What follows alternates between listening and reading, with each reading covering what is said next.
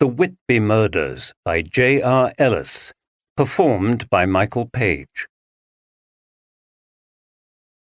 Prologue.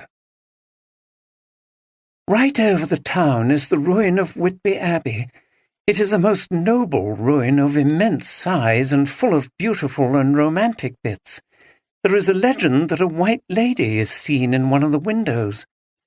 From Mina Murray's journal in Dracula, Bram Stoker, 1897.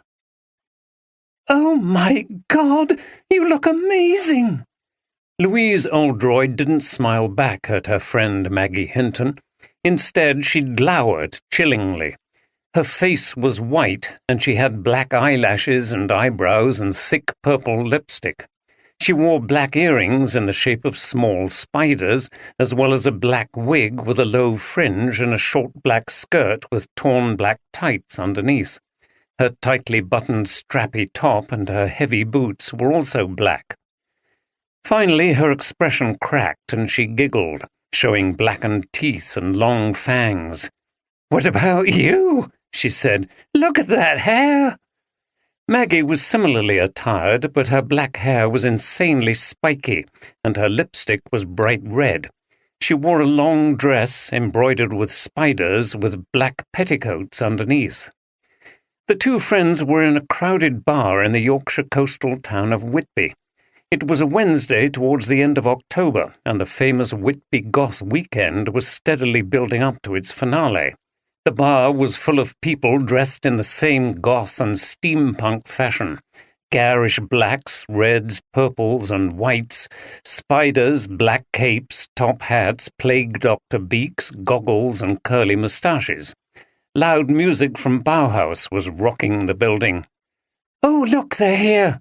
Maggie pointed to a group of people making their way through the crowd. Ben, in black leathers and steampunk goggles, laughed when he saw Louise and Maggie's costumes, but was surprised to see Louise. "I thought you weren't coming to this," he said. "I managed to get away from work earlier than I thought," Louise replied, smiling at him. "I just got here and threw my costume on. I've contacted the escape room. They're happy with an extra person." "Fine," replied Ben, smiling back. He came closer to her. "It's really good to see you." "I feel the same.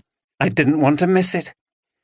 The two other members of the party, Dominic and Andrea, were sullen and quiet. They were in a rather stormy relationship and had had a furious and rather embarrassing row in front of the others the previous night. They had almost pulled out of today's event, but in the end seemed to have entered the spirit. Andrea was dressed as a bride of Dracula in a ghostly and ragged white wedding dress spattered with blood. She had bright red lipstick and a cobweb-like shawl, which contained very lifelike black spiders.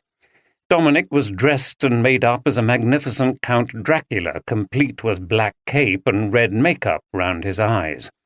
They both seemed to warm up when the party was all together. They had a drink and started to join in the banter. The enthusiasm in the bar was infectious, and Dominic offered to get the second round in. "No time for another drink. We're going to be late," shouted Ben above the deafening music. He had organized the day's event. "It starts at 2. He led the way out of the bar into the narrow, rain-soaked street. "Shit!" shrieked Andrea. "My makeup's going to run! Quick!" She started to run down the street, splashing through the puddles in her black Doc Martens. "It'll look even better with streaks in," said Dominic. He opened up his cape. "Anyway, come under here." "No, thanks. I don't want to be bitten by your fangs," Andrea replied, laughing, but Dominic didn't appear to see the joke. "Suit yourself, then," he shouted aggressively, and hung at the back of the group, apparently in a sulk. The group of friends were in Whitby for a few nights. Two of them would be arriving later due to work commitments. The group had booked an Airbnb in the town and had come prepared for a weekend of partying, dressing up, and general fun. The next thrill was an adventure at an escape room, which, like everything else in the town at the moment, had a Gothic theme. It was called Dracula's Lair. As the lively group progressed down the street and across the harbour bridge to the older east side of the town, gusts of wind blew the rain at a steep angle over the yachts and boats in the harbour. On a day like this, one glance at the dark sky, the heaving grey sea, and the stark ruins of the abbey above the town was enough to explain why Bram Stoker had used Whitby as the setting for Count Dracula's arrival in England in his famous novel. There had been a similar storm the day that Dracula arrived by boat, albeit one that had been intensified by the vampire's supernatural powers. Looking at the sky, you could almost believe that Dracula was about to return, thought Louise as she paused on the bridge and caught sight of a vessel coming into the harbour. The thought gave her a little shudder. When the natural elements showed their power like this, they were awesome and rather frightening. You didn't quite know what to expect next. "It's atmospheric, isn't it?" said Maggie, coming to stand next to her. "Jack's missing all this. He'd have loved it." Jack was driving up from London and wasn't arriving in Whitby until the following day. "He should have got himself organised and got here on time," said Louise. "You know what he's like. This has been arranged for so long and he still gets the dates confused and has to stay in London for a meeting." "I know," laughed Maggie. "He's good company when he's here, though. Come on, it's nearly 2. Louise and her group had completed several escape rooms, usually solving the puzzles and achieving their escape before the time was up, though often with extra clues from the hidden controller. In the narrow streets of the east side of town, the venue took some locating. The entrance, when they found it, was, like many other escape rooms, through a poky little door down to a backyard and up 3 narrow stone steps. It seemed that finding the place itself was always part of the challenge. Louise pressed the bell and a buzz indicated that the door had been opened. They pushed through to find a gloomy entrance lobby lit by candles. Everywhere was festooned with cobwebs. Strange creaking and faint wailing noises formed a spooky soundtrack in the background. "Hi," said a young woman from behind a black desk. She was tall, powerfully built, and dressed like the party of visitors in a gothic outfit with black lipstick and purple eyeshadow. Even outside the context of the game, she would have cut a terrifying figure. "Morton, party of 5, said Ben. "Okay, we're just resetting everything after previous group. My name is Elaine." She had an Eastern European accent. Was that part of the act? Dracula famously came from Transylvania in Romania. "While you're waiting, how about photograph? If someone lends me their camera phone, I'll take picture of you all framed by this." She indicated a wall covered in lurid Gothic artwork and the words, "No escape," in dripping blood red. "Here's mine," said Louise. The group formed itself into a tableau of contorted positions and threatening expressions, refraining from laughter for just long enough for Elaine to take the photo. "Jack's going to be devastated that he's not in the photo," said Maggie. "That's his fault. He should have been here, the idiot," replied Ben, and he smiled at Louise, who laughed. "Okay, I think everything will be ready now," said Elaine as she handed the phone back to Louise. "So, I just explain a few things. Have you all done escape room before?" They all had. "Okay, so you know idea. You'll be locked in and you'll have to follow clues to work out how to access a key which opens the door at the end. I say at the end because this escape experience is a bit different. It has more than one room, and you have to find the keys to get from one to the other. You have to move from one to the other in a certain time because," she paused dramatically, "Dracula is following you." There was a chorus of ooh and laughter. "Yes, for 20 minutes in the first room you are safe. Dracula cannot enter until that time has gone, though you may hear him outside. Also, while you are in second room, he cannot open the door to reach you until another 20 minutes have gone by. If he catches you, sorry, but game is over. But you can discover things in each room that can delay him. You win if you can find key for the third room and get out before Dracula enters. There are emergency exits in rooms 2 and 3 if anything goes wrong and you need to get out quick. If anything happens in the first room, just knock on this entrance door, which you can see is just by my desk. I am watching how you're doing on the monitor. Each room has CCTV camera. If you need help, I put some extra clues on the screen in each room. Are we all okay? They were, and excitement mounted as Elaine opened the door to the first room. As soon as I shut the door, the timer starts. You have 1 hour to escape. Good luck. She smiled and then left the room, closing and locking the door behind her. The room was furnished like a study in a Victorian house. There were church-like windows with pointed arches, a fireplace with a heavy mantelpiece, a large ornate writing desk, and other items of heavy furniture. Gloomy portraits were hung on the dark walls, and there was a decayed Miss Havisham feel about the room. Thick cobwebs hung from the chandelier and around the paintings. The room was illuminated by medieval-style wall sconces, which held faux candles bearing electric lights. At one side of the room was an old chest, and on the other a dusty bookshelf. The chest was locked with a combination padlock. 4 numbers, Dracula's birth, mused Louise as she read from a piece of paper lying on the chest. Wasn't he supposed to have been born hundreds of years ago and been undead for centuries? Asked Andrea. Louise was looking around the room. Then she pulled a volume from the bookshelf. Yes, but it could be the date that Dracula was written. That's when he was created by Bram Stoker. She looked for the publication date. 1897. Try that number on the combination lock on the chest. Ben quickly twisted the dials and the lock opened. Yes! Brilliant! He flung the lid open and then jerked back. Inside was a wax model of a female corpse dressed in black lace. It was clearly meant to be a sleeping vampire with the long fangs visible and the eyes sinisterly half-closed. The chest was actually a coffin. Bloody hell, that gave me a shock! There's a box by her head, look. He put his hand rather gingerly into the chest and lifted out a wooden box for which they would clearly need to find a key. And so the clues, followed by discoveries, continued, and they were all thinking hard except Dominic and Andrea, who kept disagreeing with each other and arguing.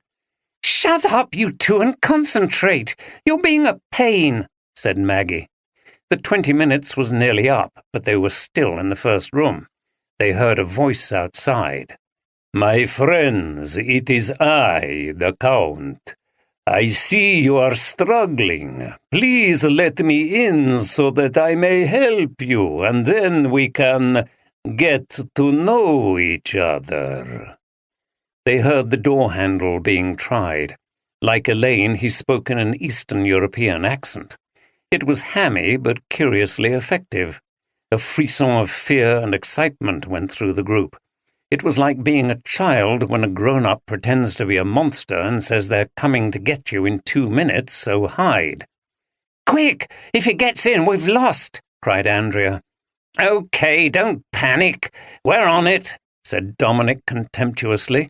"Oh, just fuck off!" shouted Andrea. "I've just had enough of you today." Embarrassed, the others ignored them, and Louise solved the final puzzle in the first room, which got them the key to open the door into the second room. "Lock the door behind us so that Dracula can't follow," giggled Maggie. "I feel like a kid again doing this." The others laughed as Ben locked the door.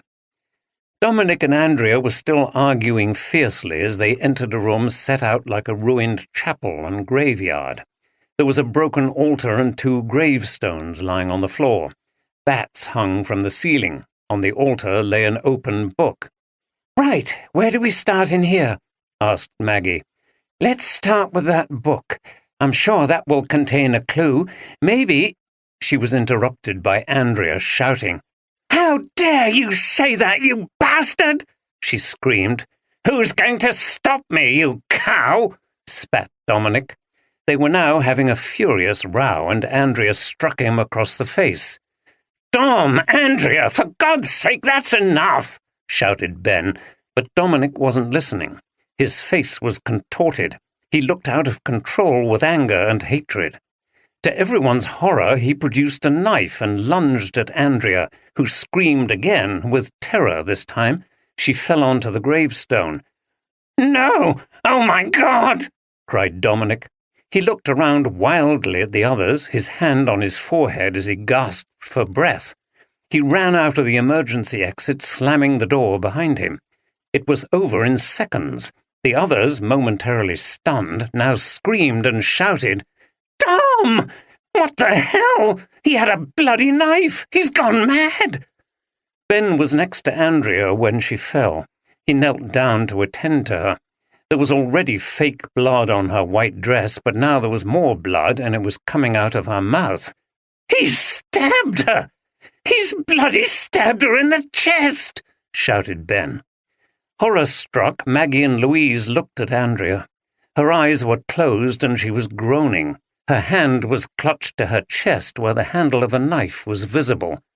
"Oh, my God, Andrea!" cried Maggie. "Quick!" said Ben. "Get back to reception. Tell them to call an ambulance. She's still alive, but quick!" "I'll go," said Louise, who still had the key. She opened the door back into the first room and dashed through. She met the actor dressed as Dracula, who was waiting in there for the next 20 minutes to be up. "What's going on?" he asked in a Yorkshire accent. Louise realized that the play acting had stopped and the horror was now real. She explained what had happened and they hurried back to reception. "I'll get the first aid kit," said the actor. Elaine was coming out of the toilet door as they arrived. She'd been away from the desk when the attack happened and had not seen it on the monitor. She immediately rang for an ambulance. "Stay with us! Stay with us!" Back in the second room, Ben pleaded with the unconscious form of Andrea as he cradled her head. "Do you have anything to staunch the blood?" he said to Maggie. She ripped off a piece of her petticoat and gave it to Ben. At that moment they heard something through the emergency door. Ben looked up. "Is that him? Go and see, will you? I'll stay with her. I've done first aid. I'm checking on her breathing." Maggie tried to open the emergency exit. It seemed to be blocked by something, and she had to push for some time before she got through. There was a heavy packing case behind the door. Dominic must have dragged it there to slow their pursuit. She found herself in another room, which was obviously used as storage. It was full of boxes and props and a big wardrobe. There was a coffin and a rail of costume items. Fixed into the wall vertically was a mummy's sarcophagus. It was dark, but across the room she could see another door marked Exit, which presumably led onto the street. The door was open, but there was no sign of Dominic. She went through the door and out onto a narrow, dirty alleyway full of wheelie bins and rubbish. She looked up and down, but it was deserted, so she ran back to help Ben with Andrea. She found him still holding her, but crying with his head bowed over. Her body was limp and her eyes closed. There was more blood on her chest. Louise, Elaine, and the Dracula actor came into the room, the latter holding the bright red first aid case. "We've called the ambulance," began Louise. "They said—" "It's too late," sobbed Ben. "I think she's gone. There's no pulse." He looked up with a face of anguish and incomprehension. "Did that just happen? He's killed her!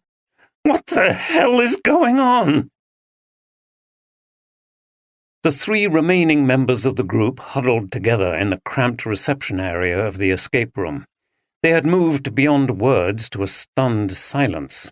Louise was shivering with the shock, and Elaine had given her a coat to put across her shoulders. She looked at her friends. Their costumes now appeared forlorn and pathetic. The building was full of people in uniform, radios crackling, talking in ordinary voices. The artificially created sinister atmosphere of the rooms had been destroyed to be replaced by the brutal reality of actual horror. Andrea's body had been removed by the ambulance people who confirmed that she was dead. Soko's had taken photographs and blue and white incident tape ringed the spot where she'd been stabbed. Uniformed police were mounting guard here and at the entrance while detectives were beginning the investigation. A young DC from the Whitby station came over and spoke to them kindly. "I'm DC Hampton. I'm sorry about what's happened to your friend. We'll need you all to come to the station to make a statement, but can you just tell me the outlines of what happened?" The three friends looked at each other, and Louise turned reluctantly to the officer. "The five of us came to do this escape room puzzle. Dominic and Andrea were arguing, and it seemed to get more heated. We hadn't been in the second room for very long when they started screaming at each other. Then Dominic lunged at her and stabbed her. He shouted something out like, 'Oh, God,' and ran out of the emergency exit door. We all saw the knife in her chest and the blood on her dress. There was some blood already on her dress, but that was fake. It was part of her costume." She paused for a moment, briefly overwhelmed by the horror of it. "I came back here to alert Elaine, and she rang 999. Ben did his best to look after Andrea, and Maggie followed Dominic out, but he wasn't there. Then we just waited until people came. We knew she was dead." Her voice broke a little. "That's about it, isn't it?" The others nodded. "Have they been together for a while?" DC Hampton asked. "Over a year now." "And has he been violent towards her before?"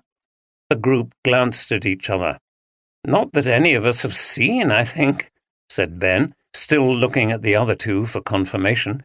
"But they did argue a lot, and it got very intense sometimes." "I see. But never physical?" "No." "Did you all witness the attack?" "Yes," said Maggie. "We were all in that room working on the clues. They started shouting at each other, and then he got the knife out and stabbed her. We all saw the knife in her chest. It was horrible." She put her hands up to cover her face. "And he went out of the emergency exit?" "Yes," continued Maggie. "As Louise said, I followed him. There's a sort of storage room and another door onto the street which was open. I had a look outside, but there was no sign of him." "Okay, that's all for now. I don't see any reason to keep you here. My superior, Inspector Granger, will be investigating the case. She will no doubt want to interview you early tomorrow, so you need to provide an address, and you mustn't leave the town. We'll go to the station so you can make official statements. It shouldn't take long. I'm sorry to say that what happened seems to be fairly straightforward. I know it's a terrible shock." "Will you find him?" asked Maggie. "We'll do our best. He's the clear murder suspect, so we'll be pulling out all the stops to track him down." Louise recoiled at the phrase murder suspect. It was appalling and unreal.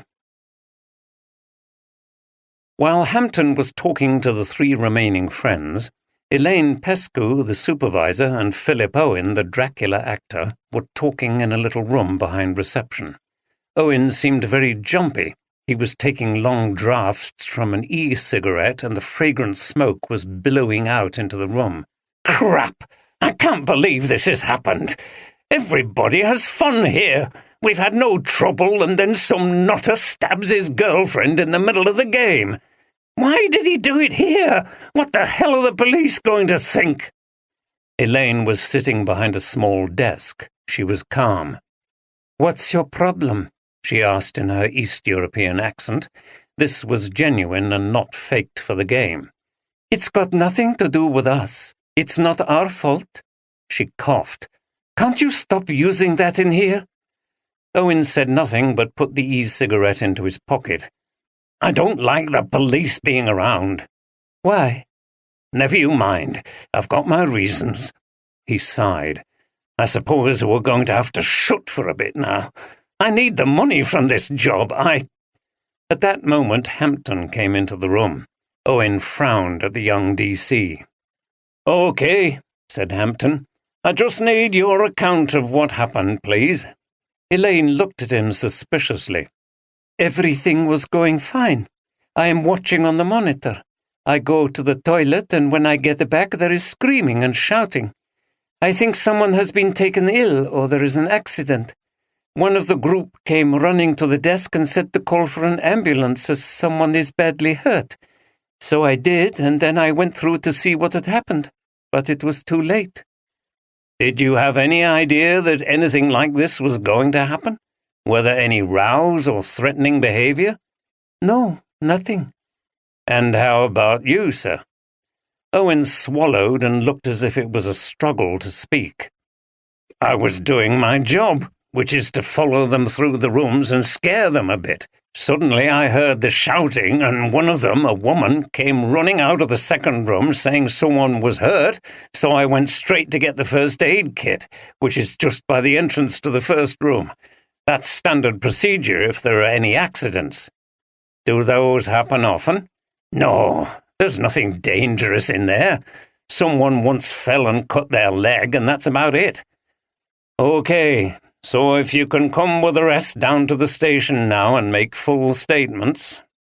Owen looked at Elaine and sighed, but she only shrugged her shoulders.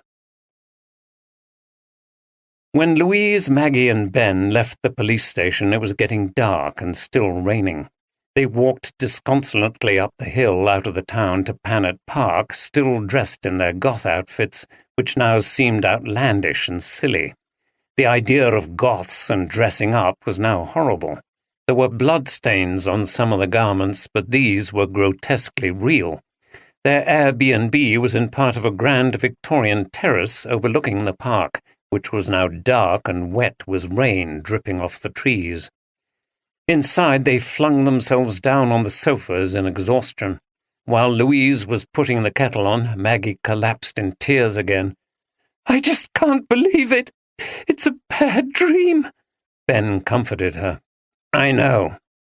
Where the hell is he? Has he gone mad? Maybe he'll do himself in. Oh, God, that'll be even worse. Louise returned with mugs of tea. Did either of you see him behaving strangely recently? No, nor her. I mean, they argued, didn't they? But that wasn't unusual. No. Louise looked very thoughtful. They all lapsed into silence again for a long time until Ben suggested they order some pizza. Yeah, it's a good idea, but I can't eat much, said Maggie. Shit! I should call Mark, but I can't do it now. I'll just break down on the phone. Wait until tomorrow, suggested Louise. We're all in shock now. The pizza arrived. They attempted to eat without any enthusiasm, nor could they settle to watch a film or anything on television. They remained sprawled on the sofas, stunned and quiet throughout the long evening. Maggie went off to bed early, leaving Louise and Ben together. Ben had said the least of the three of them all evening. He was laid out on the sofa with his head facing the back. How are you? Asked Louise. He turned over to face her. Just exhausted and shocked and I don't know. It was the worse for you, trying to save her life. I don't know how you did it. Ben shrugged. I just did things automatically. It's not long since I did some first aid training at work, and it just kicked in. I wish it had been enough. He turned away from her again and sobbed. Louise went over and put her hand on his shoulder. Ben, don't. You did your best. His muffled voice said, Maybe. You did. I was proud of you. Thanks. Louise sighed. I think maybe we should go to bed too. Do you want a drink or anything first? No, thanks. Well, I'm off up. Don't stay up long and try not to go over it all in your mind. Okay. Louise left him still inert on the sofa and trudged wearily up the stairs. Later in the night, she was tossing and turning in bed and unable to sleep. She wasn't surprised by this, as the day's events had been so traumatic. She got up and looked out of her window. The sky was now clear, and there was a full moon. Everything was a ghostly black and white, and the street was empty. She put her hands up to her face, yawned, and shook her head. Beneath the shock of what had occurred, something else was bothering her. The nice DC had said that it all seemed straightforward, and so it appeared, but she couldn't get the idea out of her head that something was not right. Something didn't ring true, but she couldn't pinpoint what it was. Eventually, she decided that there was only one thing to do. Early in the morning, she would ring her dad. 1. This ae neat, every neat and all, fire fleet and candle leet, and Christ receive thy soul. From the Lyke-Wake Dirge, an ancient Yorkshire dialect song which evokes the bleak landscape of the high North York moors. Detective Chief Inspector Jim Oldroyd was walking to work at the HQ of the Harrogate Division of West Riding Police over the Harrogate Stray, which enclosed part of the town centre in a wide green loop. It was a bright morning, and the colours around him were rich and vivid. He looked up. Against the blue sky, bright yellow and red leaves were clinging to the branches of trees or whirling down to the ground in the wind to lie in damp piles on the wet grass. He inhaled the cold air with gusto. It was very bracing, as they say in Yorkshire. This was characteristic of the air in Yorkshire generally, but never more so than on an autumn morning like this. After pausing for a moment to take in the scene, he set off again, his shoes scrunching through the leaves on the path. Suddenly he heard his phone ringing, and the contented smile left his face. Damn, could he not be left in peace for just a little while? Surely it wasn't work. Couldn't they wait another 20 minutes until he was at his desk? He took his phone out of his pocket and saw that the caller was his daughter, Louise. Calls from her were comparatively rare and unknown at this time in the morning. "Hi, love, how are you?" He knew immediately that something was badly wrong when he heard her voice, quavering and close to tears. "Oh, Dad, something terrible's happened. I need you to come over." He stopped on the path. "Where are you? What's going on?" "I'm in Whitby and someone's been killed, and they've got it all wrong." She started to cry. "Hey, okay, calm down, love," he said gently, "and just tell me what's happened. How come you're in Whitby?" Louise explained how she was there with her friends for the goth weekend. She gave a brief and rather garbled account of what had happened, which greatly alarmed him. "That's absolutely terrible, love. Why didn't you ring last night?" "I don't know. We were at the police station for a long time, and then when we got back we were all just so shocked and just not thinking clearly. Sorry." "No, don't be. It's an awful thing to have gone through. Look, I'll have to go into work and talk to Tom Walker. I'm sure he'll give me some time off. I'll be over as soon as I can, so text me your address. Okay? Just try to stay calm and wait for me. I'll be there in 3 to 4 hours' time." "I'll try." Her voice sounded weak and forlorn, with none of its normal confidence. "Have you got anyone with you?" "My friend Maggie. She's in the same state as me, but we're looking after each other. And Ben, too. He tried to save her life. It was really bad for him. She died in his arms. He was holding her head." "Just try to stay calm, and I'll be there soon, I promise." "Okay." Oldroyd pocketed his phone, picked up his pace, and soon arrived at Police HQ. He went straight up to see DCS Walker. They'd known each other a long time and were on first-name terms. Walker was a mustachioed man in his 60s who didn't really like the bureaucracy of his senior position. He looked pleased to see Oldroyd. "Morning, Jim. What can I do for thee? Sit down." Oldroyd sat at the other side of Walker's desk. "You look worried. What's up, lad?" The two detectives liked to throw a bit of Yorkshire dialect into their conversations. It was one of the bonds between them. "Something bad's happened, Tom, over in Whitby."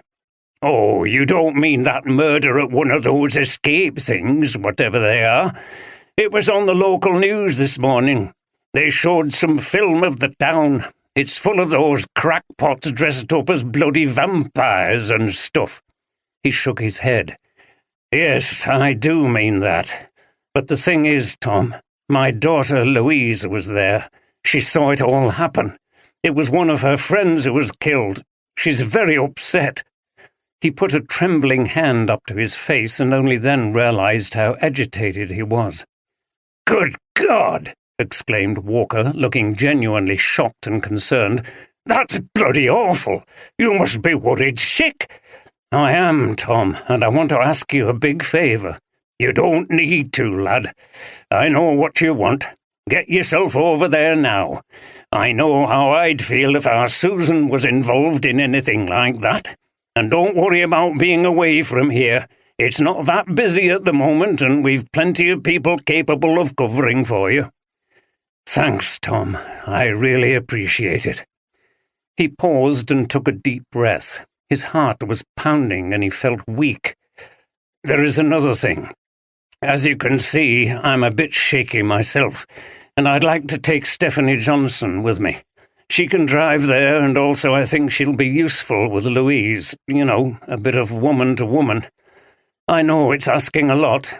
"Not at all. You're absolutely right. You shouldn't go by yourself." "Thanks." Oldroyd suddenly had to fight back tears. Whether it was because of Tom Walker's understanding and generosity or his concern for Louise, he didn't know. "Come on, then," said Walker kindly. "Just take a bit of time and get over there. I'm sure everything will be fine." He paused.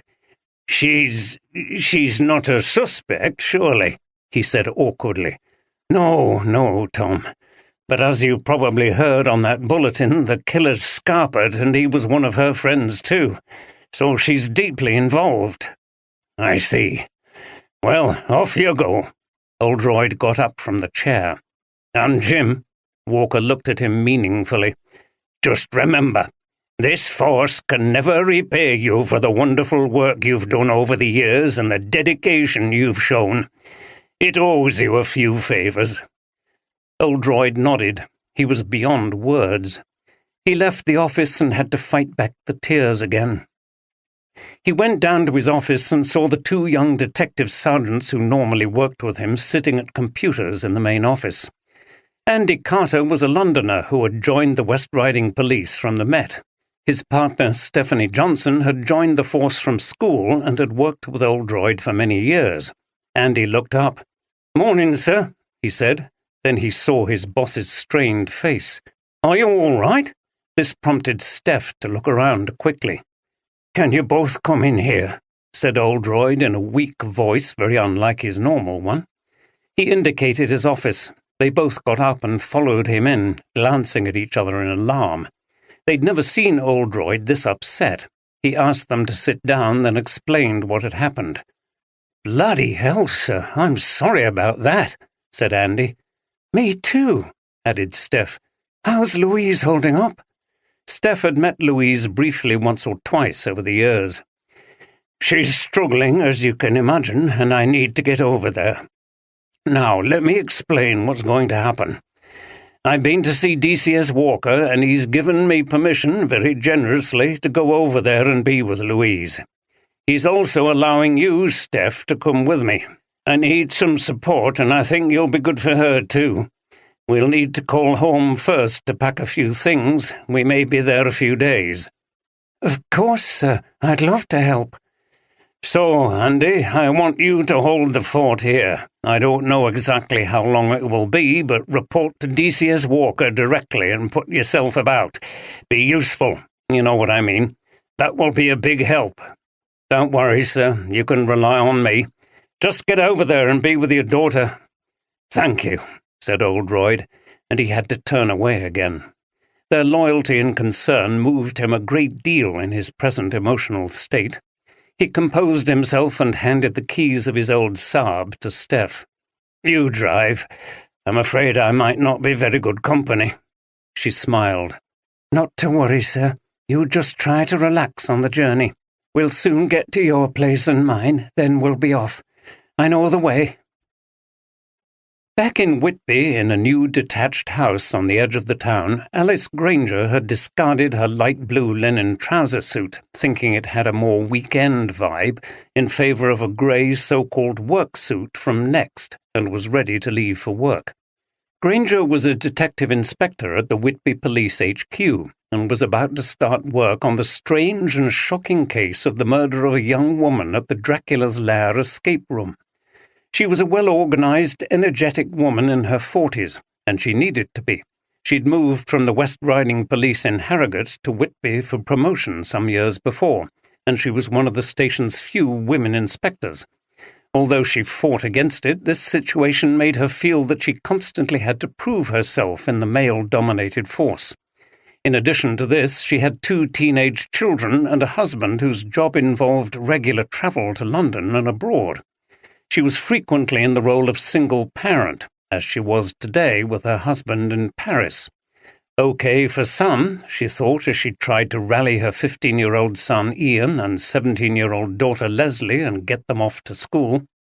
Ian was eating a bowl of cereal at the kitchen table.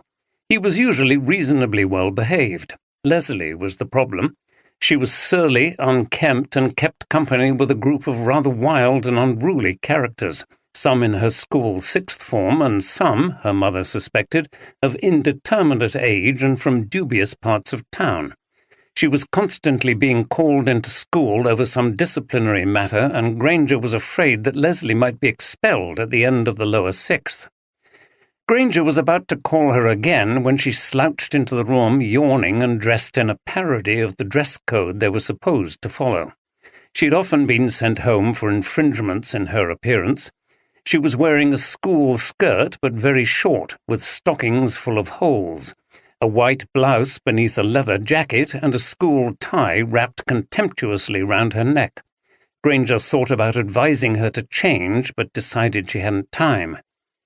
"Look at you," said Ian. "I wish we could wear stuff like that."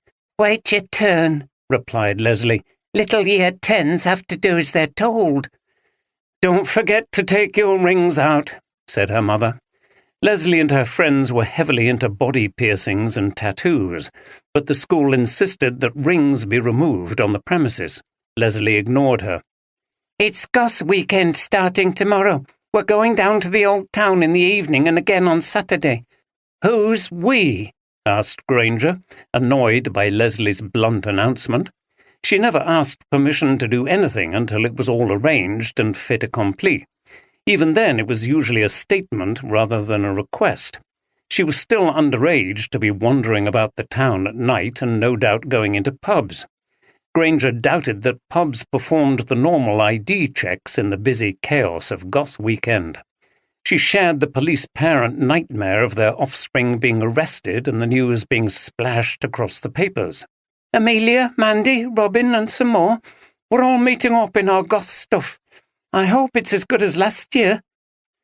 Granger winced at the memory of picking Leslie up by the harbour at nearly midnight and whisking her and one of her friends away from drunken men dressed as Dracula. That had led to her daughter being grounded for a good 2 months. But she was a year older now, and she might be more sensible. Granger frowned at this thought. Who was she kidding?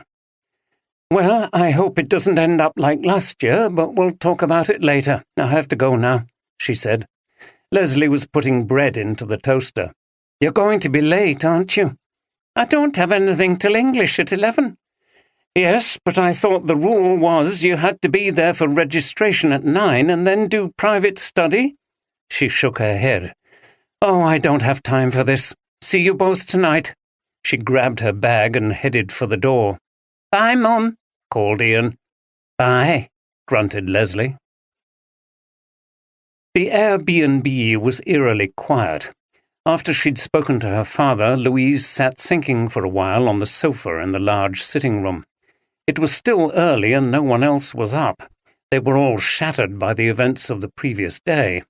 She ought to speak to her mum soon before she learned snippets of information from the media and started to worry. Julia lived alone in Leeds. She and Oldroyd had been separated since Louise was a young teenager. Wearily, she phoned her and explained what had happened. Julia had heard nothing and so was both shocked and reassured by what Louise had to say. She was just on her way to work at the college where she was a lecturer, so they planned to speak again in the evening. Louise ended the call with a sigh. Everything seemed to be an enormous effort. She shuffled into the kitchen to make coffee and peeped into the bedroom she was sharing with Maggie to find her still asleep. There were 2 more bedrooms on the floor above. Ben was in one, which he'd planned to share with Jack when the latter arrived. The other, now empty, had been Dominic and Andrea's room.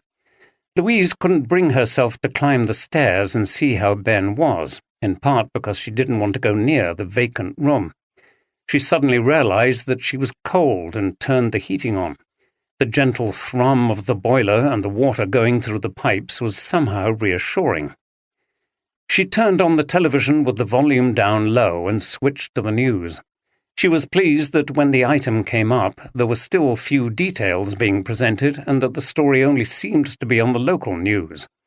She knew that the profile of the case would become more prominent when the police investigation really got underway. She and the others would have to brace themselves for more intensive questioning, and the media people would descend on the town. She hoped her dad could get over quickly because she was worried about how that investigation would go. She badly needed to talk to him about it. Her phone pinged. She was pleased to get a message from him saying he was on his way. He was also bringing Steph, that nice detective sergeant she'd met a few times before. That was good. Then the phone pinged again. She looked at the name that came up and her stomach lurched. It was a text from Dominic. Oldroyd said little on the journey from Harrogate over to Whitby. For once his attention wasn't on the attractions and curiosities of the Yorkshire landscape. He texted Louise to ask if she'd contacted her mother and received an affirmative answer. He then rang his partner Deborah, a clinical psychologist, to briefly explain what had happened and that he might be away for a few days. She was her usual understanding self and said she would call him in the evening.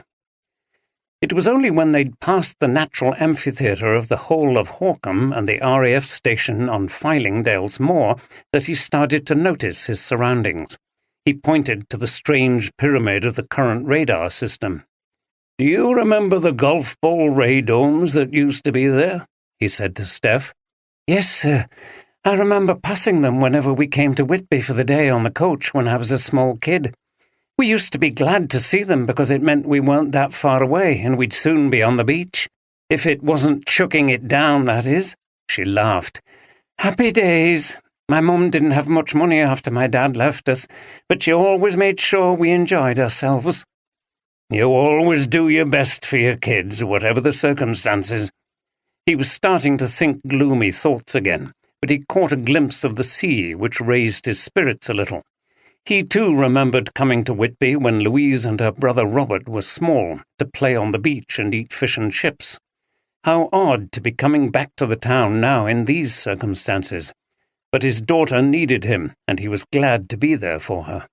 At the Airbnb they were greeted by a clearly relieved but subdued Louise.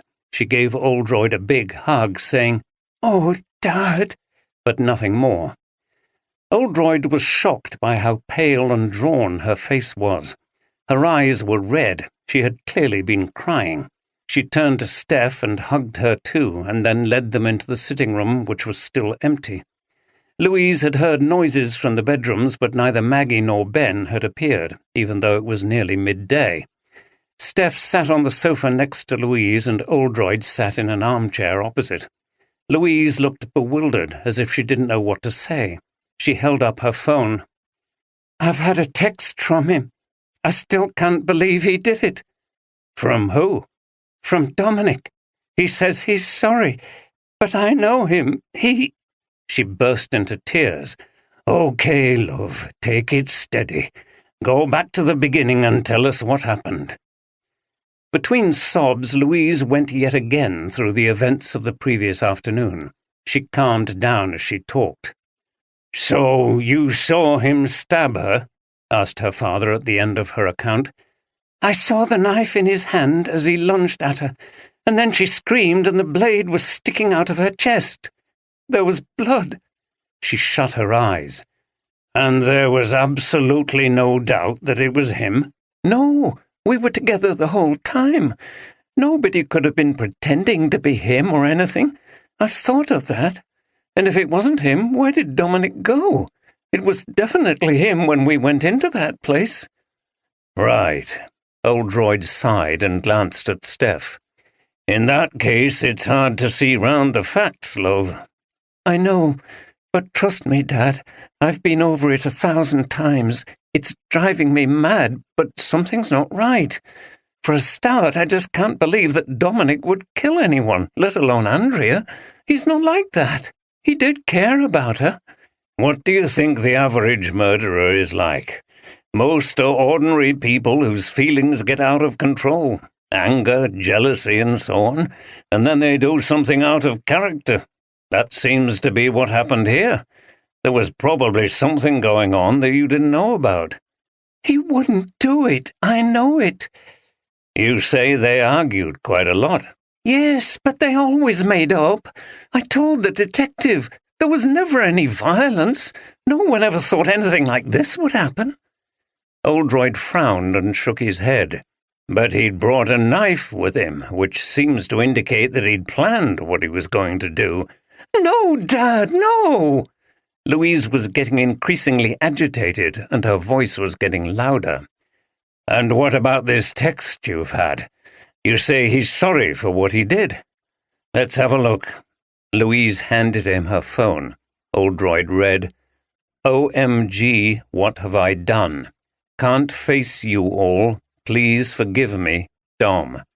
It sounds as if he's in a terrible state, but he does seem to be admitting responsibility, said Oldroyd gently. But it's all so weird. Where is he? He runs away and then sends a text? He must be in shock himself. If he's hiding somewhere, the police will find him. Louise put her hands up to her face. And what then? I can't bear it, and I tell you there's something weird. I was awake all night thinking about it, but... She burst into tears. Steph put her arm around her shoulder. Oldroyd was used to his daughter being feisty and strong. He hadn't seen her so troubled and upset since she was a child. He wasn't sure what to say next. Luckily, Steph knew what to do. She spoke gently to Louise. It's been terrible to see your friend stabbed to death like that, and by another of your friends. You must still be in shock and maybe not seeing things clearly. It's such a big thing to come to terms with that it would be natural to feel you want to deny it. It doesn't feel real. In fact, it's all weird, as you keep saying. Louise wiped her eyes with a tissue and sighed. Yes, I hear what you're saying.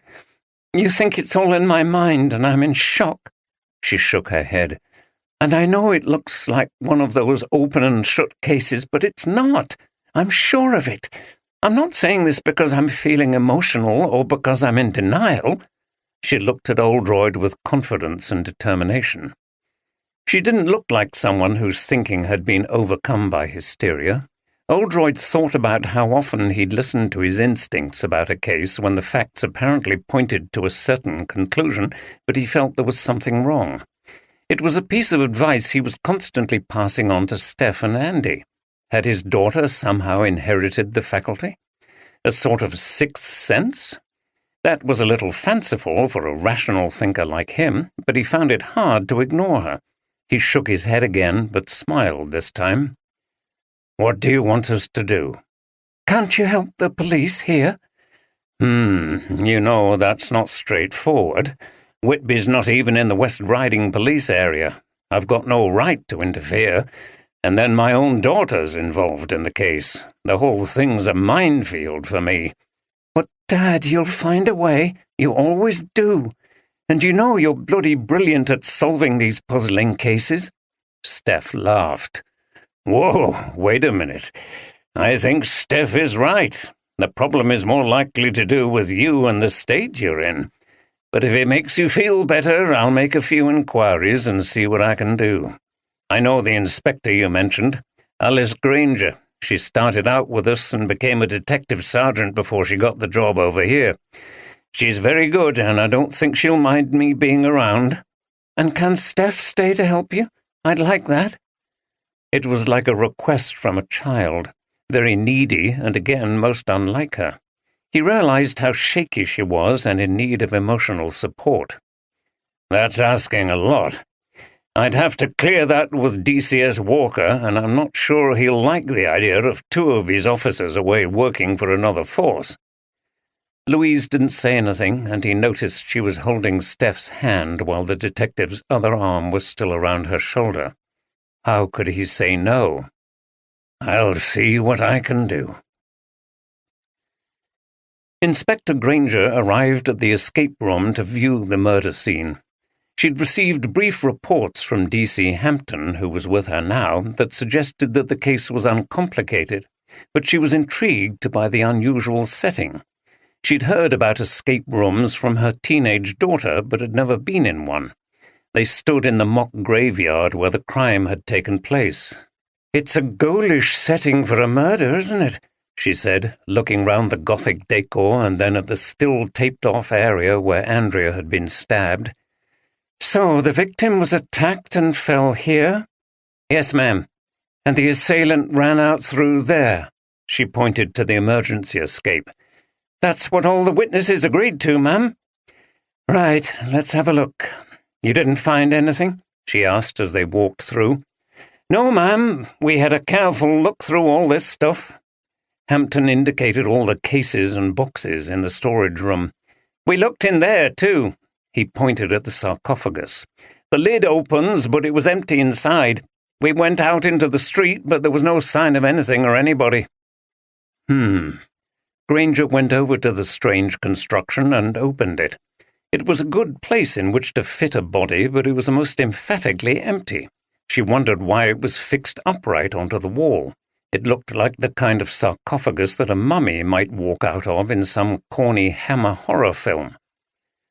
"That puzzles me too, ma'am. I asked the woman who was on duty that day." Hampton looked at his notes. "Ms. Elaine Pescu, Romanian. She said the owner, a Mr. Hugh Preston, is intending to expand things by adding this room to the game.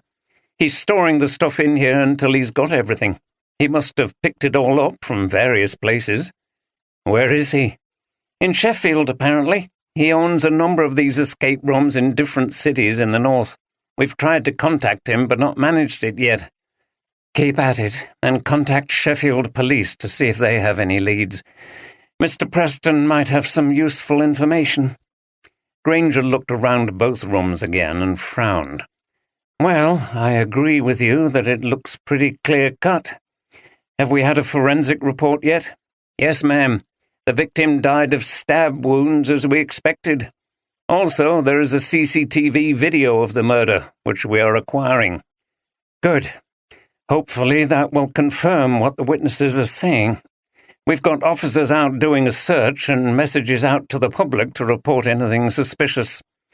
So we need to interview all the witnesses more thoroughly, but apart from that, I think—" At that moment her phone went off. She answered it and heard a once familiar voice. "Now then, Alice, how are you?" Granger's face lit up. "Chief Inspector Oldroyd?" "That's right. I got your number from HQ. I'd like to come and talk to you about this escape room murder, if that's okay with you and your superiors." "I'd be delighted, sir. But why and what on earth are you doing here?" That's a bit of a story, Alice. I'll tell you all about it when I see you. I'll come down to your HQ in half an hour or so, okay?" "Yes, sir. I'll see you there. I'm on my way back anyway." Granger ended the call and smiled to herself. DCI Oldroyd was her mentor, the man who'd taught her most of what she knew. It would be great to work with him again, not least because when he was around, things often turned out to be unexpectedly interesting. "I couldn't call you before now. I was absolutely knackered last night when we got back. I went straight to bed. I hardly slept until about 3 this morning. I've only just woke up." Maggie was in bed speaking to her boyfriend, Mark, on her phone. Her head was laid back on the pillow. "Yeah, I know. I'm sorry you had to see it on the news first. The media don't waste any time. It was bloody awful, Mark. Yeah, I'm all over the bloody place. It would be great if you could come up. Oh, my God! She burst into tears as she remembered the horror of what had happened. No, it's fine. We're helping each other. We'll be interviewed again, no doubt. Yes. Can't wait. Love you. She put the phone on the bedside table and pulled the duvet back over her. She ought to get up, but she didn't feel as if she had the energy. She'd heard voices in the living room. Louise was up and had been talking to someone. She looked at her phone. Shit, it was 12 o'clock. The detectives might come round. She'd better get dressed. She didn't want to get on the wrong side of the police. She got out of bed and suddenly realized she was desperate for some coffee. She pulled on her dressing gown and went downstairs to the kitchen. Maggie, come in here, will you? It was Louise's voice. Maggie went into the living room where she was surprised to see two strangers. Louise introduced her to her dad and his colleague, Steph. I asked him to come over to help us because I'm worried about it all. I hope you don't mind. Maggie was a little taken aback. She knew Louise's father was a detective, but she hadn't expected him to appear like this. She would have liked to have been consulted before more police were brought in, even if they were there to give support. No, she said, sounding uncertain and looking at the detectives with suspicion. Oldroyd responded. We realize it's a bit of an imposition, Maggie, but I'm sure you can understand that I felt I had to come over as Louise is involved in these awful events. We won't interfere with anything. We're just here to give you any help or advice you might need. He wanted to ask her about what had happened and what she thought about it all, but decided this was the wrong time. Okay, well, thanks. I'm making coffee if anyone wants some. Oldroyd and Steph declined. We need to go, said Oldroyd, and he and Steph got up. I called the detective in charge of the case. We're going to meet her at Police HQ. Now, I think she'll probably be getting you all into the station for an interview this afternoon, so we'll come back later on. It will be inappropriate for us to be there when you're interviewed. Just be absolutely straight with her and tell the truth, okay? Okay, said Louise, looking anxious at their departure. Maggie simply nodded. Seen anything of Ben? Asked Louise when Oldroyd and Steph had gone. Oh, talk of the devil! At that moment Ben came down the stairs, dressed in jeans and T-shirt with his hair dishevelled. Hi. God, I've got a terrible headache. Any coffee going? I've just made some, replied Maggie. You've just missed Louise's dad and his sergeant. What? Ben was very surprised and suspicious like Maggie. I asked him to come over, said Louise. I thought it would be good to have him around if things get difficult. Fine, said Ben. But do you honestly think they will? I mean, come on, we didn't talk about this last night and it's bloody awful, but he stabbed her. I hate it and I can scarcely believe it, but he stabbed her. We all saw him. I've been thinking maybe he's lost his balance, as he said. Looking back, I think he's been behaving oddly for a while. Has he? You must have noticed. He's been moody, quiet, and he's started rows with Andrea. He hasn't been himself. I don't know. Where do you think he's gone? Asked Maggie. Oh, I forgot. I got a text from him, said Louise. What? She showed them the text. Maggie put her hand over her mouth. Oh, my God, that's terrible. I can't bear it. He must be in a horrific state. Where the hell is he? She collapsed in tears again. Ben took the phone and read the text again. He has to be out of his mind. He must be hiding somewhere. The police will find him, won't they? And then what? He said, echoing Louise. He put the phone down and shook his head. I don't know what to say. Maybe we should try to find him before the police do, said Louise. What? Replied Ben. But how? I'm not sure yet, but I'm not convinced that the whole thing is as simple as you say. He might be able to explain things. What things? You mean why he stabbed her? Okay, maybe he can, but the fact is he still did it, continued Ben. Oh, please shut up, shouted Maggie. "I can't cope with any more of it." She covered her face with her hands and slumped sideways onto the arm of the sofa. The doorbell rang and Maggie sprang up again. "Oh, God, that's the police! I'm not even dressed!" Then they heard a voice calling. "It's me, Jack!" "Oh, that's a relief!" Maggie relaxed again and Louise let the newcomer in. Jack was dark-haired and tall, wearing jeans and a coat. The others got up and greeted him and Louise brought him coffee. He sat down, holding the cup as if he didn't know what to do with it. "I don't know what to say. I set off at 6 this morning. Then I got your text." He nodded at Maggie. "It's just awful. I can't imagine what you've all been through. I feel bloody awful about not being here. Tell me exactly what happened. Maybe I could have done something." "You couldn't have," replied Ben. "It happened so quickly. Needless to say, we weren't expecting it. They had a furious row in the escape room and Dominic stabbed her. Then he ran out of the building through an emergency exit." "Bloody hell," said Jack, shaking his head. He put his undrunk coffee down on the coffee table. "I know it sounds unbelievable, but that's what we saw happen." "So you say they were having a row?" Jack seemed lost for words. "They were arguing, but you know what they were like," said Maggie. "It was no worse than we've seen before." "Right. And has he just disappeared?" "No, he's around somewhere," said Louise, and she showed him the text she'd received earlier. Jack stared at it. "It's a bloody nightmare, isn't it? It's the kind of thing you watch on telly, but you never imagine happening to you." There was silence. No one could disagree. "So what are we going to do?" asked Jack. "We're waiting for the police to arrive," replied Maggie. "I thought you were them. They'll want to interview us. What we do after that, I've no idea." She sounded desperate. Oldroyd, Granger and Steph watched the smudgy black-and-white images of the CCTV record of the murder. As the 5 people in the pictures were all dressed in goth costumes, the whole thing looked like some amateur horror film shot amongst the tacky gravestones and broken altar. Nevertheless, it was very chilling because of the terrible events at the end of the sequence.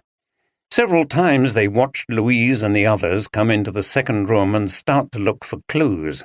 Then the camera was partially obscured as the commotion took over. The figure of Dominic ran out of view and Andrea fell to the floor at the bottom of the picture. Maggie could be seen with her hands over her mouth while Ben was crouched over Andrea with his back to the camera. Maggie then disappeared, presumably into the next room, pursuing Dominic. Louise and the actor came into the room and Maggie returned. It all seemed to happen as described by the witnesses. Mumbled Oldroyd, frowning. "It seems to confirm what they all said." "It does, sir," agreed Granger, thrilled to be working with Oldroyd again. "It's weird watching it on the screen," observed Steph. "It makes it all seem like a black-and-white horror movie." "That's what I thought, and in those costumes they looked like actors." Oldroyd sighed and frowned. The annoying thing was that despite what he'd just said, he was starting to feel, like Louise, that something wasn't right. But was that just a feeling in sympathy with her? Could he trust it? It was hard to be objective when someone so close to you was involved. Maybe it was sensible to go with what the other two thought. "Is it our conclusion that the film confirms the witness accounts?" asked Granger. Oldroyd and Steph agreed. Oldroyd with great reluctance. "Is there any news of the fugitives' whereabouts?" he asked, wondering straight away what was stopping him from saying killer. "None yet, sir, but we've got several officers on the search and I'm expecting results soon. He sounds desperate, judging from the text he sent to your daughter, and he can't have got far. He may be hiding in a boat or someone's garage. It's often the public who discover these people in the end. He must be still in a goth costume unless he had clothes hidden somewhere, but of course he won't stand out in the town at the moment dressed like that." "There's always the danger that he'll do himself in," added Steph. "Yes, I didn't want to say that to Louise, but it's a distinct possibility. How are you handling the press, by the way? Have you—" Oldroyd stopped himself and shook his head. Look, I'm sorry. I don't mean to take over your investigation. You'd be quite in order to tell me to shut up. Granger laughed. Don't worry, sir. It's great to be working with you again. I've checked with DCI Ghana, and he's fine about you both being involved. Why wouldn't he be, getting such wonderful assistance free of charge? As long as you're not involved too directly because of your daughter, you know. I want to clear the air with you about this at the beginning. We have no reason to suspect her of any involvement in anything criminal in relation to what's happened.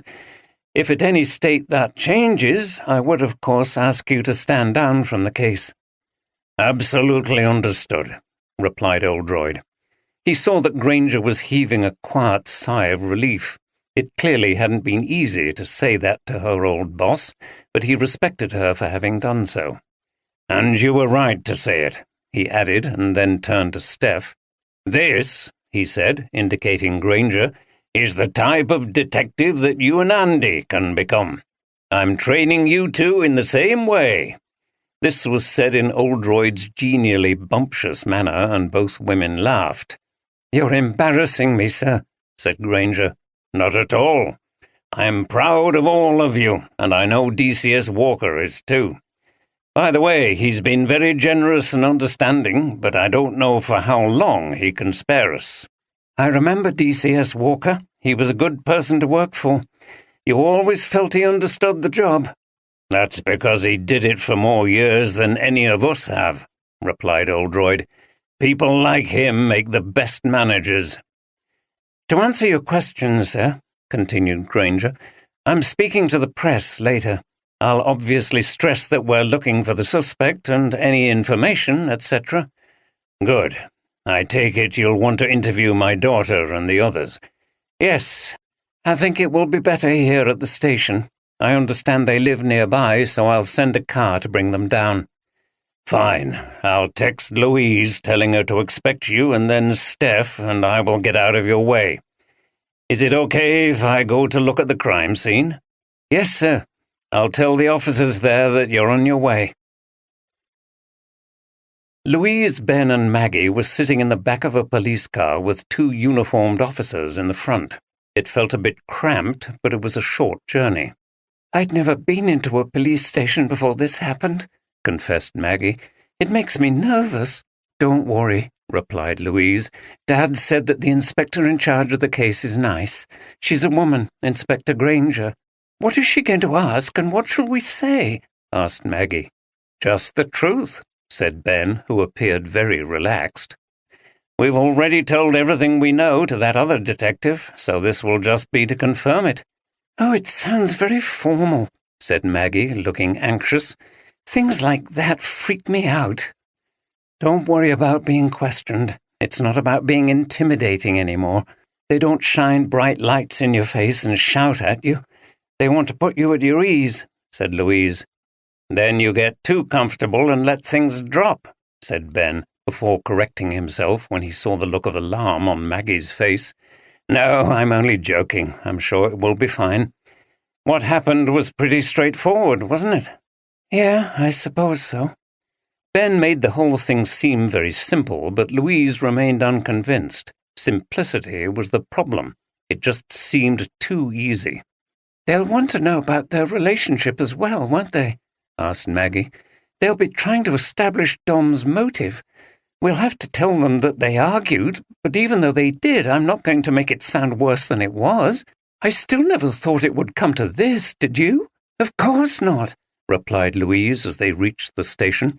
As they got out of the car and walked in, she felt that she was being swept along into the official investigation, which was quickly going to conclude that Dominic murdered Andrea, period. She hoped her dad would come to see things from her point of view and that he would be able to do something to change it. When they left the police station, Oldroyd and Steph headed down to the harbour and across the same bridge towards the older eastern part of the town that the group of friends had crossed in such high spirits the day before. Today the sky was clearer, although a fresh wind was blowing in from the sea, sending seagulls wheeling and calling over the water. Oldroyd paused on the bridge, as Louise and Maggie had done, and took a deep breath as the wind ruffled his hair. "It's lovely to be at the sea again and breathe in that air. I don't get over here often enough." "Me neither, sir. It brings back a lot of memories. You appreciate it more when you're older, though, don't you? It's not all about being on the sands, building castles, and going in the sea anymore." They laughed. "You're right. You're not interested in views when you're a kid. Come on, though. We can't behave like day trippers. We'd better take a look at this escape room." They set off into the east side of the town. "Do you know anything about those things?" "Escape rooms? Oh, yes, sir. They're great fun. Andy and I have done a few in Leeds with our friends. The underground bunker, the psychopath's trap, the mummy's tomb. They're always on a theme. We prefer the scary ones. They give you an extra thrill. It sounds like Louise and her friends were the same." "I see. Obviously not enough excitement in the job. I'm sorry we're boring you." Steph laughed. "It's not boring when we're out on a case like this, sir. But unfortunately, we have to spend a lot of our time at our desks on the computer writing stuff up, and it can get tedious." "Yes, tell me about it. It's the same for everybody these days. Anyway, how do they work?" "You're locked into the room and you have clues which you have to solve in order to find the key which will get you out. Stuff is hidden in the room and you have to find it. There's often more than one room. You normally have about an hour. It's a great challenge pitting all your wits against the clock and seeing if you can get out before the time is up. Usually, if you're running out of time, the controller will put extra clues up on a screen." "Right. Well, here we are. See what you make of this one." They'd made it to the dingy entrance.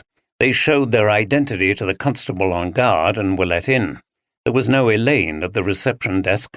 They walked into the first room and looked around. "I must say it's all a bit tacky," remarked Oldroyd as he surveyed the cobwebs, the chandeliers, and the coffin. "All part of the atmosphere, sir. The whole of the Goth Festival is like that. It's all deliberately over the top. That's the point. And I suppose Whitby wants to make the most of its Dracula connection throughout the year." "Yes. Well, let's see where it all happened." They progressed into the second room to find another constable by the cordoned-off section of the floor where Andrea had died. Oldroyd examined everything. "I presume after the attack the suspect went through that door?" "That's right, sir," said the constable. "There's another door into the street from there." Oldroyd and Steph wandered through. "Seen anything so far?" he asked. "No, sir." "Me neither." The clutter of the spare room was all there. "Granger said that the owner is going to convert this into another part of the game. It looks about as tatty as the rest of the place." Like Hampton and Granger before him, he opened the coffin and the wardrobe and inspected the interiors carefully. Then his attention was caught by the sarcophagus. "I didn't know there were mummies in the Dracula story. They're getting their horror fiction mixed up." He opened it and then stood back and peered at it with his head on one side. "Why has it been built into the wall like that? It's odd." Suddenly his face changed and took on an alert expression. "Hang on a minute. I know what's going on here. Let's see if I can find it." He felt around the edge and there was a click. Oldroyd pushed at one side of the sarcophagus and it spun round to reveal another, identical to the first, which came to rest in the same position. "Wow, sir! Well done! What's all that about?" "The owner, whoever he is, has acquired this from an illusionist. It's a simple trick, a bit clunky.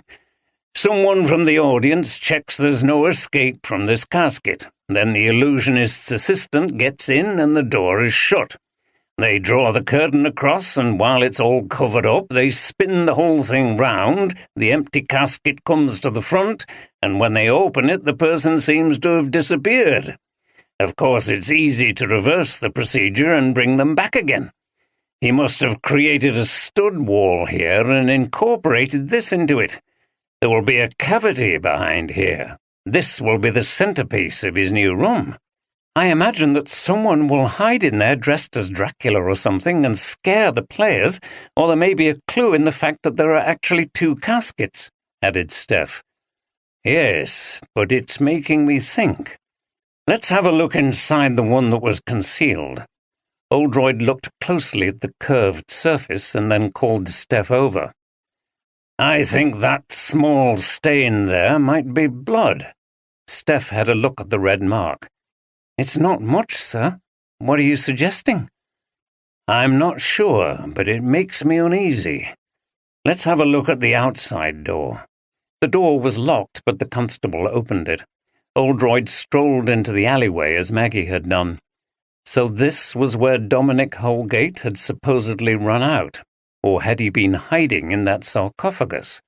He went back inside. "Do you know what?" he said to Steph. "I think I'm starting to agree with my daughter. There is something fishy about it all. I think we're going to be here in Whitby for a while yet." Jack met the other 3 in a pub in the late afternoon after their interviews at the police station. The cramped old bar was on the west side of the town up a street that rose steeply from the harbour. It contained a fair number of people in goth costumes as momentum continued to build for the coming weekend. On a long window ledge was a line of bottles streaked with candle wax and festooned with white cobwebs. "How did it go?" he asked as he brought back around from the bar. "Fine," replied Maggie. "We all just told them what we'd seen, which was fairly straightforward. They talked to us separately. I don't know if they were looking for differences in our stories, as if they think we had something to do with it." "They always do that." "They asked us more about their relationship," continued Louise. "I suppose they're looking for reasons why he would stab her." "They did get a bit mental with each other," said Ben, drinking from his pint. "All I can think of is that he just lost it with her." "How come he had a knife?" asked Jack. "I don't know. Maybe he often carried one around." "What, like a Boy Scout or drug dealer in a tough area?" Maggie sounded very doubtful. "Perhaps, or it could have been part of his costume." A skeptical silence greeted this suggestion. "Anyway," said Ben, speaking to Louise, "what was your dad going to do while he's here?" Louise looked around the group a little nervously. She had foreseen that Oldroyd's presence might be treated with a measure of surprise, if not suspicion, by the others. It was also time for her to declare her feeling that the case was more complicated than it appeared. "He's going to help the police here. He's very experienced. I asked him to come over because I think there's more to what's happened than we think. I don't trust the local police to look into things deeply enough." "How do you mean?" asked Jack. "I don't know. It's frustrating. I can't explain it, but don't we all think that it doesn't really add up?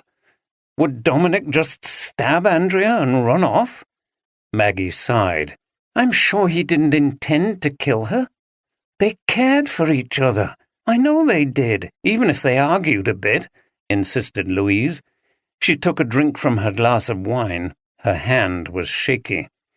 "It was more than a bit, to be honest, and the thing is," said Ben, "we all know what we saw. There's no getting away from it. I wish we could."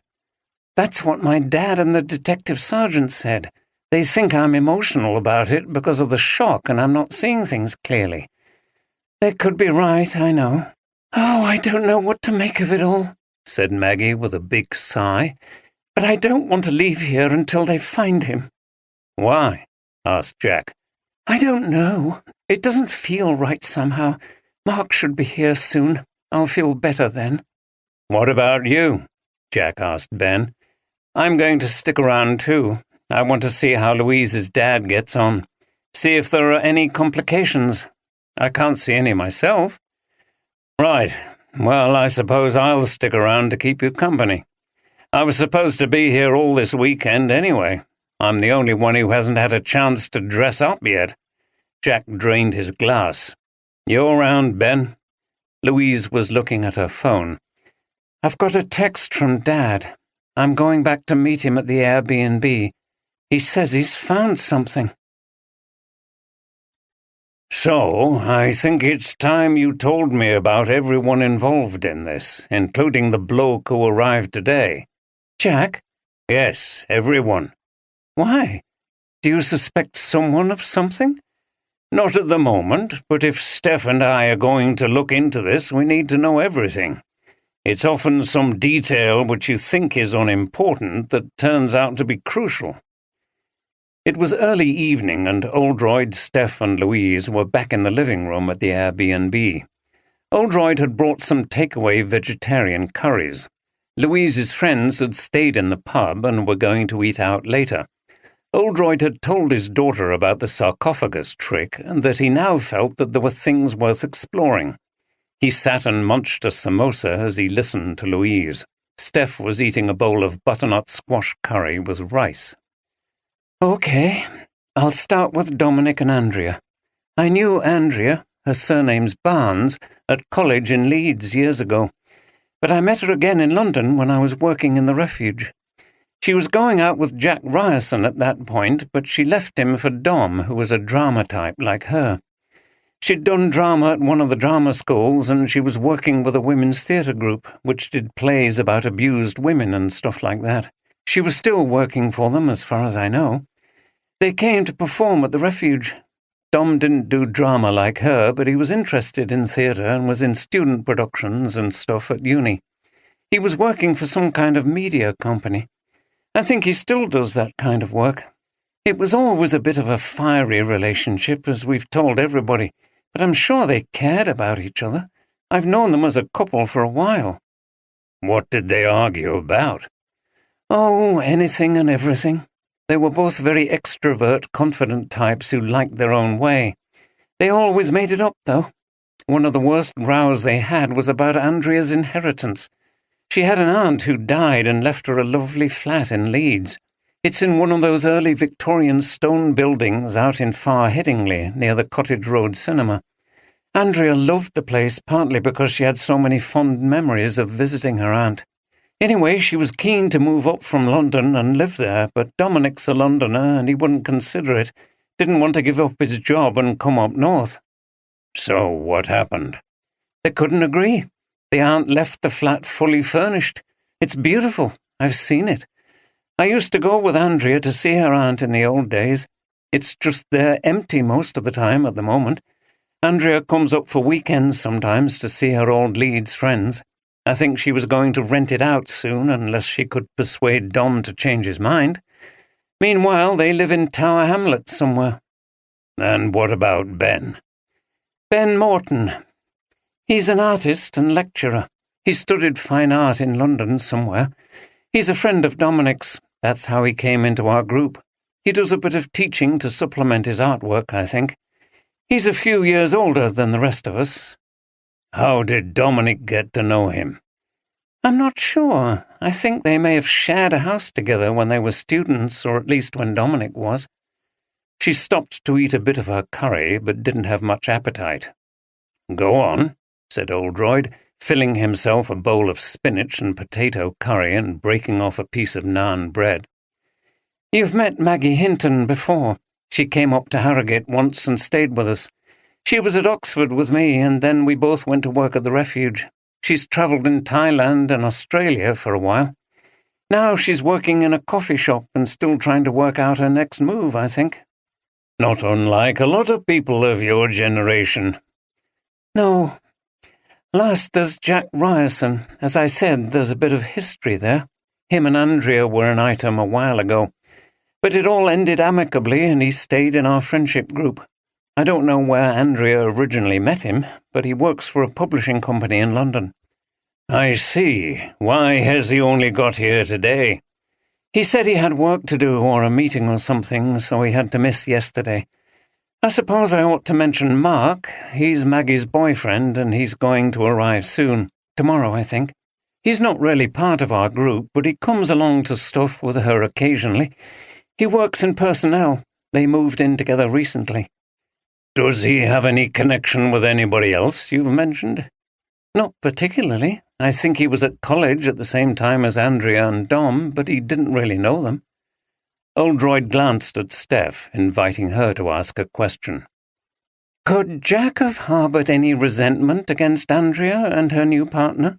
That's the only possible motive I can see in what you've told us, she asked. Louise put down her fork and took a sip of water. I never saw any sign of it.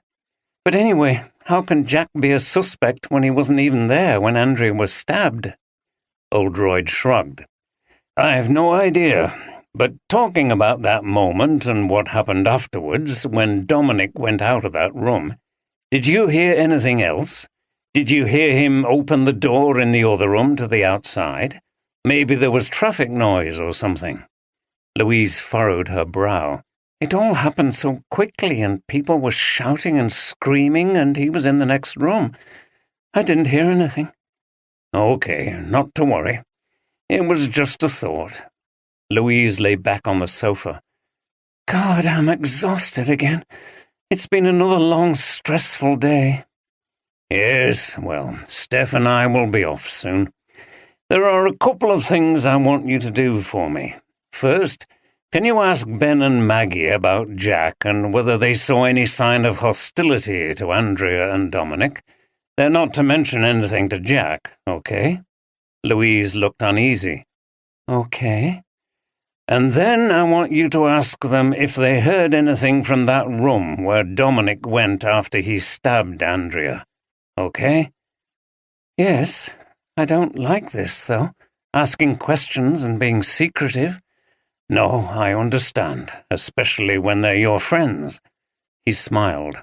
But you asked for this, so you'll have to help. All right. Also, you must remember that everything we find out has to go back to Inspector Granger, you understand? She's in charge of the investigation, and none of us can keep any relevant information or evidence from her. I would be in big trouble if that happened. Yes. Oldroyd stood up. Right, love. We'll leave you in peace now. Give us a hug. How are you feeling now? You look better than when we arrived this morning. I do feel better, thanks. I'm sure it's not just my imagination. Do you think you're on to anything? She asked as she embraced him. It's too early to say, and Steph will tell you that I don't like sharing theories until I have evidence to support them. Let's say I have questions in my mind. Louise nodded. Good.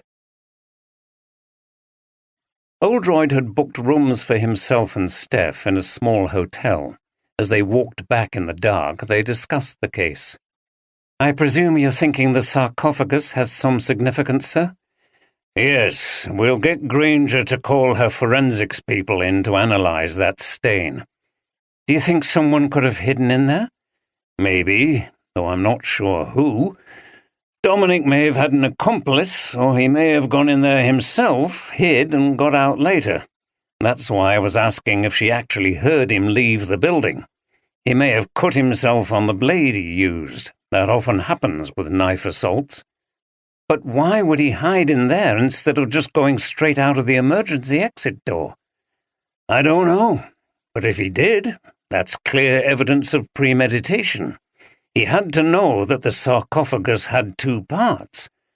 Louise won't like the idea, but that, together with the fact that he'd bought the knife, points to the attack being planned. Murmured Steph. It's not a very good plan, though, is it? Murder someone in a room full of other people and then bolt for it? It makes more sense if he just lost it and stabbed her in anger, but then you still have to explain why he had the knife. You're absolutely right, and it's what makes me think we've got more to find out yet. At the moment, it doesn't really make complete sense either way. Where do you think he is? I haven't a clue, but I would expect him to be found before too long. Anyway, here we are. He stopped at the hotel entrance and they checked in. Tell Andy we're enjoying the seaside. We should send him an old-fashioned postcard saying, "Wish you were here." Steph laughed. I don't think he'd particularly want to be here, sir, especially at this time of year. He likes the countryside and the villages a lot more since he joined us from London, but a little coastal town like this at the end of October is probably not for him." They laughed and went their separate ways. Steph's room was on the ground floor. As he ascended the stairs, Oldroyd felt tired. It had been a long day. It was still quite early, but he decided to go to bed. Before he did, he spent a few minutes looking out from his window, which had a view over the River Esk. It was a moonlit night, with ragged clouds moving across the sky and stars above the dark mass of the Abbey on the hill opposite. On a night like this, it was easy to see why Bram Stoker had chosen the town as a setting for his Gothic novel. And now the town was full of people dressed like characters from that style of fiction. Was there some clue in all this? Why did Dominic attack his girlfriend in that Dracula-themed escape room? Steph was right. It was strange. As yet, he had no answers, but more and more questions were entering his mind. Louise sat on the sofa trying to relax, waiting for the others to return. Her dad was a reassuring presence, but the events of the previous day were still raw. She would never forget Dominic lunging forward and Andrea's scream. She was sipping tea and beginning to doze off when suddenly there was a commotion outside and the door crashed open. Maggie came in looking highly agitated, followed closely by the others. "Louise, it's him again! Dominic! He's texted me this time, and look what he says!" Louise grabbed the phone and read, "Meet you by the church near the Abbey, 11:30 tonight. I'll explain all. Dom." "He wants to meet you? What the hell?" "I'm not going by myself," said Maggie. "I still think he's mad. He might attack me." Jack looked at the message. "What does he mean, explain all? What is there to explain?" "Why he did it? Maybe he was forced to somehow," replied Louise. "What does he expect us to do?" asked Ben. "He must know that you'd tell us about the text. It sounds like a plea for help." "I don't know," replied Louise, looking very thoughtful. "But surely we have to respond. Whatever's going on, I'm sure he's in a very bad way." She looked at her watch. "Let's go now. It's nearly time." "Hold on," said Jack. "Maggie's right. He could be dangerous. You all saw what he did. I'm taking this stick." He picked up a heavy walking stick, which was by the coat stand in the hall. "You're right," said Ben. "Well, I'm taking a knife." He went to the kitchen and came back with a small but sharp knife. "Oh no, not a knife again," wailed Maggie. "For God's sake, be careful with it." "Look, it's just a precaution, okay? I don't think for a moment he'll be any danger to us, but we can't risk it after what happened." "Ben, you can't take that. It could just make things worse," said Louise. "It's illegal to carry a knife." "Is that what your dad would say?" asked Ben with an edge of contempt in his voice. "Yes, but it's true," insisted Louise. "Okay," replied Ben, raising his hands in a sign of defeat as he took the knife back to the kitchen. "We should just make it over there by 11:30, continued Louise as she put her coat on and the group left the house. She thought about telling her dad, but decided against it. He would definitely tell her not to go, but this was important. If Dominic needed them, they couldn't let him down. 2. There was a bright full moon with heavy black driving clouds which drew the whole scene into a fleeting diorama of light and shade as they sailed across. From Mina Murray's journal in Dracula. The streets around the harbour were still noisy as revellers, many in goth costumes, left the closing pubs. A figure wearing a mask, steampunk goggles, and the sinister beak of a 17th-century plague doctor stumbled into Louise and then fell onto the pavement. It was pulled up onto its feet by two grinning skeletons in black costumes painted with white bones. "Get up, you drunken sod!" laughed one of them. As they progressed down Church Street, it became quieter, and when they reached the famous 199 steps up to St. Mary's Church and the ruined abbey, there was no one ahead on the steep climb up the hill. "Where is he going to be, do you think?" asked Maggie as she looked nervously up towards the abbey over which a purple searchlight raked the sky. This was another way in which the town created an atmosphere for the goth weekend. "Who knows?" replied Jack, gripping his stick. "No doubt he'll see us coming up from wherever he's hiding. There's a scene in Dracula, isn't there, where he's seen with a victim near this church?" "Stop it," said Maggie. "You're freaking me out even more." They reached the top of the steps and saw the dark mass of the church with its wide, squat tower ahead to their left. The churchyard was full of gravestones and monuments. It all felt very sinister in the darkness. "Oh, God, where is he?" whispered Maggie. They all looked around keenly in every direction. There was no sign of anybody. "Let's go round the church. Stay together," whispered Ben. They explored the dark path by the church entrance and then moved slowly around towards the graveyard. Suddenly Louise exclaimed in a loud stage whisper, "Over there! Look! Someone's sitting on a gravestone, right in the corner." The others looked over to where she was pointing. It was difficult to pick out in the gloom, but there was a figure dressed in black sitting with its back to them. It was very still. "Shit! Is that him?" said Ben. He called out, "Dom, is that you? It's us. We're here." The figure stood up and turned towards them. It was too far off for them to make out any features, but the face was white and apparently made up like Dracula. As they watched, an arm came up slowly and waved at them, but then the figure turned and walked rapidly towards a gate out of the graveyard and quickly disappeared from view. "Dom, is that you? Wait!" shouted Jack, and he ran across the graveyard in pursuit of the strange figure. The others went over to where it had been sitting. "That was creepy as hell," said Maggie. "The way his arm came up. I don't like this at all. Oh, God, what's that?" There were things lying on the gravestone. Louise picked them up as Jack returned out of breath.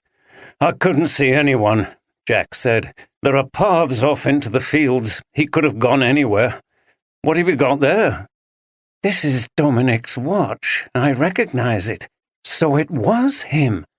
And this," Louise was holding something round with a papery skin, a piece of vegetation, "looks like garlic." "Garlic? He really has gone mad." "Maybe, but he could also be sending us a message.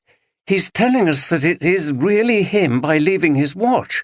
And this," she held it up, "is what is used to deter vampires, isn't it?"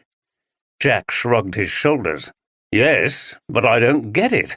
What have vampires got to do with Andrea's death and Dom's disappearance? And why couldn't he speak to us instead of leaving stupid stuff like that?" Louise looked over the deserted graveyard and up at the clouds racing across the sky. She shuddered. "I don't know," she said. "The whole thing just seems to get weirder." "Well, I must admit it's getting a bit more interesting, sir." Inspector Granger smiled at Oldroyd. "But I'm not sure where it leaves us." Steph and Oldroyd were in Alice Granger's office as the three of them assessed the new information in the case. They were drinking the good coffee from the inspector's coffee machine and eating chocolate brownies that Steph had allowed Oldroyd to indulge in on this occasion. Due to his and Andy's struggles with their weight, all cakes and biscuits had been banned from his office in Harrogate. Steph supervised this. Granger had been informed about the true nature of the sarcophagus at the escape room, and Oldroyd had given her an account of what had happened to Louise and the others the night before. Louise had called him early in the morning and told him about the strange encounter at the Abbey Church. His first instinct had been to be angry with her for taking such a risk, but she persuaded him that it was not really dangerous as there were 4 of them. He'd made her promise to inform him immediately if further messages came from Dominic. "As far as the sarcophagus is concerned," began Oldroyd, who paused to enjoy his brownie. He glanced at Steph as he bit the crumbly, cakey chocolate treat, and she raised an eyebrow. He was revelling in a break from the strict regime. It could have been used by the assailant, Dominic Holgate, to hide in, instead of going through the door onto the street. If that's what happened, it means that he somehow knew about the sarcophagus and that the attack was planned. And later on, he left the building through that door? Presumably. I'm wondering, why bother? If you're going to go out of the building later anyway, what do you gain by hiding in there for a while? In fact, later on, people are on the lookout and it's harder. I agree, but I'll be very interested in what forensics have to say about that stain. You really think it's blood? My instincts say yes, but it could have been there a long time and may have nothing to do with this case. If it's more recent, it could be that Holgate cut himself when he stabbed the victim. We could prove that he did hide in there. In itself, that might not take us very far, but I find it difficult to accept that the sarcophagus illusion just happens to be in the next room to the murder. But, sir, you've said to Andy and me several times in the past that coincidences do happen, and they're not as unlikely as people think, said Steph. You're right, and I might be on the wrong track completely. We'll see. This business last night, said Granger, moving on. I'm sure you've emphasized to your daughter and the others that what they did was very risky. I have, and they won't do it again. Good. The whole thing is very odd, though, isn't it? Apparently he arranges to meet them, and then as soon as they see him, he disappears, leaving the suspect's watch and some garlic. What do you think's going on? It doesn't make much sense. They didn't get close enough to see his face, which from a distance seemed to be made up to look like a vampire, or hear his voice, so there's no proof it was actually him. I presume the watch was designed to convince them that it was him? I would have thought so. What about the garlic? Oldroyd raised his arms in a gesture of incomprehension. We all know that in the legend garlic is supposed to deter vampires. Is it some kind of cryptic clue? It would be consistent with the meeting point up on the dark hill above the town and in the graveyard, as if someone's trying to create a gothic atmosphere for some reason, suggested Steph. A clue to what? Asked Granger. It's goth weekend here, and the murder took place in a Dracula-themed escape room, but apart from that, I'm not sure how all this vampire stuff is really relevant. Maybe it was significant that he murdered her in that escape room while they were both dressed up in gothic costumes, ma'am, replied Steph. There was a pause. No one could add anything to that suggestion. I take it you've had no information about where Holgate might be? Asked Oldroyd. Granger shook her head. No, and it's not what I would have expected, given that I understand he didn't know the area, so he wouldn't have had any hiding places ready. I thought he would have been spotted by now, especially if he's in a distressed state. Unless he had an accomplice, ma'am, offered Steph. Yes, but we've no evidence of that yet, have we? No, ma'am, but I agree with D.C. Oldroyd that things appear to be getting more complicated. Granger continued. We've spoken to the woman running the escape room, Elaine Pescu. She's Romanian. She's confirmed the account given by the others. She missed the action as she'd gone to the toilet. She encountered Louise in the escape room actor and then dialed 999. She told us all about that spare room and confirmed there was no other way out. The owner, Hugh Preston, told her he was going to convert that room into part of the game. How long has she been working there? She said for just over 6 months. We can't confirm that or the business with the sarcophagus until we find the owner, which we haven't done yet. The only other person present was the actor playing the part of Dracula. She looked at her notes. Philip Owen. Again, he confirmed the story that everyone else told us. His job was to add to the tension by following the players through the rooms. As soon as he knew something was wrong, he went in to help them. He went back to reception with Louise and then got the first aid kit. But it was too late. She put down her notes. There are no inconsistencies in the witness accounts. I've got forensics onto that sarcophagus thing and the bloodstain.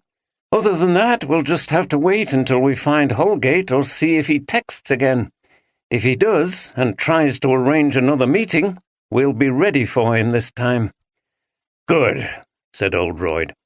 "In the meantime, if it's all right with you, we'll go back to Leeds with Louise and have a look at this flat that the victim had. There might be something interesting there. Maybe you could get the Met to look at the flat they shared in Tower Hamlets." "Yes, I will. Also, we've examined the victim's phone, which was in her bag at the escape room reception.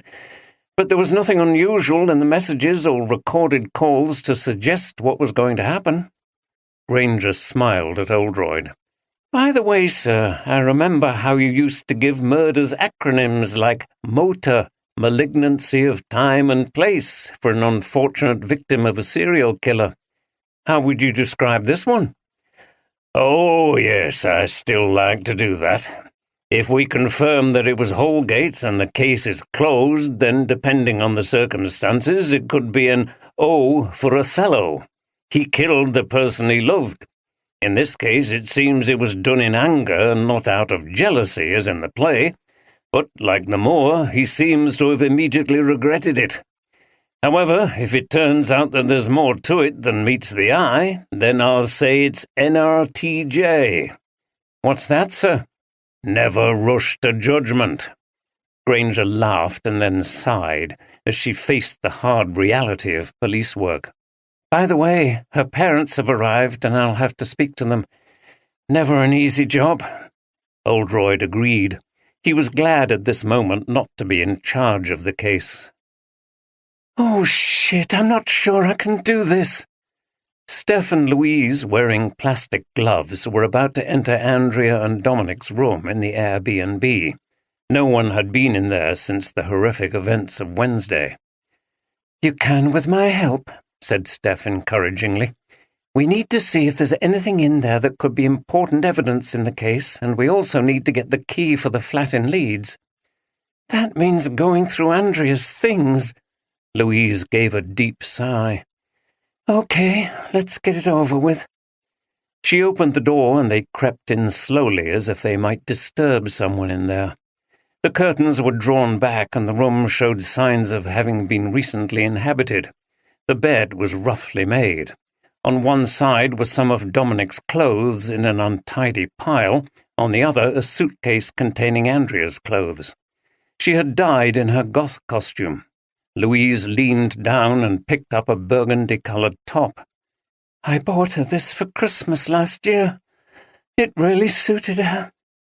She put the top back down, sat on the bed and sobbed. Steph put her arm around her. "Look, just sit in that chair and I'll ask you about things if I need to. I know this is really difficult. Can you see her handbag? She only had a small bag with her at the escape room with not much in it apart from her phone, so there must be another one." Louise pointed. "It's that brown leather bag there on that chest of drawers.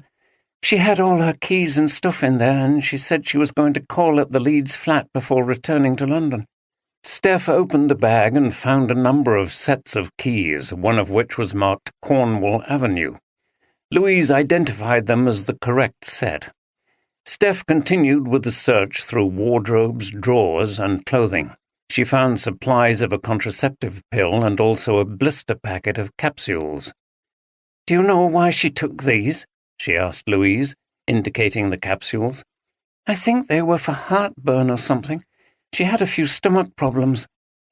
On the dressing table, Steph found a necklace made in silver work with a shiny black stone at its centre. "That looks like Whitby jet." "Yes," replied Louise. "She got that recently, I think. She was very fond of it." "Did she buy it here? Or maybe someone bought it for her?" "I don't know." Steph continued the search, but the only unusual item in the room was a small bottle, which, according to the label, contained fake blood. "That was for her costume," Louise said. "I think she got it from some kind of joke shop. She had this Bride of Dracula outfit that she splashed with fake blood." Her voice faltered. "She didn't know that there would soon be real blood on it." She burst into tears again. "Okay," said Steph, holding a plastic bag containing a few items, including the blood. "Just sit down. I'll have a look through Dominic's stuff." Steph sorted through some clothes and then looked into his case. Here, concealed under more clothes, she was surprised to find a gun holster. There was no gun, but there was a small metal container which was clearly an ammunition box. There were some bullets inside. Steph showed this to Louise. "Did you know he carried a gun?" she asked. Louise was shocked. "No! What the hell did he have that for, and where did he get it?" "Maybe to protect himself. Did he have any reason to feel threatened?" "Not that I know of. I don't know of anyone who would want to harm him. God, this whole thing just gets worse. Does this mean he's got the gun with him now?" "It would seem so." "Why? I don't get it. This is all just a nightmare." She burst into tears again. "Okay," said Steph, putting an arm around Louise's shoulder. "I think we need to go down and tell your dad." While Louise and Steph were upstairs, Oldroyd stood in the entrance hall and took a call from his wife, who naturally sounded very concerned. "She's okay, Julia." "Yes, I'm here. There's no need to drop everything and come rushing over. We're coming over to Leeds tomorrow. Yes, Louise too. We need to look at the victim's flat. No, we haven't caught the killer, but I can't see there's a threat to anyone else. He's a friend of Louise's. It looks as if it was a row that went wrong." "Yes, terrible, isn't it? They were a couple. No, it was unexpected. She's had a shock, but she's fine. She's still with her friends.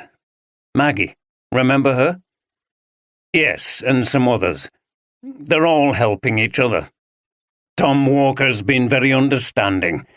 I'll have to return to Harrogate soon, but I'm hoping to get back. Yes, I'm helping the police here. The inspector used to work for me.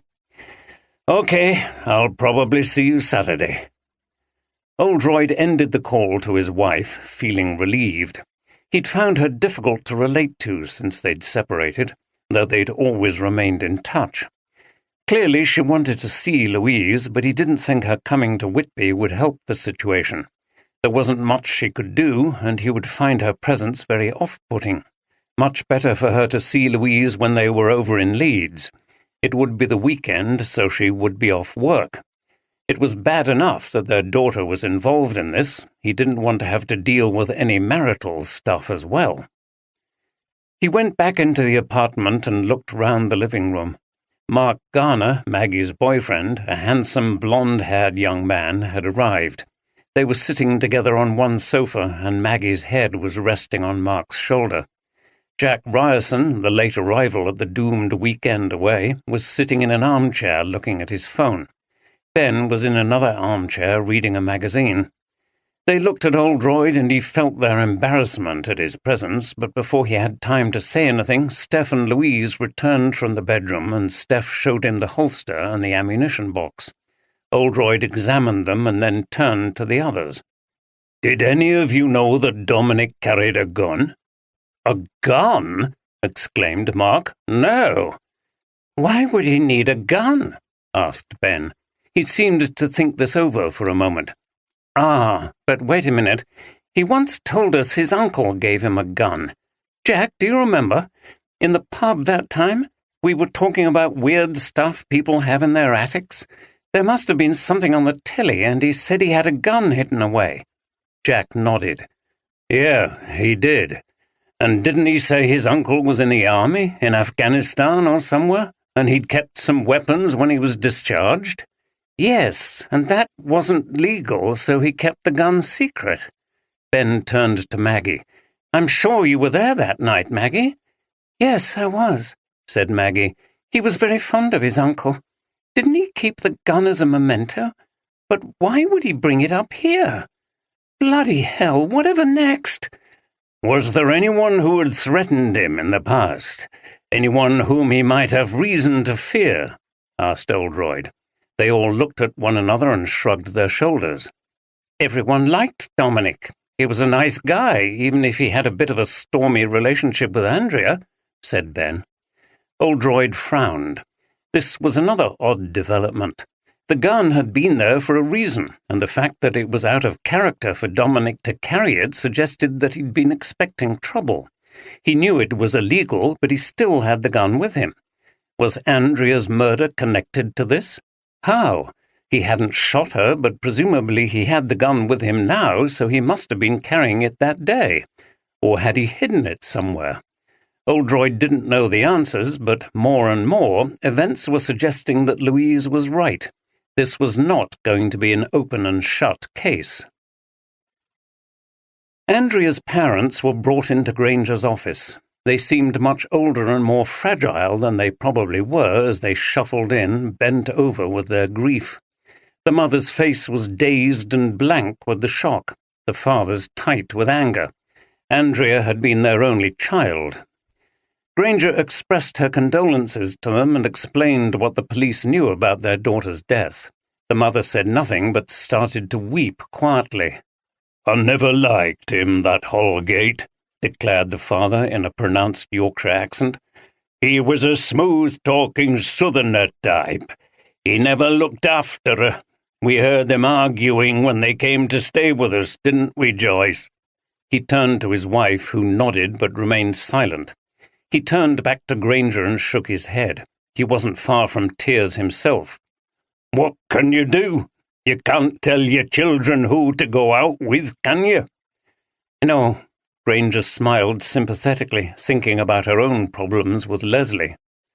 "Are you going to catch the bastard?" the father blurted out, caught between grief and anger. "I'm sure we will, Mr. Barnes. I've got lots of officers on the case, and they're searching everywhere." "Good. Don't let me near him when you find him, or—" He looked away, unable to finish his sentence. "You say you heard them arguing. Was Holgate ever violent towards her?" "Not when I was around. He wouldn't bloody dare." "And what did they argue about?" Barnes glanced at his wife. "It was money, wasn't it?" She nodded, still seemingly incapable of speech. "I don't think either of them made much money in their jobs, and they struggled to live in London. Andrea wanted them to move up to Leeds and live in our Caroline's flat, but he wouldn't have it.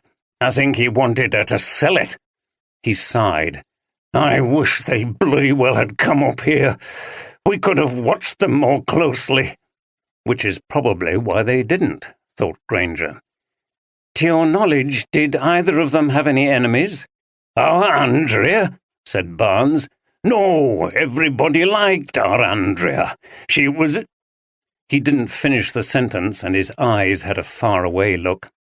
The reality of what had happened was still too painful to contemplate.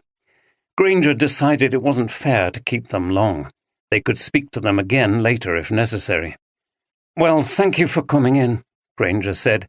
"If you think of anything else about your daughter and Holgate, let me know. It could be important. We'll release your daughter's body to you as soon as we can so you can arrange the funeral." At this, Mrs. Barnes started sobbing again. "Yes, we'll get her away from here, all right," her husband continued in a tone of desperation. "I've always hated this place. Your damn brother doesn't make it any better." Mrs. Barnes looked up. "There's no point blaming Ian for anything, Fred. He's got nothing to do with it." "Who are you talking about?" inquired Granger gently.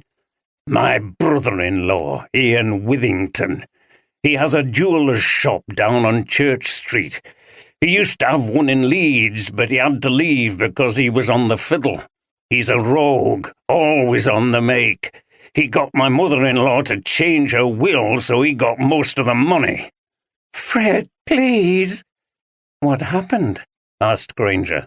She felt the need to ask about this, even though it was unlikely to have any bearing on the case.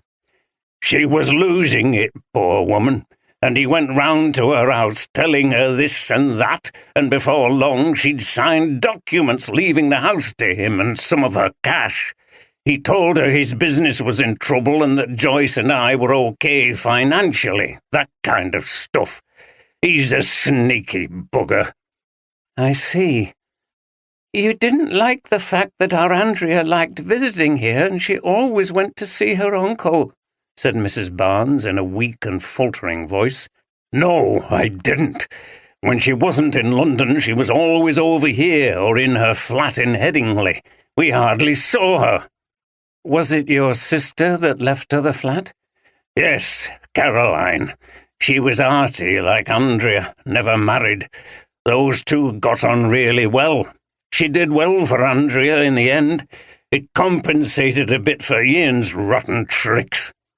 Yes. Granger felt she couldn't take much more of this tragic couple. They seemed to have lost their daughter long before she actually died. Granger was about to bring the interview to an end when Mrs. Barnes said, "You see, Andrea always liked that Whitby jet that Ian dealt in. She had a few pieces of that." The memory triggered yet more tears. "I see," replied Granger, finding it difficult to think of what to say. It was quite a relief when they finally left. Later that evening, back at home, Granger was trying to relax. It was Friday evening, but a serious case like this went on continuously until it was solved. She would have to go into work at some point during the weekend. She was watching television with Ian when Leslie came into the room. She was dressed in all her goth gear with purple lipstick and heavy black mascara. She wore a short black skirt, laddered fishnet tights, a tattered black coat, and black boots. "God, you look disgusting," said Ian. "That's the general idea," replied Leslie, adding some finishing touches as she looked in a mirror. "Before you go," said Granger, "I want to ask you something." "What? I've got to go soon." "What do you know about escape rooms?" "Escape rooms? Oh, I forgot. You're investigating that murder, aren't you? Bloody creepy, that is. Bloke kills his girlfriend in Dracula's lair in Goth Week. Was it a publicity stunt?" "Unfortunately not. Have you been in one of those rooms?" "Just one. A lot of them are over 18 in the ID. They're cool. It's a laugh. You need a good team to win against the clock, though. We didn't." "Do you know anything about this one, Dracula's lair?" "I know someone who did it. Said it was good. He said there was a funny woman running it who sounded as if she actually was from Transylvania, and they have this actor playing Dracula who pursues you through the rooms. It sounds amazing. I'll bet they were doing a good trade at this time of year until that happened. Anyway, have to be off." "Back at 11:30, said Granger. She didn't even bother to comment on her daughter's appearance. "Okay," replied Leslie wearily before leaving the house. Granger turned to Ian. "Are you interested in goth stuff?" Ian laughed. "Me? No way. It's for losers. Dressing up like something from a horror film?" "You'd rather be in football kit, wouldn't you?" "Yeah, of course, any day." Granger smiled. Ian was far more predictable and easier to handle, but he was only 15. There was still time for things to change. The next morning, Oldroyd, Steph and Louise stood outside the grand 3-story mid-Victorian stone-built house in a quiet area off the busy Headingley Lane in Leeds. The pavements were thick with leaves shed by the huge sycamores and beeches that lined the avenue. At the top of the street, large trees could be seen on Woodhouse Ridge. "It's that one on the first floor." Louise pointed up to a window where the curtains were closed. Louise had visited Andrea there a few times. Using the key from Andrea's bag, Oldroyd opened the external door and they entered a tiled hallway. He collected the post for flat 2 and they went up a wide staircase. Louise felt dreadful. This was the second time she'd had to go into Andrea's private living spaces and experience the terrible quiet left by the missing person. Her legs felt weak and she stumbled on the stair. Steph helped her up.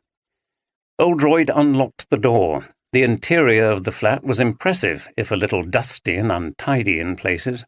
There was a high-ceilinged corridor with a polished parquet floor. The walls were lined with sketches and paintings, including some by the local 19th century artist Atkinson Grimshaw. The large living room had chintzy sofas, a thick pile carpet, and ornamental mirrors over an elaborate fireplace. There were more pictures on the walls. There was also an uncanny silence everywhere, which unsettled Louise. She kept expecting Andrea to walk into the room at any moment.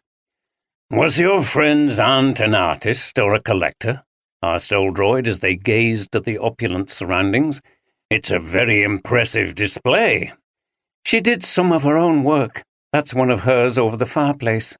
Louise pointed to a Dale's landscape in watercolour. "She wasn't an expert or anything, according to Andrea. She never studied art. She was a civil servant in the tax office, I think. She acquired everything gradually throughout her life. Just bought what took her fancy.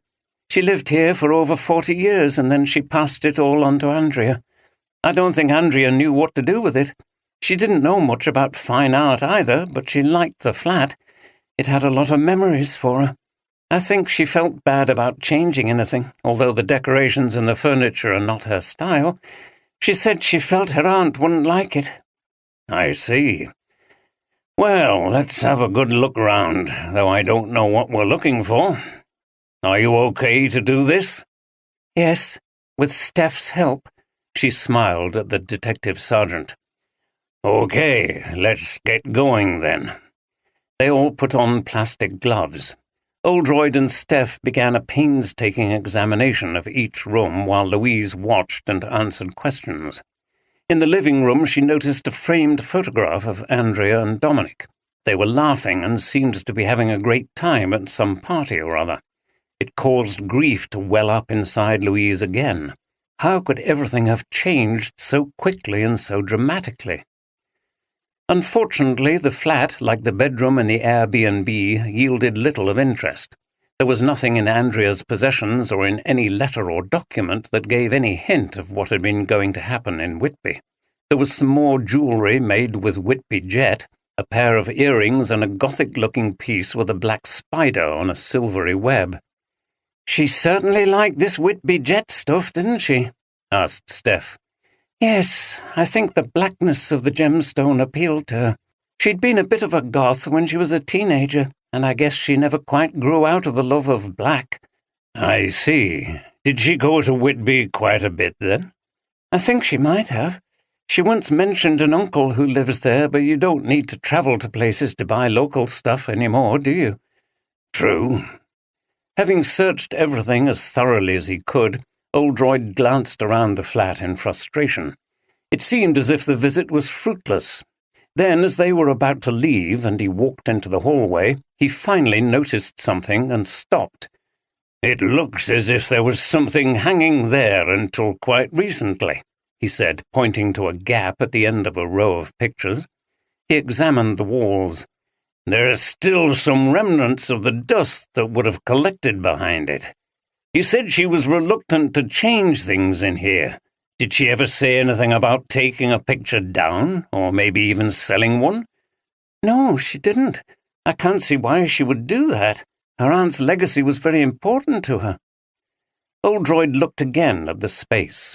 He could see no obvious significance in the absence of whatever it was that had hung there, but like any little detail which had no immediate explanation, it made him think. Oldroyd dropped Steph off in the centre of Leeds near the flat she shared with Andy overlooking the river. Then he drove out to Chapel Allerton to take Louise to her mother's house. As they drew up outside the house in the terraced row, Julia, seeing the car, came quickly out of the door and embraced Louise as soon as she got out of the car. "Oh, come here. How are you?" she said anxiously. "I'm okay, Mum. I'm coping. Don't worry." "But it's such a terrible thing to happen. Poor Andrea. I remember her well. She used to come here quite a bit when you were at the sixth form college, didn't she? Dark-haired girl. Oh, I just hate to think about it. What about her poor parents?" Julia was starting to cry herself. "Come on inside and I'll make a cup of tea." She put her arm round Louise's shoulders and then seemed to notice Oldroyd for the first time. "Oh, Jim, hello. Won't you come in too?" Reluctantly, Oldroyd followed them through the door and down the narrow hallway to the dining area at the back of the house. A one-story kitchen extension led from this out across the yard to the back alleyway. Julia had lived alone here since the family house had been sold when she and Oldroyd had split up. It was immaculate and very artfully decorated and furnished. She had made a big effort to make it into her space. Oldroyd sat down on a bouncy bentwood chair from IKEA. It would be better if he stayed out of things as much as possible. He was never sure whether Julia's attitude towards him would be friendly or hostile. Louise and her mother sat at the table. "I can't imagine what you've been through," Julia went on as she brought the mugs of tea over. She seems more upset than Louise at the moment, thought Oldroyd, as he wondered what effect staying here would have on his daughter.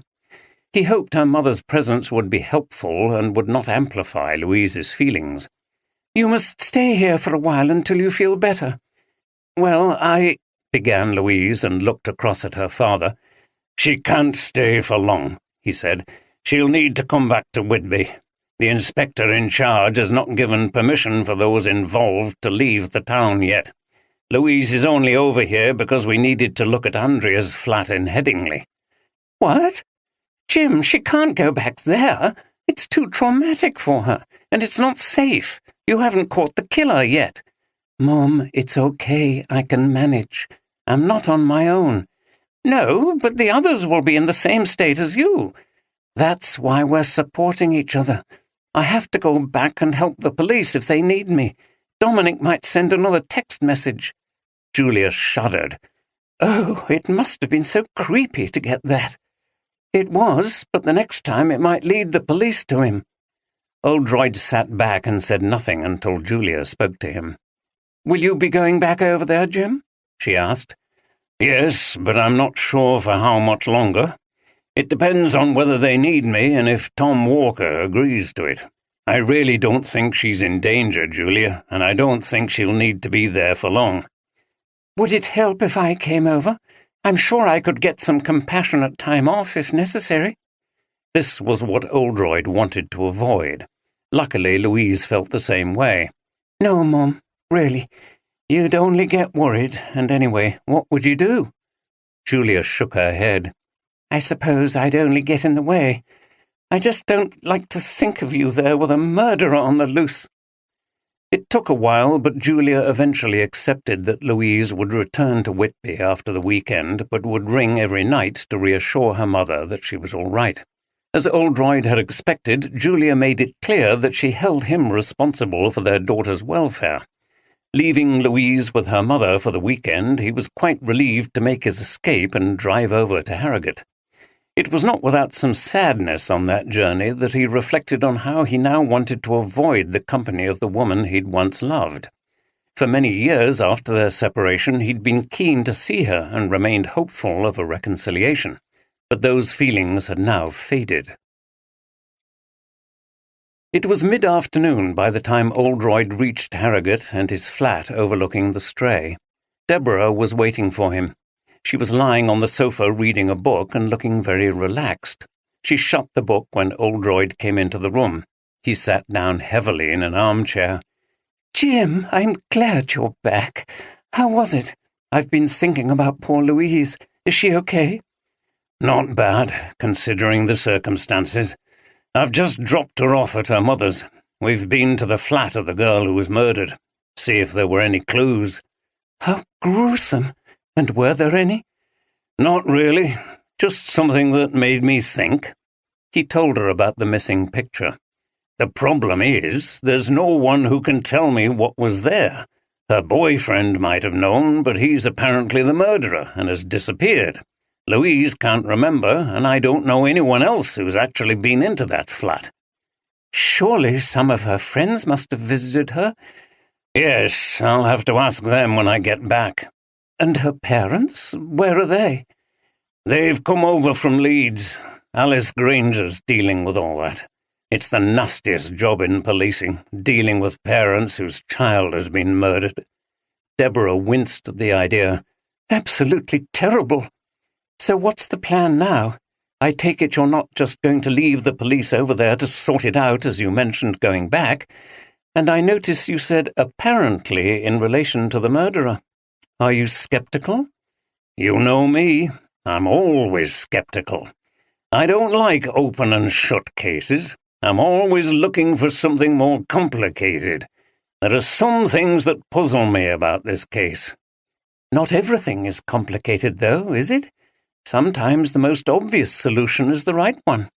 Oh, yes. In fact, most of the time. I don't really see the routine cases anymore, which are actually the vast majority. When I'm called in, it usually means there's a mystery to solve. The difference here is that I've only got involved in this case because of Louise. So maybe you're making more of it than you need to. Perhaps. Interestingly, Louise is not happy with the obvious answer either, despite being a witness. Like father, like daughter, then?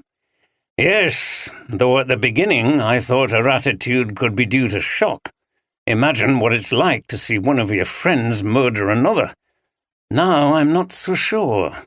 Horrendous. And I see what you mean. It would be hard to accept that it had really happened. There's also some weird stuff going on. He told her about the texts from Dominic and the aborted meeting at the church. As a psychotherapist, Deborah took an interest in this. That is strange.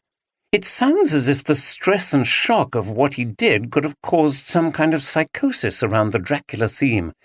Also, he may want to talk to his friends, so he contacts them but is overcome with guilt and can't face meeting them when it comes to it. Have the police over there really no idea where he is? He sounds as if he's in a desperate state. No, and that's another strange aspect. We all thought that he'd have turned up by now, especially as he's not a local and doesn't know the area well. It's all very puzzling and worrying. It's one of those situations where you feel a bit paralyzed. All we can do is wait for something to happen. Deborah got up from the sofa and put down her book. I can see frustration and constant rumination about to set in. You missed park run this morning, so I prescribe some exercise. We've just time to drive over to Bilton and have a walk in the Nid Gorge before the light goes. That'll do you good. Despite his weariness, Oldroyd agreed. He rarely refused a walk in the countryside. Back in Whitby, Ben was lying on his bed. It had been such an exhausting few days, and he felt very tired even though it was only mid-afternoon. He wanted to get away and back to London, but knew that was impossible until things had settled down.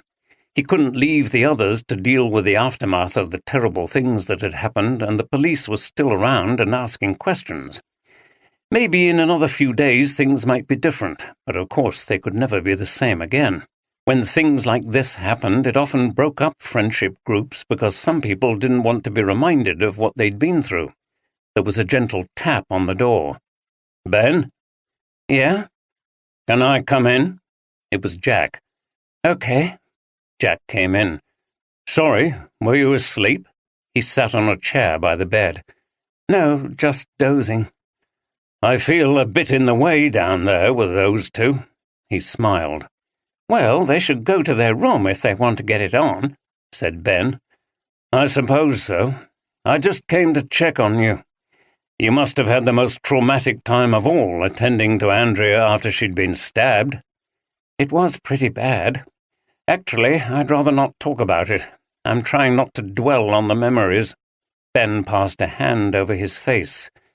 I don't blame you. I had a lucky escape. Jack shifted in his chair.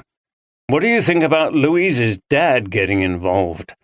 It's a bit sort of weird, isn't it? Ben yawned. Dunno. I can see why she'd want him to come over. He's a top detective or something, isn't he? I suppose. If he helps to find Dom and get everything sorted out, it'll be good. Yeah, maybe. It just feels like he's on top of us all the time. Chill out.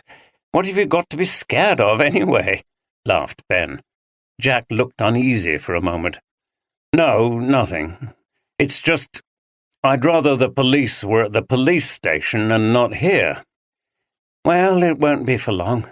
Something has to happen soon. Dom will give himself up, or they'll find him. Then we can all get away from here. Anyway, I'm going to have a kip for a while, if you don't mind. I'm absolutely knackered. Fine.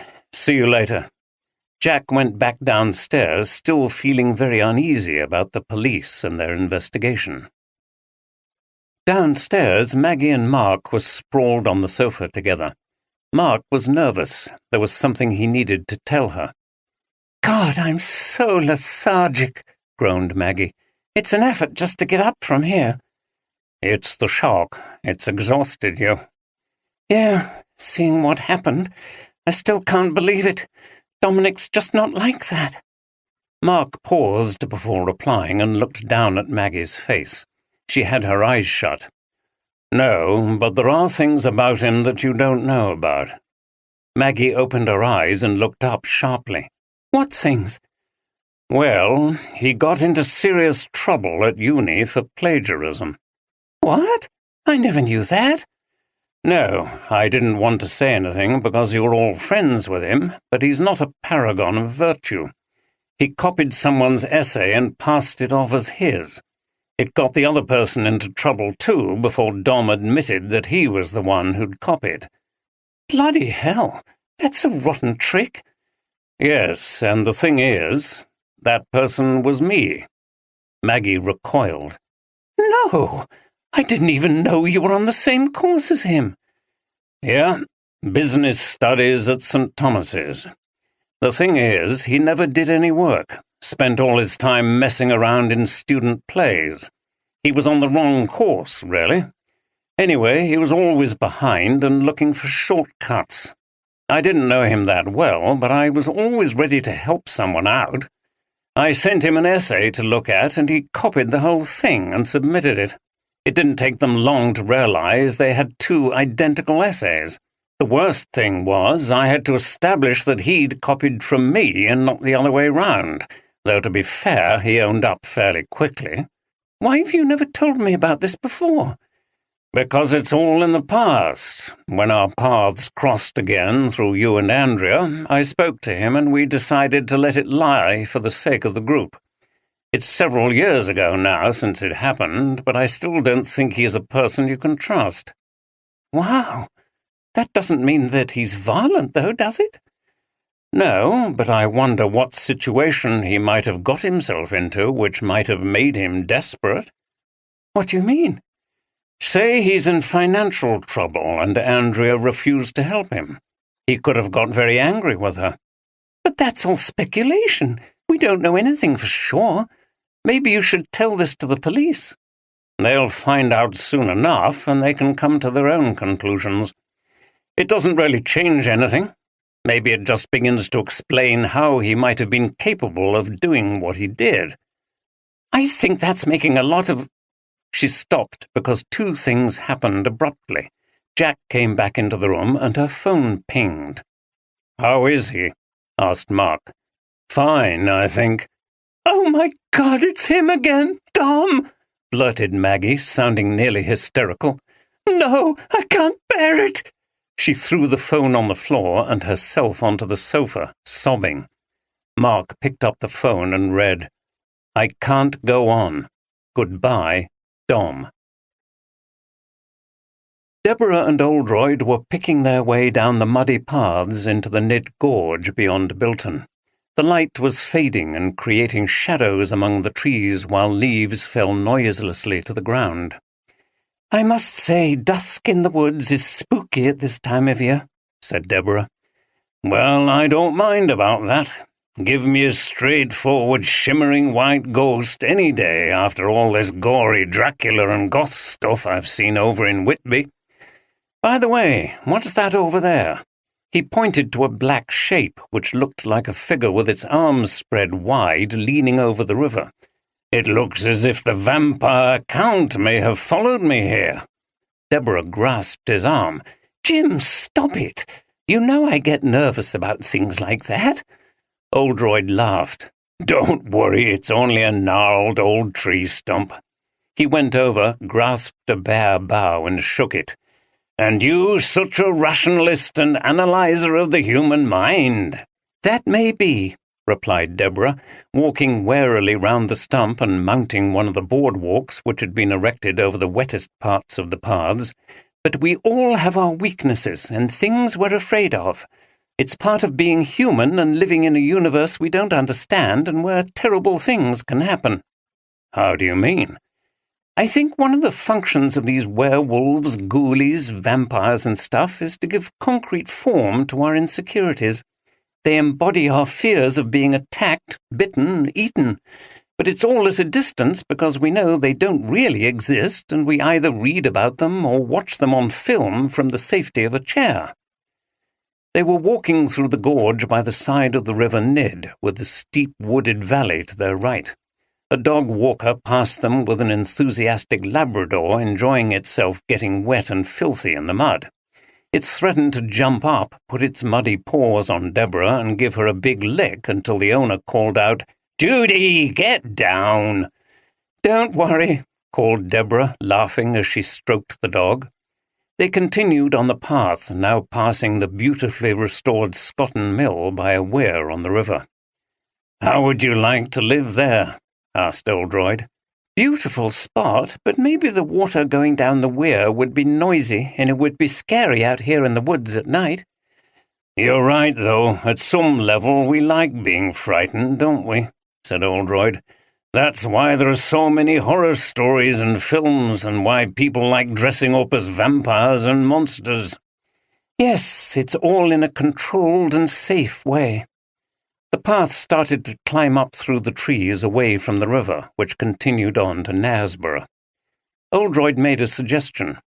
"I've been thinking, why don't you come over to Whitby for a few days while I'm involved in this case?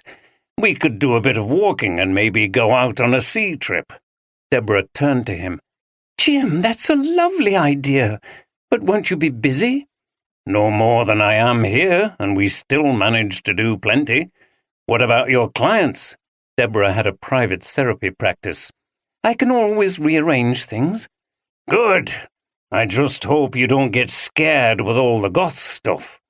Oldroyd had a twinkle in his eye. "I promise I won't, and I hope you don't become obsessed with the case. Getting away from the office will be a good time to relax a bit, and maybe write some of your poetry." "Yes, I will, don't worry. By the way, have you ever been to the Whitby Museum?" "No, I don't think so." Oldroyd rubbed his hands together. "Good. Well, treat in store then. That place is really spooky." "Is it? Why?" "No more information, and we'd better get a move on. It's really getting dark now, and all the goblins and sprites will be out practicing for Halloween in a few days' time. Come on, let's jog, and we'll have a drink at the Gardener's Arms." Without another word, he started to jog down the bridleway back towards Bilton, followed by a laughing Deborah who soon caught him up and passed him even though she'd already run 5 kilometres that day. It was late on Saturday night at the climax of the goth weekend. The streets of the old east side of the town were packed with revellers in various macabre costumes. A number of drinkers were standing outside the popular Old Ship Inn in Church Street. As they drank, joked, and laughed, they thought nothing of the solitary black-caped figure coming slowly down the street, wandering from side to side until it reached them. The figure's face was difficult to see under a black hood, and there was the white glimmer of a mask. It pulled out a gun. Assuming it was a joke, people laughed, and one of them put up her hands in mock surrender. But then the figure raised the gun and fired 2 shots, one hitting a plant pot and the other smashing a light above the door. The woman screamed, someone shouted, "What the hell?" and some people dived for cover underneath wooden tables. The Dracula figure shouted something indecipherable and was seen to be sobbing and shaking.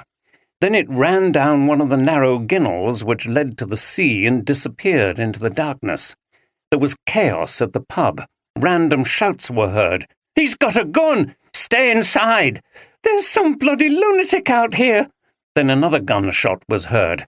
"What the hell was that? Call the police! There's someone firing a gun off!" After this, there was quiet. Tentatively, people started to come out of the pub, edge their way down the street, glance down the dark alley, and then run down the street away from the scene. With the siren blaring and flashing blue lights, a police car came down the street and stopped at the pub. After being briefed about what happened, officers went down the Ginnel with flashlights but could find no trace of the strange goth figure with the gun. The festivities had been ruined in that part of the town. The mood had changed and everyone quickly dispersed. Dressing up in ghoulish ways was one thing, but a brush with real danger was something else. Outside the old ship, a group of frightened young people emerged tentatively from underneath a wooden table where they'd been hiding ever since the first shot had been fired. One of them was Leslie Granger. "Shit! What the hell was that lunatic doing?" said a young man, looking at the smashed plant pot, which was quite near to them. One girl was crying. "It's okay, Mandy. They've gone," said Leslie. Mandy crawled out, her costume smeared with dirt and her makeup running. "They ran off down there." She pointed to the Ginnel. "They could come back." "I doubt it," replied Leslie. "Look, we have to get out of here quick. If the police stop me, I'm going to be in big trouble with my mum. Come on, I'm going to call her and we need to dodge the police." The little group walked gingerly down the street, keeping to the side and hiding in doorways. Leslie took out her mobile and called her mum. "What's going on? Do you know what time it is?" Granger was not pleased and had clearly been waiting for this call. "We're on our way back, Mum, but something's happened." She described the incident at the old ship while Granger's alarm grew. "Okay, I'm on my way now. Stay away from the police officers." "We are." "I'll never live it down if you get involved with the police." "Mum, we haven't done anything. We were just at the pub and—" "That's enough, isn't it? You're not 18, Leslie. It's against the law for you to drink in a pub." "We were outside." "So how did you get the drinks? Someone went in to get them. Here I am, a detective inspector at the local police station, and my daughter risks getting arrested for underage drinking. How is that going to look?" Leslie was silent. "Get across the harbour bridge and wait at the other side." Granger brought the conversation to an abrupt end. As she drove down to the old town, she reflected on the trials of parenthood and concluded that things could be much worse.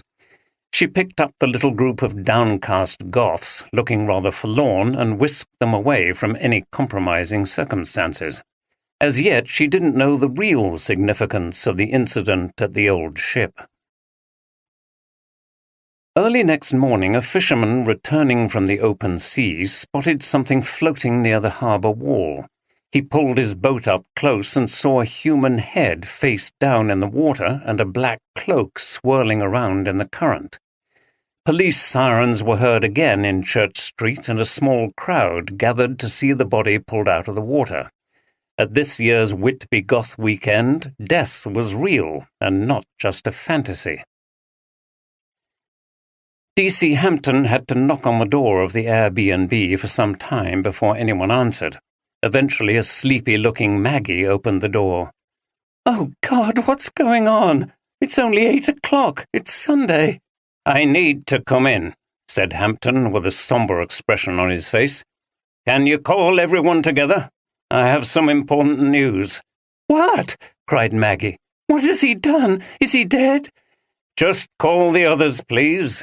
It will be better if I tell you all together." Maggie rushed around the house, rousing everyone. She had to bang loudly on the door of Ben's room and also the room that had been Dom and Andrea's and where Jack was now sleeping before she got a response from both men. They'd been out late the previous night. Soon the whole group of surviving friends were assembled in the lounge except Louise, who was still in Leeds. D.C. Hampton went straight to the point.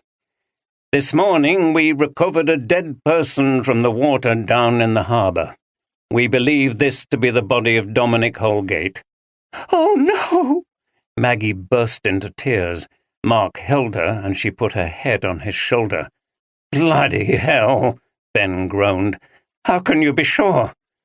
"We can't until the body is identified, which we will need one of you to do." They glanced at one another. "I'll do it," said Ben. "I was one of the last to see him alive." He shook his head, put his hand up to his forehead, and looked away. He started to weep. Jack went over to console him. "I'm sorry to be the bearer of this news," continued Hampton. The cause of death was most probably a gunshot wound to the head. An unidentified person who resembled Mr. Holgate was seen behaving very strangely last night outside a pub on Church Street. 2 shots were fired, then the figure ran towards the harbour. Another gunshot was heard, so it seems likely that the wound was self-inflicted. Given that a gun holster was found in Mr. Holgate's possessions, it seems likely that he was using a gun he brought with him to Whitby. There was silence as they tried to absorb the horror of it. Hampton turned to Ben. "If you could come with me, then. It won't take long. It's just a short drive to the hospital." He turned back to the others. "Again, I'm really sorry for your loss. I don't suppose it's come as too much of a surprise after that last text. You did the right thing to report it to us." "Is this the end of it, then?" asked Jack. "It appears that way. I know it's a great shock to you all, but maybe you can now start to move on. We'll let you know when it's okay to leave," replied Hampton, and he and Ben left the house. The remaining 3 were left in stunned silence. They all sat down heavily on the sofas, and Mark put his arm around Maggie's shoulders. "It's all right him saying that," she said in a weak voice, as if she could hardly get the words out. "How can you ever recover properly from something like this? 2 of your friends gone and—" She started to cry again. Mark hugged her closer. "Bloody hell," said Jack, shaking his head. "I never thought he'd kill himself." Maggie gave him a hostile look. "You didn't like him, though, did you? He took Andrea from you, didn't he? I'll bet you're glad he's dead." "Hey, steady on!" Jack rushed to defend himself. "That's not true. What's the matter with you?" "That wasn't fair, Mags," said Mark. Maggie looked at him sulkily, shook her head, and cried again. "Oh, I'm sorry," she sobbed. "I don't know what to think about anything or anybody. I'm all confused. Why has it all gone wrong like this? We were such a great group of friends, and now it's just—" She trailed off, unable to make sense of the inexplicable things they were going through. They all sat down, stunned by this latest news. "I'll have to call Louise," Maggie said after a while. "Can someone please tell me when all this is going to end?" Louise was still in bed at her mum's house when her phone rang. Grimacing, she'd clutched at it on the bedside table, looked at the screen, and saw it was Maggie. "Maggie?" There was a pause, and she heard the sound of crying. "Louise, it's Dom. They've found him, dead. He was in the harbour. They're saying he shot himself and then fell in." "Who?" "An officer came round. Ben's gone with him to identify the body. It was that detective constable again. He was very nice, but it's just awful. First Andrea and now Dom. I can't deal with it. I keep wanting to wake up from this nightmare." Louise could scarcely speak. Although they'd always known this was a possibility, it was no less shocking now that it had happened. "Oh, my God, that's bloody terrible," she said eventually. "I know. Are you coming back over? I really need to talk to you about it. Mark's here, but you and I knew them both for so long. I can't—" She broke down in tears. "Yes, I'm coming back tomorrow," said Louise, though she knew her mother would oppose it. "I need to be with you, too. I can't believe we'll never see them again. Bye. See you soon." She hung up, sat down, and put her face in her hands. There was the sound of footsteps on the stairs, and then a knock on the door, and her mother's anxious voice. "Louise, are you okay? What's happened?" "Come in," said Louise. Julia entered the room and sat on the bed next to her daughter. "Dom's dead. They found his body in the harbour." "Oh, no. I'm so sorry." Julia put her arms round her daughter. "Mum, that's 2 friends I've lost in a few days. What's going on?" Louise lay back on the pillow. "It's terrible. You must stay here for a few days until you feel a bit better." "No, Mum, I can't. I've got to go back. Maggie needs me. She's in a bad state, and the police will want to ask more questions." "Surely all that can wait." "No, I can't run away from it, Mum, and leave Maggie and the others to deal with it without me. I'm going back with Dad as we planned." Julia sighed. She knew too much about her daughter's determined character to argue any more. She didn't say this to Louise, but at least the fact that the murderer was now dead himself meant that there was no further threat to anyone else. "Okay, I'll go down and get you some breakfast. What would you like?" "Just some coffee and toast, thanks." Julia left and Louise closed her eyes. How long would this horror go on for? It took her a while to summon up the energy to call her dad. "Dad, I suppose you've heard?" "Yes, love. Dominic's body was found in the harbour. Inspector Granger called me not long ago. How are you feeling?" "Devastated, even though I suppose I knew this could happen." "Yes, well, take it easy." "I've got to go back over there with you, Dad. I was explaining to Mum. I can't just leave the others to cope. Maggie sounded in a bad way. Her boyfriend's there, but she needs me too. We knew Andrea and Dom for a long time." "Okay, I understand. I can pick you up tomorrow morning if that's how you feel. What does Mum think?" "She can't stop me." "That's true, but be careful and don't overstretch yourself." "I won't. I actually think it will be better to be with the others at this point. It feels weird to be here. We can help each other to process it." Oldroyd smiled. "You're probably right. You sounded just like Deborah then. It's a very mature and healthy attitude." "Thanks." "Come on, let's go. We need to get out of this place for a while." The despondent group of friends had been planning to go out for Sunday brunch until the shocking news of Dominic's death. Jack, however, had got to his feet to urge them to go ahead with the plan. "Someone text Ben. That detective said he wouldn't be long. He can meet us at the cafe." Mark looked at Maggie, who sighed but got up from the sofa. "Okay, then. I think you're right." It was a fine day, but cold, the first day in the late autumn in which there was a hint of winter. They walked slowly down past Panet Park, shuffling through the thick autumn leaves. No one said much. They reached a cafe near the harbour and managed to get a table for 4. They'd not been there long when Ben arrived, looking very sombre. "Hi," said Jack. "How was it?" "Pretty grim," replied Ben as he sat down. "I've never seen a dead body before, apart from, It was Dom, all right, but he looked different. Very still, like a waxwork." He shook his head. "It was awful." "Oh, poor you," said Maggie, sitting next to him. She put her hand on his shoulder. "That was a brave thing to do, and thanks. I'm glad I didn't have to do it." "That's okay. Have you ordered?" "No. Here's a menu." They all consulted the menus in silence. The waitress took their orders and brought their coffees over. The warm drinks and the bustling atmosphere lifted their gloom a little. Jack took in a deep breath. "Do we have to stay round here for much longer? To be honest, it's giving me the creeps. It's a shame because it's such a nice little place, but I don't think I'll be coming back to Whitby in a hurry." "I assume the police will give us the go-ahead to leave soon," said Ben. "Yeah," said Mark, turning to Maggie. "I think we should get back to London. You need to get a bit of distance from all this now. There's nothing more you can do. The terrible truth is they're both dead and you can't change it." Maggie winced.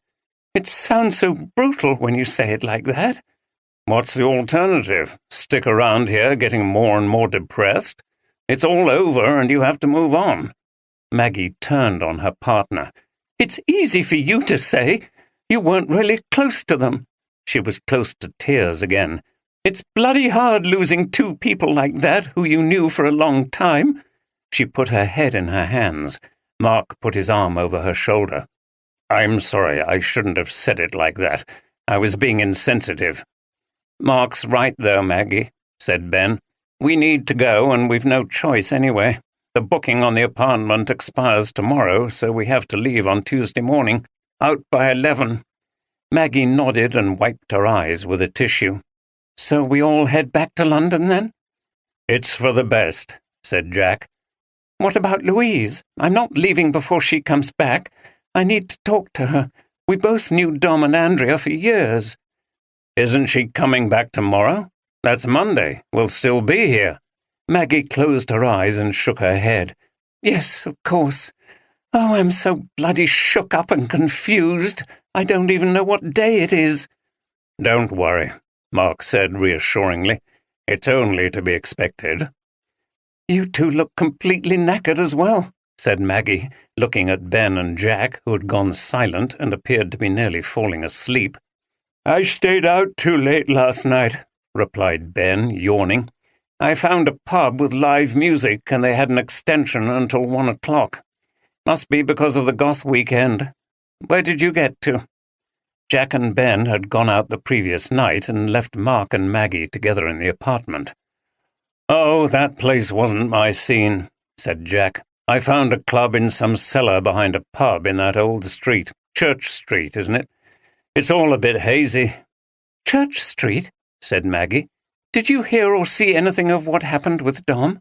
The police said he went to a pub down there and fired some shots." "No, I was inside and the music was pretty loud. They were blasting out the goth stuff. Dark wave, banshees. I don't think I would have heard anything." "No." "Hey, I'll tell you who I did see, though," said Ben. "I almost forgot. That bloke who was playing Dracula at the escape room. He was walking towards the swing bridge. I recognized him out of his vampire stuff, and I think he recognized me, but he looked away and just went on. You go over that bridge to get to Church Street," said Maggie thoughtfully. "Maybe he had something to do with it." "With what?" said Jack. "Dom's death." "How?" "I dunno. He was in the escape room when it all happened." "So what? Look, stop trying to make something out of nothing. Dom killed Andrea and then he killed himself. It's absolutely terrible, but it's all finished with. I'm not surprised that bloke didn't want to talk to Ben after what happened. He must be as traumatized as the rest of us." Jack was sounding very exasperated. Maggie didn't reply. The waitress brought their food, and for a few minutes they made a lackluster attempt to eat. "I think I'm going to head back," said Ben when he'd finished eating. He got some money out of his wallet. "There's my share of the bill. I need to lie down for a while." "Me too," added Jack, who similarly produced some cash. "What do you want to do?" said Mark to Maggie. "Do you fancy a walk up through the park? It's still fine. I think the fresh air will do you good." Maggie agreed. They paid the bill and left. As she and Mark walked slowly back up the hill and turned into Panet Park up some steep steps, Maggie reflected sadly on how such an exciting weekend had turned so horrible and tragic. When they reached the center of the park, they saw a children's playground, and she couldn't prevent herself from being overwhelmed by sadness again. She and Andrea had talked a number of times about when they would have a family one day, and Andrea was keen. She'd said she liked children. Now it would never happen. "It's strange how so much can be wiped out so quickly," she said. "Andrea had so much living to do, and so did Dom." "Yes, now we know how people feel after car accidents and stuff, when somebody dies suddenly and nobody was expecting it." "I suppose so." A woman with 2 kids went past them. The kids were dressed in mini goth costumes and had skeleton masks. Maggie found it chilling. "Oh, look at that. It's awful. They're only children," she said. Mark laughed. "They're only having fun. You know what kids are like. They want to get in on the act with the goth thing. Or maybe they're rehearsing for next week. It's Halloween on Friday." Maggie shuddered. "So it is. I used to enjoy that when I was a kid. Not anymore." "Someday you will, especially if you have kids of your own." Maggie tried to look ahead and imagine how she might feel about everything years into the future, but she found it impossible. 3. When thou from hence away art past, every neat and all, to Whinny-Muir thou com'st at last, and Christ receive thy soul. From the Lake Wyke Dirge, It was early on Monday morning when Alice Granger knocked on Leslie's bedroom door. "Leslie, can I come in?" "Yeah." Granger went inside to find her daughter still in bed. "Aren't you going to school today?" Leslie turned over and yawned. "Yeah, later. I don't have a class till history at 10 o'clock, and I'm not going to registration. It's a complete waste of time. It's just like when we had foam period when we were younger. We never do anything." Granger would normally have challenged her daughter, but in the circumstances decided to pass it over. Leslie had gone straight to bed on the Saturday evening after the trauma down at the old ship, spending most of Sunday in her room, no doubt frantically texting her friends about what had happened. "We need to talk about Saturday," said Granger, sitting on a chair by the side of the bed. "Do we have to? I'm okay about it, really." "I'm glad to hear that, but I was thinking with my police officer's hat on. I told you yesterday that a body has been found in the water near where that last shot was heard." "Yeah, well, I wasn't surprised. They were obviously mad." "That's why I need to talk to you. You're a witness, you see, so I need to ask you some questions." "God, I never thought about it like that." "If you don't like it, I can get one of my detective constables to come out and interview you instead." "Are any of them fit?" Granger laughed. "Yes, I suppose one or two are, but I don't think they'll show any interest in you, especially knowing that you're my daughter. Can't you just tell me what you saw?" "Okay." Leslie sat up in bed and closed her eyes as she summoned up her memories of Saturday night. "We were outside sitting at one of the tables. I was facing down Church Street and there were lots of people in goth stuff, you know. The street was packed with them. I saw this person coming down the street, staggering from side to side. I thought they were drunk until they got close, and I saw they were dressed like Dracula. They stopped near the pub and just looked towards it for a while, then pulled out a gun. I don't know what it was, but something made me think this was serious. I mean, guns aren't really a part of goth costumes, so what were they doing? Some people thought it was a joke and were laughing, but I called to my friends to get down. We were just getting under the table when they fired the first shot. Then there was another. Then there was chaos, screaming, people running all over the place, chairs turned over. There was a third shot in the distance. We stayed underneath the table until everything went quiet and then crept out slowly. Mandy was in a right state, but I felt okay." "Why was that?" "Because I don't think we were ever in danger. I don't think they meant to shoot anybody. They deliberately aimed at things rather than people. That's why I'm not surprised they killed themselves. They were obviously deranged. Anyway, after that I called you and we walked back to the bridge." "Right. I think you were very sharp to notice what was happening and very brave." Leslie shrugged. "Maybe. I just want to ask you a bit more about this figure. You keep referring to them as they, even though they were dressed as Dracula. He's usually a man, isn't he?" "Not necessarily. Women dress as vampires, too. It was a fairly tall figure, but there was a mask over the face, so it was impossible to tell whether it was a man or a woman." "They didn't say anything, then?" "No." "And nothing to give away whether it was male or female?" "No, but as they found the body, don't you know that it was a man?" "Probably, but we have to be very careful not to make assumptions. In this case, that the figure you saw was the person whose body was found. Anyway, thank you for that. You'll have to write it up as a statement, but that won't take long. You could do it now." Granger got up from the chair. "I've got to get off for work, so get out of bed now, and tomorrow you'll have to make it to registration. I'm sure it can't be that bad." Leslie sighed and pulled the duvet back over her head. "It's getting worse over there, Jim." Back in Harrogate, Oldroyd was in Tom Walker's office. "I saw it on the news last night. A body found in the harbour." "Yes, Tom, not entirely unexpected. He's the suspect, and he's been on the run and behaving strangely since the murder. He threatened to kill himself, and it seems like he has. So this could be the end of it." Walker looked at him closely. "You don't think so, though, do you?" Oldroyd smiled. To be honest, no. It's an instinct thing again. You know how you sometimes feel after many years in this game? There are some things that don't ring true for me. I won't bore you with the details.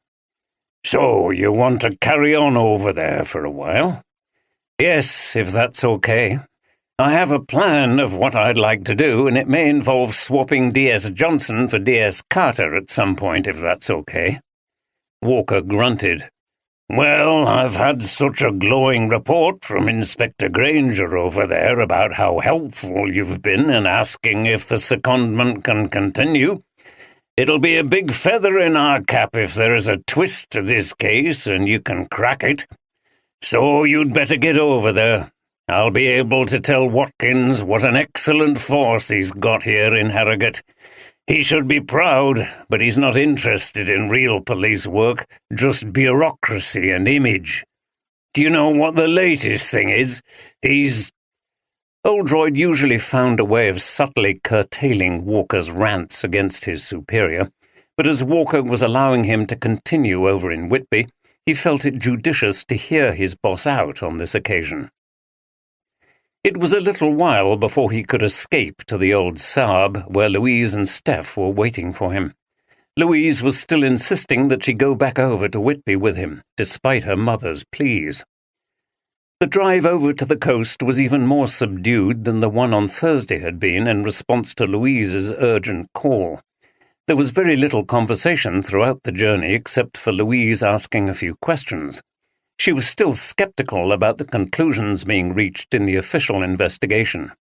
How do they know he killed himself anyway? Someone could have shot him and pushed him into the water. Not impossible, replied her dad. I can't say more at this point until I've spoken to Inspector Granger. It ties in with that text he sent to your friend, though, doesn't it?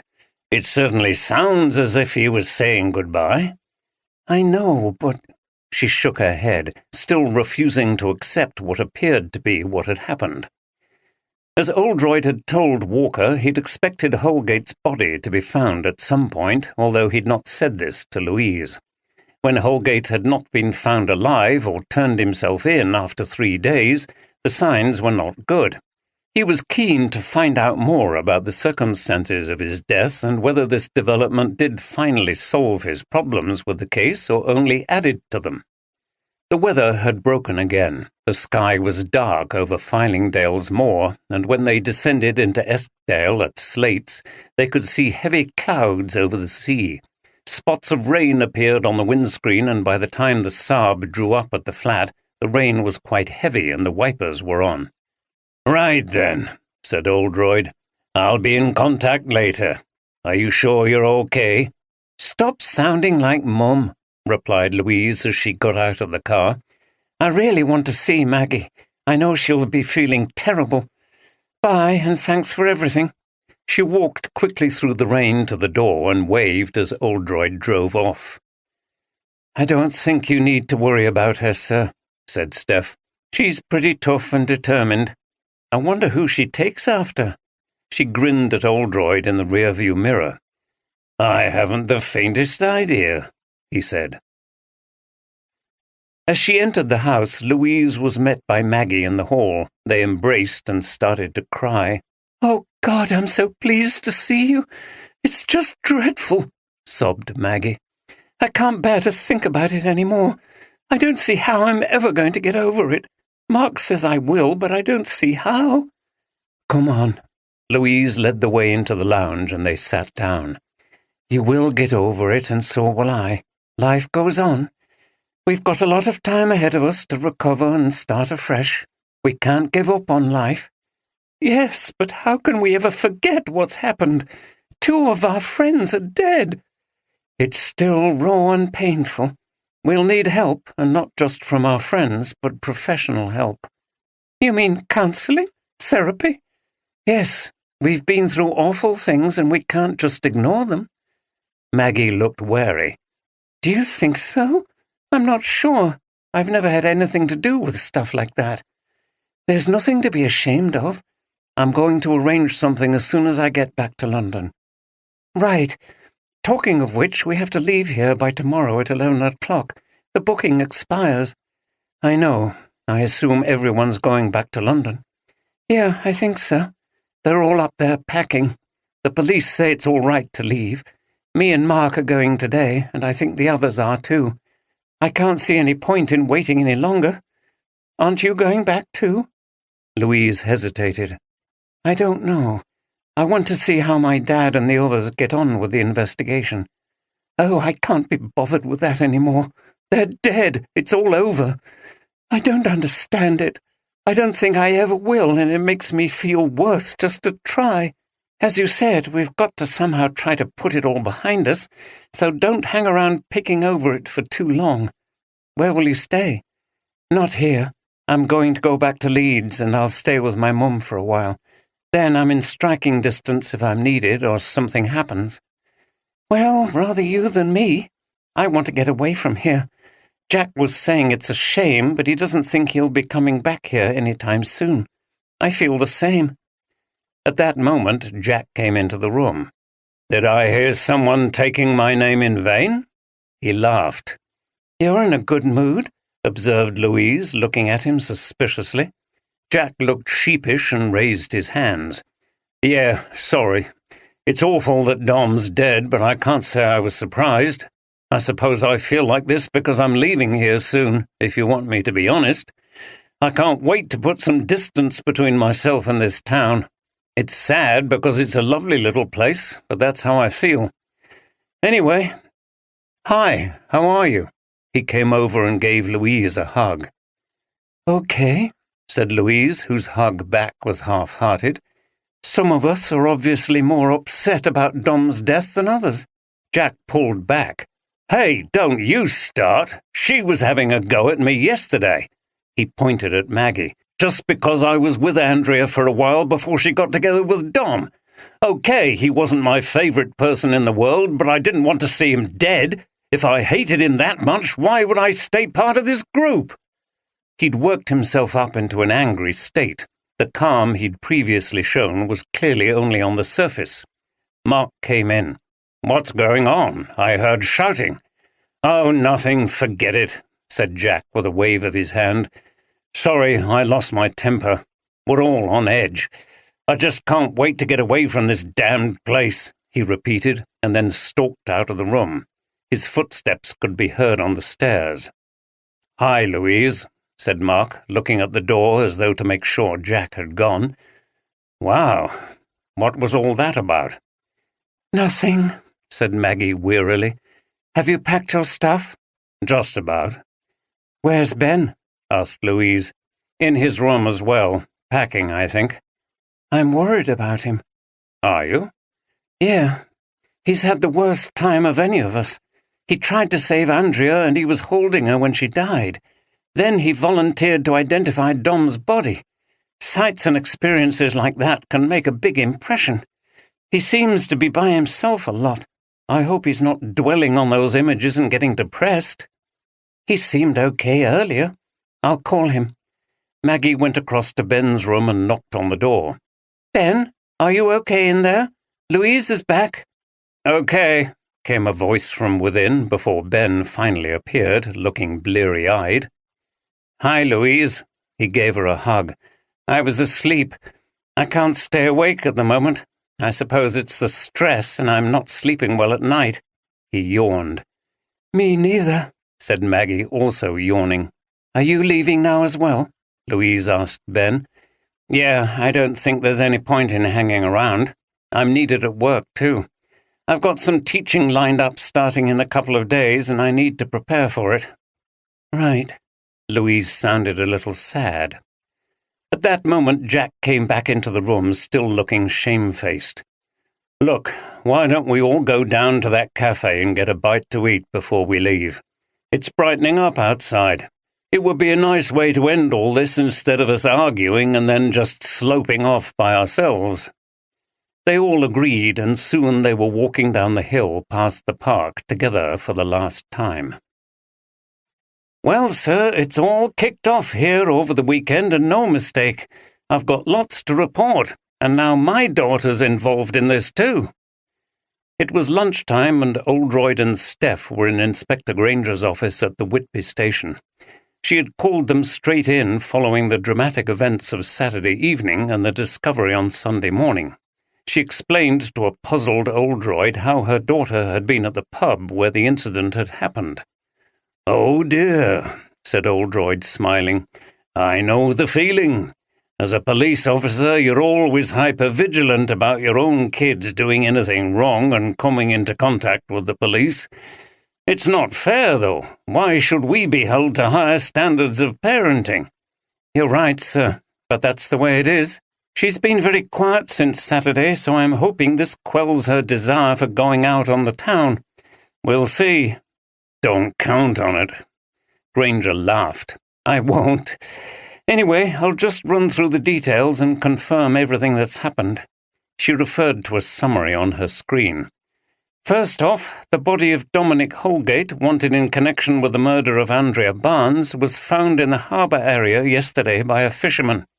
Holgate had a bullet wound to the temple and was also submerged in the water. It appears that he shot himself at the harbour edge at the end of a wooden jetty and then fell into the water. His body was identified by Ben Morton." "A belt and braces suicide," thought Oldroyd. "We've got divers looking for the gun, and I'm waiting for the report from forensics," continued Granger. "We assume death was from the bullet wound and not drowning. The police were called out to an incident on Saturday evening at a pub in Church Street. A person answering the description of the dead person walked up to the Old Ship Inn, fired 2 shots towards the inn, and then ran down an alley towards the sea. Witnesses said the person seemed to be very upset, shouting things out and crying. Then another shot was heard. Police were called but found nothing." "Did the onlookers get a good look at the face?"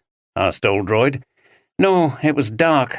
The figure was wearing a hood and maybe a mask, which he presumably removed before he shot himself.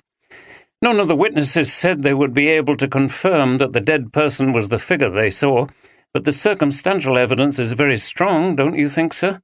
Especially as we have evidence from another text message sent to Maggie Hinton." Oldroyd sat back, frowning. "Yes, my daughter told me about that. Maggie did the right thing this time, informing you.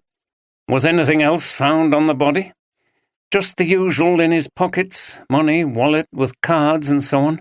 No phone, though." Oldroyd raised his eyebrows. "Really? That was the phone from which he sent the text messages. I'm surprised he didn't have it with him. It's unusual for a person of that age not to be carrying their phone." "We assume it must have dropped into the water. We're searching for it, though if it has been in the water, it won't be able to tell us very much." Oldroyd thought for a moment. "Well, it seems that Holgate couldn't live with what he'd done and was losing his rationality. He turned up in an agitated state, fired the gun he'd brought to Whitby at random, shot himself, and his body was found next day. And so ends this unhappy story. A terrible murder committed in a fit of rage or something, and then the tormented, unstable perpetrator commits suicide. At least that's what we're expected to think." "I see you're still sceptical, sir." Granger smiled, remembering how Oldroyd doggedly pursued every loose end in a case until he was satisfied he had the right solution. "You'll be interested to know that the substance found in that sarcophagus was human blood. We're checking it against Holgate's, and if it proves to be a match, that will be interesting." "Indeed. It would strongly suggest that his attack was planned and he hid inside that thing. But how his blood got there is still a mystery unless we stay with the theory that he cut himself when he attacked the victim. Have you managed to contact the owner of that escape room yet? We need to ask him about that trick sarcophagus." "No, but the search is ongoing." Granger clicked the mouse, closing one file and opening another. "Next item. I have some reports from the Met. First, from the detectives who searched the Tower Hamlets apartment rented by Holgate and Barnes." Granger was looking at her screen. "They found nothing that could be connected to the case, nothing that might suggest a motive for Holgate to murder his partner. No diaries, letters, notes, and nothing on the computer. They also spoke to people living in adjoining apartments, but none reported hearing any serious rows, and nobody saw any evidence of violence. Another team spoke to work colleagues of the couple. Holgate worked in a media production company in Hackney. Everyone he worked with had nothing but good words for him, and some had met Barnes on social outings. These latter confirmed that the couple argued sometimes, but it never got really serious. Barnes was part of a female theatre group based in Tower Hamlets. According to the person who ran the group, she was, I quote, "a very special person and a crucial member of the team who will be badly missed." Apparently, quite a number of the women there were in tears when the detective spoke to them. So there's nothing here either, except... She scrolled down the page while Oldroyd and Steph waited with anticipation. One of the women Barnes worked with reported seeing her in a cafe near the theatre group's office with a man she didn't recognize. They were easy and friendly with each other, and the woman says he may have given her a packet of something, but she was too far away to be sure. Granger stopped reading from the report and turned to Oldroyd and Steph. "It's very thin stuff, but I suppose she could have been having an affair and Holgate found out. Maybe they rowed about it, but kept the details from their friends." "That would be understandable, sir," added Steph. "They'd want to try to resolve it without anybody else knowing what had happened, but maybe they failed. Barnes wouldn't stop seeing this other man, and eventually Holgate lost it with her." "Yes, you're right," said Oldroyd, sounding reluctant and fidgeting in his chair. "It all fits together nicely. Too nicely for me. I've got so many warning bells in my head, the jangling's driving me mad." "What worries you in particular, sir?" asked Granger. Oldroyd raised his arms and dropped them in a gesture of dissatisfaction. "A lot of things. Judging from the despairing and remorseful texts his friends received, the murder appears to have been committed by Holgate in a fit of anger, or maybe jealousy now we've heard about this other man. He regretted the attack immediately afterwards, but then how come he had a knife with him and hid in the sarcophagus? That clearly suggests planning. Then what's all this about meeting his friends at the church late at night and then ducking out at the last minute without a word?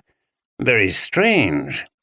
Then we find out he had a gun, which was probably the one he got from his uncle, but why did he bring it with him to Whitby? Did that mean he felt threatened by someone? Or was it part of some plan? Finally, on the night he killed himself, presumably with this same gun, he created a rumpus first outside a pub by firing off the gun. Why? And then we can't find the phone. Wouldn't it be in his pocket? Some of that behavior would be consistent with someone who had become irrational. Maybe through guilt and despair, suggested Granger. Maybe. Oldroyd sighed. I'm always suspicious when we try to explain difficulties away by ascribing them to madness. It's too easy. But anyway, I defer to you, Alice, as it's your case. If you think you have sufficient evidence to wrap things up, then fine. But I have my doubts. What about you, Steph? I agree there are some odd things in this case, sir. But surely the evidence is unavoidable that Holgate stabbed Barnes, whether he planned it or not. He did it in front of reliable witnesses and then left the building. Whether he hid in the sarcophagus first, I don't know. Maybe he'd been mentally unbalanced for some time. His later behavior certainly suggests that. We found the gun holster and ammunition, and if the gun is retrieved, it is likely to be the gun he brought to Whitby and which he killed himself with. If he was paranoid about some non-existent threat, then that would be consistent with his failing mental health. Very good. So you also think the strange elements can be accounted for by the murderer's mental state? I think it's likely, sir. It's hard to get away from the evidence we have regarding the murder and suicide. Sometimes people successfully conceal their failing mental health, don't they? They do, and I tend to agree with Steph, sir, said Granger. But I'm happy to carry on with the investigation until you're satisfied. What do you think we should do?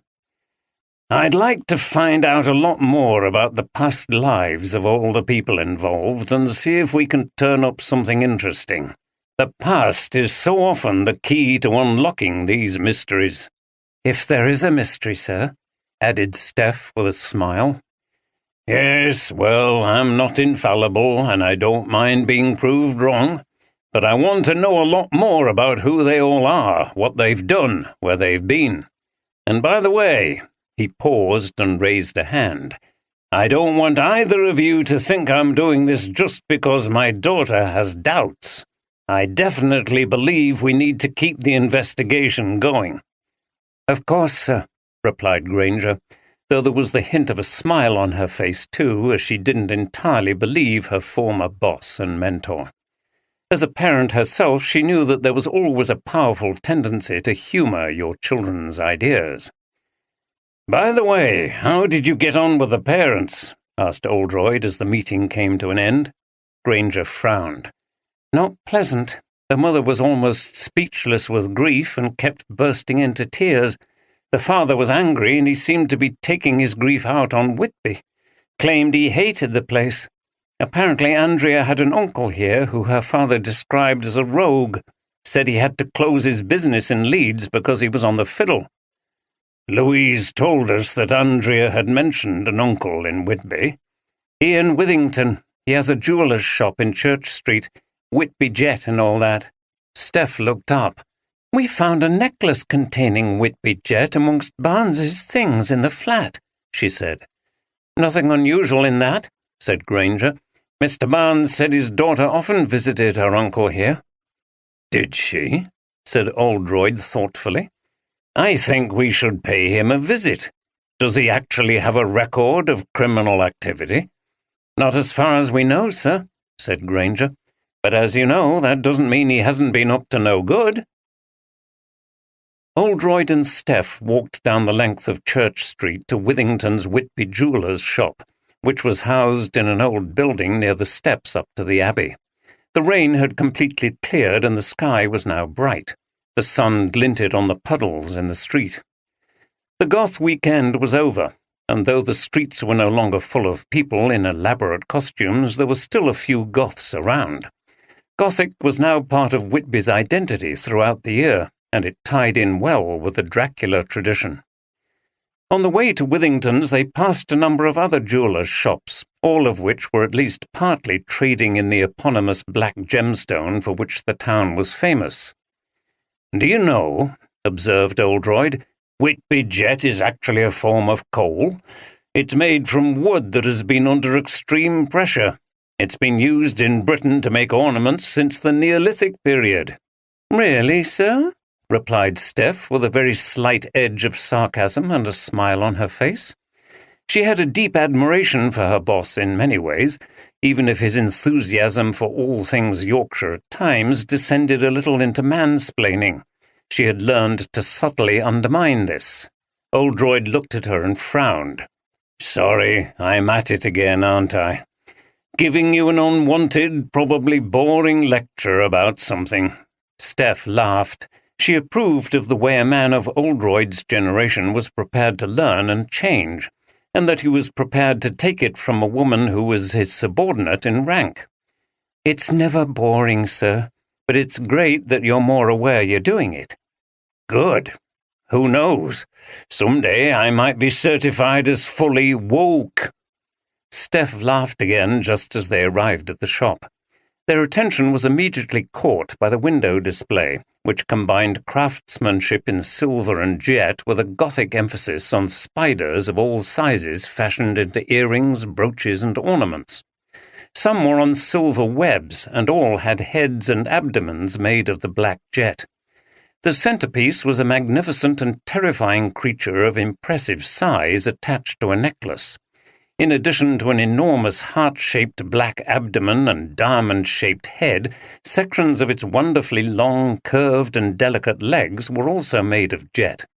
Steph shuddered. "God, that's creepy, sir. I wouldn't fancy wearing any of that stuff. It might appeal to my sister, though. She went through a goth phase when she was a teenager, and she still sometimes dresses in black and even kept the light purple hair. She used to hang around outside the Corn Exchange in Leeds on a Saturday afternoon. Drove my mum mad. Said she looked like a witch. It has a terrible beauty about it, though, don't you think? Said Oldroyd, admiring the huge spider necklace. I'll bet that one costs a bob or two. Anyway, let's go in, if we dare. He pretended to tremble as he opened the door. Inside they found the goth and black jet theme elaborated in greater variety in the jewellery cabinets. There were black bats with silvery wings and skulls with jet eyeballs. Her bracelet was laced with silver skulls and black jet roses. The first assistant they saw was wearing black jet spider earrings. The detectives showed their ID. We'd like to speak to Mr. Withington, please. I'll get him for you. Oldroyd looked around the shop. Never has the goth who is serious about ornamentation been so well catered for, he observed with his usual wit. At a cost, though, sir. Have you seen the price tags? Replied Steph. The assistant returned. He says to come into his office. Oldroyd and Steph followed her into a back room where a sharp-faced man with reddish hair and a moustache turned from his computer. Oldroyd thought he looked like the classic Spiv as he introduced himself and Steph. Oh, well, I don't often get a visit from the police, said Withington in a pretentious and false accent, which Oldroyd had heard before and always described as posh Yorkshire. The clumsy combination of Yorkshire and RP vowels grated on him. But I suppose that's a good thing. What can I do for you? Is it to do with Andrea's murder? Absolutely shocking.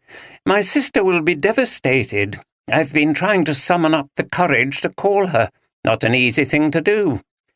No, replied Oldroyd, thinking that Withington didn't seem very devastated himself. We've spoken to your sister and her husband. How was she? As well as to be expected in the circumstances. Good. Well, her husband's always hated me. I don't know what he's been saying, but I can imagine the type of thing.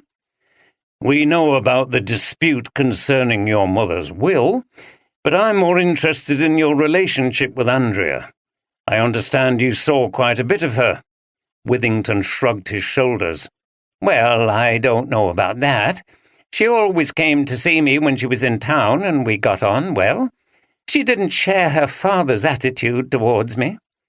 And how often did she come to Whitby? Every few months. She liked it here, being by the sea. Did you know her partner, Dominic Holroyd? He's the suspect, isn't he? He was, but he was found dead in the harbour on Sunday. Good God, I hadn't heard that.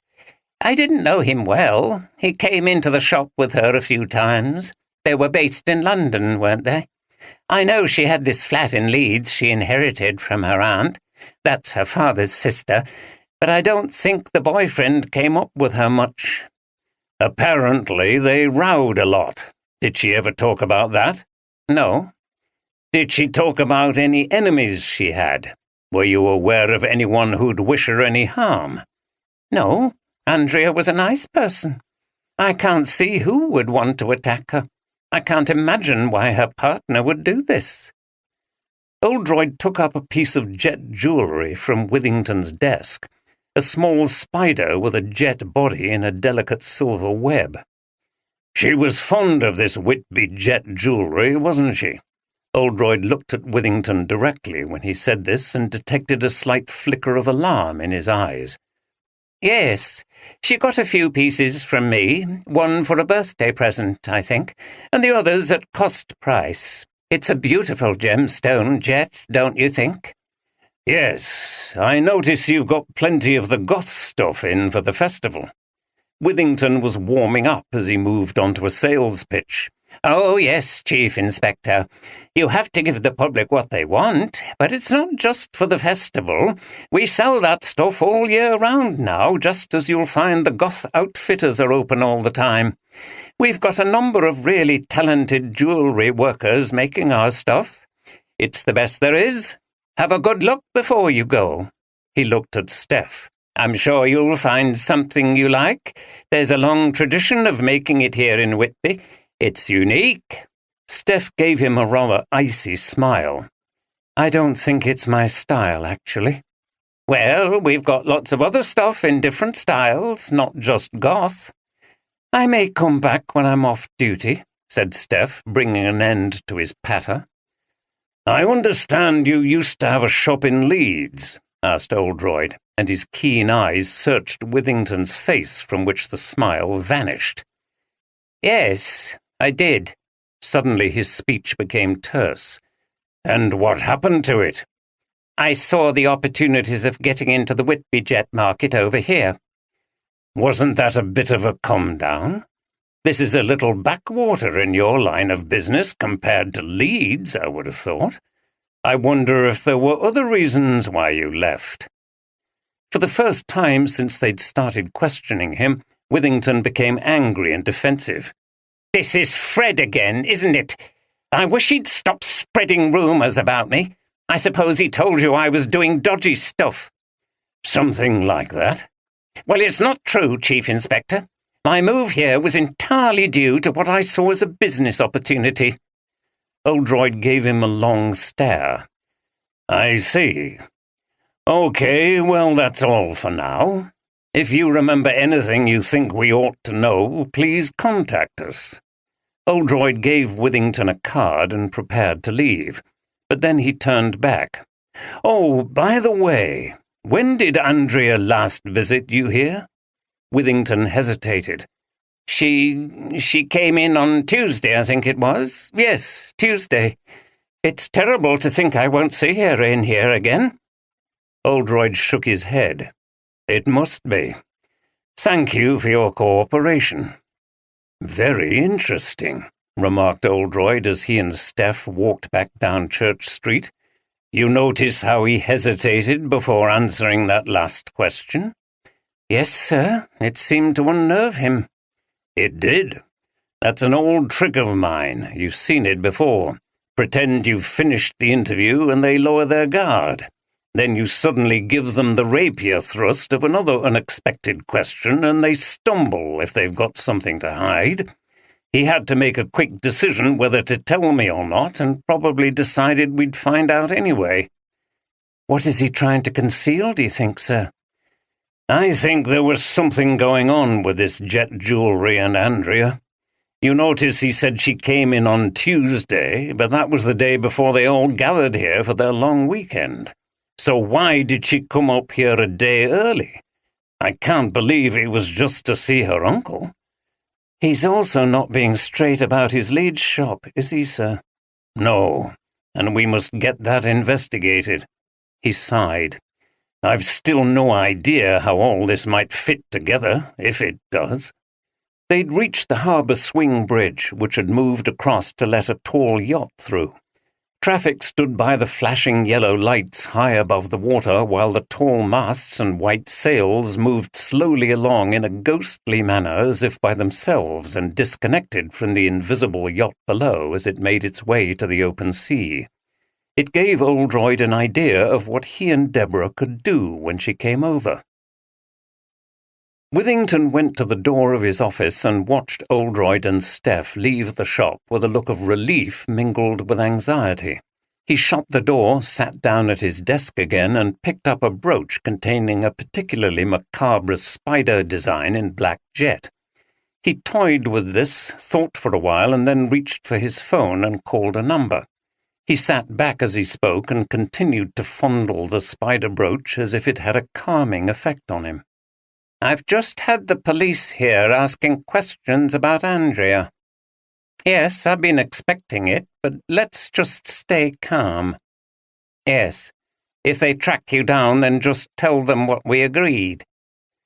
Look, they've got absolutely nothing on us, so don't worry. Yes, I've no doubt they'll be looking into my past, but I'll handle that. Yes, I'm sure. Okay. Bye." He put his phone back into his pocket and placed the brooch back on his desk. His face was still grim. He didn't like the look of that chief inspector. The man seemed far too sharp. He would make a formidable opponent. When Oldroyd and Steph arrived back at the flat, there were cases in the hallway. It seemed that everyone was ready to leave. Jack was loading his stuff into a nippy-looking sports car parked outside the apartment. When he saw Oldroyd and Steph, he stopped what he was doing and came over to them. "Hi, I'm off soon, and so's everybody else, I think." He turned to Oldroyd and Steph. "I just wanted to say thank you to you both for coming over and, helping with things. I know you're involved because of Louise, but I'm sure you've been a great help to the police here." Oldroyd nodded. "Thanks," said Steph. "It's a pity," continued Jack, "that there wasn't more for you to do. It's pretty clear-cut, really, isn't it? Dom had some kind of blow-up or breakdown or whatever you want to call it, lost it with Andrea and then killed himself." Steph nodded. "It certainly looks that way," said Oldroyd. "I was lucky that I wasn't here, so I didn't have to go through it all." He shook his head. "To think that I was annoyed that I couldn't get here in time for the escape room. It's going to take the others a long time to recover, especially Ben. He's really not been himself since it happened, but neither of any of us, really." "I'm sure you're right. Anyway, we'll just go in and see the others. Are you going straight back to London?" "Yes." In the lounge, Louise was talking to Maggie and Mark. They all looked up at the detectives as they came in. "Hello, Mr. Oldroyd," said Maggie. "Have a seat. Mark's got something to tell you before we leave." Mark looked uncomfortable. "I'm not sure how relevant this is, but Louise said you should know. The fact is, Dom cheated when he was a student. He plagiarized essays, including some of mine. We were on the same course." "I see," said Oldroyd as he sat down. "You've done the right thing. Any information in a case like this is useful and maybe more important than you think. Do you know of any other victims other than you?" "No, but I think there must have been some because he was suspended for a while, and I think he was threatened with expulsion, so he must have offended more than once. It's such a big deal in the academic world, any kind of cheating like that." "Yes, and it must have been a bad experience for you. The fact that he involved you in something like that must have made you angry," said Oldroyd, looking at Mark very directly.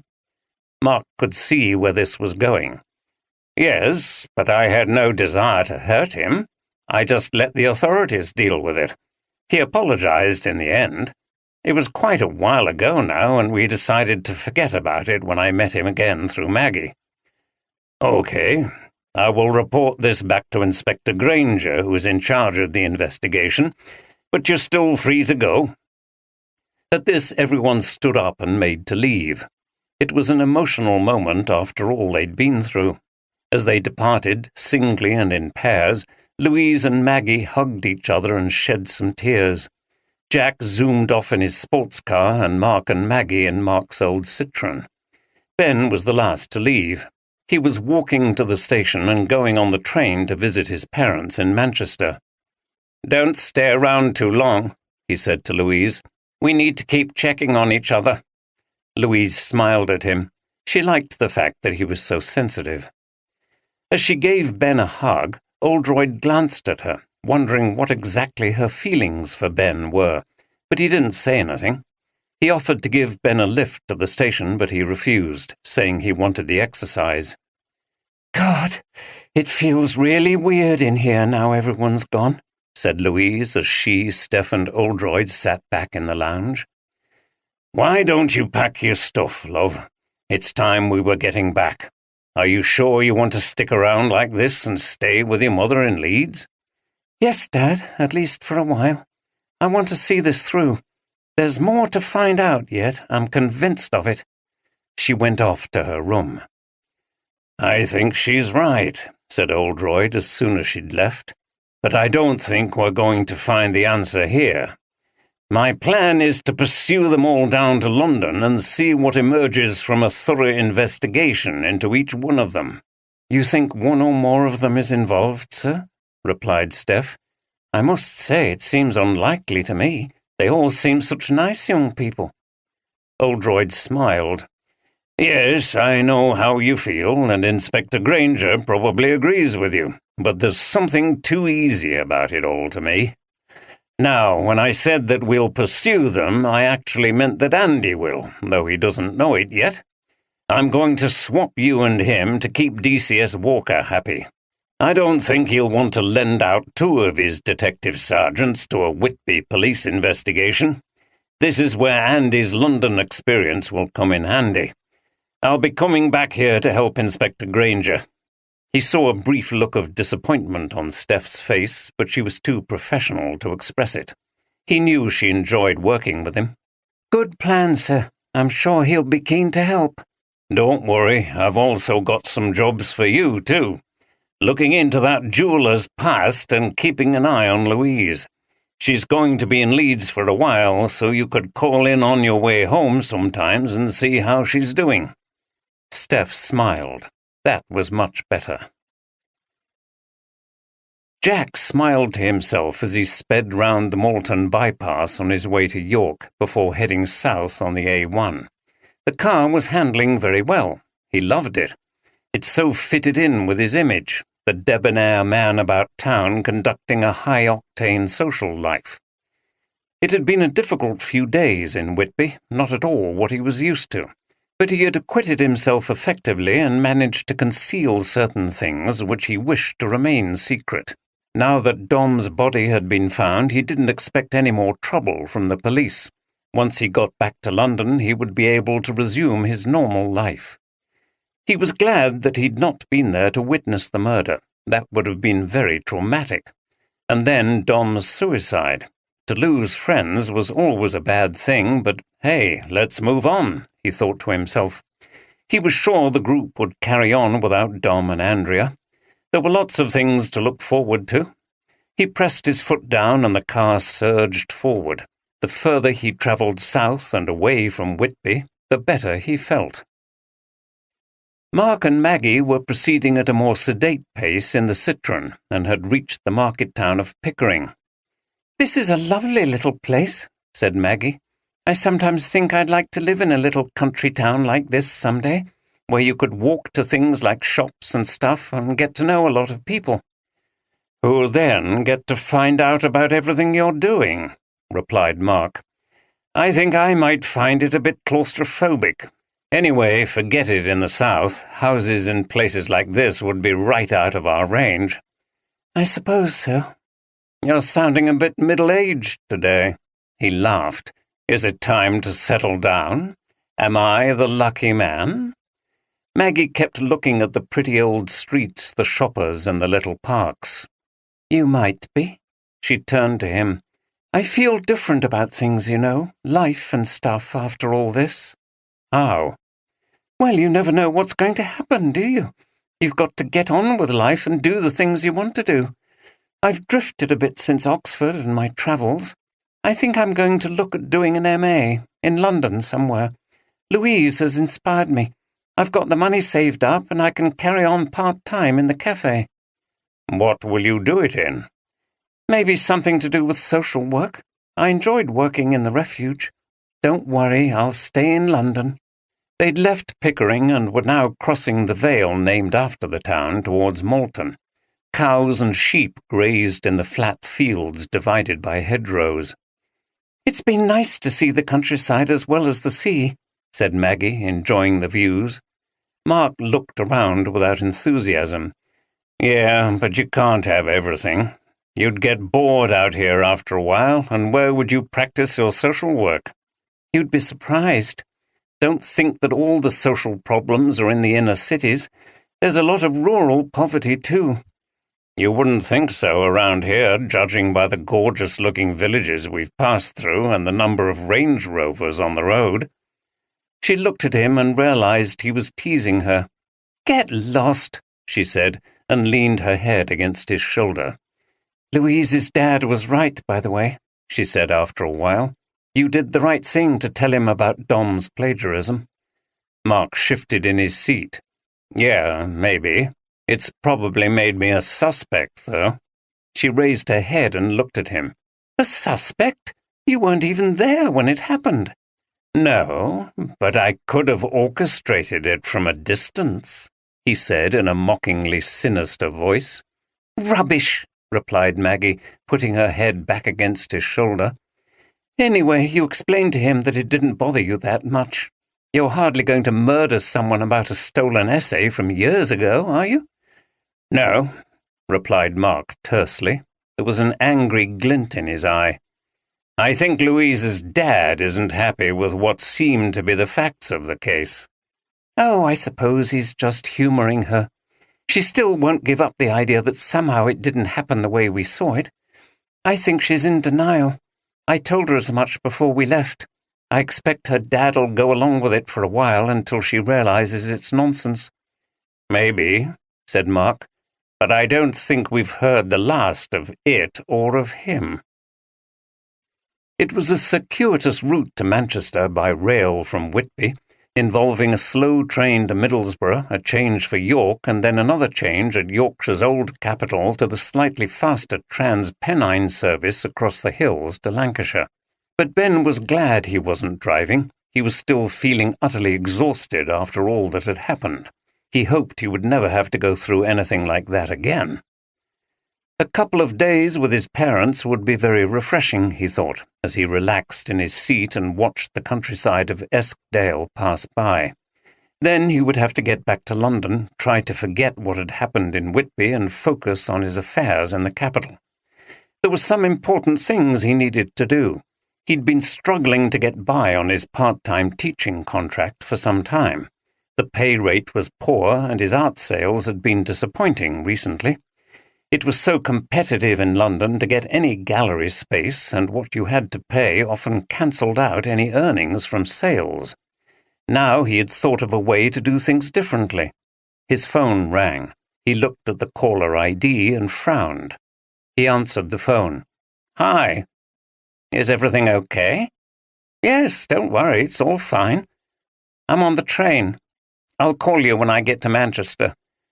It'll be several hours." "Yes, okay. Speak to you later." He ended the call, shook his head, and returned to looking out at the countryside. After a while he nodded off and only woke when the train arrived in Middlesbrough. It was late at the end of another long day when Oldroyd, Steph, and Louise arrived back in Harrogate. Leaving Louise in the car where she was dozing, Oldroyd and Steph went into HQ and found Andy in the office. "Okay, Andy, make a cup of tea, will you? It's been a long drive. Perhaps we might even be allowed a biscuit." He turned to Steph with a questioning look. Steph had the key to the cupboard where the biscuits were kept, and she doled them out sparingly. "Just one," she said with a smile. "How have things been over here?" asked Oldroyd as Andy put on the electric kettle. "Fine, sir. Fairly quiet, luckily. I've checked in on DCS Walker a couple of times, and he's happy." "Good." As they drank their tea, Oldroyd explained his plan to Andy. "Steph thinks the case is over," he said, nodding towards her. "Holgate's dead, apparently suicide. All the evidence points to him being the murderer. But I'm not sure we have the full story about what happened, and the people most likely to lead us to further insights are the other members of that group, including the ones who weren't actually in the escape room that day. They're not the only suspects, but they are the people who knew Holgate and Barnes and may have had motives to commit murder. I know it's a long shot, but I want you to go down to London and investigate them. There have only been very cursory inquiries into them so far, and I'm sure your old mates at the Met will give you a hand. Find out anything you can about their pasts and their lives in London going back to their student days and even before. We've all seen many times how often the answer to a mystery lies in the past, sometimes the distant past." Andy had sat quietly listening. Now he looked at Steph and took in a deep breath. "Sir, I'm sorry to have to say this, but your daughter Louise is part of that group. Have you got good grounds for eliminating her from any suspicion?" Steph flinched as she saw how this hit Oldroyd hard. It was very bold of Andy to ask the question. Oldroyd also took a deep breath before replying. The honest answer is no. I haven't got any information that completely exonerates her, so she's not eliminated. If there was some plot going on, I'm unable to say for sure that she wasn't part of it. He was speaking very slowly, as if it was a real effort to get the words out. On the other hand, I don't regard her as a likely suspect, mainly because if she was involved, I don't think she would have been keen for me to help to solve the case. He sounded as if he was carefully reassuring himself. There was silence for a moment, and then he turned to Andy. That was brave of you. Well done. It had to be said. Sorry if it came out a bit abrupt, sir. It wasn't easy. Don't apologize. He smiled. That's the way I've taught you. Don't defer to authority in matters like that. You're actually doing me a favor in case anybody ever accuses me of protecting her. It'll be on record that I'm not, and she will be on the list of people who need to be looked into, though she's staying in Leeds at the moment and won't be in London. So I'll be asking Steph to keep an eye on her. Okay, sir, Andy said. Oldroyd sighed and looked relieved. Where are those biscuits? I think I deserve another in the circumstances. Very well, sir, said Steph, laughing. Oldroyd continued as he munched a ginger biscuit. You've still got some work to do, he said to Steph, though be careful it doesn't take up too much of your time. You're back here now and working for this station, so any work on cases here must come first, but try to get to Leeds and investigate Withington's past.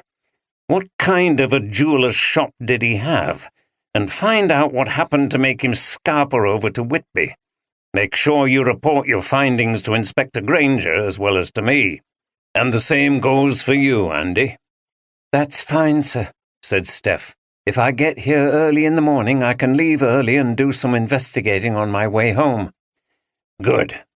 Well, it might turn out to be a wild goose chase, but at least we'll know we were thorough.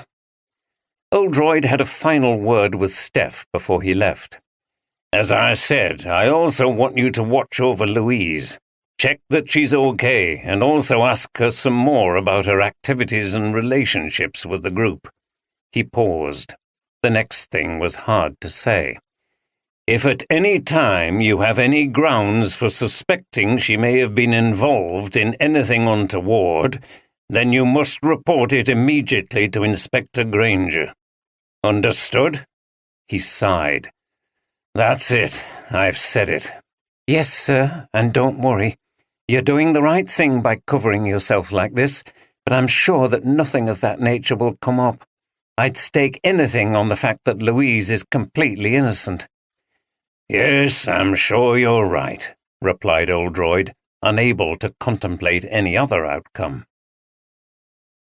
That evening, Oldroyd and Deborah were relaxing with a bottle of wine in Oldroyd's flat. Dusk had seemed to fall rapidly, and Oldroyd got a sense of approaching winter as he looked out at the twilight early evening sky. A crow flapped past, a black outline against the darkening sky. It made him shiver. The clocks will be going back next week, he observed in a rather glum tone of voice. It's going to get dark really early in the evening. Well, no need to be melancholy about it. It's nice and cosy in here. Winter has its own charms. Yes, he drank some wine. Are you okay? Not really. He told her about the conversation with Andy and Steph about Louise. Of course I don't suspect her, but I can't leave her out, and I can't really tell her she's being investigated. It makes me feel awful, supervising an investigation into my own daughter. You must have known something like this would happen when you agreed to help that inspector over there. It must be very unusual for any police officer to be associated with a case in which a close relative is involved. Of course it is. It's only happened because of my senior position. Also that I know Granger and she wanted me to help, plus Walker was understanding. I'm beginning to wish it hadn't happened this way. Maybe I would have been better staying out of it. In the end, you didn't have a choice, though. No parent is going to ignore a call from their daughter like that. Oldroyd looked thoughtfully into his glass. I suppose not. It just feels such a betrayal that I'm having to get Steph to investigate her surreptitiously while also checking if she's okay. She's not stupid, though. She must realize that she's part of that group of friends which is being looked into. Maybe. I don't know, and I can't talk to her about it. At this point, that would be really compromising. All she knows is that, like her, I'm not satisfied with aspects of this case, and I'm continuing to work with Inspector Granger. Is that why she's staying up here and not going back to London? Yes, she wants to be on hand if anything happens. She'll be fine at Julia's for a while. I think she's going to look up some of her Leeds friends. Well, never mind. I'll be there to keep up your morale. Yes, it will make a big difference. I've planned some interesting activities, but I'm not telling you about them. Good. I like surprises. It's great to be having a little holiday late in the year like this. I've managed to rearrange my sessions with clients for a few days. Deborah was travelling back to Whitby with Oldroyd the following day and staying with him. A hotel had been booked. Good. I've still got to work with Granger, but I'll manage some time in between. That's fine. But just remember, Jim, you can't be right every time. If nothing crops up soon, you'll have to accept that the case is simpler than you imagined. Don't make it into an ego thing. No, I won't, replied Oldroyd, but he still felt in his bones that there was more to discover. Andy and Steph lived in an apartment in a converted warehouse overlooking the River Aire in Leeds. They liked living in the vibrant centre of the city and were enjoying a drink in a hipster bar near the Corn Exchange. That was very brave of you this afternoon to confront the boss with the possibility of his daughter being a suspect, said Steph. Well, I thought we needed to get it into the open, and it would come better from me as I haven't really been involved up to now, replied Andy. You did the right thing. I know it's hard, but he appreciates being challenged when there's a good reason. I did it during that Redmire Hall case, and he thanked me afterwards. He doesn't want yes men and women. He wants people who think for themselves and speak out. Good, said Andy, laughing. I'll have scored a few points today, then. You will. Andy took a swig from his bottle of lager. So the boss doesn't think that you've got to the bottom of the case, then? He continued. No, and normally I'd follow him, given how amazing we know he can be. Steph sipped her glass of white wine. What's different this time? Steph frowned and twirled her wineglass. I think he's been influenced too much by his daughter. She was the one that got him involved, and she won't accept what seems to me the clear evidence that this bloke Holgate stabbed his girlfriend, ran off, lay low for a while, and then killed himself. I know he behaved very strangely when he was in hiding, but the guilt and trauma of what he'd done must have affected his mind. Do you think I'll be wasting my time, then, investigating these people in London? I'd probably say yes, but at the end of the day you wouldn't bet against the boss, would you? Andy shook his head. You'd have to be very brave to do that. But nobody's infallible, and sometimes your judgment can be clouded by personal connections. Exactly. But all we can do is what we're told and see what happens. At some point, that inspector at Whitby will call a halt to things. She seems very sharp. She's worked with the boss before. I think she's humouring him because she admires him, like us. But there will come a time when she realises the investigation is going nowhere. It gives me a chance to go down to see Mum. I'll stay with her. I'll also see what Jason's up to. Steph looked at him sharply. You know what he'll be up to, so be careful. Jason Harris was an old friend of Andy's. He worked in the city, made huge amounts of money, and spent it on a wild lifestyle. He seemed unable to progress beyond the hedonism of adolescence. He was a colourful and entertaining person to be with. Steph liked him but considered him a bad influence on Andy. Wasn't he supposed to be getting engaged at some point? Andy laughed. That fell through. As predicted, Jason's not one to make commitments. No, I can imagine. Fancy another? Asked Andy, finishing his drink and getting up to go to the bar. Then later on we can have a pizza at that Italian by Leeds Bridge. Sounds good, replied Steph, but one more drink will be enough. I don't want you putting in training for a boozy time with Jason. Don't worry, you know me. I do, she replied, narrowing her eyes at him as she handed him her glass. And that's why I don't trust you. Over in Whitby there were fewer people around in the town's old pubs in the harbour area now that the goth weekend was over, but there was still a lively scene for the locals at certain venues. Inside the Green Dragon, tucked away in a side street, there was a warm atmosphere, which was welcoming now that the nights were drawing in. Philip Owen, the Dracula actor, was standing at the bar with some of his friends, describing what had happened at the escape room on that fateful day. And there she was, on the floor, dead. You could see the knife sticking out of her chest, and the blood. Bloody hell, said one of the group, a tall man dressed in jeans and a leather jacket. And the bloke who stabbed her was her boyfriend? So they say. Shit, that's messed up big time. Yeah, well, I get sick of her sometimes, said another man with curly black hair, nodding towards the woman standing by him. But I haven't thought of stabbing her yet. Get lost, she said with a laugh and kicked him in the leg. Then this bloke ran off, said the first man.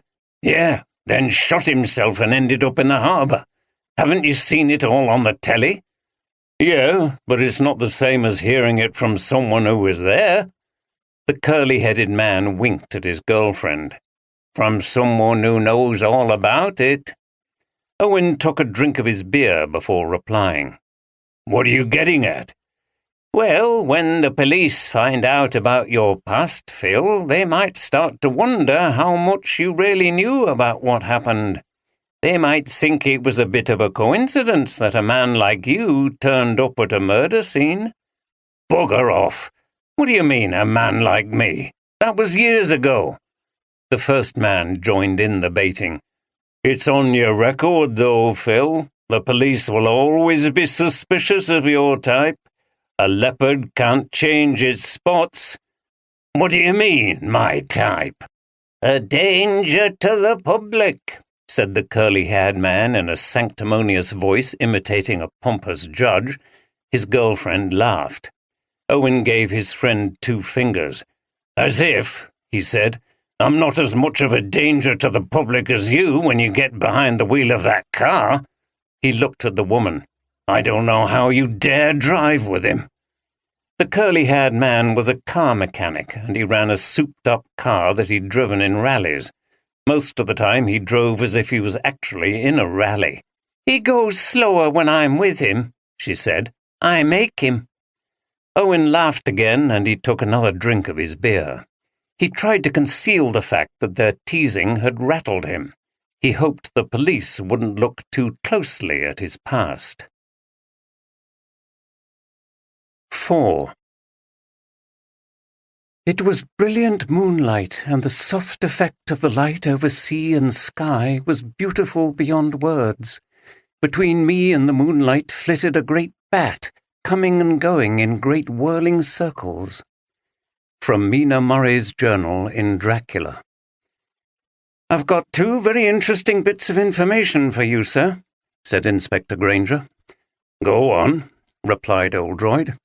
He was back in Whitby reviewing the case in Granger's office. He and Deborah had checked into their hotel, which was near the Royal Hotel high up on the west side on the splendid white mid-Victorian East Terrace. Deborah was having a leisurely stroll around the town while Oldroyd had come straight to Granger's office. We've discovered that the actor who played Dracula at the escape room, Philip Owen, has a conviction for assault. He attacked someone with a knife, so we'll need to talk to him again. And, more important, I think, the tests have shown that the blood on the sarcophagus was Holgate's. Have they? Well, that confirms what I suspected. Together with the fact that he was carrying the knife, it supports the view that the attack was planned. He must have got a cut from the knife before he hid in the sarcophagus. But I still can't see why he would do that instead of running out of the building. And did he know it was a trick sarcophagus with 2 compartments that turned round? And if he did, how did he know? Asked Granger. Oldroyd smiled. I can see you're also starting to question the orthodoxy. I think this confirms that we're looking at something more complicated than what appears on the surface. Have you tracked down the owner of the escape room? No, which is concerning. He would be able to tell us who else knew about the sarcophagus, and so he could be in danger if there are other people involved in this. He supposedly has an office in Sheffield, but the police there can't trace it, or him. Oldroyd shook his head. I don't like the sound of that. Did you manage to find the gun? Negative. The divers have searched around where Holgate's body was found. Apparently they expected to find it and were disappointed not to, given that it was a small area and close to the edge of the water. I suppose it could have sunk in the mud or been carried away by a current. No sign of his phone either. The more I hear, the more I'm sure we need to press on with this. I've got my other detective sergeant to go to London and investigate this group, and Steph is going to look into Withington's activities in Leeds. She's also going to speak to Louise and see if anything emerges. Granger nodded. Understood, sir. Sounds like there's going to be more going on elsewhere than here. Maybe, but we can have another look at all the evidence we have and... A thought suddenly struck Oldroyd. By the way, who gave the information about the escape room owner and his office in Sheffield? It was in D.C. Hampton's report. Hold on, I'll call him. Granger took up her phone and spoke to Hampton. Then she turned to Oldroyd. He said it was the escape room assistant, Elaine Pescu, who gave him that information. Sounds like she was mistaken or lying. It seems we're starting to uncover some promising leads. I'll leave you to question those 2 again. He stood up and smiled. I've got something else on this afternoon. Steph arranged to see a detective at the Leeds HQ about Ian Withington's business activities in the city. They met in an office in the new premises on Elland Road near the famous Leeds United football ground. He brought a file with him, which he consulted as he spoke to Steph. Yes, Withington, I remember him. There were numerous complaints of dubious activities, and he was interviewed a number of times, but we could never pin anything on him. He was a crafty sod, but we made it uncomfortable for him. Eventually he cleared off. And you say he's now in Whitby? Yes, he has a jewellery business specialising in Whitby jet. The detective smiled. Does he now? Well, I'd keep a watch on him if I were you. What kind of allegations were made against him? Oh, the usual. Lying about the amount of precious metals like gold that were in second-hand items of jewellery, selling stuff that was fake. Whenever we confronted him, he was very apologetic, repaid the customer and said the items had been sold to him and he'd bought them in good faith. Of course, he could never remember exactly who he'd bought things from. It was difficult to prove, but it was starting to happen too often, which is when he did a runner. He's a slippery customer and his son is the same. His son? Yes, Alan Withington.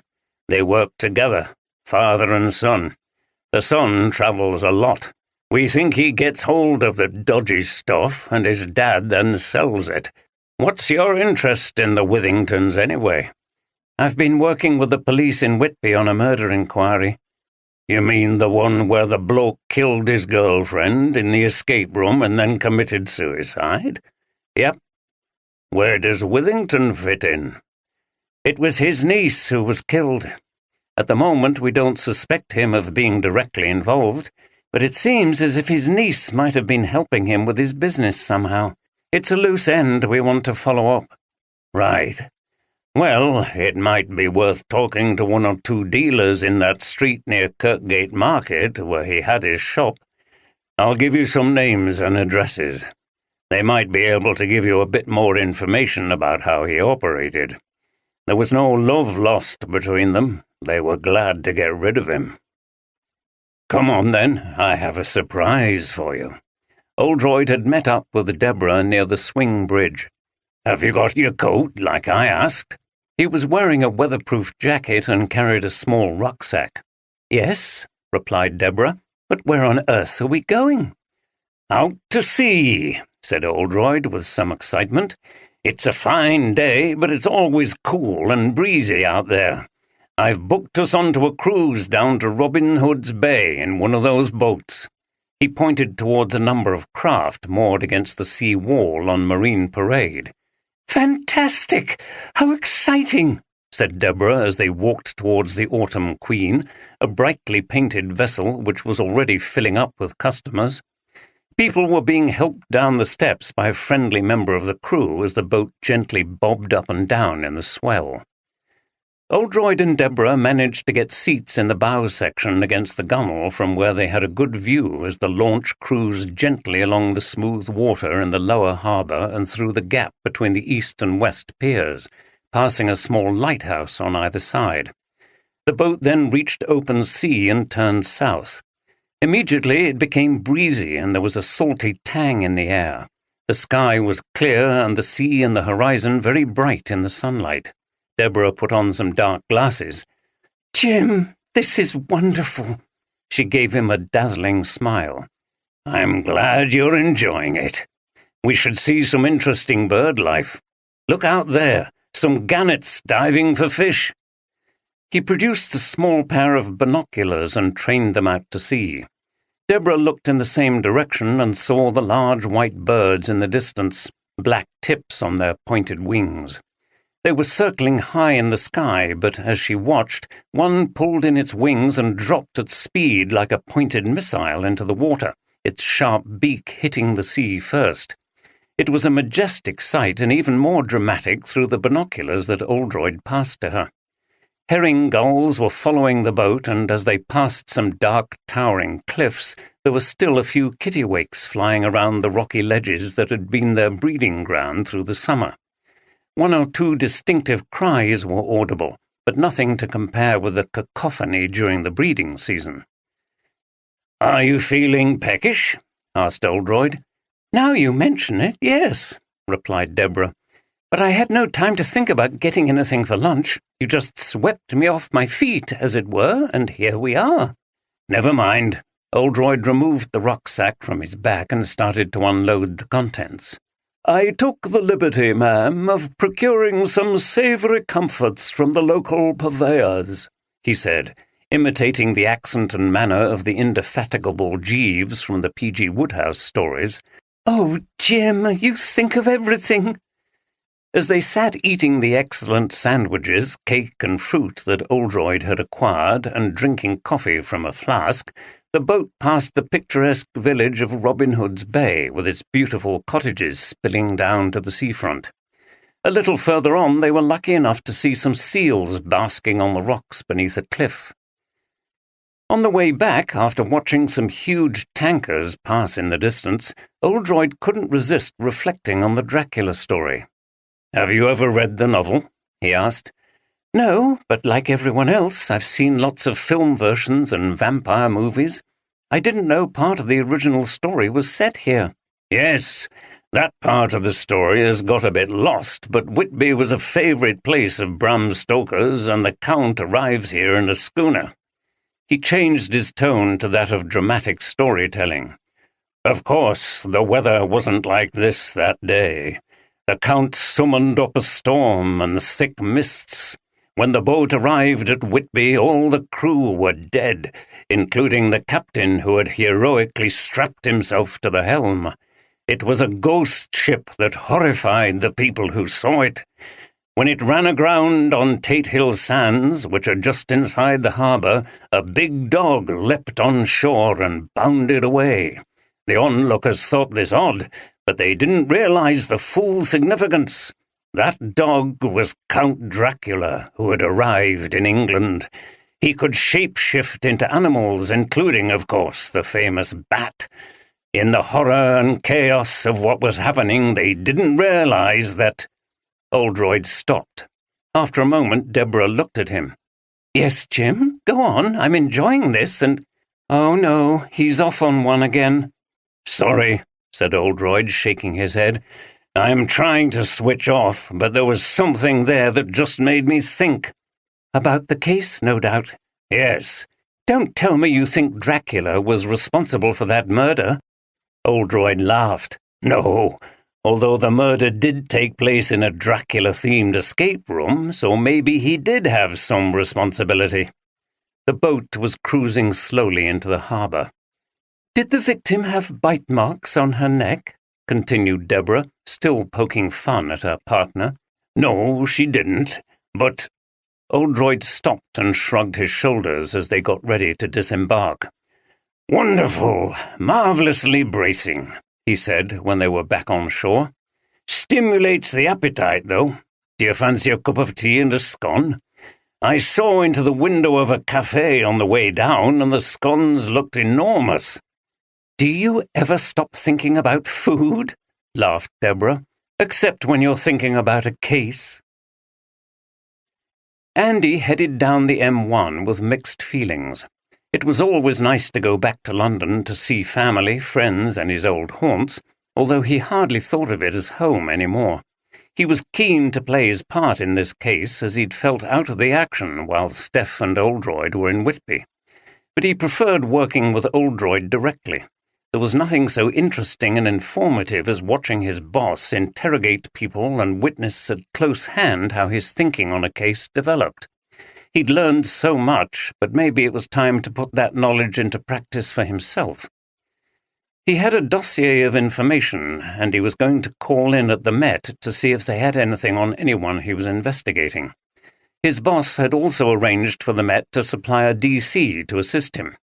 He passed the time on the motorway by listening to some of his favourite tracks, and stopped for coffee halfway down at Leicester Forest Services. When he finally arrived at the Met, he was pleased to see that DC Jenkins had been assigned to help him. He'd worked with Jenkins before in a case involving violins and gangland killings.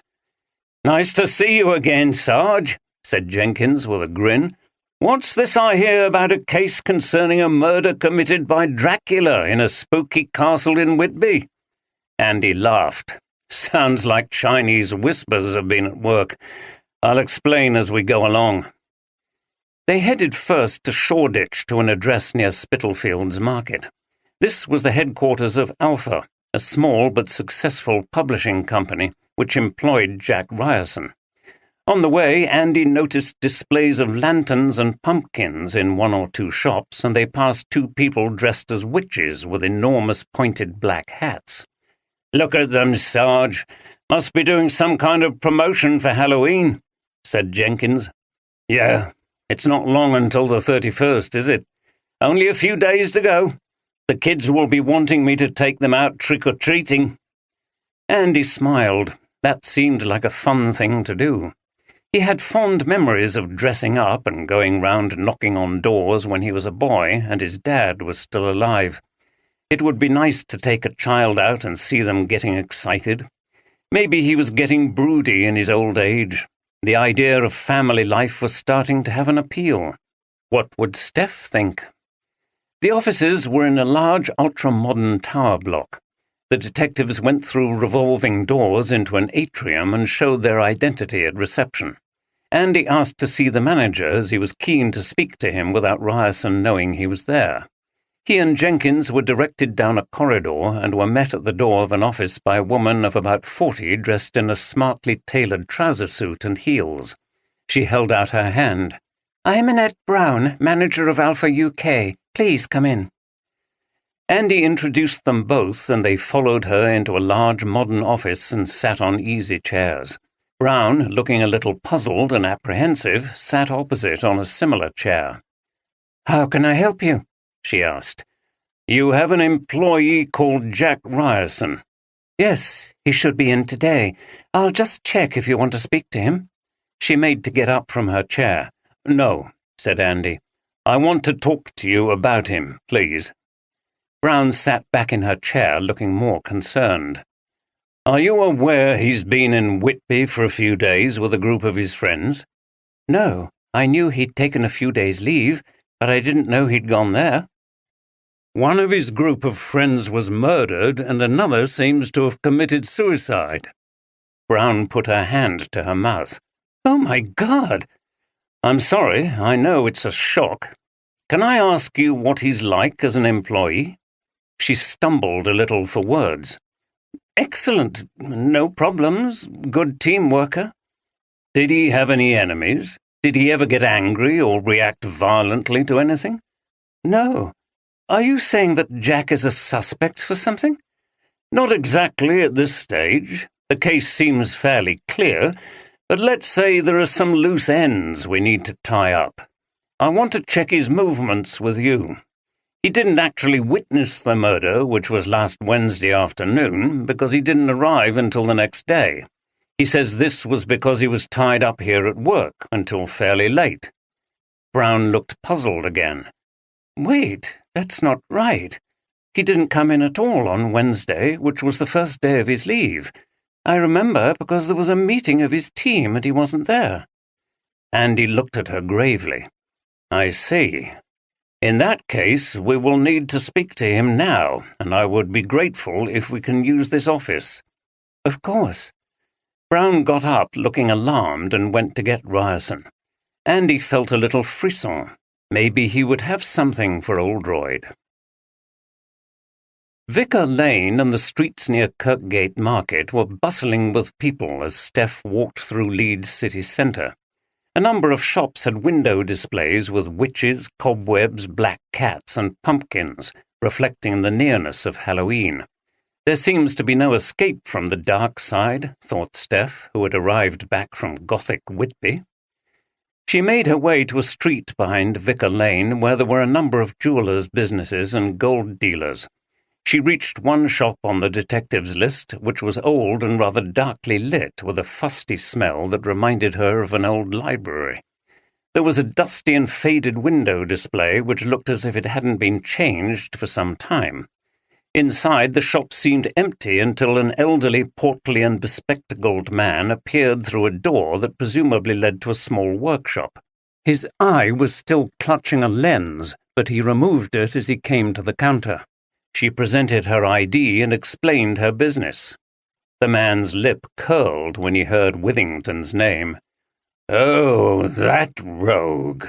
We were glad to see the back of him." "Why?" "He gave us a bad name with his carrying on. A lot of the public are suspicious of us as it is. They think we're out to cheat them, especially when it comes to buying and selling second-hand stuff." "What did he do?" "He was devious. He told lies. He sold stuff that wasn't genuine, rubies and emeralds, pretended there was more gold in something than there was. He was always one step ahead of the law. We knew what he was, but it was difficult to prove it. If we'd had any hard evidence, we would have gone to the police." Steph looked at the rings and other jewellery in the cabinet beneath the counter. On top of the counter was an eyeglass and some old-fashioned brass jeweller's scales. This was a long-standing and proud profession, which was reliant on trust. Cheating of the kind Withington indulged in was hugely damaging.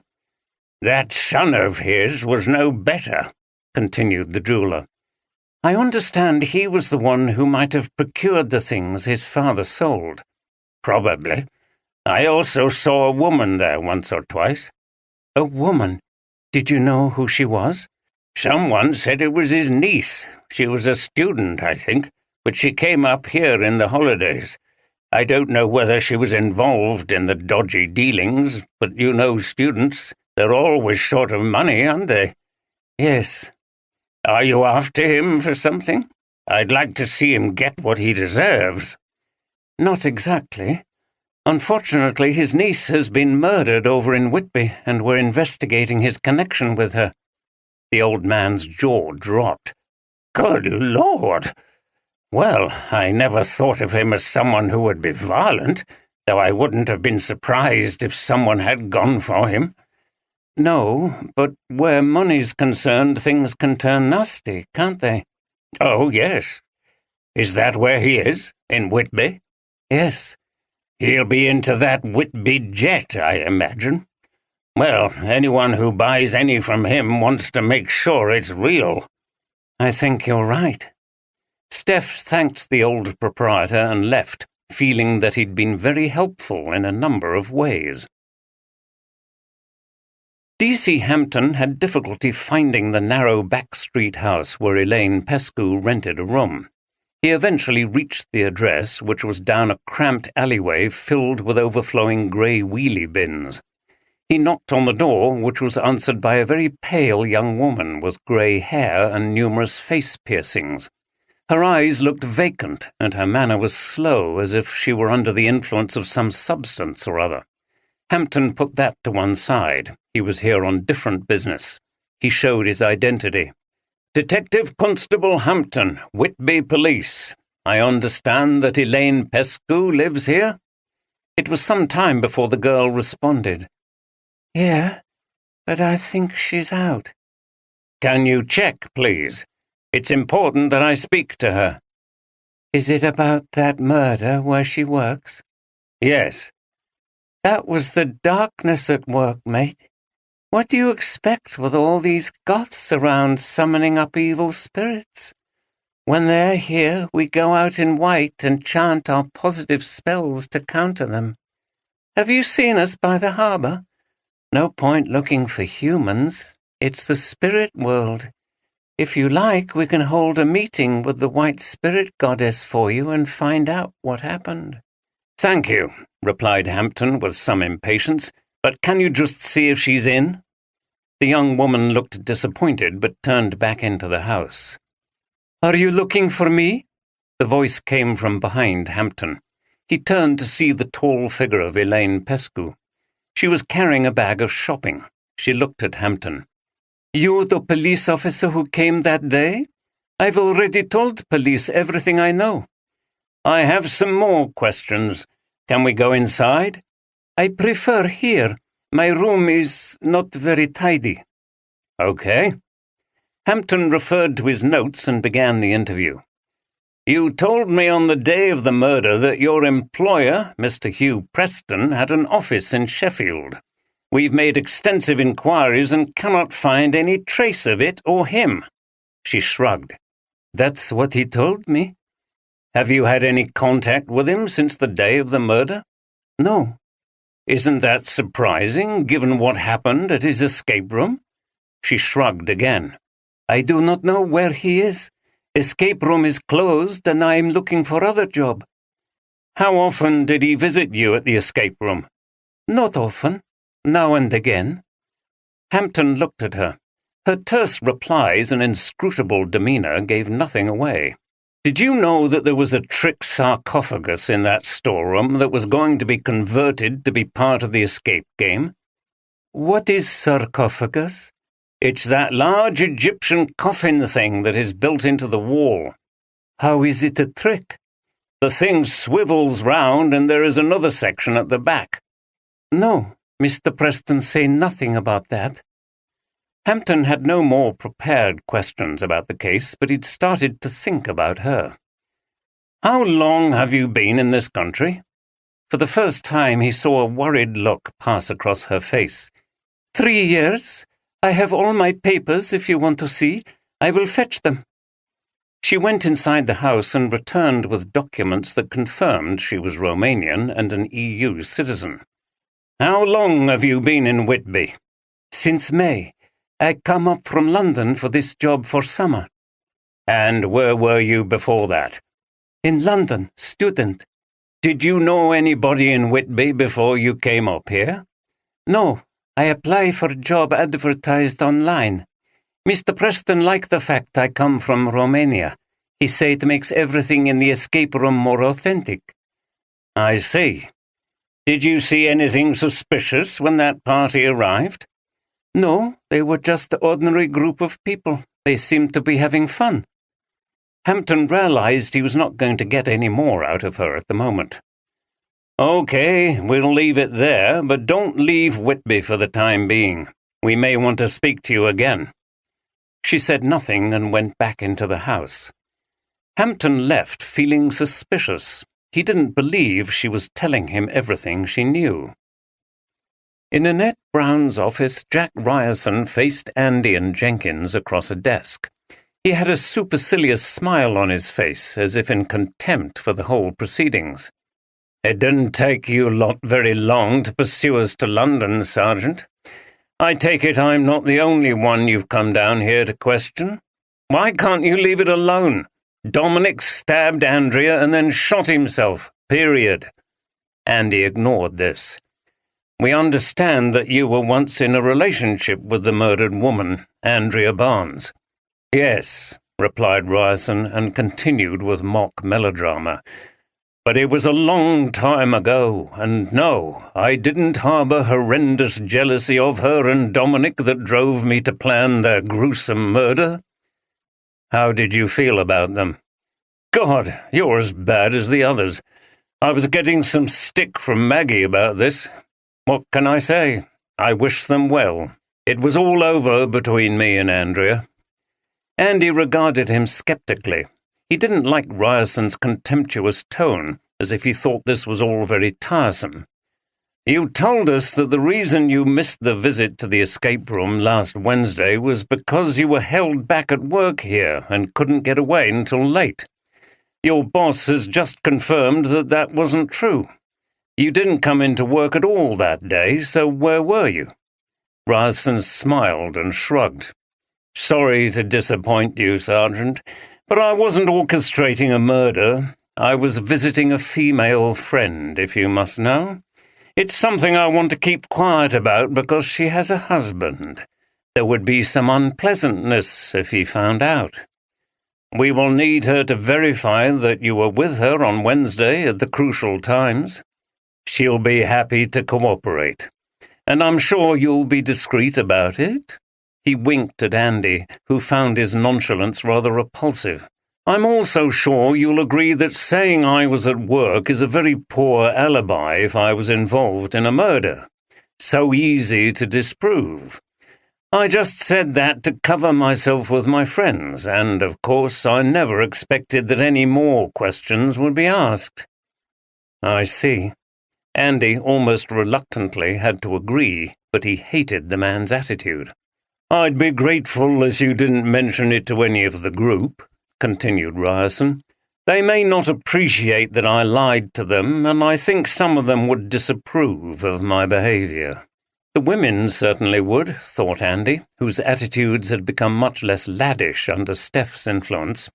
Where he might have once smiled and colluded with Ryerson about his behaviour, he now looked upon him with a certain distaste as yet another man who thought women were there for his convenience and pleasure. Your little secret will be safe with me, he said, unable to keep the hostility out of his voice, if your story stacks up. Oh, it will, Sergeant. Ryerson wrote down the address and telephone number of his lover and then got up to go. He turned to Andy as he left the office. And if I were you, I'd go back to Whitby. Close the case. You won't find anything useful here in London.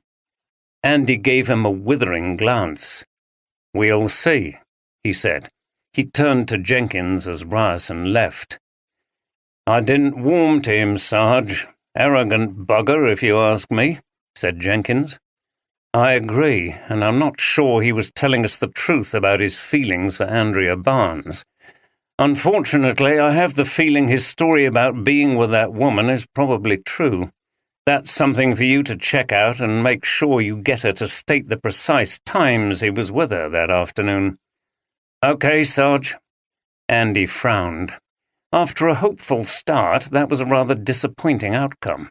However, it was only day one of his campaign in London.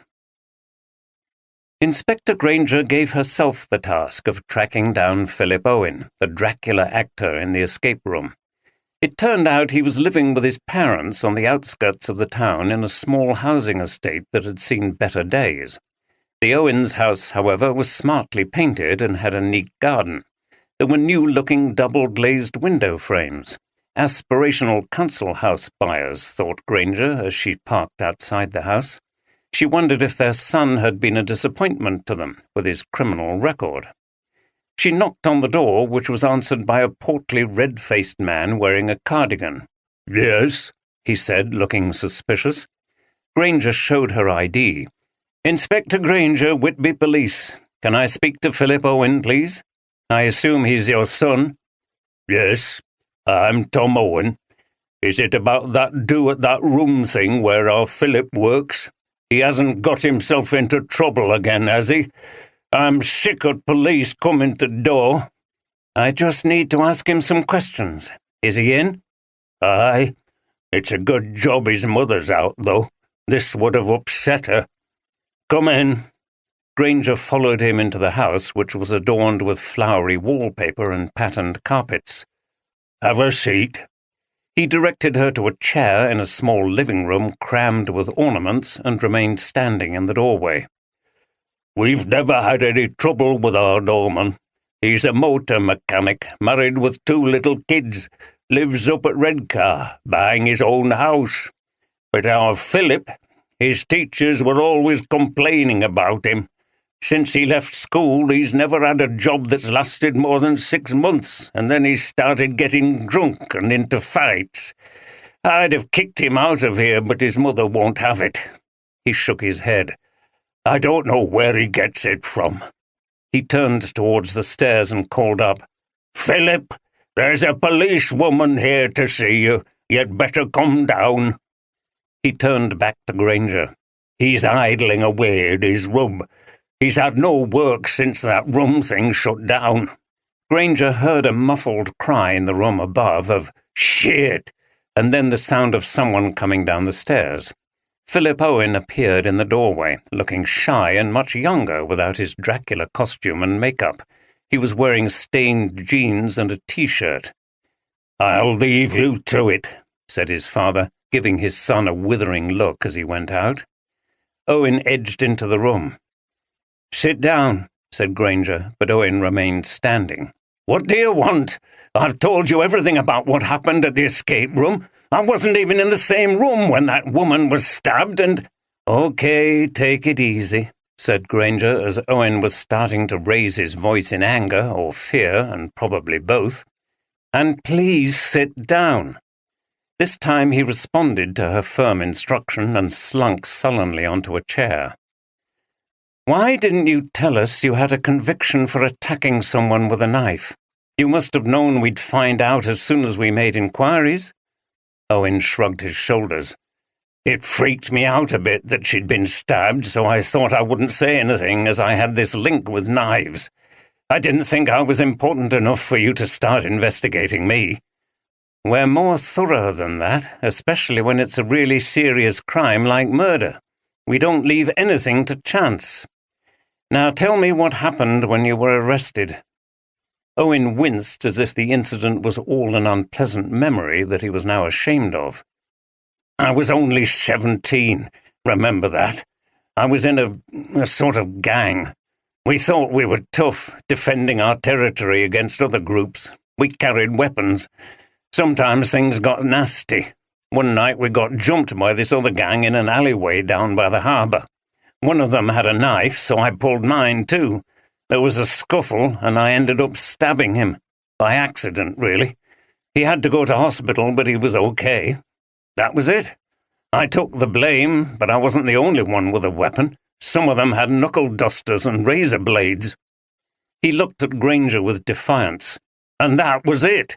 I've had nothing to do with anything like that since, and I don't carry a knife." "Did you know Dominic Holgate before the day of the murder?" "No." "So you didn't supply him with a knife?" "No way!" Owen denied the accusation vehemently. "How long have you worked at that escape room?" "Just this season. It's just a summer job. It was going to shut at the end of this month anyway. There aren't enough visitors in the winter. What do you do then? Owen shrugged again. Bar work, anything I can find. It's not easy in a place like this off-season. Have you ever thought about moving to a bigger place like Leeds or Sheffield? Yeah, but where would I live? You have to earn enough to pay rent.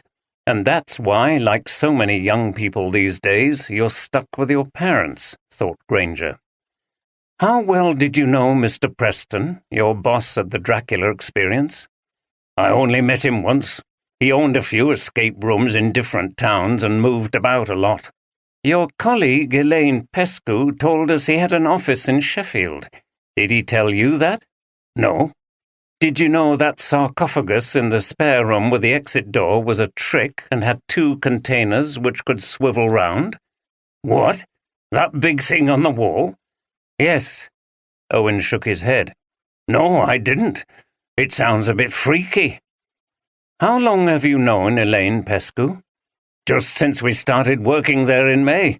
I'd never seen her before that. And you didn't know anyone in that group involved in the murder?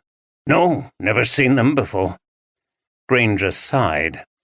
Well, I think that's all.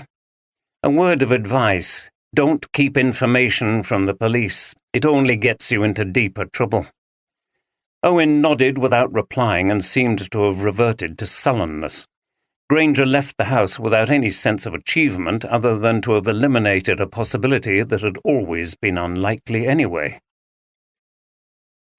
Andy's second call that day was to St. Thomas's, where he began his investigation into Dominic Holgate's background. When he and Jenkins arrived at the 1960s glass-fronted building in Bloomsbury, they initially found resistance to discussing details concerning a former student, claiming that it would be a breach of confidentiality. The junior person from Student Records who was called to reception to speak to them eventually conceded that they would need to consult someone in a higher authority when they told her they were involved in a murder inquiry. She asked them to wait as she went upstairs to consult her boss.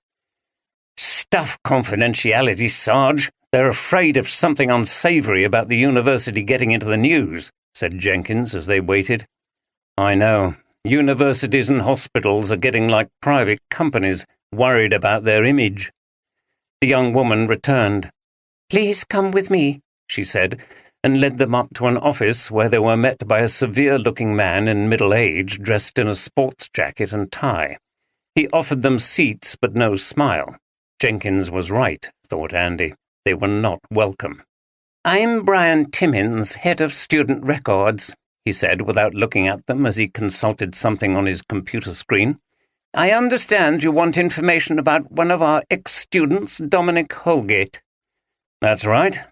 I don't know whether you're aware that he was involved in a murder last week in Whitby, and then his body was found in the harbour there a few days later.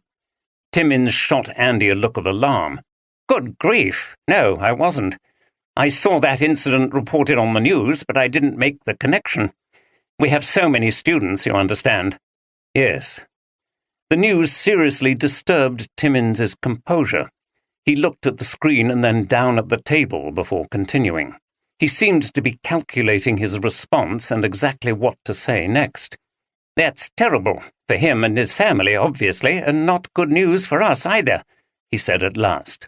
Jenkins smiled. This was Timmins's real concern, how it reflected on the university. We're always very reluctant to discuss former students, as I'm sure Anne explained to you, for confidentiality reasons and also because it can lead to some very bad publicity if the press get hold of things and twist them, as they often do. You know, things like drug-taking, sexual misconduct, students getting drunk and involved in fights. Yes, I appreciate all that, said Andy. But this is a murder inquiry, and we need to ask you about the fact that Holgate was involved in cheating, copying someone else's work and passing it off as his own. Plagiarism, replied Timmins in a weak voice, and then he coughed. He'd turned pale, just the kind of thing he doesn't want all over the papers, thought Jenkins. Yes, well, you're right. He was involved in malpractice. He paused as he read from the screen. Twice, in fact. It was several years ago now. The first was a minor offence. He failed to acknowledge a source, and we accepted that that could have been an oversight. The second occasion was more serious. He presented a coursework assignment which was over 80% similar to that presented by another student on the same course. We have software to calculate these things. That other student was Mark Garner, said Andy, consulting the brief he'd been given by Oldroyd. This fact appeared to surprise Timmins again. You already know that? Yes, because Garner is another member of the group of friends involved in the events at Whitby. I see. He looked paler still. Jenkins smiled. This was even worse. 2 students from the university. What was the outcome of this incident? Timmins consulted the screen again. His assignment had to be resubmitted, and he could only be awarded the lowest available pass mark. He was given a final warning. Any further transgression would have meant expulsion from the course. He was lucky, especially after he tried to blame Garner. He claimed that Garner had copied from him. Andy looked up. Really? When we spoke to Garner about this, he said that Holgate had admitted to what he'd done, even apologized. He checked what his boss had written in the brief. Not according to these records. Garner had to prove by using computer records to date his files that he'd written the material first. Holgate eventually backed down and admitted his guilt, but it became very acrimonious. Did Garner ever threaten him? There's no record of that, but he may have done so outside the official meetings. Look, Sergeant, will it be necessary to make all this public? We would appreciate your discretion, if at all possible. Andy disliked the pleading tone and the bureaucratic mindset of the man, whose first thought was for the institution. Nevertheless, Andy tried to sound as reassuring as possible. It depends on the way the investigation develops. If Garner proves to be more directly involved than we realized, then I'm afraid the evidence you've given me might prove important. But if we're able to eliminate him, then I think things can remain private. Timmins sighed and was clearly relieved. Andy had not finished. Is there anything else in Holgate's records which might be of interest? Timmins went back to the screen. No, I don't think so. There are no more incidents recorded. He graduated with a poor degree, a 3rd class. There's no record of what he went on to do afterwards. Okay, we'll need you to send a copy of that file to Inspector Granger of the Whitby Police. Andy gave Timmins the email address. As I said, the material will be treated as confidential unless it is needed as part of a prosecution and a trial. Let's hope not. Another look of alarm had crossed Timmins's face at the prospect. Indeed, Sergeant, was all he managed to say. That evening, Oldroyd and Deborah were having an early evening meal at the Seagull Café, a famous local eatery which served top-class fish and chips. They'd been for a walk along the east side and up to the Abbey, so they felt justified in tackling the huge platefuls of battered haddock, chips, and mushy peas that were now in front of them, not to mention the slices of bread and butter and the large pot of tea. "Good Lord, I'll never manage all this," exclaimed Deborah as she looked at her plate. "But you're not helping me out. You've got enough there." Deborah shared with Steph a concern about her partner's weight and a desire to monitor their intake of food and alcohol. "Don't worry, I think I'm going to struggle," replied Oldroyd, whose comment was belied by the way he was crunching into the crispy batter with great gusto. "By the way, I'll probably get some calls from my sergeants reporting back to me, but I'll keep them brief." "Never mind. It's been a fantastic day. That boat was wonderful." She took a drink of tea just as Oldroyd's phone went. "Oops, here goes," he said. "It's Steph. Hello?" "Hello, sir. I've followed up on Withington, as you asked. I spoke to a detective at the Leeds station, and then I visited a jeweller who has a business near to where Withington had his shop near the market." "Well done. Anything to report?" He ate a couple of chips as he listened to her answer. "Yes," Steph said. "I think it's worth pursuing. The view from both sources was that he was a rogue, but the police couldn't pin anything on him. They both mentioned his son as probably being the supplier of fake and dodgy stuff, and the jeweller mentioned a young woman who visited the shop and was thought to be his niece, so that was most probably Andrea. Interesting. That's the connection we're looking for. Did Andrea know too much? Did she want to pull out of whatever her involvement was and threaten to expose them? It's not very likely, but there could at last be a motive there for someone else to want her out of the way. Yes, sir, and I wonder if that man Andrea was seen with in London was not someone she was having a relationship with, but her cousin, Alan Withington, arranging something with her. You could be right. Well done. I'll report to Inspector Granger tomorrow, and then I'll get back to you. I've got some fish and chips to eat now." Steph laughed. "Okay then, sir, and bon appetit. By the way, I'm going to call in on Louise tomorrow." "Thanks." The call ended. "She's such a good person to have on my team. Absolutely dedicated and reliable. Walker and I knew she was going to be good when she first joined us from school. She's a fast learner. I think she'll rise through the ranks." "You'd better watch your back then, Jim," replied Deborah, who was nearly full, although she still seemed to have a mountain of chips in front of her. "You need to have a good group to work with in your job, don't you? You can't operate alone like I can."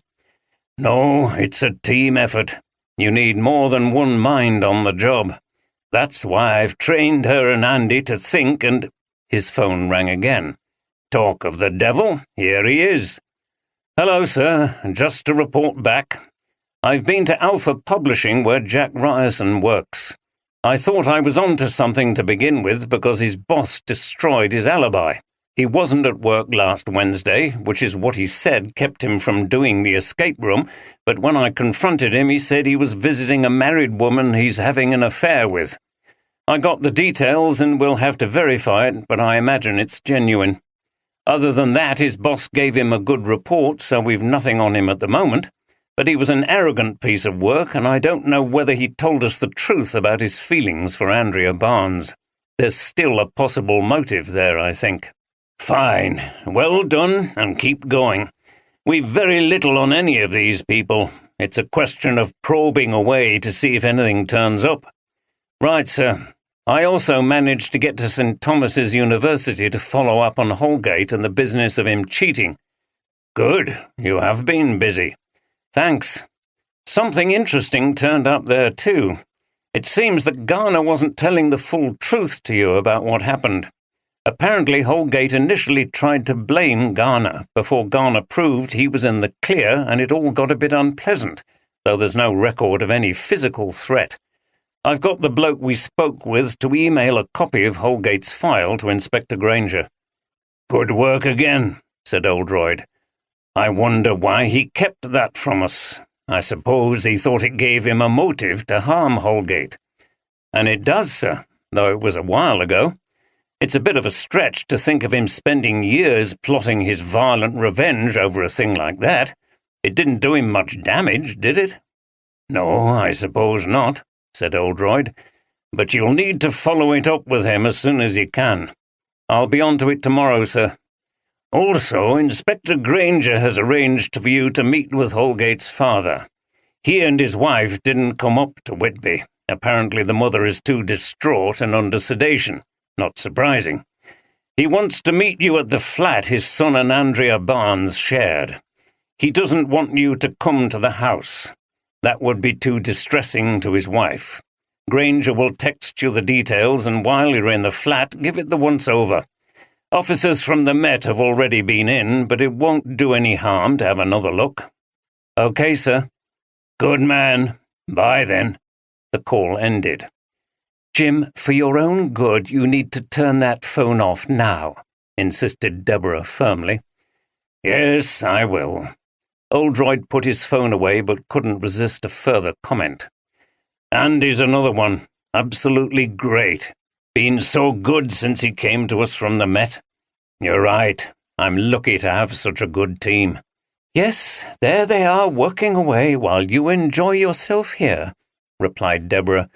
"Oh, they need me to supervise them," said Oldroyd with a mischievous wink. "Anyway, talking of enjoyment, Do you fancy a dessert? Jim, you're not serious, after all that? Well, no, of course not, he replied in a tone that suggested he might well be. That evening Andy called Steph from his mum's house in Croydon. "How is everyone down there, then?" asked Steph. "Fine. Mum's in good spirits, though she seems to get a bit slower every time I see her." "Well, she's not getting any younger." "No. It's good that Claire and the kids are close. She sees a lot of them, and she's dropped some hints again about us. Can she expect any more grandkids soon? And before that, will she have to buy a hat for a wedding?" Steph laughed. "Oh, bless. She only wants what she thinks will be good for us." "Yeah, that was the way of life for her generation. Family was everything." "So what did you say?" asked Steph mischievously. "I just stayed non-committal as usual.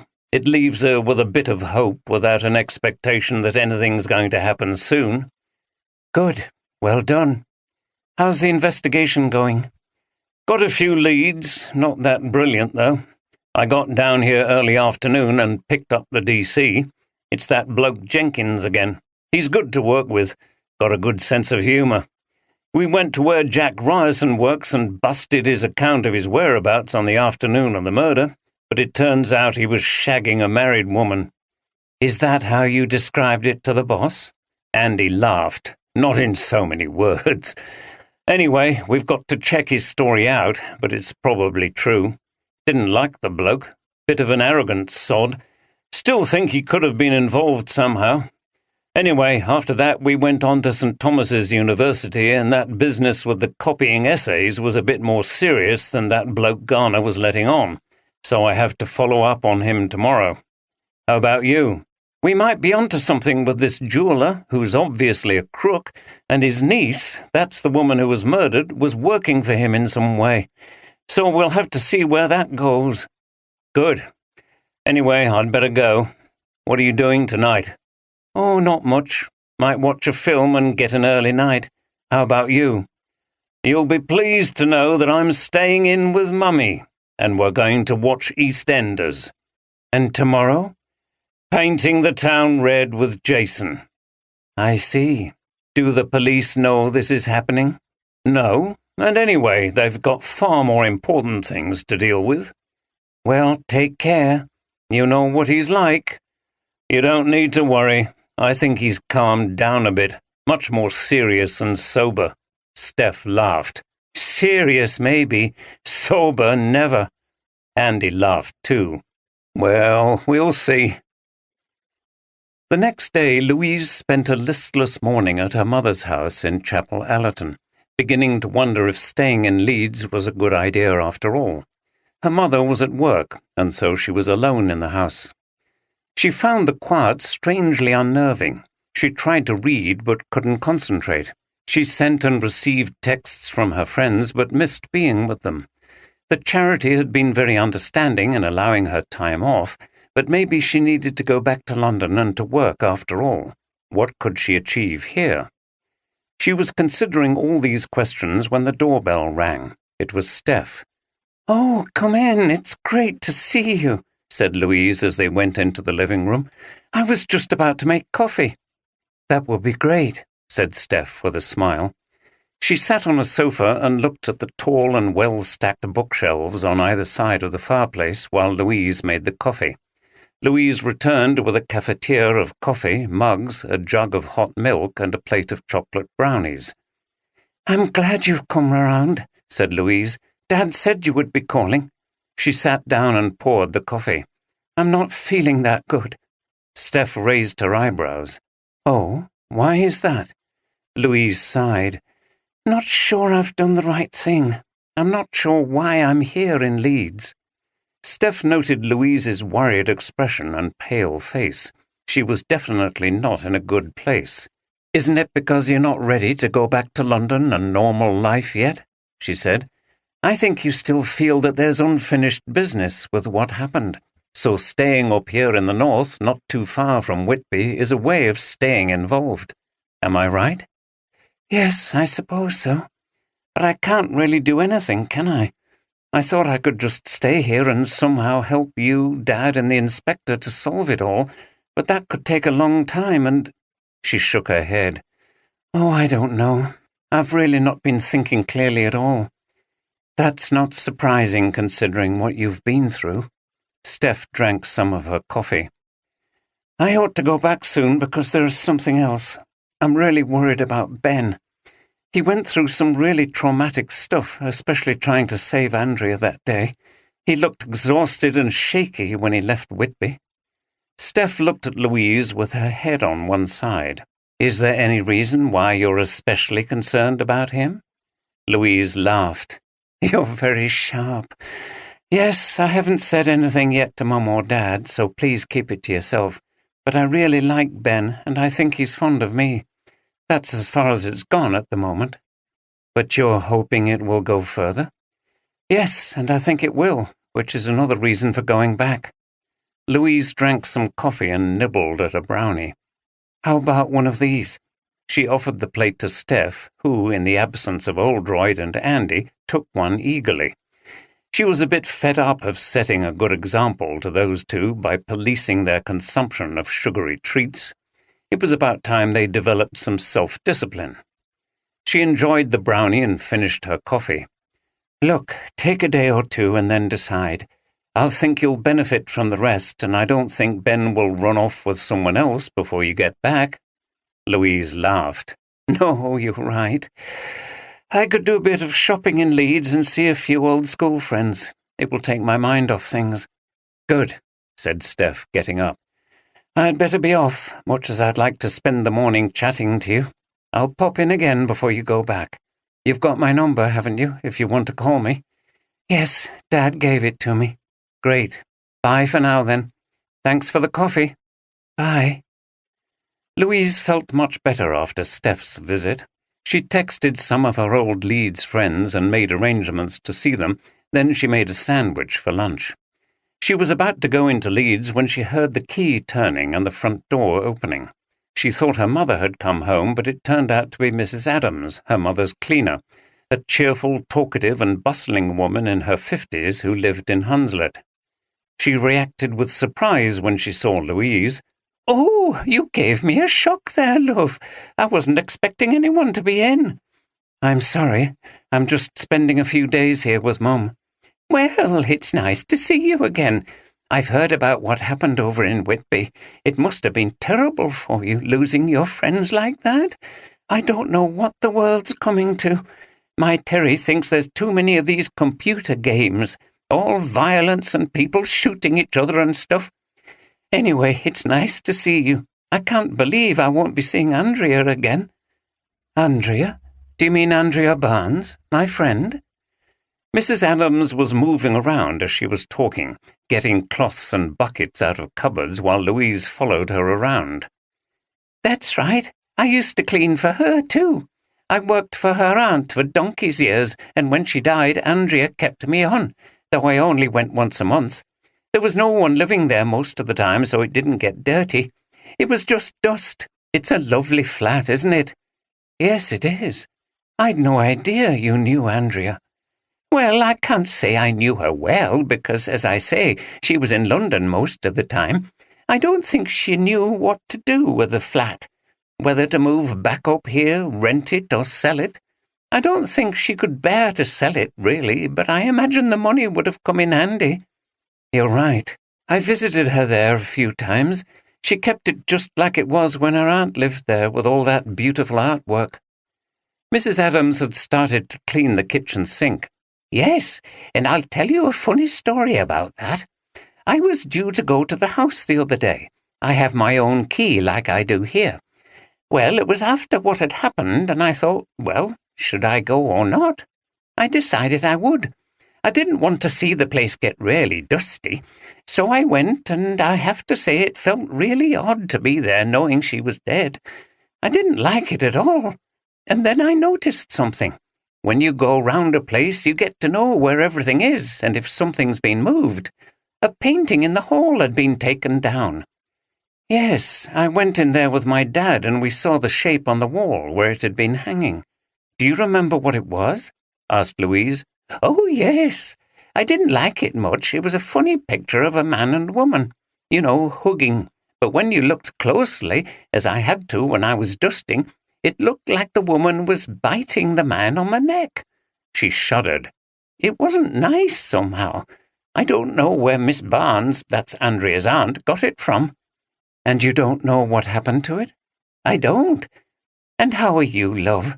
Andrea was a good friend of yours, wasn't she? Yes, she was. It's difficult. She gave Mrs. Adams a wan smile, and the cleaner continued with her good-hearted chatter. Louise, however, found it hard to concentrate on what she was saying, because a disturbing idea had begun to form in her mind. Back in Whitby, Oldroyd and Granger met to report back to each other. Oldroyd began.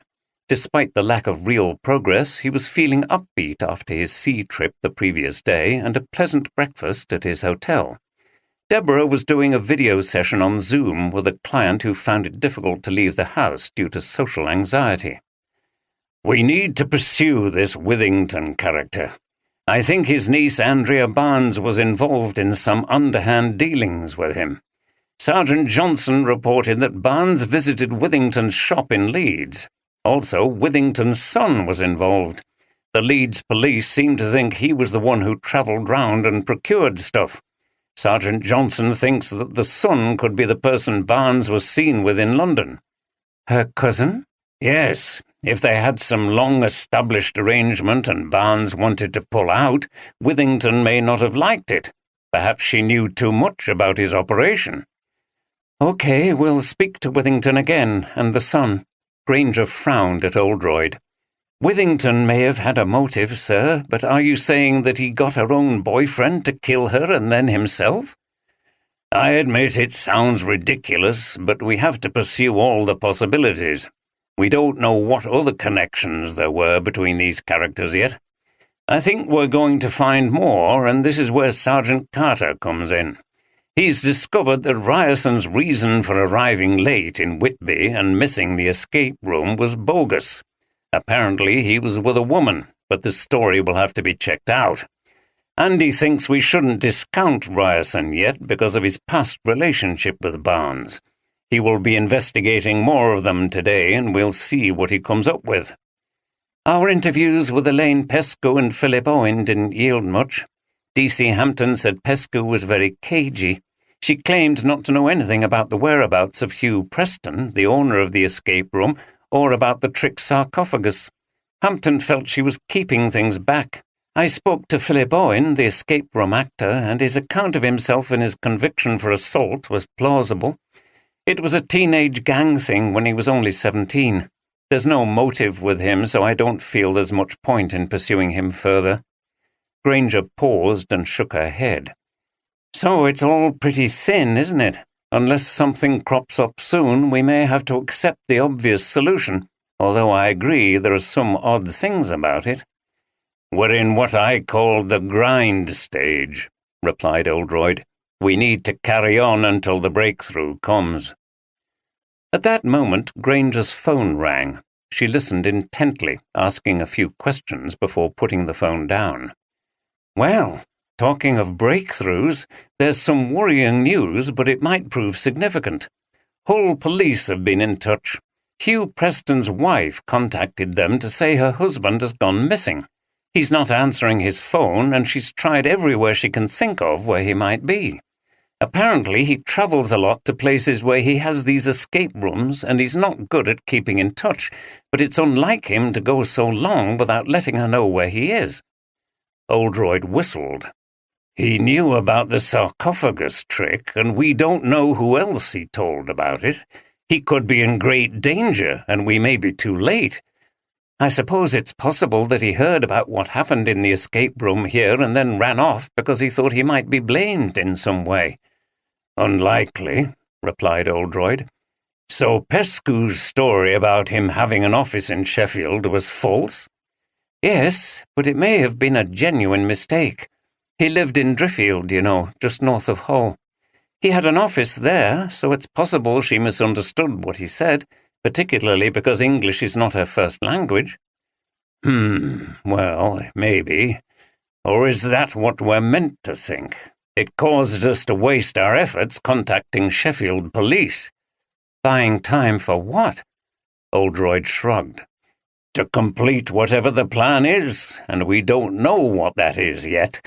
But Preston's disappearance suggests to me again that we don't yet understand what's really going on in this case. What do you think our next move should be then, sir?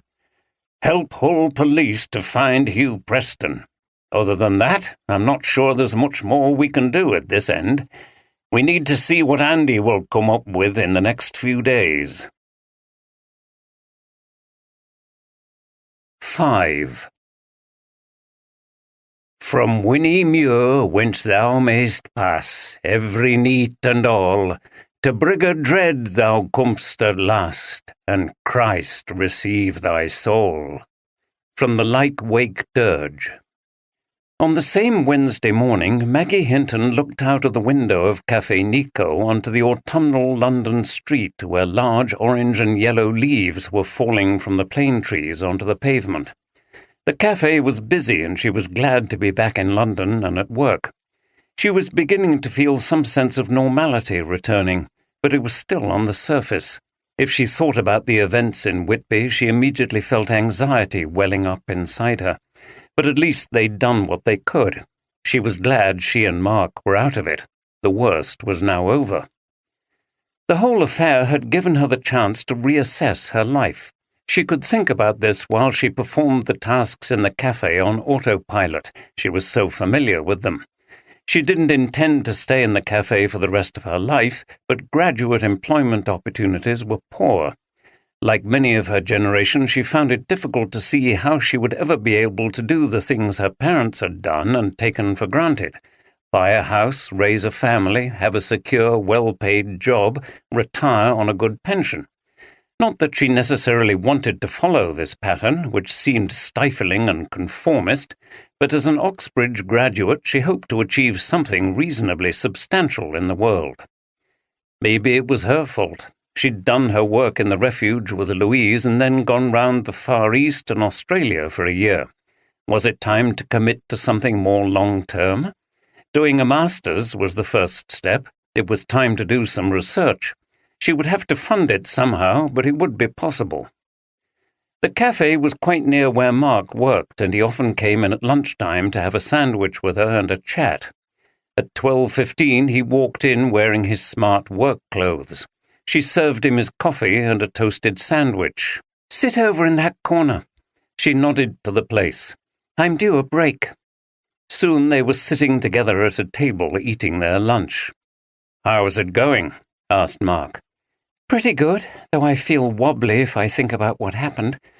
I could do without that." She pointed to a small Halloween display around the counter. Spiders' webs and a black bat.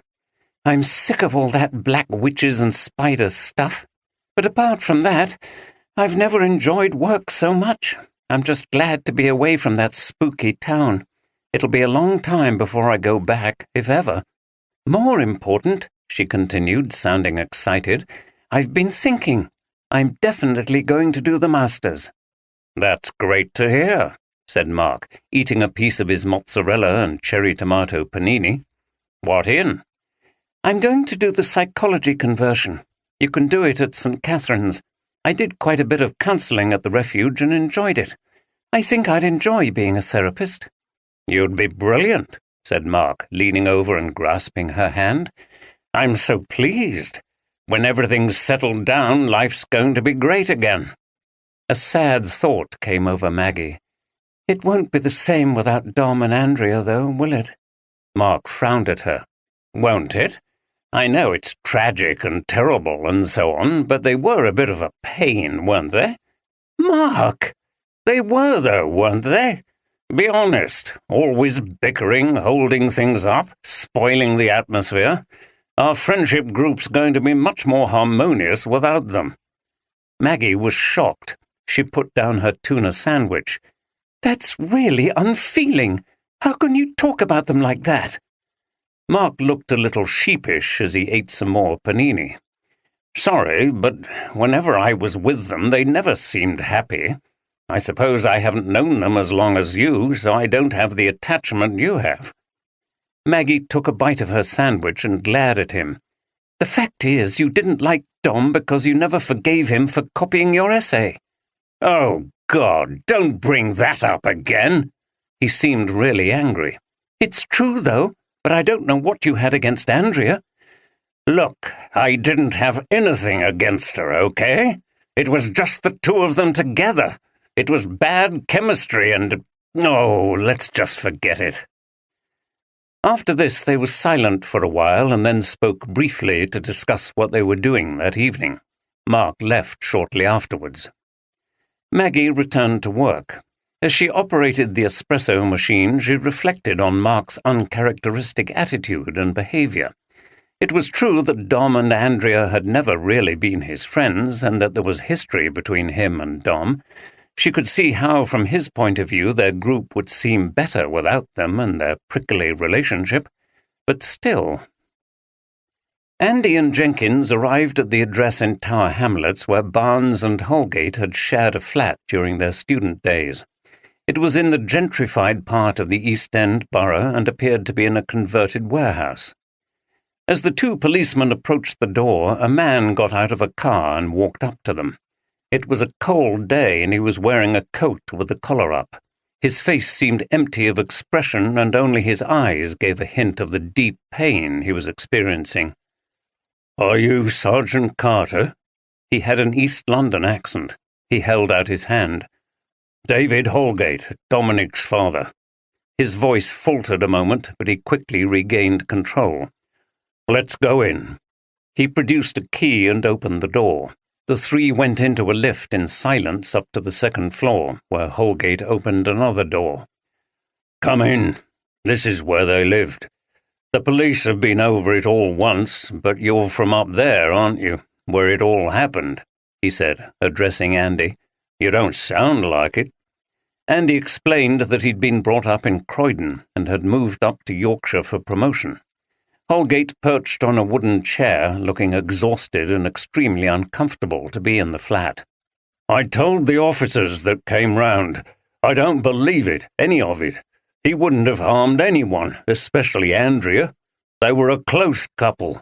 And as far as killing himself, well—" He stopped and shook his head as if the idea was beyond expression.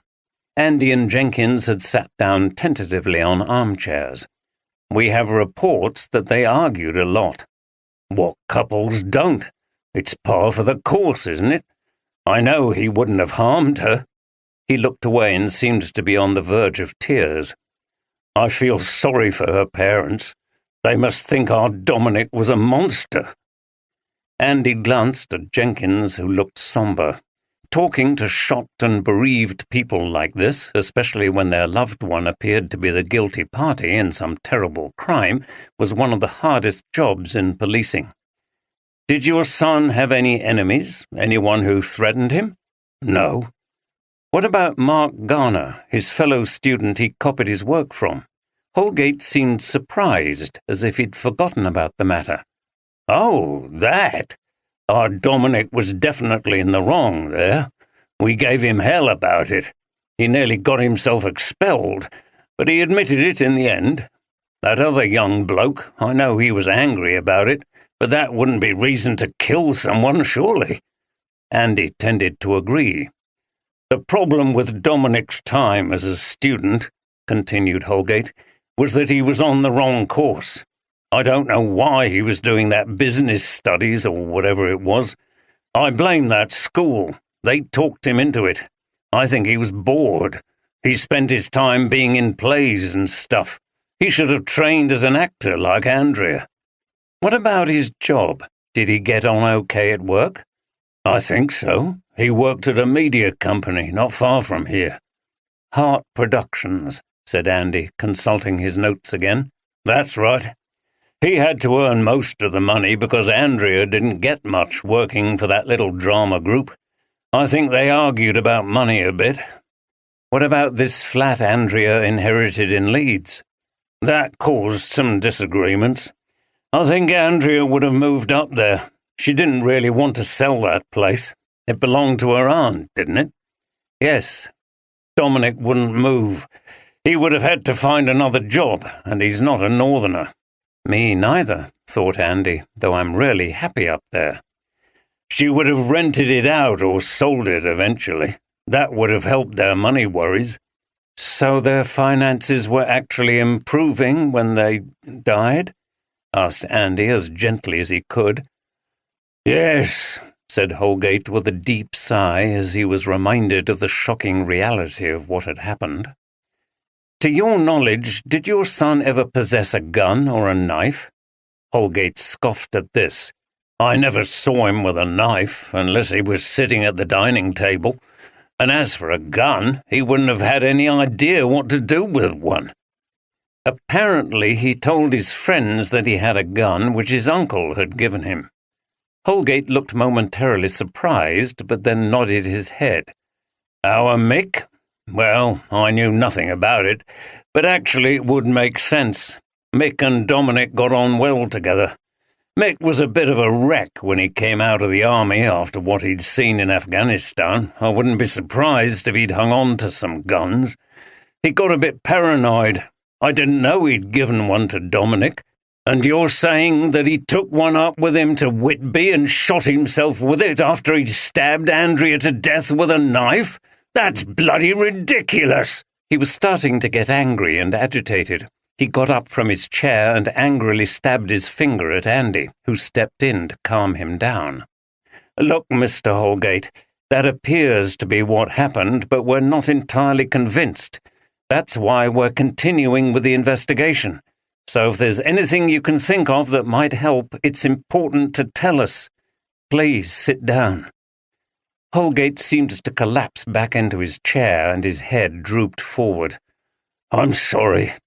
I can't think of anything. He was never violent, and I think he loved Andrea. If someone killed him, I've no idea who or why. The only thing I do know is that this is destroying my wife. She'll never be the same again." He sighed and seemed to pull himself together again.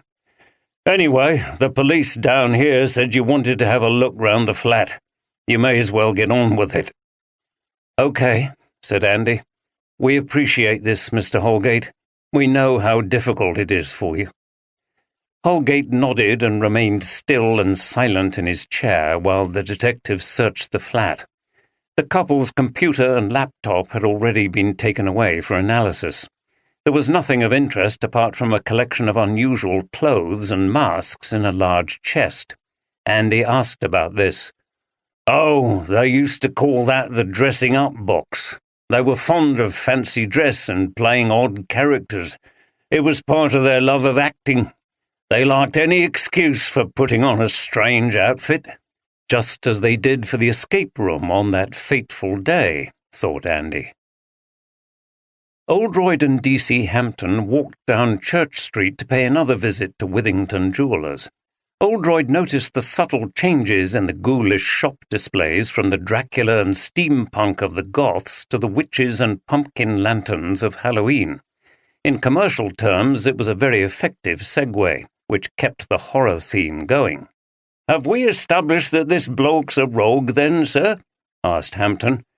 "Pretty much. He and his son have been involved in dodgy stuff for years over in Leeds, and now here. There's never been enough evidence to pin anything on them, but from our point of view, the crucial thing is that Andrea Barnes, the murder victim, was Withington's niece, and she was involved with them in some way. We need to find out if that had any bearing on this case." "Right, sir." "Okay, here we are. Hey, look, we may have got them both together." Hampton looked into the shop window through the gruesome displays of jet spiders and cobwebs to see two men talking behind the counter. "The older one is Withington, and I'll bet the younger one is his son. They've seen us."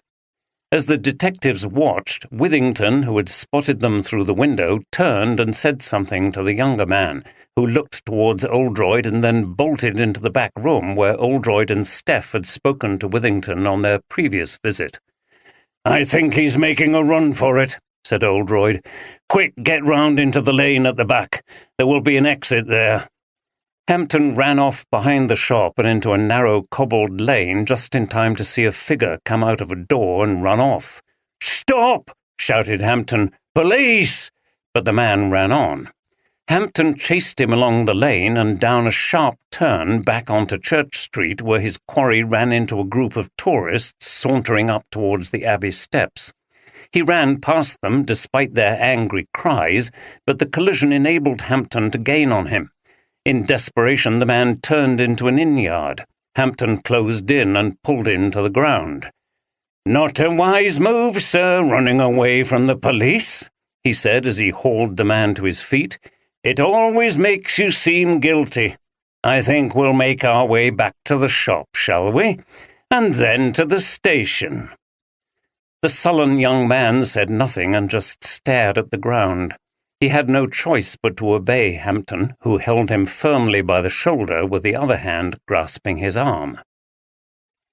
Ben was on the train again, this time travelling from Manchester Piccadilly down to London Euston. The short break with his parents had proved very restorative. He smiled to himself. It was wonderful how he could always expect the same welcome at home, even though he was now nearly 30 and his parents were getting on a bit. By this stage they knew very little about his life, which was probably just as well. Their world was very different from the one he now inhabited. He got his laptop out and placed it onto the table. There were no people in the seats opposite. He needed to look through his PowerPoint slides for his next lecture. He enjoyed the teaching but felt exploited. Temporary, part-time contracts were all he'd ever had in the academic world. In some ways he preferred part-time work because it gave him the chance to do his own artwork. But there, too, he had not been as successful as he would have liked. Why were his talents not properly acknowledged? So many of the people with tenured jobs in universities were not as academically capable as he was. As for some of the artists whose artwork was praised, he believed his own work to be much better. It was often the way with gifted artists. They struggled for recognition from the establishment. It had been the same throughout history, and he wasn't the only one now in this position, but at last he could see his prospects improving. He gazed out of the window at the fields and hedgerows as the train sped south towards Birmingham. He was looking forward to meeting up with everybody again in London. After what had happened, he was determined to make a new start and show them all what he was capable of. It was a pity Louise was not going to be there. He wasn't sure exactly what he felt about her at the moment, but he'd had clear signals from her that she liked him. Everyone's feelings had been all over the place in Whitby, but there would be time to sort things out when they both got back to London. "I think it's time for some plain talking," said Inspector Granger firmly, with a grim expression on her face as she confronted the elder Withington across the table in the interview room. A solicitor was present.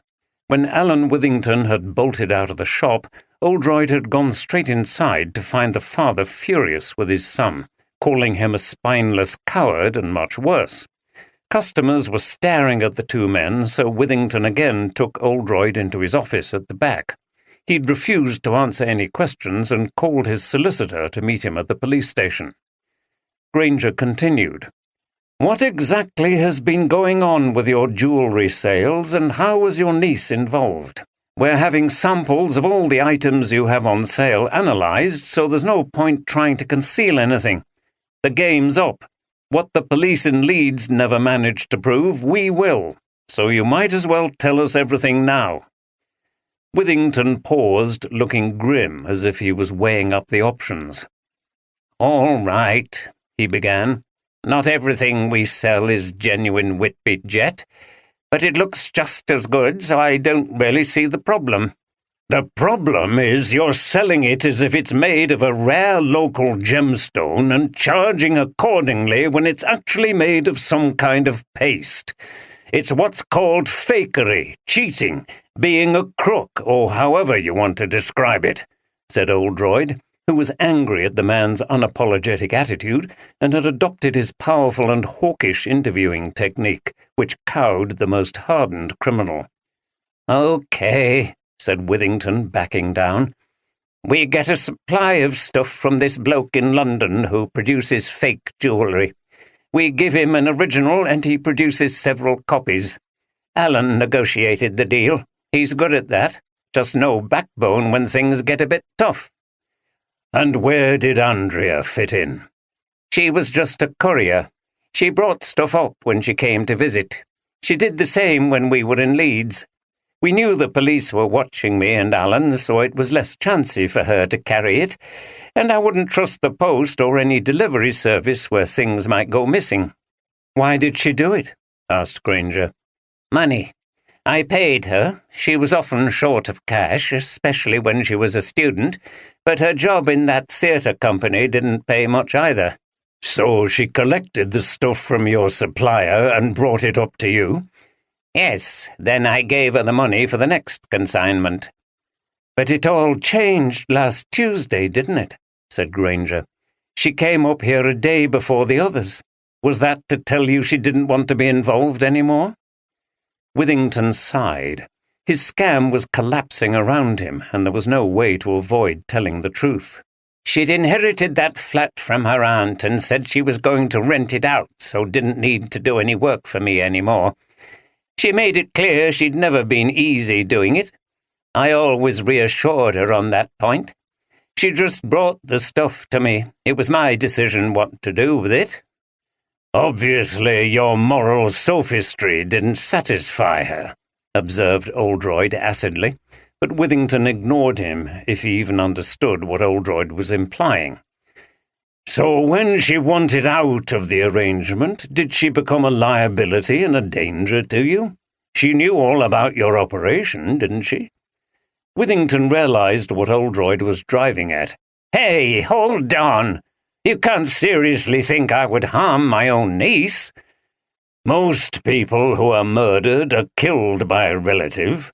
She could have exposed you and maybe sent you to prison. Oldroyd pinned Withington with his penetrating grey eyes. So I arranged for her boyfriend to stab her in an escape room and then persuaded him to kill himself? Sounds like a crap scheme to me. Stranger things have happened. You may have been working with other people who had a motive. Like who? That's what we want you to tell us.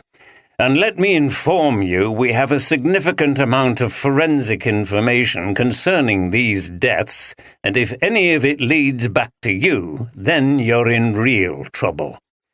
Withington scoffed and shook his head. You're wasting your time. I've got nothing to hide, and neither has my son. If he had, you'd easily get it out of him. The interview ended. Oldroyd and Granger convened in her office. Oldroyd was downbeat. You'll be interviewing the son to cross-check a few things, but at the moment it doesn't appear that this is going to take us very far. I was trying to unnerve him by ramping up the extent to which we suspect he might have been involved, but it didn't seem to have any effect. He confessed to his crooked dealings because he has no choice. He knows we're on to him. But I didn't get the feeling he was concealing anything about his niece's death, did you? No, I agree. We'll finally put a stop to his business practices, but I think that's all we're going to get out of it. We need to track down this supplier, and I think we'll find that he was the person Barnes was seen with in the cafe. Most likely, Oldroyd sighed. Okay, we'll just have to wait to see if Andy comes up with anything in London. I'm even more convinced the answer lies within that group of friends. I don't think Whitby is going to yield us anything else. Events were shortly to prove Oldroyd wrong. The next port of call for Andy and D.S. Jenkins was the Imperial College of Art, where Ben Morton worked and had also been a student.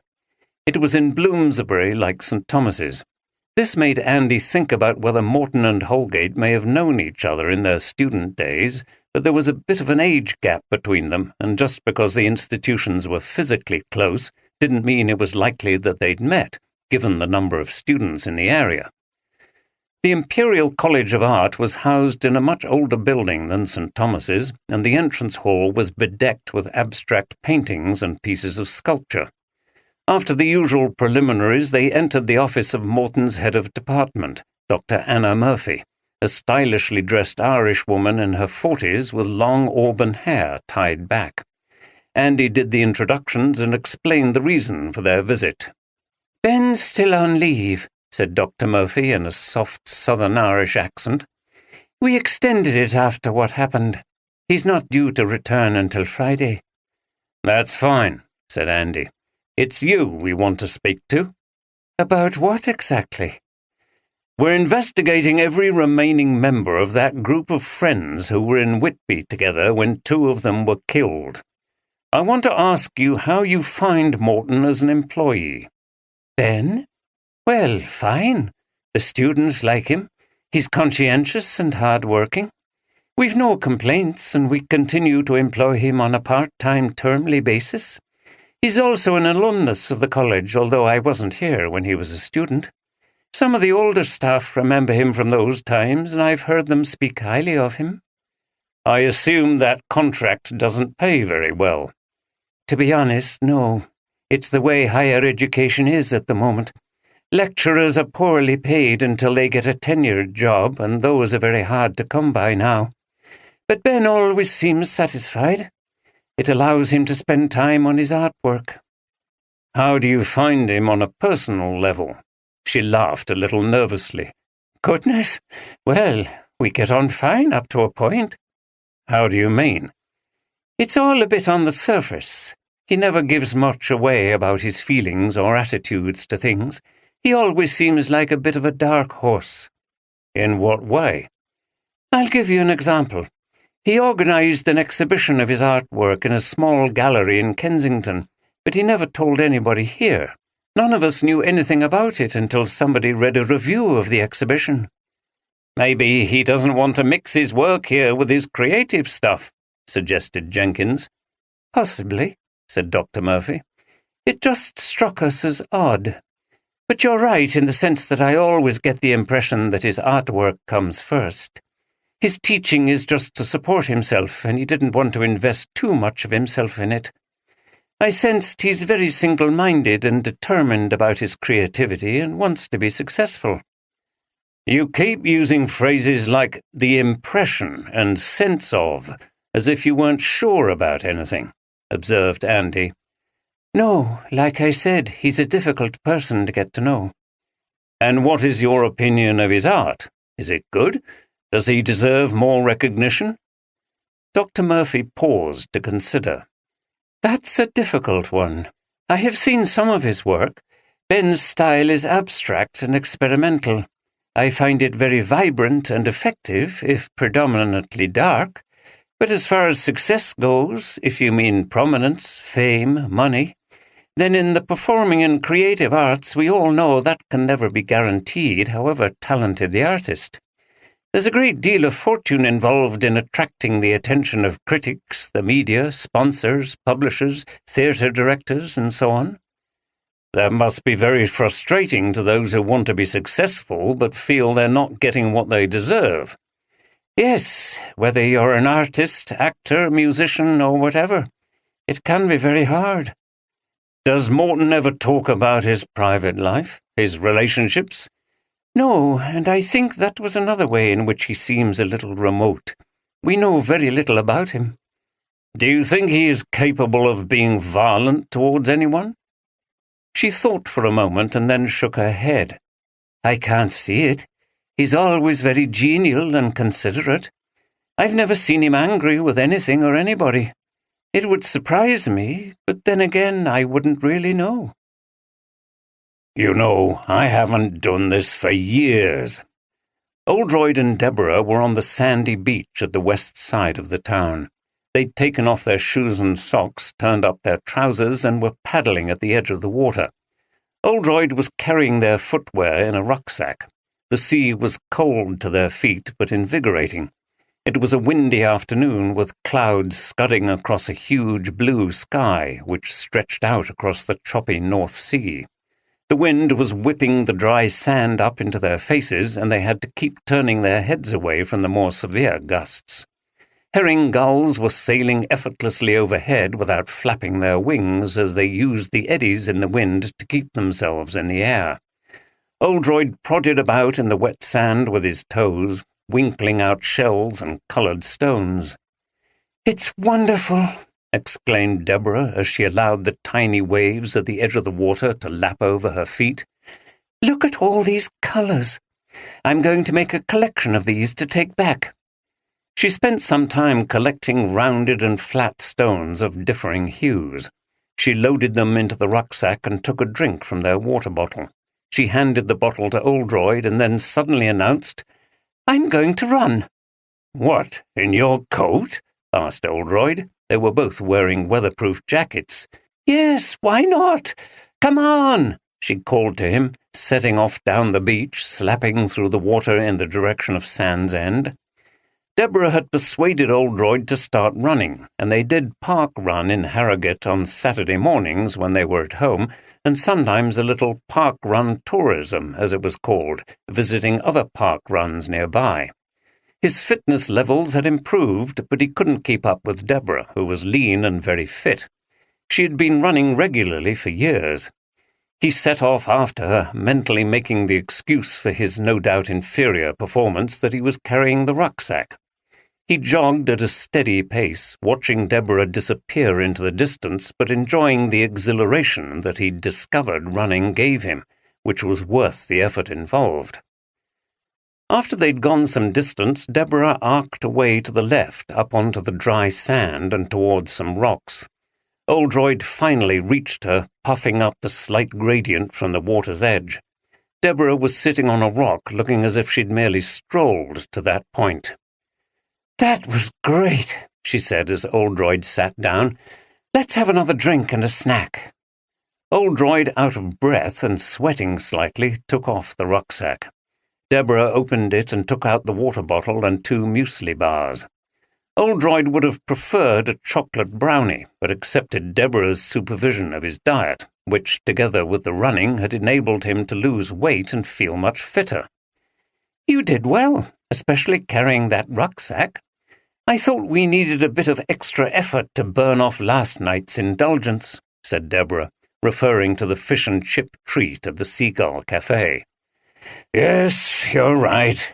I think we'll go back to the Seagull again tonight. It's such a great place, but I promise not to have fish and chips this time. I'll have fish, but something healthier like scampi." "That's still fried," cut in Deborah, "and I expect you'd have it with chips. I think a nice fish pie would be better." "Okay, you win. His phone went off, and he scrambled to get it from the rucksack. "Sorry, it's Andy reporting back. I was expecting him about this time." "Fine. I'll go for another paddle while you're talking to him." She strode off down to the water. In the distance, another group of gannets was circling in the sky and diving into the sea. Some raucous gulls flew overhead.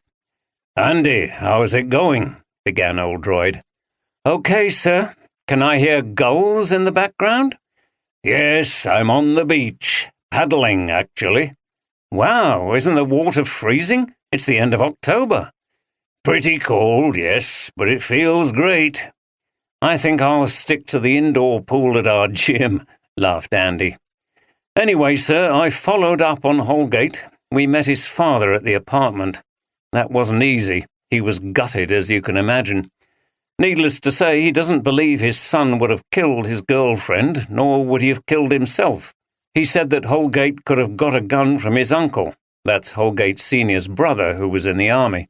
He wasn't aware that his son had any enemies. He dismissed the plagiarism business as a motive for Garner to harm his son. I've still got to follow up on Garner, but unless we find out something new about that incident, I tend to agree with him." "Did you have a look round the flat?" "Yes, but there was nothing. The only unusual thing was a kind of adult dressing-up box with all kinds of outfits in it. The father said they enjoyed dressing up for special occasions. You know, parties and bits of plays they were in. They were both into acting, weren't they?" "Yes, and ironically they were doing it on their last day in the escape room." "That's just what I thought. But altogether, not much of any use there. We went on to Imperial College and spoke to Ben Morton's head of department. She gave him a good report, although she did say he kept himself to himself. He's very keen on his own artwork, apparently. She made him sound a bit like the classic struggling artist, keeping himself from starvation in the old garret by doing a bit of teaching. So again, nothing of real substance, I'm afraid. Good work. Don't worry if you think you haven't made the big breakthrough. All these people need to be followed up. Right, sir. Well, next up is Garner and Maggie Hinton. After that, I'll speak to the people who worked with Holgate and Barnes. Good. Have a nice evening, then. I will, sir. I'm going out with a mate of mine from well back. It's usually a good night with him. Okay, well, don't overdo it. Does Steph know about this great carousal? Andy laughed. She does, sir. I always warn her when I'm going to meet up with Jason. She worries I'll revert to my teenage years and get arrested for being drunk and disorderly. Oldroyd laughed too. Well, make sure it doesn't happen. Bye for now. The call ended, leaving Oldroyd thoughtful.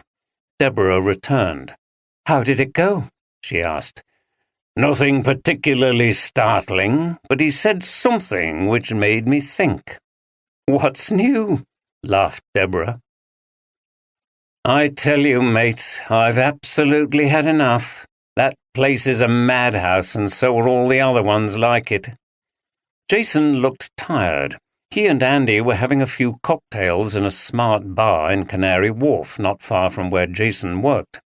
Andy was quite concerned. He'd never seen his normally ebullient friend so downcast. Why's that? He asked. All you do all day is chase money and gamble with it. It's true what they say. It's just a giant casino. I could have told you that years ago.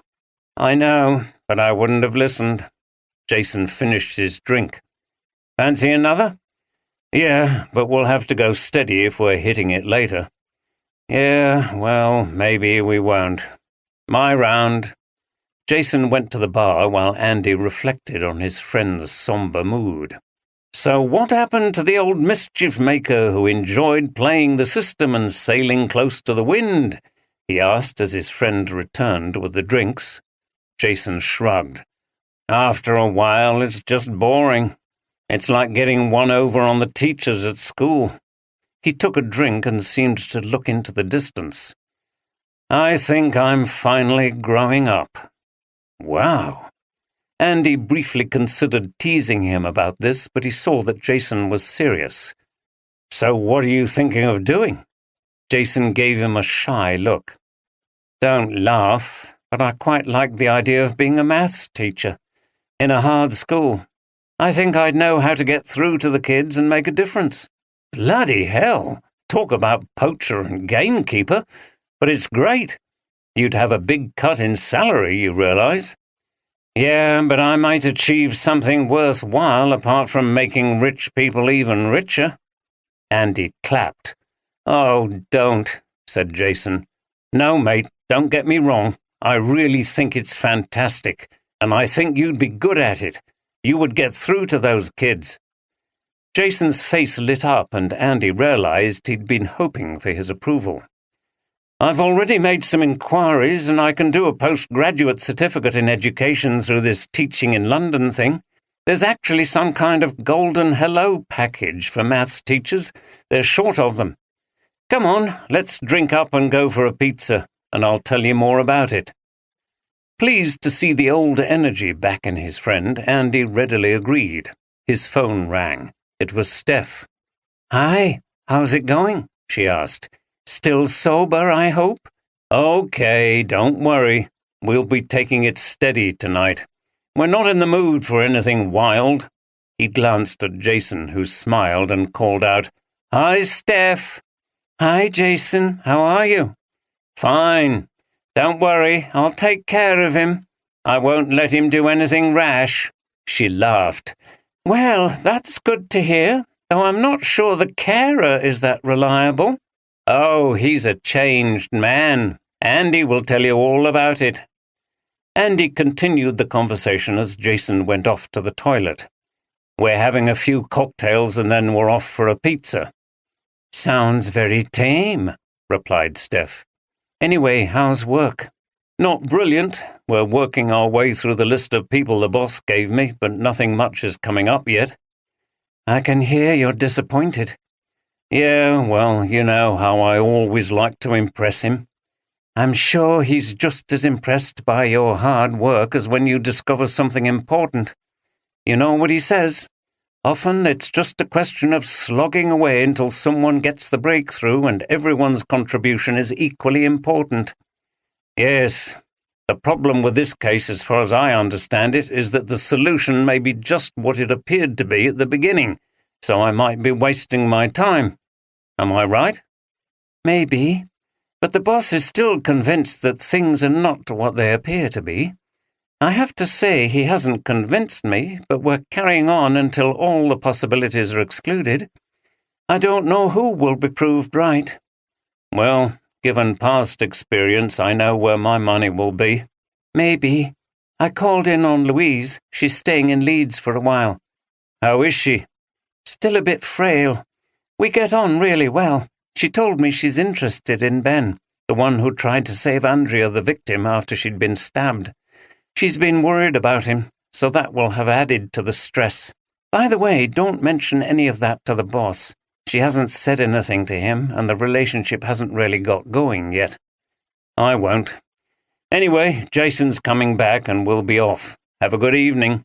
Love you. Love you too. While Andy and Jason were enjoying their rather sedate evening out, Louise was meeting up with some of her old sixth-form college friends in Leeds. Cynthia, Aisha, and Claudia had all come back to the Leeds area after university. They were in one of their favourite haunts from the old days, the Fox and Goose pub near the university and their old sixth-form college.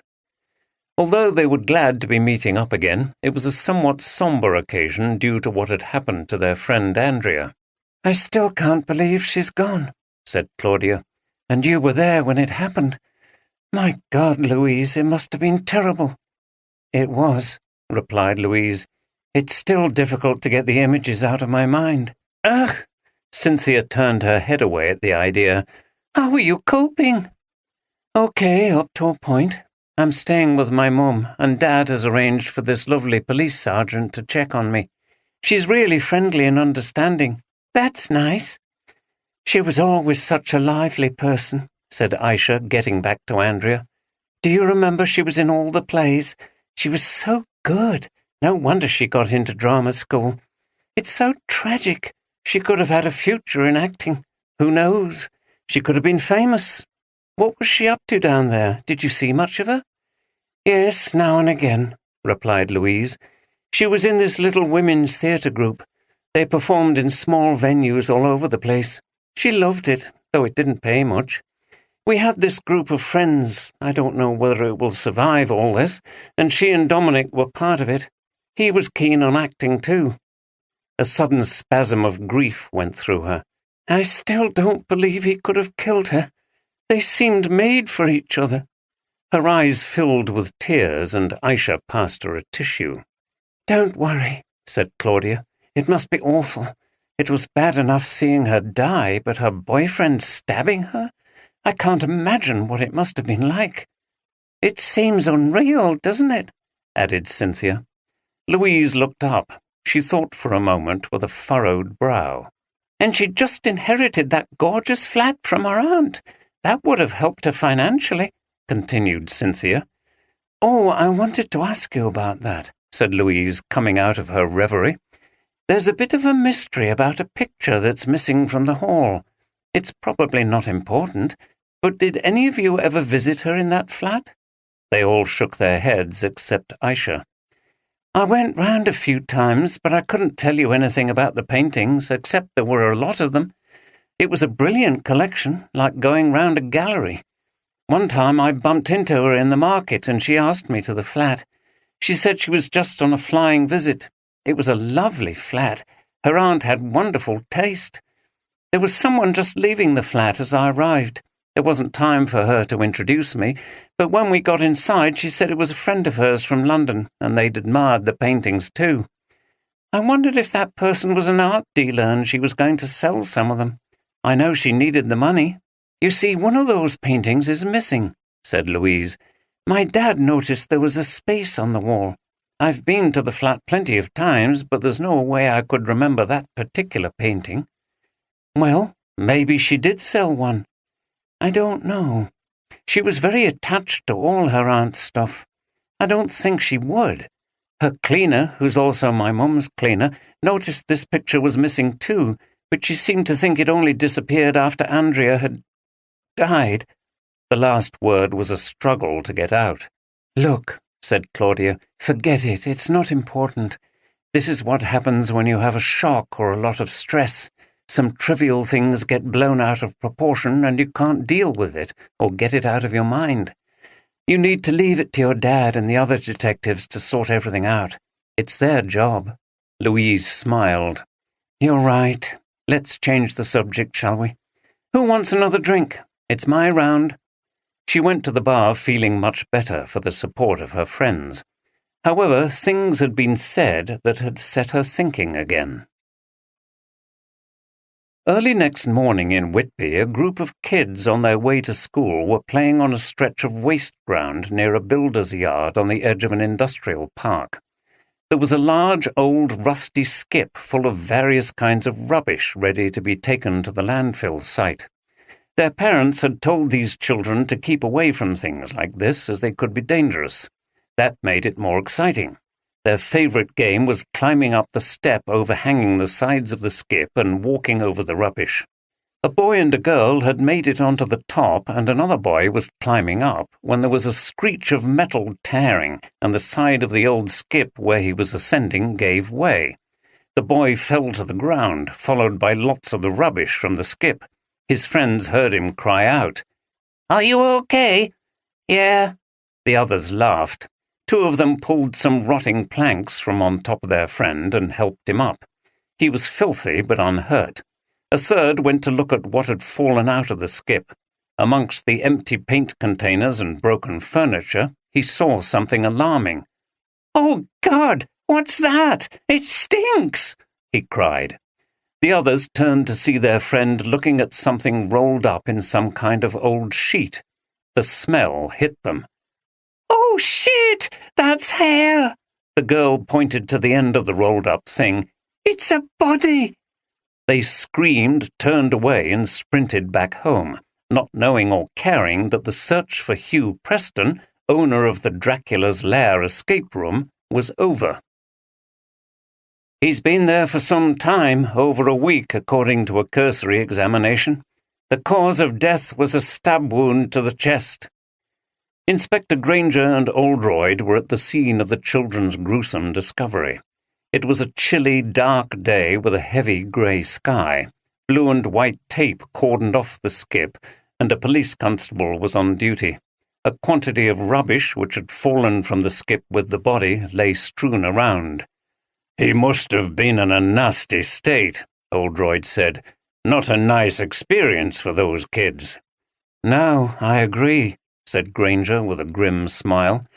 "That'll teach them to climb onto things like this when they've been told not to. They were sent away with a severe warning not to play on skips like that." "Right, I suppose it's called learning the hard way. They'll certainly never forget this.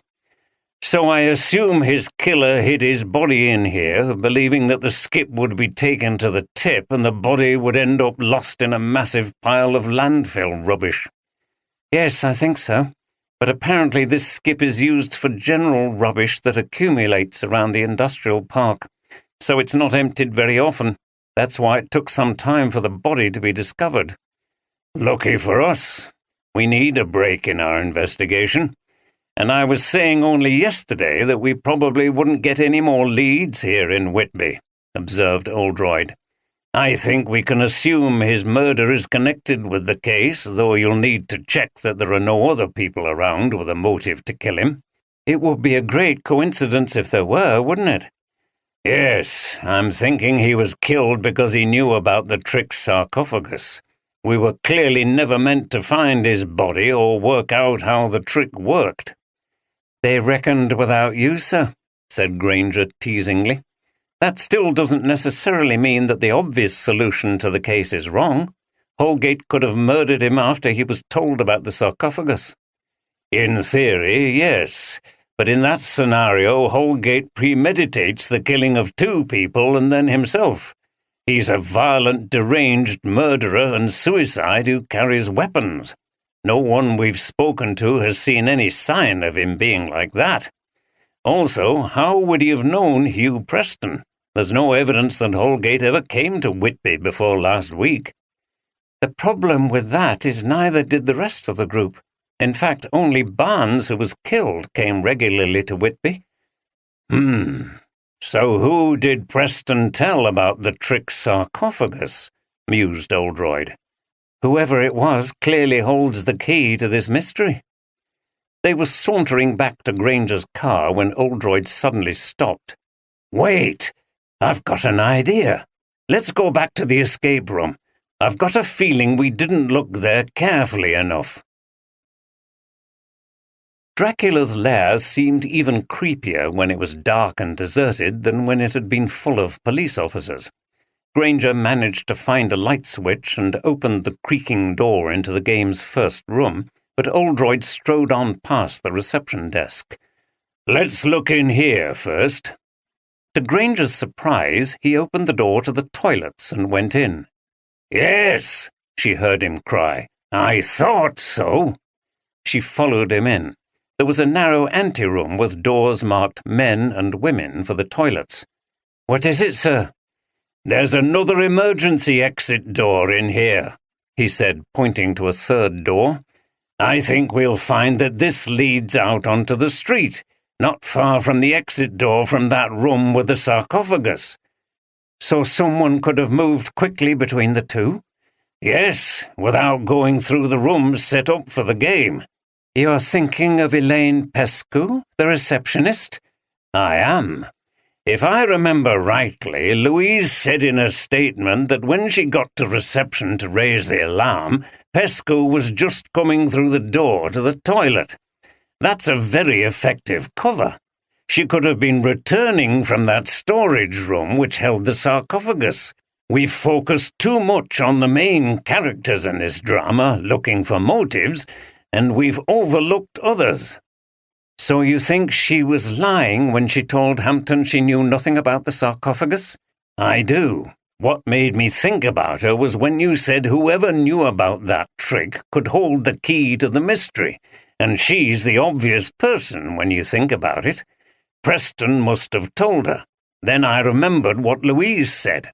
There was no one else in reception, so she could easily have used the two emergency doors to go to the room where Holgate was. She's involved in this somehow. We need to get after her." "Do you think she murdered Preston?" "Maybe, but if she was involved, we know that she was working with at least one other person because there's no way she could have stabbed Barnes." "What about motive, sir? We've nothing to link her to anyone in that group, never mind the actual victims. The only person who had any connection with her was the actor Philip Owen, and he had no link with anyone else either." "We may have to consider him again, too. But the urgent need is to find Pescu before any news of the discovery of Preston's body gets out. Once she hears about it, she'll probably disappear." Oldroyd's phone went. It was Steph calling from the Harrogate HQ. "Morning, sir. I hope things are going well." "Yes, things are livening up over here." He told her about the discovery of the body. "I'm pretty sure this means what we've been presented with is not the real story. We're going to track down Pescu and see what she has to say." "Right, sir. Is there anything I can do at this end?" "Just keep an eye on Louise." "That's why I rang, sir. I called in to see her yesterday and she seemed okay. She said she was going to look up some old friends in Leeds and meet up with them last night. And just to reassure you, I'm still absolutely sure that she was not involved in anything bad." "Good. Well, keep in contact with her. She's been through a lot and I'm still very concerned about her. She obviously likes you." "Yes, we get on well, so don't worry, sir. I'll pop in again soon, and she's got my number if she wants to call me." "Good. I assume you're also keeping an eye on that partner of yours so he doesn't shame us all by getting arrested for being drunk and disorderly." Steph laughed. "I am, sir. But the good news there is that he's had a very sober time with his friend. They had a few cocktails, a pizza, and then went home." "Good Lord, how sensible. You've obviously made a man out of him. You want to be careful. He seems to be really settling down. He'll be wanting a family next." She laughed again. "Maybe, but all in good time for that one, sir." One of the reasons why Andy had called a comparatively early end to his evening with Jason was that he wanted to make an early visit to the apartment shared by Mark Garner and Maggie Hinton before they left for work. He collected D.C. Jenkins and they arrived at the address in Dalston before 8 a.m. Maggie opened the door and was startled by the sight of the two detectives. Andy made the introductions and they showed their identification. "Is this to do with the deaths in Whitby?" she asked. "Yes." Maggie's face crumpled in despair. "Oh, God, no! I thought we were done with that." She turned back into the hallway and shouted, "Mark, it's the police!" Mark emerged wearing suit trousers and a white shirt without a tie. He was drinking from a mug. He frowned at Andy and Jenkins. "If this is about Whitby, we've told you everything we know. Anyway, this is a bit early, isn't it? We've got to be off soon," he said. "We won't keep you long. It's you we want to speak to, but it would be useful if Miss Hinton was here too." Maggie was alarmed. "Mark, what's this about? Is there something you haven't told me?" "Let's go inside, shall we?" continued Andy. The four of them walked silently into a long kitchen diner and sat down on sofas. "I'll come straight to the point," said Andy, addressing Garner as he consulted his briefing. "When you told DCI Oldroyd about the incident at university concerning Dominic Holgate plagiarizing your work, you said that the authorities sorted it out and you didn't get involved. You also stated that Holgate apologized to you in the end." He looked at Garner, who was avoiding eye contact. "But we've spoken to Mr. Timmins, the head of student records at St. Thomas's, and he says that the incident was in fact very acrimonious. Holgate actually accused you of copying from him." "Mark, you didn't tell me that. What's going on?" interjected Maggie. "So," continued Andy, "I think it's time you gave a truer account of what happened and your feelings towards Holgate." Garner looked sheepishly at Maggie and took a deep breath. "I didn't want to worry you. You've been in a very emotional state, and I thought you might start worrying that I had a motive for wishing Dominic harm." "Well, I bloody well do now, you absolute idiot!" "So tell us what happened," Andy interjected. Garner frowned at the memory. "We submitted our essays, and a few days later we were summoned by the head of department to his office. He presented the two essays to us, and they were very similar. I was furious because I knew he'd copied from me. I'd lent him my work to have a look at, not to present huge chunks of it as his own. He'd been in one of his bloody plays and done no work that term. I couldn't believe it when he claimed that he'd written the essay and I must have copied from him. I think he was terrified they were going to expel him because he'd done something like it before. He had. So what happened? I had a real go at him in front of the head of department, and yes, I threatened him, said I would beat him to pulp and so on. It was all anger. I would never have done it. How was it resolved? I proved that I'd written the essay by presenting dated drafts. He gave in and admitted it. He had to resubmit for a basic mark, but I thought he was bloody lucky to still be on the course after trying to blame me. That was criminal. I should have threatened to go to the police. That's what the authorities always dread, bad publicity. They made us sign a non-disclosure agreement. I felt it was almost making me part of something criminal when I was entirely innocent. Andy pressed on. Did you ever threaten Holgate again? No. After we signed the agreement, he said he was sorry, and I just left it at that.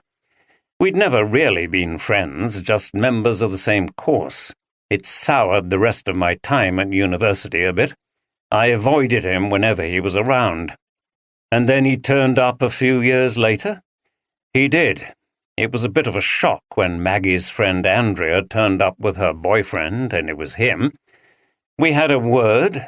He apologized again, and we decided to leave it alone for the sake of the friendship group.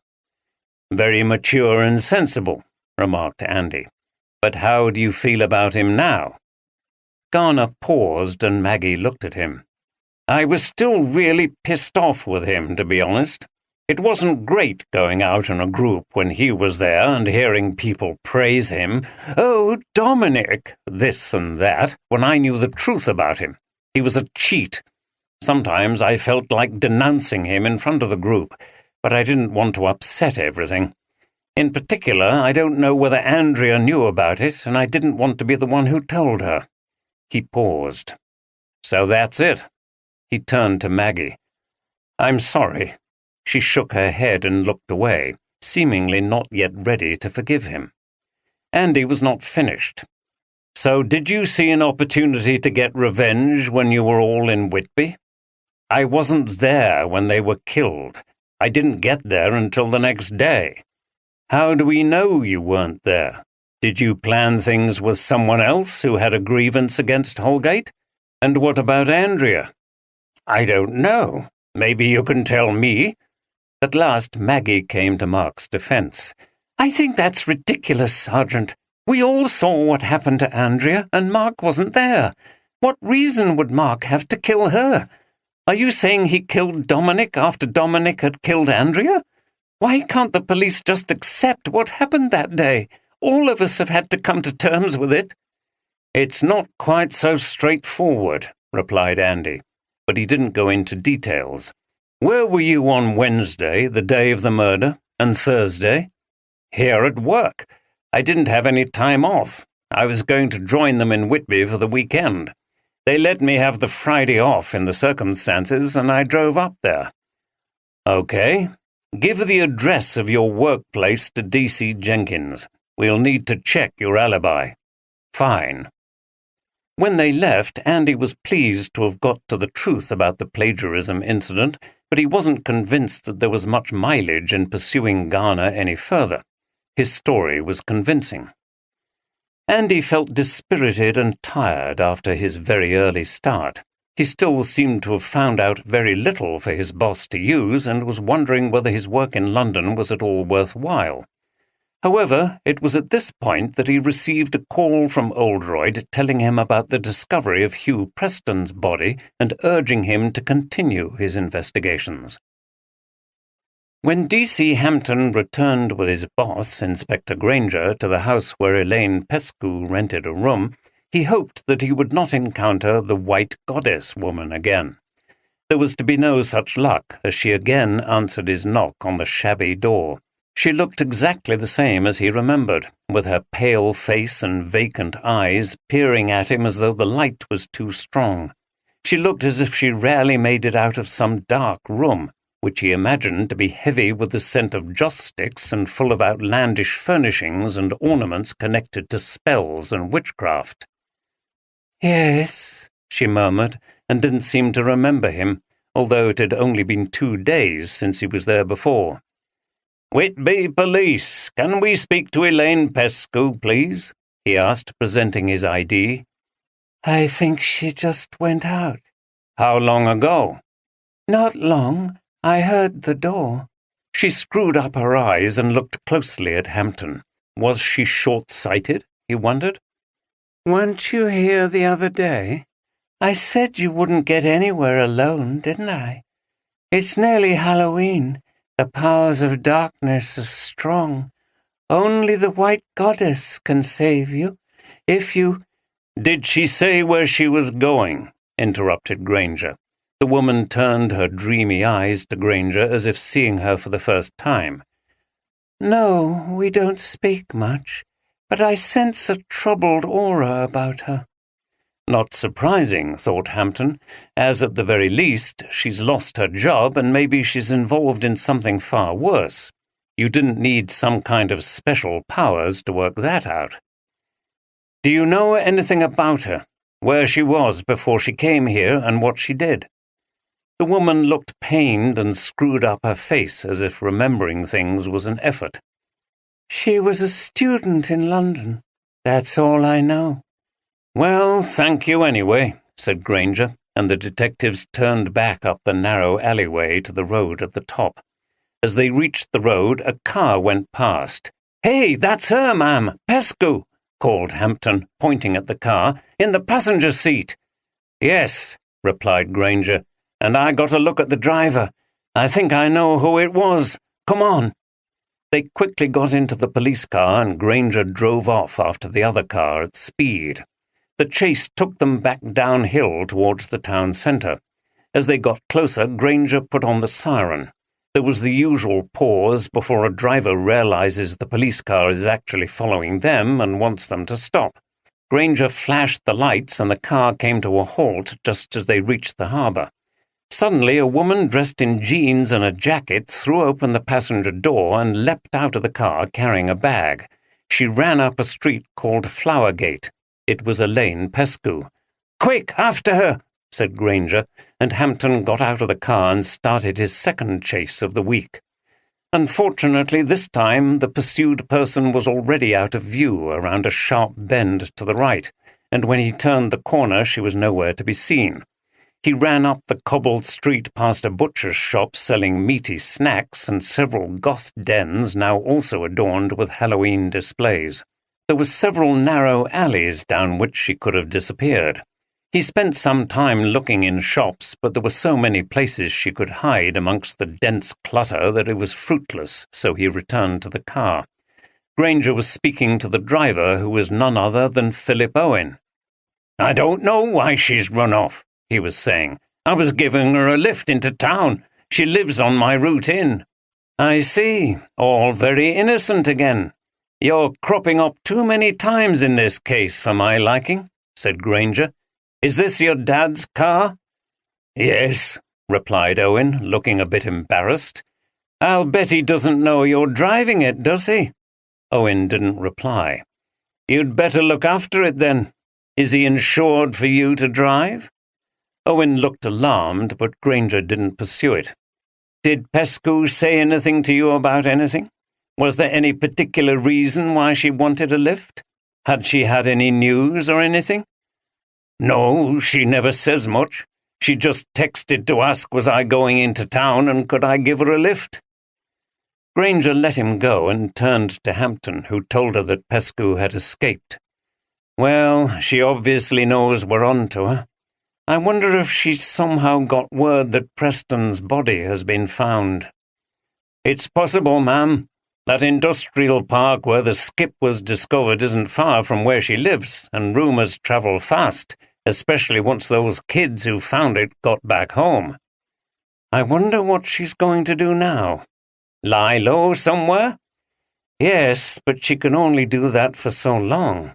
She had a bag with her. She might have been going to leave the town for a while." "Okay, let's go back.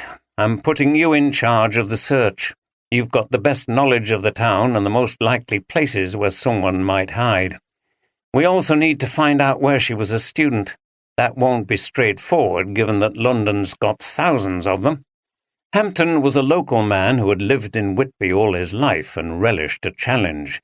"Yes, ma'am, leave it to me. We'll find her." "Do you want to hear my latest poem?"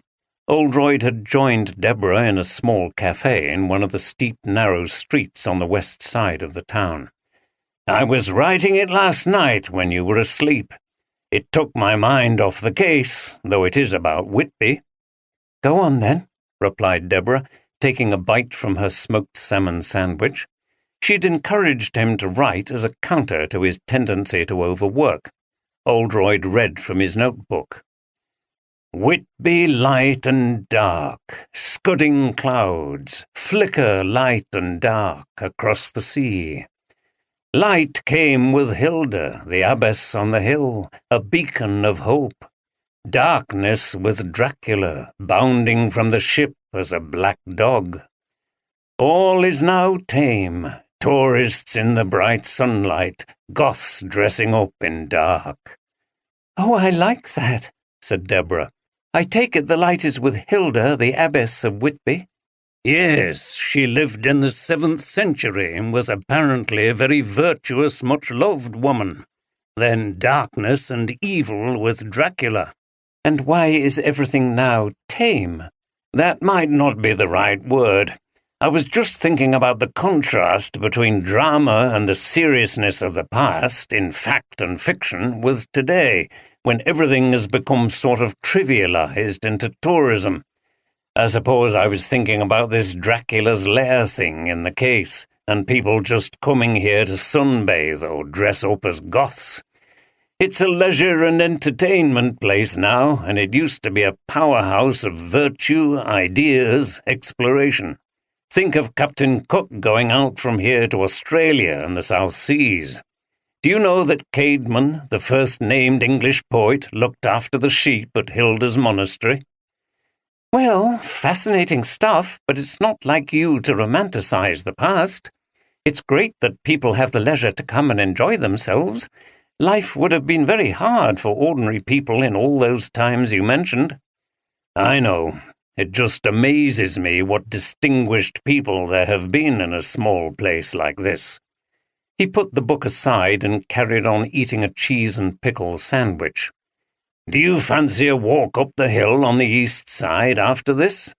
We can see the abbey ruins and the church where Bram Stoker set scenes in Dracula. Sounds good. Oldroyd finished his sandwich and drank his coffee.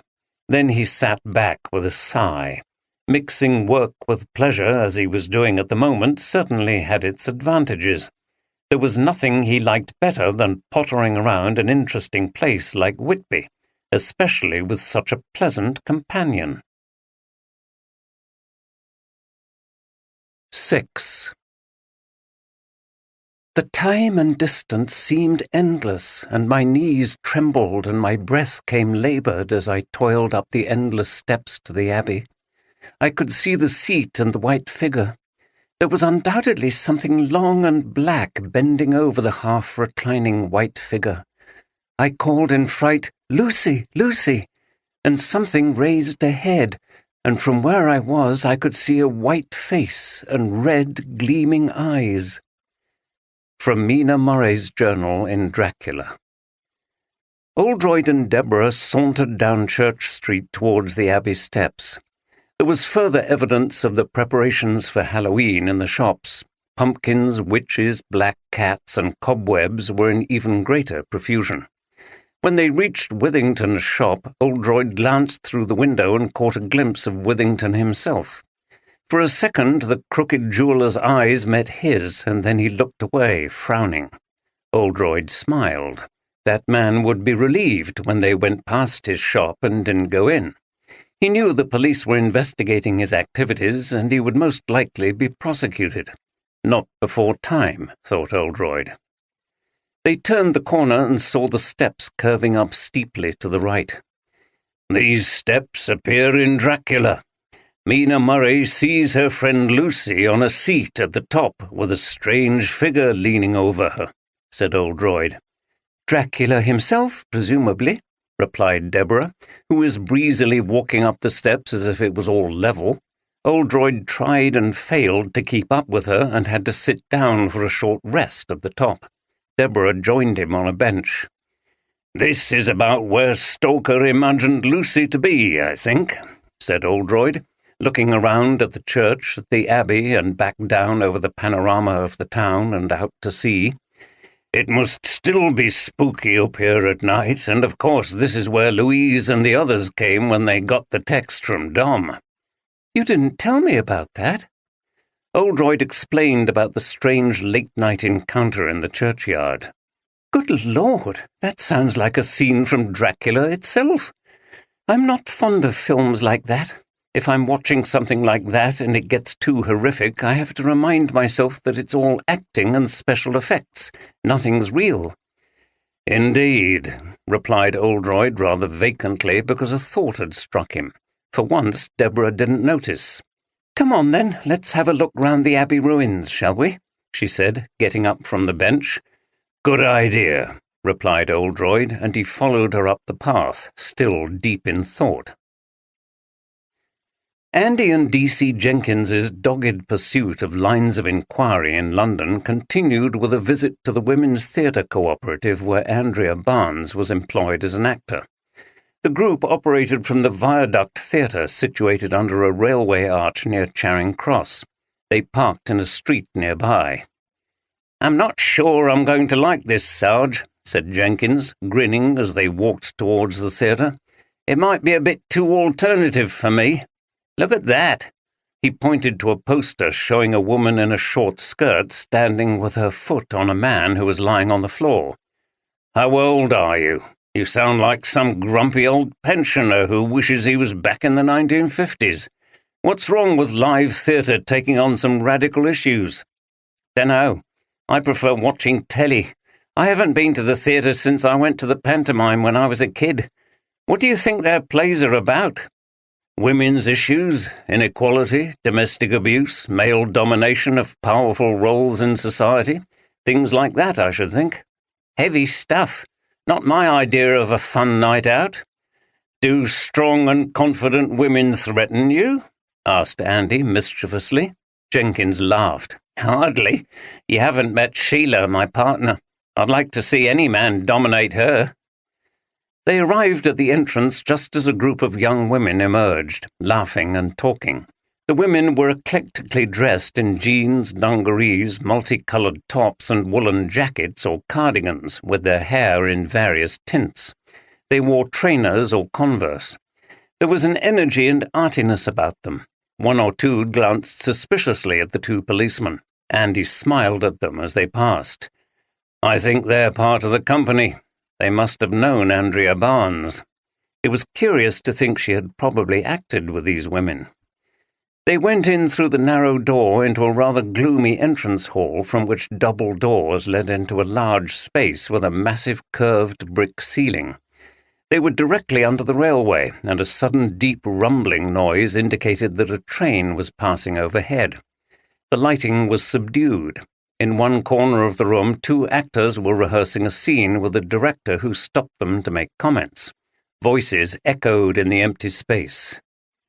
"Can I help you?" Andy turned to see a woman dressed entirely in black except for her strikingly oversized red glasses. He introduced himself and Jenkins and explained why they were there. The woman frowned and shook her head. "I'm Anne Gifford, director of the Women's Theatre Collective. We've already spoken to the police. A detective came from the Met. Is it necessary to go over all that again? It's very painful.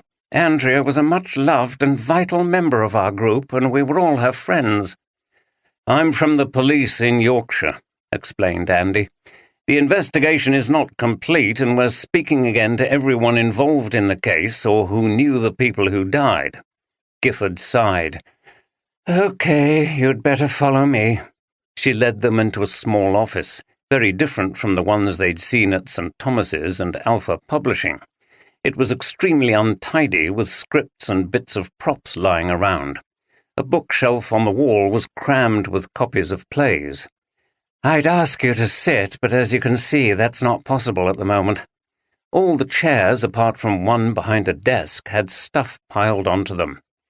"Never mind, we'll stand," said Andy. Gifford sat behind the desk. "What can you tell us about Andrea Barnes?" Gifford shrugged as if it was all too much painful effort. "Andrea was a founding member of this group. That's her in consent." She pointed to an action photograph on the wall showing a group of female actors on stage. "Andrea co-authored that play. We write all our own material. She was a good writer, too. She joined straight from drama school, and she's been a vital member ever since. Hard-working, talented, great sense of humour. I don't know what we're going to do without her." She stopped and looked away. Andy wondered if she was shedding a tear, but she turned back and carried on. Her tone changed to one of anger. She's not the first excellent woman to be murdered by a man she knew, and she won't be the last until society takes violence against women seriously. Andy looked at her. Did you know her partner, Dominic Holgate? Not really. He came to meet her here a few times. He seemed okay. He was involved in the theatre, but you never know with men. At this point, Andy did not want to be drawn into a discussion of male violence against women. What makes you so sure that Holgate killed her, then? Gifford looked surprised. Isn't that what happened? It's been all over the press. Holgate stabbed her in that escape room, or whatever it was, ran off, and then killed himself a couple of days later. It's Shakespearean, the difference between appearance and reality. Brutal killers are often full of charm. We dealt with that issue in our last play. It was very well received by the critics. It's very important that these issues are— I'm sure it is, said Andy, deliberately cutting her off in full flow. The fact is, we're not sure that what the evidence suggests is actually what happened. We're looking for other people who might have had a motive to do either of them harm. Did Andrea have any enemies, to your knowledge? No. Everyone loved her.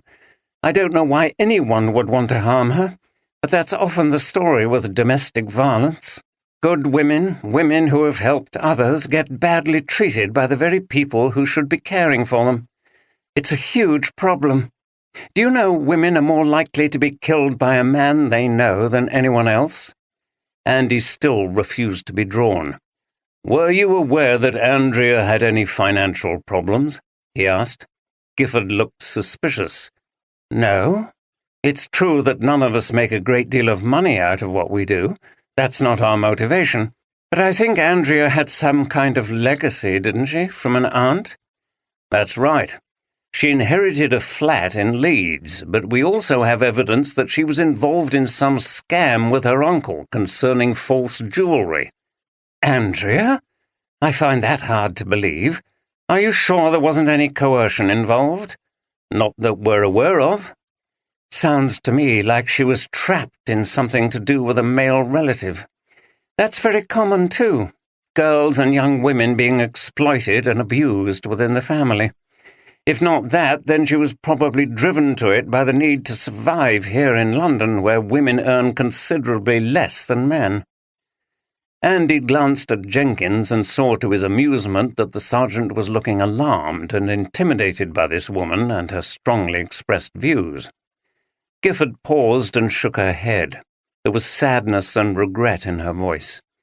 I wish she'd talk to us about it if her money situation was so bad, and I know why she didn't. She wouldn't have wanted to worry us, and she was very committed to the company. She wouldn't have wanted to leave us for something better paid. Right, said Andy. Gifford stood up. Look, I've got a rehearsal soon. Is there anything else? No, that's fine, thank you.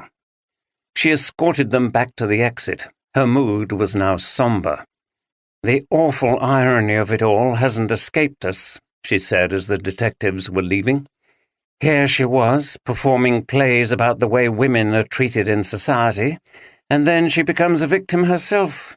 It's shocking, and it hurts us a lot. Louise was having troubling thoughts. Ever since she'd met her friends in Leeds the previous night, something had been preying on her mind. She sat alone in the house in Chapel Allerton, turning the problem over. She got up and looked out of the window at the tiny back garden, which her mother had made into a lovely little sanctuary with flowers in ceramic pots and attractive garden furniture. It was looking rather bedraggled now in late October. She sighed. There was only one thing to do, which was to tackle what was bothering her. She got her phone and sent a photograph to her friend Aisha with the text, "Good to see you last night. Is this the person you saw at Andrea's flat?" The message came back quickly. "Hi, yes, pretty sure. Great to see you too." She texted back, "Thanks," then went into the lounge and sat down. She thought for a moment and then sent another text to a different person. Need to talk about something bothering me. A picture missing from Andrea's flat. You might be able to help." She waited a while in silence, and then a message came back. "Nice to hear from you. Hope you're okay. Going to be in Leeds on Saturday. Be busy, but we could meet up." She replied, "Yes, can pick you up," but the answer she received suggested they meet at a certain time and place. She put down the phone and thought again. Then she called Steph. "Hi.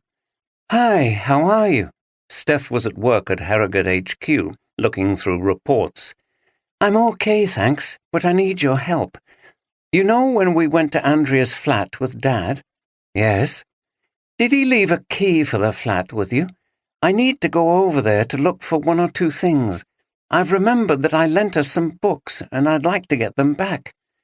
"Yes, he did leave a key, but I don't know if I should lend it to you, as the flat is still technically part of the investigation."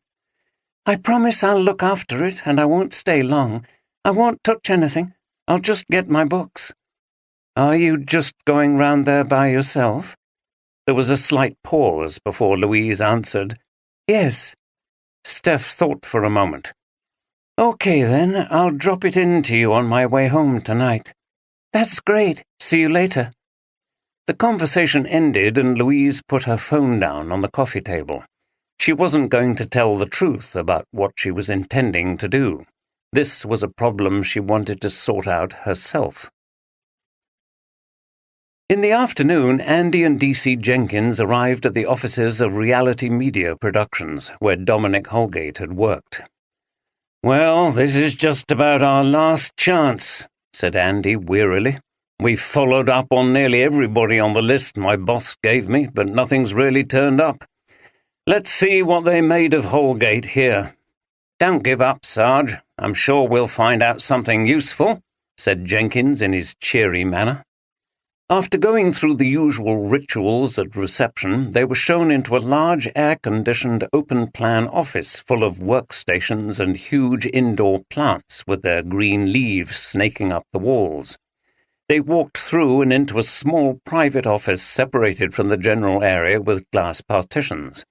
A bald-headed man dressed in a black waistcoat and white shirt greeted them. Jenkins's eyes were drawn enviously to his impressive hipster beard and glasses as he reflected on his own inability to grow a decent beard. "Hi, Paul Matthews, Director of Innovation." He shook hands briskly with the detectives. "Please sit down. How can I help?" Andy explained the purpose of their visit. "We had someone here from the Met," Matthews replied, echoing Gifford at the Women's Theatre Cooperative. "I can only repeat what I said then. We all got on well with Dom, and he was an excellent member of the team. He was friendly, creative, and a good team worker." "Was he ever angry with people or threatened violence? Did you ever see him with knives or guns?" "No, certainly not. The only problem with Dom was that deep down you felt his heart wasn't in the job. He'd done a business degree and had some problems. We took him on based on his personality and obvious intelligence. He could do the job very well, but his real love was the theatre. He would have loved to have become an actor. He was a great mimic and used to have us in stitches." Matthews smiled. "He loved his practical jokes, too. He'd give you some coffee and there would be a frog moulded into the bottom of the mug, or he'd be slumped at his desk and there would be a realistic-looking knife sticking out of his back. That was the only knife I ever saw him with, a joke one." It wasn't a joke one that killed Andrea Barnes, thought Andy. "Did he have any enemies?" he asked. "Dom? Not that I know of. And before you ask, I did meet his girlfriend, Andrea, and they seemed to get on fine. It came as a great shock to us when they both died." "You say that as if you don't believe the account you must have seen on the news that Holgate killed her and then committed suicide." Matthews smiled and shook his head. "Do you? It strikes me you don't, if you're still investigating the case," he observed perceptively. "I don't know the details. I can only say that for us who worked with him in this company, the whole idea seems too monstrous to accept. We've obviously talked about it, and none of us can see Dom as a murderer, and certainly not of his girlfriend. Did he ever seem depressed or moody? Someone who might be suicidal? Again, no. He was always upbeat. The idea of him killing himself is also something we can't get our heads around. He smiled at Andy and shook his head. I really don't envy you investigating this case, Sergeant. I'll bet nothing makes sense. It seemed that Matthews was right, thought Andy, as he and Jenkins left the office in silence after a relatively short interview and walked back to their car. No one, except Gifford, seemed to think it was credible that Holgate would murder Barnes and then kill himself. But as far as he knew, no other explanation of what happened had yet been offered. Still in the dark, Sarge? Jenkins sensed what he was thinking. Pretty much, he replied. Maybe the boss can make something from what we've learned, but I can't. That evening, 3 of the remaining friends met after work near Old Spitalfields Market. Here there was a line of vans selling street food, so they loaded up with burgers, burritos, and pizza and found somewhere to sit. The crowds were not as dense as at lunchtime, when the area was a favourite venue for office workers. Jack, Mark, and Maggie huddled together at an outdoor table just inside the market. The plan was to progress onto the cinema after eating. It feels funny with just the 3 of us, observed Maggie, eating a slice of pizza. After a furious row with Mark after the visit from the police, she had finally forgiven him for not telling her the full truth about the plagiarism affair with Dominic. Ben's on his way, said Jack. I had a text from him. He's back in London. Good. It's a pity Louise isn't here. Maggie smiled. I'm sure those 2 are about to get it on. Why do you think that? She was very concerned about him in Whitby. Weren't we all? Said Jack, eating a burrito. Yeah, but there was something about the way she looked at him. Maybe it takes a woman to understand. Well, it wasn't exactly the atmosphere up there for romance to flourish, said Mark. Maybe things will happen when they're both back here together. It'll be nice to have something good to celebrate. Oh, look, he's here, said Maggie. She'd spotted Ben in the distance looking for them and waved at him. He's coming over. Hi, said Ben as he reached their table. The others greeted him. I'll just go and get something. He went off to the row of vans and returned with a burger and salad. He brought over an empty chair and squeezed in at the table. It's great to be back here, isn't it? And great to see you all. When's Louise coming down? He seemed much more upbeat now he was away from Whitby. Maggie gave Mark a furtive glance and smiled. Don't know, said Jack. She left it open. She seems to want to stay up there until her dad and the others have finished with the case. I still don't know what she thinks they're going to find. Jack didn't mention that Andy and Jenkins had been to see him. It would have involved too much explaining. Mark and Maggie had decided on the same approach. They all wanted to put the business behind them and move on. I think at some deep level she's still in denial about things. She can't believe she's lost 2 friends, that one killed the other and then committed suicide, said Ben. It's a common reaction to something as traumatic as what we went through. Yes, and I think she expects her dad to perform magic, like she's reverting to being a child. You know, when your parents seemed all-powerful. Wow, this is getting into deep psychology, said Jack. But you might be right. I don't think she would have been like this if her father hadn't been a detective. Well, never mind, she'll get over it, said Mark.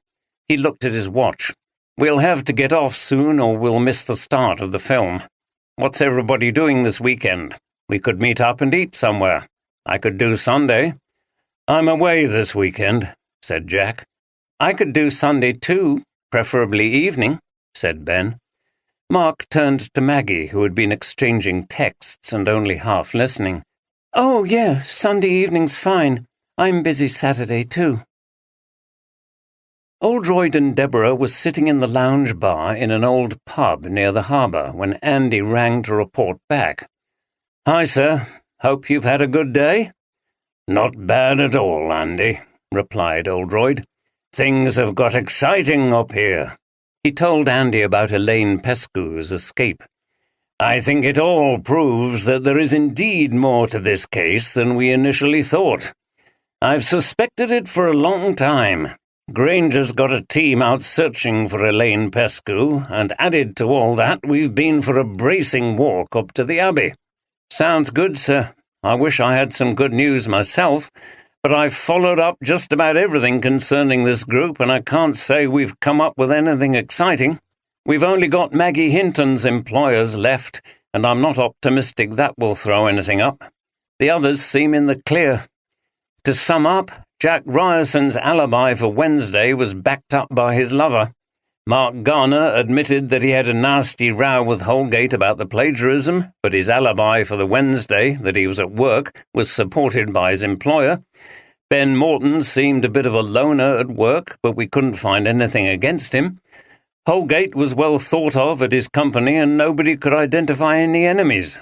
They thought he got on well with his girlfriend, Barnes. They even said what a great member of the team he was, entertaining them with practical jokes and tricks with knives where he pretended to be dead. I thought that was a touch ironic, you know. The knife he used to stab Barnes was real enough, and he was dead all right by the end." "True enough," replied Oldroyd, "and very dark. Fate has some cruel twists at times." "So I'm afraid that's it, sir." "Okay, well done, and don't worry. This grafting is all part of the job. Sometimes you have to sift through a lot of dross, as it were, before you find the diamond.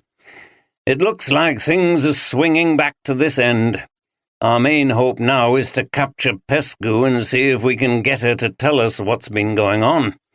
She's definitely involved in some way. You might as well stay there and do your final interview tomorrow. Come back over the weekend." "All right, sir." The conversation ended and Oldroyd hung up the phone. "Was that your sergeant again?" asked Deborah. "It was. He sounded disappointed. He's always so keen to do well and help make progress in a case, but he's finding that it doesn't always go the way you'd like it to." "No, that's the same in many professions." Deborah took a drink from a glass of wine, and then she sat back on the sofa and sighed. "Well, I must say, this is the life. It's so relaxing to get away for a while and be by the sea. What's the plan tomorrow? Will you be busy all day?" "I'll have to check in with Alice Granger to see how the hunt for Pescu is going. Other than that, I thought we might pay a visit to the museum in Panet Park, as the weather's not going to be brilliant. Have you ever been?" "No." "Oh, it's a wonderfully eccentric collection of all kinds of stuff." "Sounds good. I can't wait."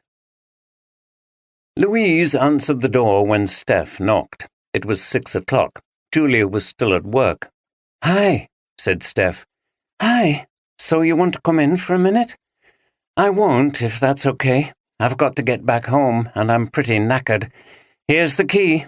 She handed it over to Louise, who thanked her. "How about meeting up on Saturday for a coffee in town?" Louise looked uncomfortable and hesitant. "Sorry, I can't. I've got to go out to the flat, and I'm meeting someone." Steph looked at her with concern. "Is everything all right?" "Yes, fine. Well, not really, but I think I'm getting a bit better day by day. Maybe we could meet up next week sometime?" "Fine. Okay then, I'll be off. Bye for now." Steph got back in her car but sat thinking for a moment before she started the engine. There was clearly something Louise was not telling her. The next day was Friday and Halloween. It dawned quiet and still, with heavy, dark clouds settling a gloom over the day. D.C. Hampton and his team continued their search for Pescu early in the day. They split up, some searching back alleys and outhouses in the town centre, and some going round more suburban areas asking people to be careful about who might be hiding in their garage or shed. A message had gone out on local radio with a description of Pescu and the usual injunction to be wary and not to approach the person, who may be dangerous. So far, there were no reports of any sightings. There were also officers watching the bus and train stations. Hampton was coordinating the search and was in contact with the teams. He was with a small group combing the area around where Pescu had escaped from him and Granger. "Any luck?" asked another DC as Hampton finished a radio call from the team doing street searches. "No, and I don't think they're going to find her out there in the residential areas. I think she'll be down here somewhere in the old town. This is the area she knew best, as she worked at the escape room, and she wasn't that familiar with Whitby as a whole. She could easily get lost if she strayed from here." "Yeah, I think you're right. We'll just have to knock on doors and check possible hiding places until something turns up. Somebody must have seen her." At Whitby Police HQ, an animated Granger had news for Oldroyd. "I've got some revelations about Elaine Pescu. We contacted the Romanian authorities, and they had nothing on anyone of that name, but when we sent her photograph through, which we found amongst her things in her room in that house, they recognized her immediately. Her real name is Irina Albescu, and she is wanted big time in Bucharest. She was part of a drugs gang and is suspected of being involved in some pretty nasty murders. She fled the country over a year ago and disappeared. The fact that she could come here and successfully take on a new identity with a passport and probably other documents is testimony to the fact that she knew some high-level and clever people in the underworld." "I see," said Oldroyd. "So she would be capable of using a gun?" "Absolutely. But what are you suggesting?" "I'm not certain. But surely it's no accident that someone like that was working at the escape room." "We don't know for sure that she was involved, do we?" replied Granger. "In fact, this discovery could explain why she's run off and disappeared again. It may be nothing to do with the murders in the escape room. She may have just thought that we'd found out who she was and had come to arrest and deport her." "I suppose so. We'll have to wait until we find her." "I've got Hampton and some other DCs on the job. They're all local, and they'll find her if anyone can.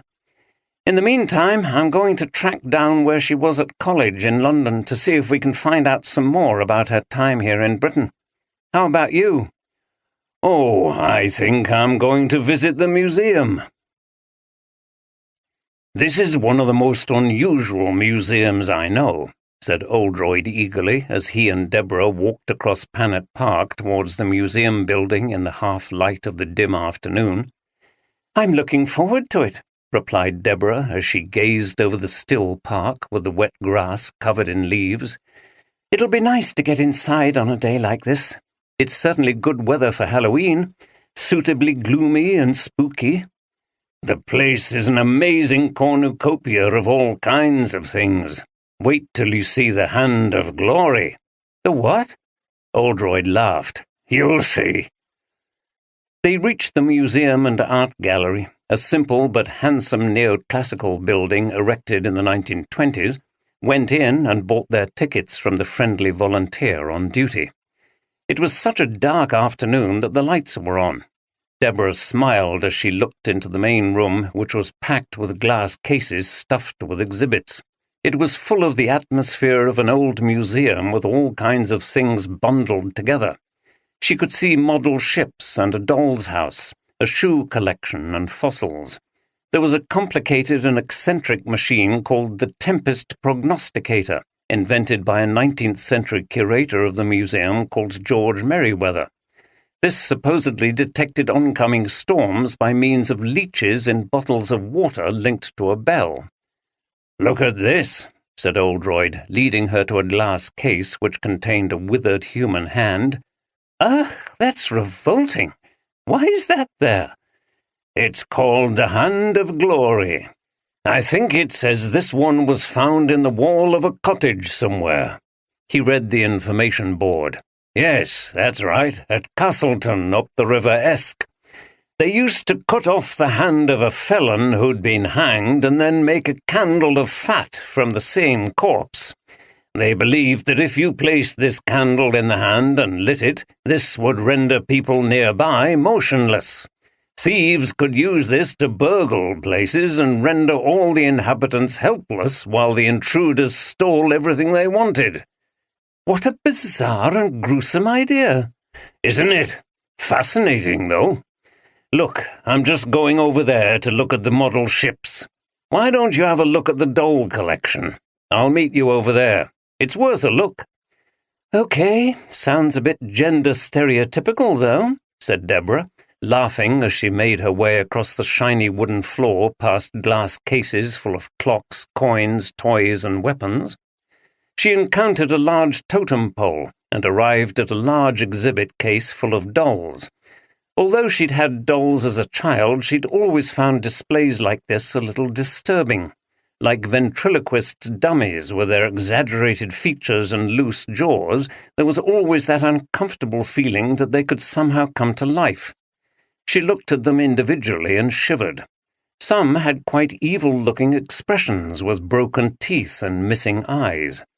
She noticed something at the back of the display case. Surely that ugly face was moving. She let out a little cry, and Oldroyd stepped out from behind the case, laughing. He'd covered himself in a white dust sheet he'd found in the corner of the room, so only his head was visible. Then he crouched down behind the exhibit, staying absolutely still. To a casual glance, it looked as if he was inside the case. When Deborah went past, he turned his head slowly and put on a grotesque expression with staring eyes. "Oh, your face!" he exclaimed. Despite being shocked, she had to laugh. "You bugger! You really had me there. Oh, it's a great place for a practical joke, isn't it? But it could have gone wrong. What if I'd fallen into the glass or had a heart attack?" "I don't think that's likely, and—" Suddenly his expression changed. Something had moved in his mind again, but no clear idea emerged. "Fancy some tea in the cafe?" he said. "Lovely." Later on they went for another meal at the Seagull Cafe, and Oldroyd was rather distracted throughout the evening. On the way back to the hotel, Halloween was in full swing, with groups of children dressed in ghoulish costumes wandering around supervised by adults. As they knocked on doors, their cries of "trick or treat" could be heard again and again. For some reason, this chant stayed with Oldroyd and kept him awake far into the night. He felt as if he was on the verge of an insight, but it stayed tantalizingly out of reach. Early next morning, Oldroyd was emerging from sleep, and his mind was still playing the phrase over, "trick or treat, trick or treat." Then, "trick, trick, trick." The single word resonated louder and louder, and he sprung awake. His subconscious must have been working overnight. Things had suddenly become much clearer. He flung the duvet back and jumped out of bed. "Of course," he muttered to himself as he grabbed his phone. "That's what was going on. Why didn't I realize it sooner? All the evidence was there in front of me if I'd put it all together." A very groggy voice answered the phone. "Sir?" It was Andy. "Andy, I know it's early, but tell me again what Holgate's boss told you about Holgate being a joker." Andy was in bed, screwing his eyes up against the light. He scratched his head and then shook it to help get his brain into gear. "He said Holgate had a good sense of humor and enjoyed practical jokes, like pretending to be stabbed. And he used a false knife?" "Yes, but, sir, we talked about this yesterday. He wasn't using a trick knife in that escape room. That woman died of stab wounds." "She did, but that's not incompatible with his use of a trick knife," Oldroyd replied enigmatically. "What, sir? You've completely lost me." "Never mind. I just wanted to confirm what you'd said. Time to get up anyway, you lazy so-and-so. I can tell you're still in bed. More information later. I think I'm really onto something now." "Okay, sir." Andy put the phone down and yawned. He couldn't understand where his boss was coming from, but he was glad to hear him so upbeat and back to his bumptious self. Oldroyd made another call. "Alice?"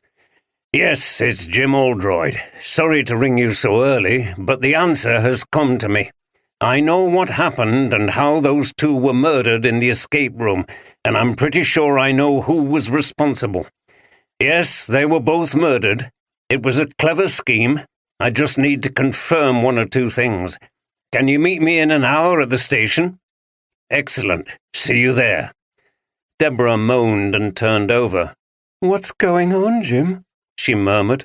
I think we've got a breakthrough in the case. I have to meet Alice Granger at the station. I'll see you later. Okay. Deborah pulled the duvet back over herself and went back to sleep. Can you get that video footage up from the CCTV at the escape room? I want to have another look. Oldroyd sat next to Granger at her desk at Whitby Police HQ while she brought the video up on her computer. He was full of energy and eagerness after the recent lull in the investigation. It's the bit just after Holgate stabs her. Granger fast-forwarded through bizarre, speeded-up scenes of the group in their goth costumes. She stopped when Holgate ran to the emergency exit which led to the storeroom. Ben Morton was leaning over Andrea at the bottom of the picture. You could see the white dress stained with blood, but their faces were not visible. Right, said Oldroyd. You can't see much because Morton's in the way, and that's deliberate. I think she was probably whispering something to Morton at this point. But she'd been stabbed, protested Granger. Oldroyd shook his head. No, we found some stomach medicine capsules among Barnes's things. I think she used them for something. You see, Holgate only stabbed her with a false knife, and then, he paused and the effect was dramatic, Morton used the real thing. Morton? You think he was the murderer? Granger considered this for a moment. Well, that would tie up with what I discovered yesterday about Pescu. She was a student at the Imperial College of Art, where one of her tutors was Ben Morton. Well, well, at last we've got the vital link. What was she doing up here?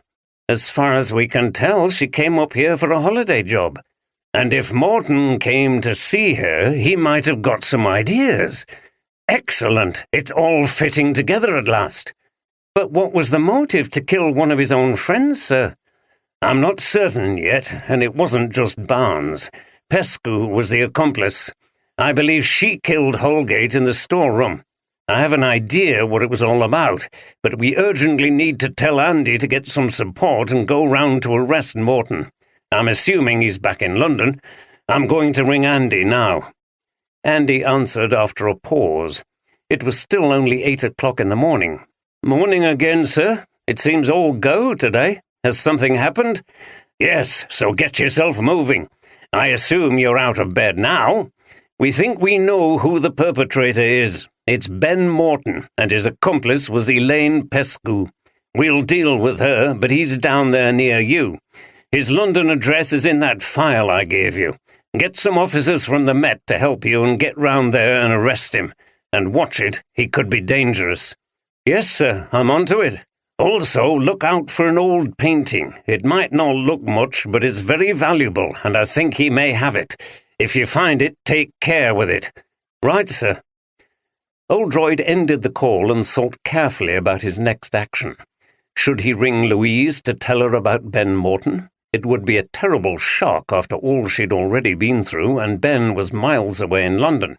It would probably be better to keep her in the dark until they'd wrapped it all up, and then he could break it to her gently. Andy Carter swung into action after he'd spoken to Oldroyd. He collected Jenkins and D.C. Brooke from the Met, and they sped to Morton's address in Notting Hill. It was still quite early for a Saturday morning when they arrived. The door was opened by a bleary-eyed housemate of Morton's. He looked like a student and was younger than Morton. "Police," announced Andy, holding up his ID. "We understand Ben Morton lives here."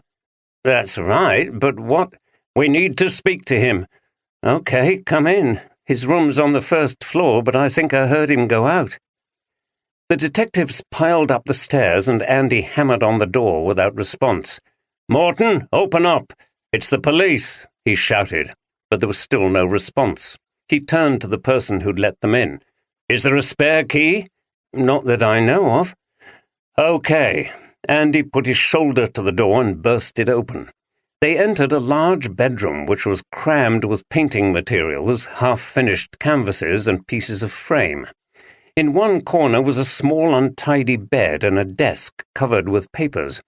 The most striking things were a number of completed paintings on the walls. Black and red swirls of colour surrounded vampires, bats dripping blood, and fangs biting into necks.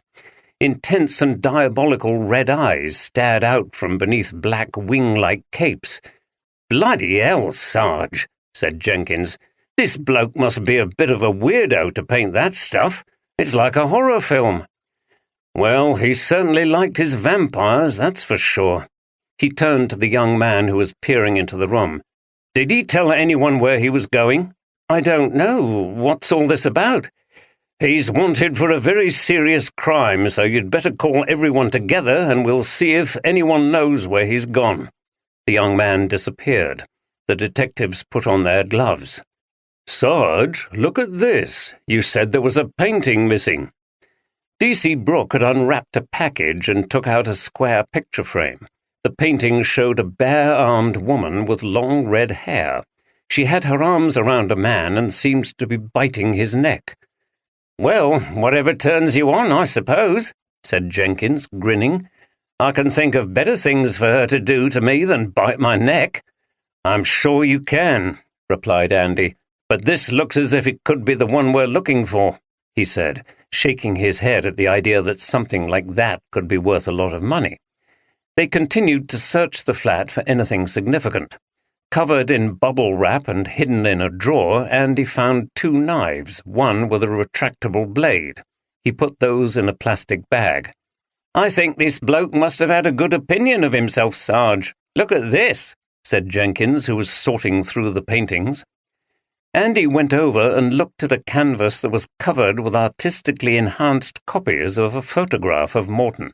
They were in different colours and all bore a single-word title in a variety of fonts: Genius, Michelangelo, Rembrandt, Great Artist, Famous, World Beater, Single-Minded, and so on.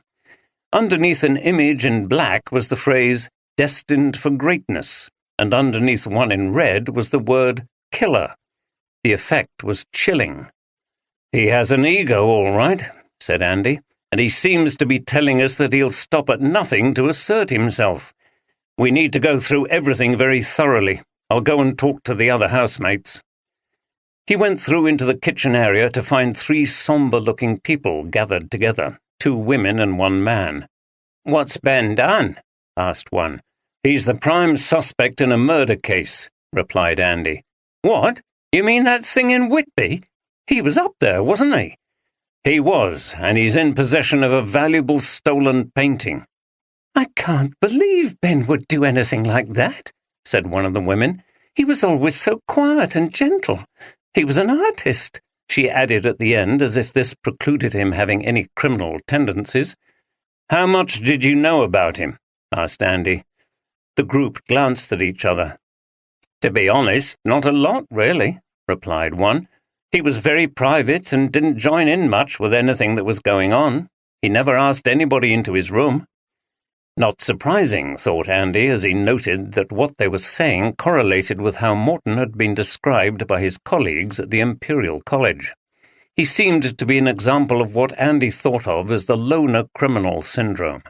Distorted and insane ideas develop in a person who has little contact with others.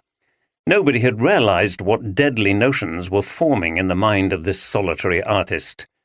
"Do any of you know where he is?" "No," said the man who'd let them into the house.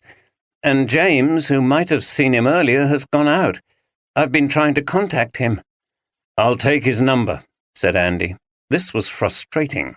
He would delay calling the boss until he had some idea of where Morton was. Presumably he wasn't far away. They would be able to apprehend him before the day was out. That would earn him a lot of points with DCI Oldroyd. Back in Whitby, DC Hampton and his team met at Police HQ early before setting out on their second full day of searching for Elaine Pescu. Their patient inquiries going from house to house had yielded nothing, but Hampton had an idea. Now that the news had come through that she had a violent criminal record in Romania, they were joined by 2 officers armed with guns. There had been some reports from people who claimed to have seen her, but these had come to nothing. "She's had to spend the night somewhere, and I don't think it was outside like a homeless person. Far too risky. She doesn't know Whitby well, but she will have seen all the boats and yachts down in the harbour. At this time of year, most of them are sealed up for winter and covered in tarpaulin. If she managed to get inside one of those, it would give her some good shelter." He looked at his watch. "It's still early. We might catch her before she moves on, but we must be careful. According to Inspector Granger, she's probably armed." The 4 detectives walked down to the harbour, where they split up and began to carefully examine the craft there. It was a difficult task, involving striding between boats tied together as they bobbed around in the water.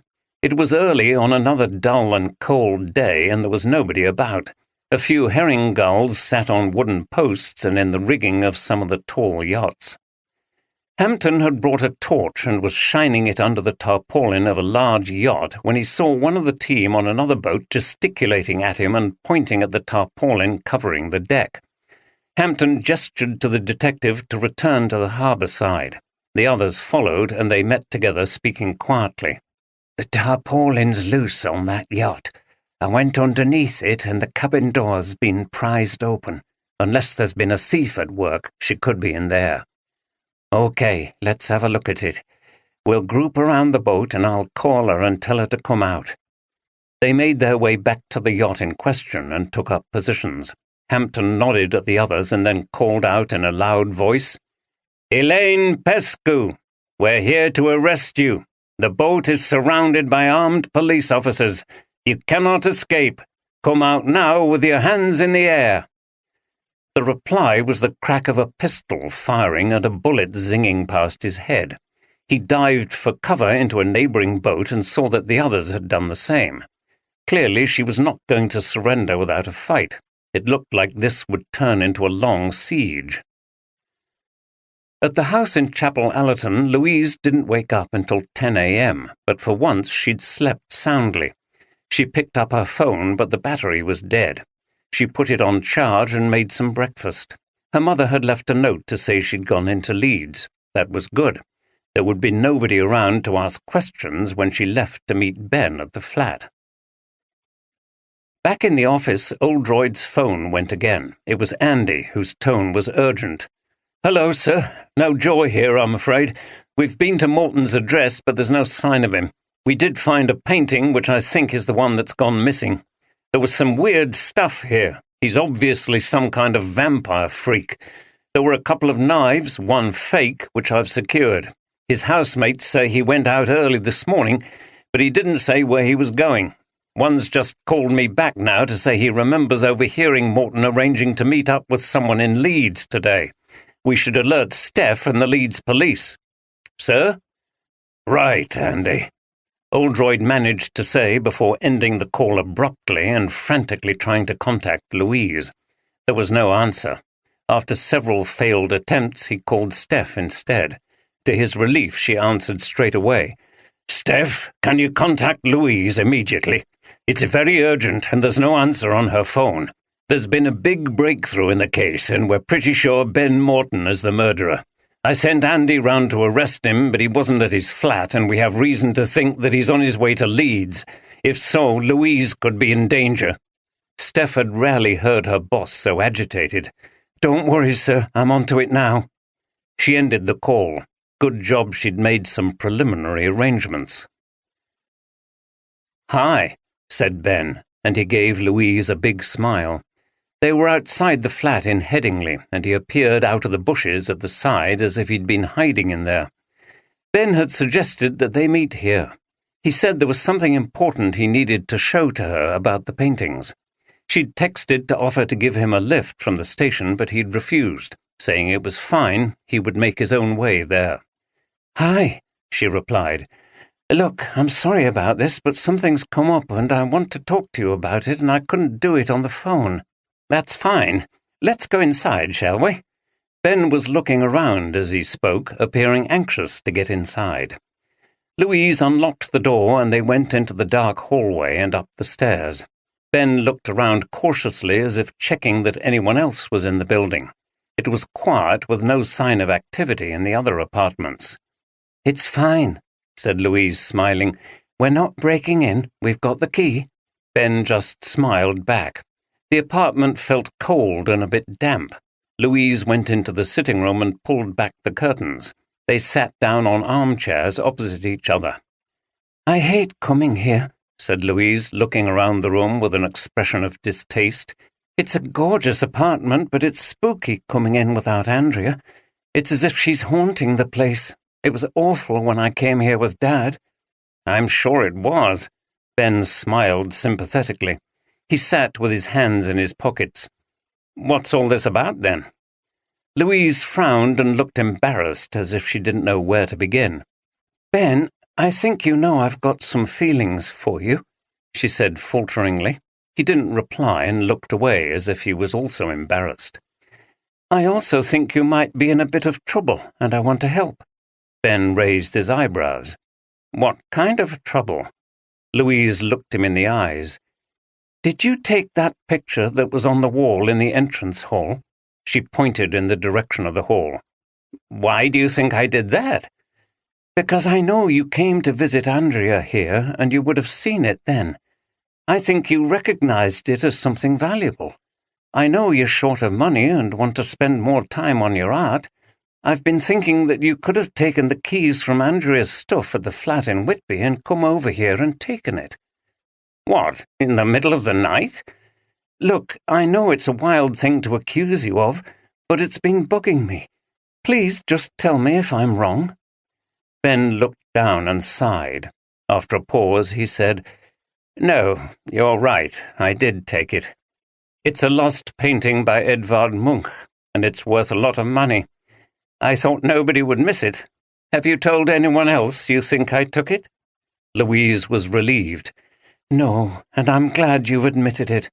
Munch, didn't he paint that picture called The Scream?" "Yes." She looked at him sternly. "I want you to return it, Ben. You know you shouldn't have taken it. There's a chance you'll get caught, and even if you don't, it will be on your conscience. I can understand why you did it, but just bring it back and I won't say anything. I don't think you're really a thief. The temptation is just too great.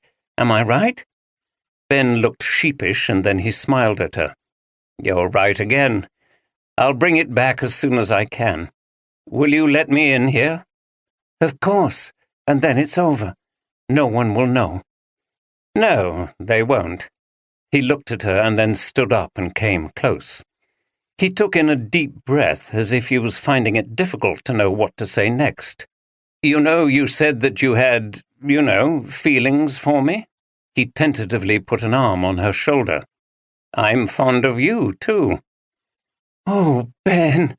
Louise smiled up at him. As they entered an embrace, he whipped his other hand out of his pocket. It was holding a ligature which he got round her neck as he moved swiftly behind her. Louise's eyes widened in surprise and shock, and she gave out a muffled cry. Suddenly, Steph appeared from where she'd been listening behind the door to the kitchen. She got her arm around Ben's neck and forced him to drop the cord. 2 more officers from the Leeds force, 1 female, came in from where they'd been hiding in a bedroom. The female officer went to Louise where she'd slumped to the floor. The others helped Steph to get the handcuffs on Morton and checked him for any more weapons. "Ben Morton," began Steph, "I'm arresting you for the murders of Hugh Preston, Andrea Barnes, and Dominic Holgate, and for the attempted murder of Louise Oldroyd. You do not have to say anything, but it may harm your defense if you do not mention when questioned something which you later rely on in court. Anything you do say may be given in evidence." Morton remained silent. Louise screamed, "Ben, no! Oh, my God!" and started to cry. "Okay," continued Steph. "Let's get him into the car. I'll phone for help. She's had a terrible shock. You 2 get him down to the station, and I'll wait here with her for the ambulance. I'll secure the building. When you get back, someone needs to arrange his transfer to Whitby." "Okay, Sarge," said one of the officers as Morton was led out of the flat to the police car parked in a secluded back street. Steph checked that the keys to the flat were in her pocket as she knelt by the distraught figure of Louise on the floor. "Why, how are you here?" Louise struggled to talk. "Let's say it was an instinct," replied Steph. "I felt you were in danger, so I had a duplicate set of keys to the flat cut, and we were able to get in here to monitor what was happening." Louise was rubbing her neck. "Oh my God, I've been such a fool. Does Dad know what's happened?" "Not yet. He's still over in Whitby. He wasn't able to do anything, so I've dealt with it myself. I'll be calling him soon, so don't worry. The ambulance is coming to take you in for a checkup, but I'm sure you'll be fine." Louise nodded and put her hands up to her face. It was all too much to take in, but she was dimly aware through the awful shock that the terrible ordeal that had begun in the escape room was now over. In Whitby, everyone was focused on the drama surrounding the arrest of Elaine Pescu. Granger and Oldroyd had come down to the harbour to witness the standoff between the police and the desperate fugitive. An armed officer was delivering messages via a megaphone, but there was no sign that she was showing a willingness to surrender. "She's a tough character," observed Oldroyd. "I wonder what she fears most, facing judgment here or the possibility of being deported back to Romania." "Probably both," replied Granger. "Oh, looks like we're going to get some action." Two officers were preparing to fire tear gas into the interior of the yacht. One clung to the side of the vessel, positioned to smash a window, while another aimed the tear gas gun. The officer with the megaphone was talking constantly to distract the target inside. Suddenly, the officer clinging to the side of the boat smashed the window with a metal pickaxe. There was a crack, and the tear gas canister flew in through the hole. Gas billowed through the broken window. There was the sound of coughing from inside the cabin, and then a figure recognizable as Elaine Pescu appeared on deck before diving into the water without even trying to take a shot from her handgun. Two officers dived in after her. She made it across to the other side of the harbour and out of the water. She was running down the road when the officers caught up with her and brought her down. "That was a plucky effort," said Oldroyd. "She doesn't give in easily, but now the game's up, we'll see what she has to say for herself." On the way back, he checked his phone for messages, but there was nothing yet. He tried to call, but there was no answer from either Louise or Steph. Oldroyd looked into the cold blue eyes and blank face of Irina Albescu, who was known in the case as Elaine Pescu. It was the tough, inscrutable face of a hardened criminal, which Oldroyd had seen many times before. There was no point trying to break her down. They had to appeal somehow to her self-interest. He was sitting with Granger in the interview room at Whitby Police Station. On the other side of the table were Pescu and a duty solicitor. Pescu had insisted on her rights. "Okay," began Oldroyd. "Let's get to the main points. You're here because you were part of the plan to murder Andrea Barnes and Dominic Holgate. You were also involved in the murder of Hugh Preston, and you personally shot Holgate with the gun you used to fire at police officers when you were avoiding arrest at Whitby Marina. So it's a pretty serious list of charges. Do you wish to say anything at this point?" Oldroyd could see that Pescu was calculating her next move. She looked to her solicitor, who advised her that she didn't need to say anything. However, she turned back to Oldroyd. "You can't prove I shot Holgate. I wasn't in the room where Barnes was stabbed." "Oh, I think we can. We've retrieved the gun from where you dropped it into the water, and I think we'll find it's the same one that killed Holgate, which was why we couldn't find it near his body. And if you weren't guilty of any of this, why were you so desperate to escape from us?" "I got scared you make me go back to Romania. I'm sorry I fired gun." "I can understand that," said Granger, "given your criminal record over there. But we think that Hugh Preston told you about the trick sarcophagus, and so he had to be got rid of. We've also found some hairs on the hood that the figure who is supposedly Holgate was wearing when he went crazy outside the pub on Church Street. They're long hairs, and we think they'll match yours. You impersonated Holgate that night. You had to do it because he was already dead. You then dressed Holgate's body, wherever you'd been storing it, in the clothing you were wearing and dumped it in the harbour. We're in the process of arresting Ben Morton, added Oldroyd, so it will be interesting to hear what he has to say about all this and your part in it. Elaine frowned and looked away. Oldroyd sensed there was more calculation going on. Eventually she turned back sharply to face Granger and Oldroyd. She appeared to have made a decision. Okay, I tell you everything. It was Ben's idea and he forced me to take part. He said he would tell authorities about me and I would be sent back to Romania. I didn't want to do it. I am very sorry. Oldroyd smiled. Her declaration of relative innocence and her remorse were not credible, but at last they were going to get a detailed account of what happened. Oldroyd and Granger had just finished interviewing Pescu when Oldroyd's phone rang. It was Steph. "You go on to the office," he said to Granger. "I'll just take this." Granger went off down the corridor. Sir, there's been a major incident here in Leeds. I want to stress to you that everybody is okay, including Louise. Despite this reassurance, Oldroyd felt the anxiety hit his stomach. "What the hell's been going on?" Steph began to explain. When Oldroyd didn't arrive at the office, Granger went to the door to look for him. She saw him in the corridor, slumped over and holding onto a radiator. She ran down to him. "Sir, what's happened?" She helped him into the office, sat him down and made a drink of hot tea. It was some time before she could get the story out of him. She'd never seen him so shocked and fragile. Haltingly, he explained what had happened in Leeds. "So they've got Morton, but Louise, my daughter, he nearly killed her." He covered his face with his hands. "My God, sir, that's terrible." "I was here and couldn't do anything to help. I had no idea she'd actually arranged to meet him at the flat." "Look, sir, it's probably better that you didn't know until it was over. Steph sounds to have done a fantastic job, and Louise is okay, remember that." Yes.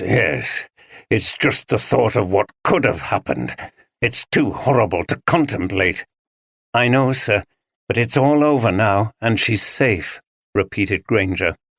At that moment, Oldroyd's phone went again. It was Andy asking how everything was progressing. "It's fine, Andy," he finally managed to say. "It's all over. We've got Pescu here and Steph has arrested Morton in Leeds. They were the murderers. Steph's done a wonderful job. I'll tell you more later. Can you send a detailed report on what you've found to Inspector Granger?" "Okay, sir. I'll get all this stuff sent up, too." He ended the call and felt enormous relief that they'd finally got to the end, mixed with the awful shock of knowing how close things had come to further tragedy. He'd never felt so utterly exhausted at the end of a case.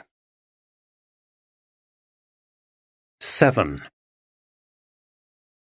From brig o' dread when thou mayst pass, every neat and all, to purgatory fire thou comest at last, and Christ receive thy soul. From the Like Wake Dirge. It was Sunday morning, and Oldroyd and Granger confronted their captive in the interview room. He'd been brought over from Leeds the previous evening.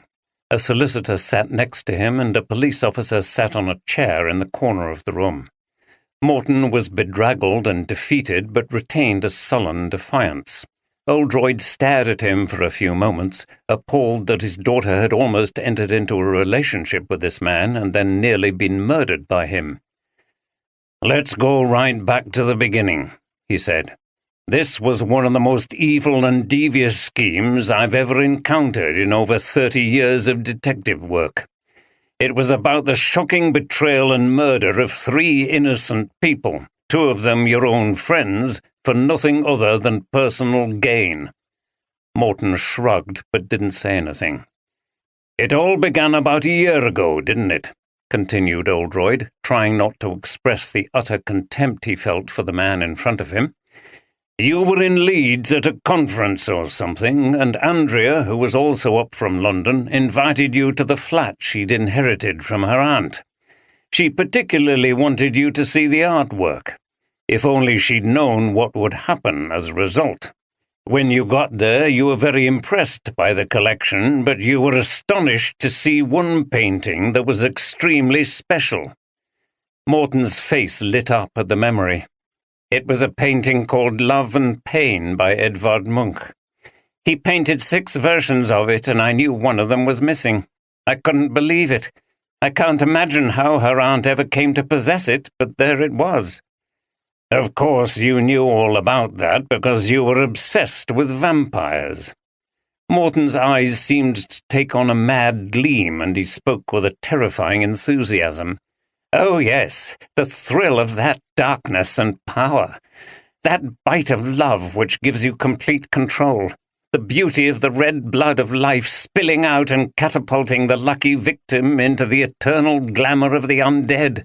Who could resist that wonderful pain? And to paint such things is an ecstasy. I've been enthralled to vampiric art since I saw my first vampire painting. It's pure joy to—" And so he went on until Oldroyd finally stopped him. "I see," said Oldroyd, shocked at the sadomasochistic rant he'd just heard. "Why did you keep all this a secret? You had exhibitions of your work, but I don't think you ever included anything of this nature." Morton smiled.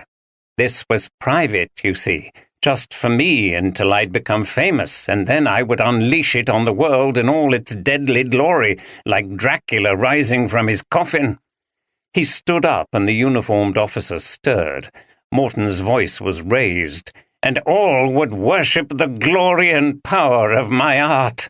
"Sit down," said Oldroyd firmly.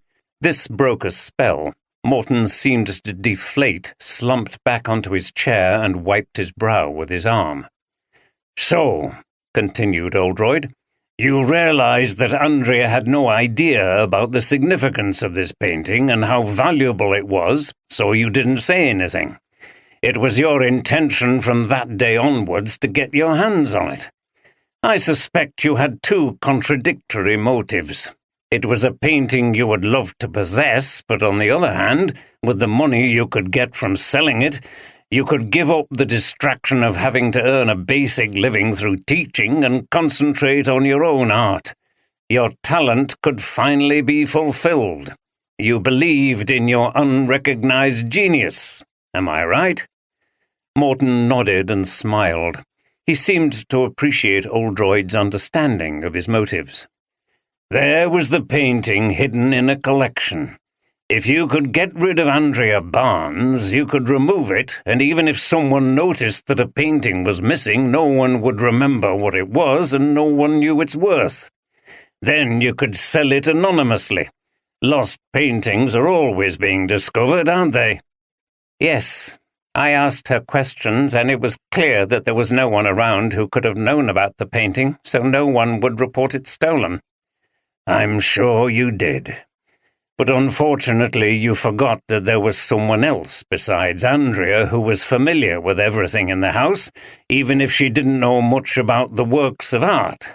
The cleaner, Mrs. Adams. She told Louise about the artwork that was missing and described it. That made Louise suspicious, especially when she learned that you'd been in Andrea's house. But we'll come to that later. The problem was, how could you get rid of Andrea? It had to happen in a way that drew all attention away from you. Suicide, accident, or being murdered by someone else. I imagine it was very difficult to think how it could be done until a number of things came together for you, which they sometimes have a devilish habit of doing for someone planning a wicked crime. It started with one of your students, Elaine Pescu. She was Romanian. You began an affair with her. She was very cagey about her previous life, so you decided to investigate a little. You discovered that she was a criminal on the run, and her real name was Irina Albescu. She had a violent past as part of a drugs gang in Bucharest. How did you get all that information?"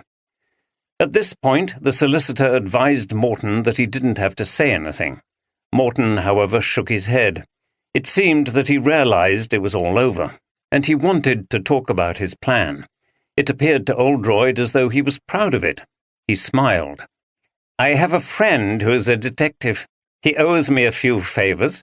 It didn't take him long with a photograph of her to find what I wanted." Oldroyd nodded. "More likely you blackmailed him over something, but never mind about that for the moment. The big break finally came over the summer. Elaine, let's continue to call her that, had come up here to Whitby for a summer job, and you came to see her. She was working in this escape room on a Dracula theme, in Whitby of all places, where Dracula himself arrived in England. She showed me round. I suddenly had this incredible idea. It was so ingenious. It was a thing of beauty. It brought everything together." "Your concept of beauty is a very dark one," replied Oldroyd sharply. "Anyway, I think by then your affair with Elaine was probably near its end, but she was a useful, tough accomplice, having a violent past and being used to handling a gun." "It was her who got the gun," said Morton. "She seemed to have some connections with the underworld over here." Oldroyd paused. It was time to play his card. "We have apprehended Elaine Pescu, and her account of the scheme you played out together was that it was entirely your idea and you forced her into assisting you. Is that true?" Morton shook his head again. "It's true that I hinted that I could reveal what I knew about her, but she was more interested in getting her share of the money from us selling that picture. She was up for it all, so don't let her play the victim. She's a ruthless woman." Oldroyd smiled. He would never have seen Pescu as a victim. It was interesting to play accomplices off against each other. It usually worked, and they ended up telling you more than they intended in order to incriminate the other. "Anyway," he continued, "the first victim was the unfortunate Hugh Preston. He made the mistake of telling Elaine about the trick sarcophagus. Having checked that he hadn't told anyone else, you killed him and hid his body in the skip." "Yes," said Morton. "We couldn't risk anyone else finding out. Of course you did eventually." He shot Oldroyd an evil look. "It was good practice for the main event. Elaine lured him into the escape room office when he was paying a visit one day after the escape room had closed. I stabbed him with the same knife I used on Andrea, and then we went out in the night to dispose of his body. It was like a rehearsal. I never thought those bloody kids would discover the body. That was a stroke of bad luck." Oldroyd frowned and shook his head.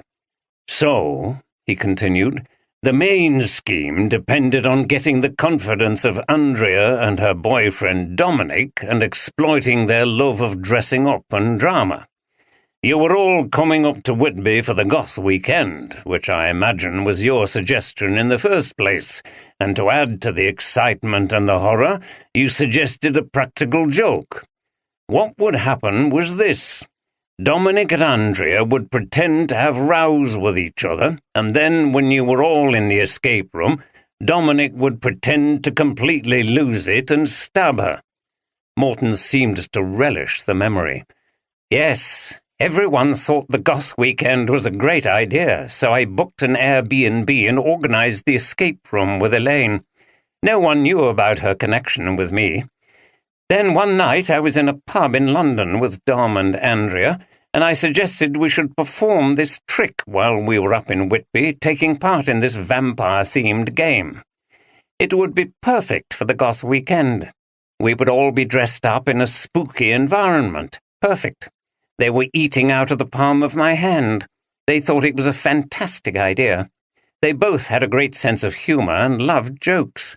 Everybody would laugh about it for days. We came up to Whitby the week before without anyone knowing. I explained everything and we practiced it. It all fell into place. I remembered that Dom had told us about the gun his uncle had given him, so I carefully asked him a little more, and he said it was a Glock pistol. So Elaine got hold of a similar model along with a silencer.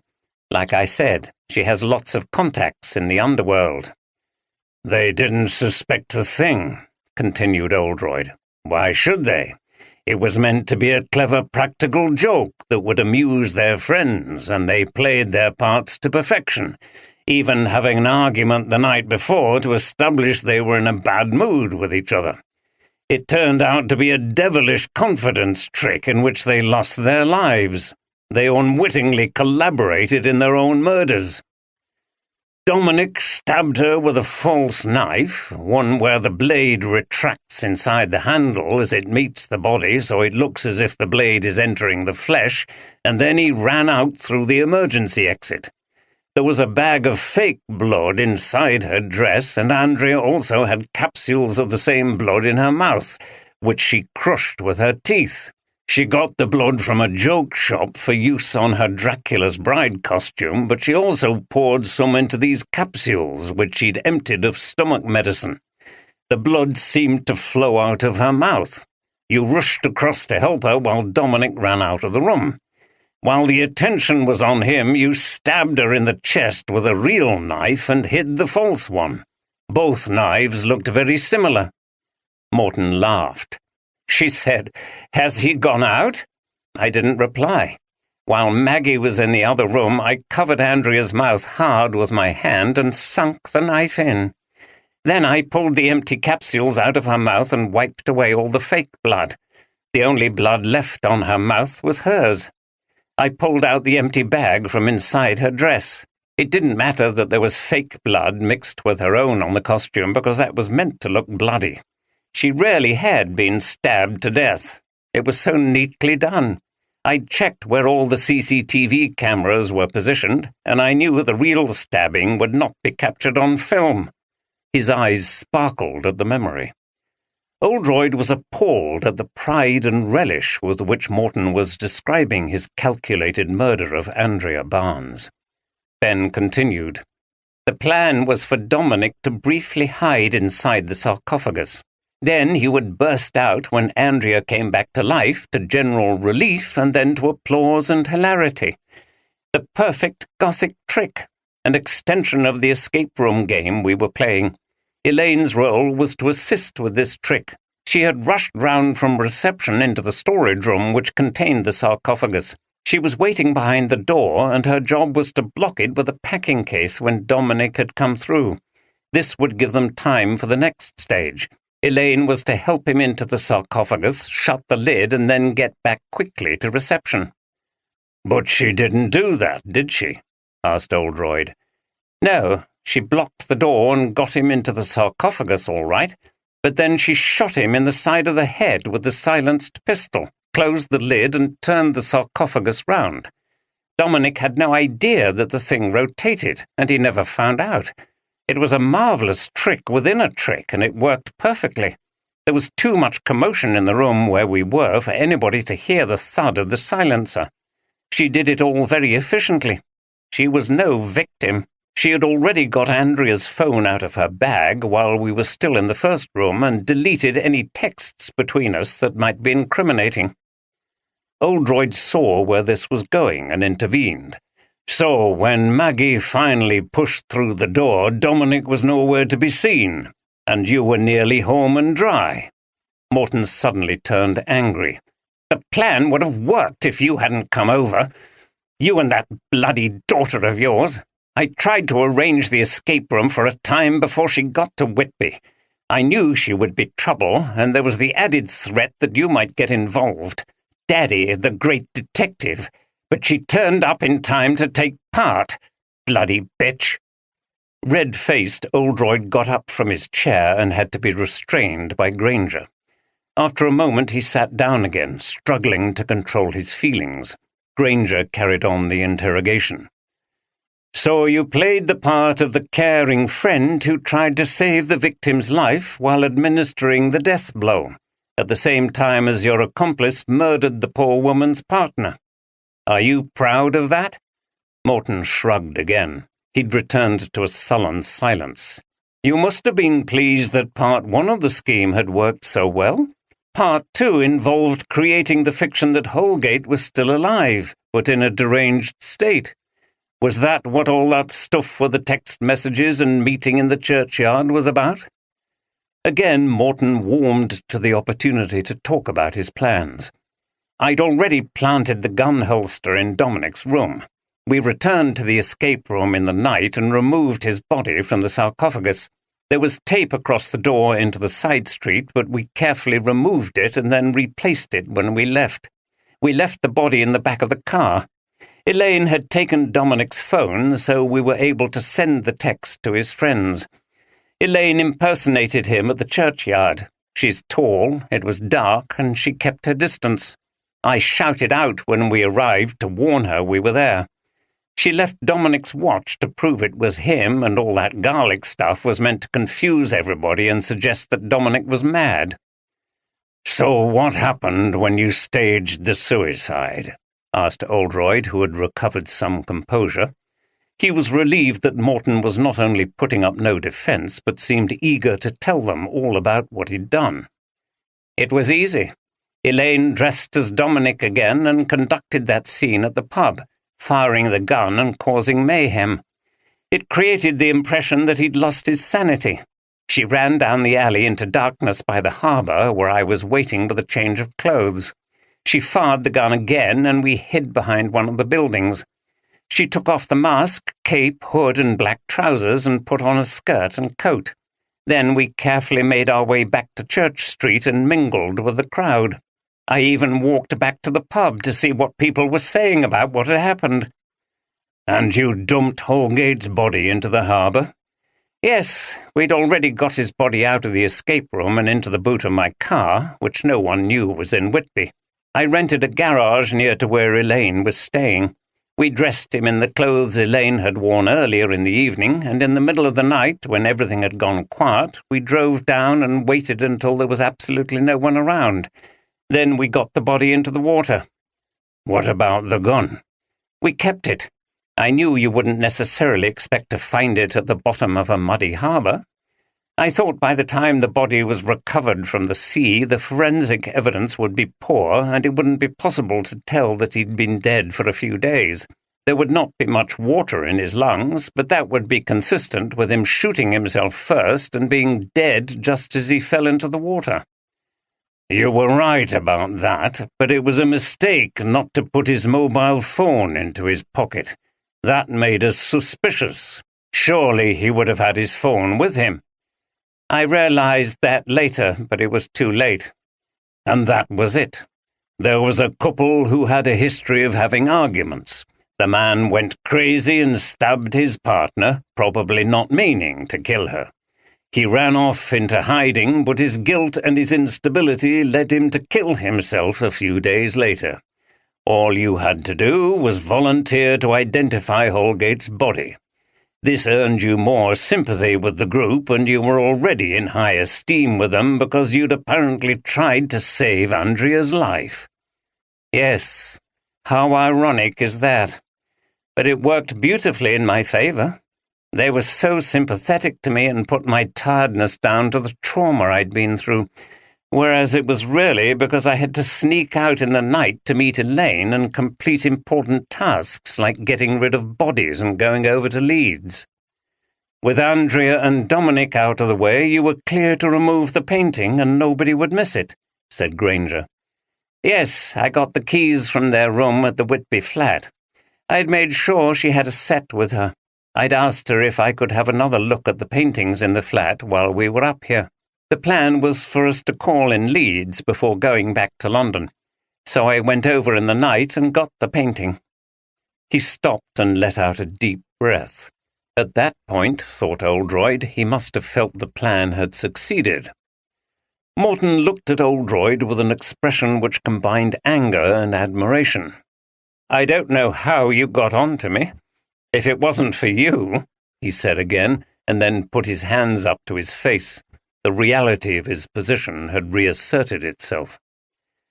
Oldroyd was under no obligation to explain his thinking in the case, but as Morton had been so open about his plan, he felt a professional urge to explain how he had responded. With ruthless criminals like this, it was like playing a deadly game of chess, and they always had the first moves. I was never convinced by the story we were meant to believe. Neither was Louise, although she never thought you were responsible. It seemed unlikely that Holgate would kill Barnes in a row, as everyone spoke of them as basically happy together, even though they had arguments. Holgate apparently had a knife with him, which suggested he had premeditated his attack and not just lost his temper in the moment. Discovering the trick sarcophagus and Holgate's blood inside it led to more doubts. We were meant to think that Holgate had just blundered out of the building, but if he was hiding in the sarcophagus, he must have known about it beforehand and planned to use it. Furthermore, he must also have known it was a trick, because we found his blood in the compartment that was concealed from view. We thought he must have used the mechanism to turn it, but in reality he didn't know that the sarcophagus had 2 compartments. In fact, that was part of the way he was duped. On the face of it, there seemed to have been a degree of planning on his part, which was very odd if this was indeed a crime of passion. If he wanted to kill Barnes, why choose a strange, overly dramatic method like this? It also suggested that other people were involved. When I saw the CCTV, I thought it seemed unreal. They looked like actors in a film. It was this sense that everything didn't quite ring true that was at the heart of Louise's refusal to accept what we were presented with.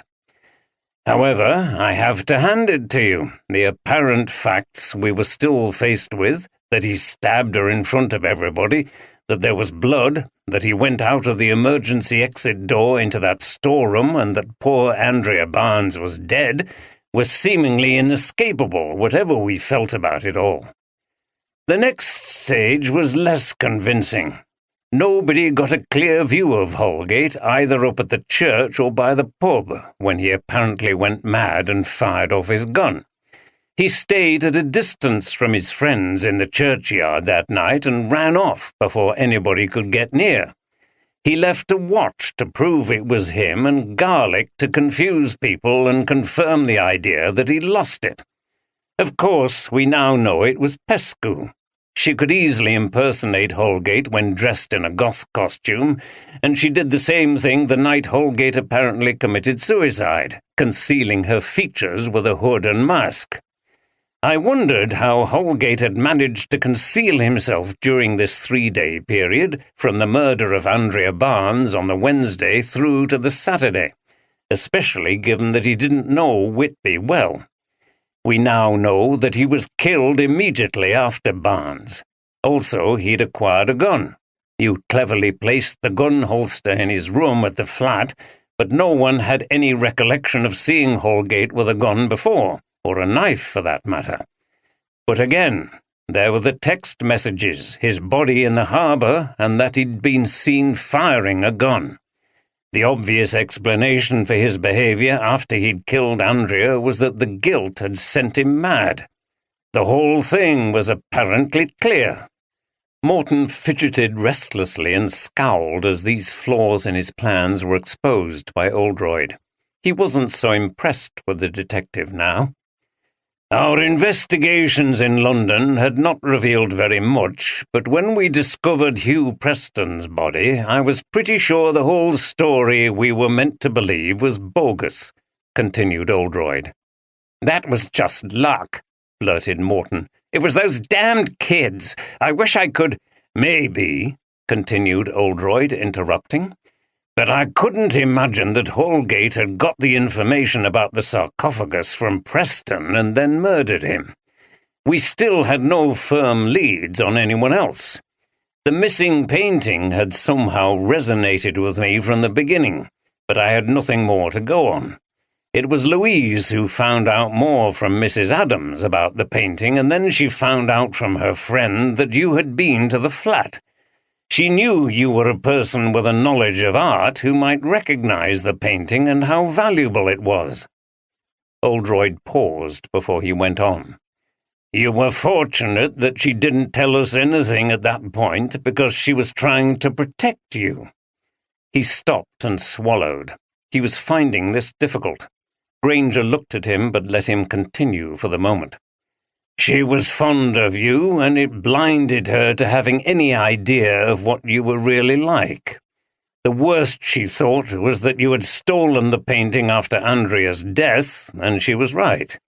But she'd no idea that you had orchestrated the whole thing. I knew she liked me, said Morton casually, and I liked her, but I had much more important things on my mind.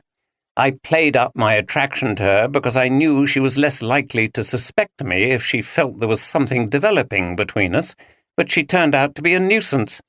She wouldn't accept what I wanted everybody to believe, and she encouraged you to doubt it. When she texted me to say she wanted to talk to me about the missing picture, I knew I had to silence her for good. Oldroyd looked away from Morton and struggled again for self-control. He indicated to Granger that she should continue. What were you planning to do? Granger said. Morton shrugged again.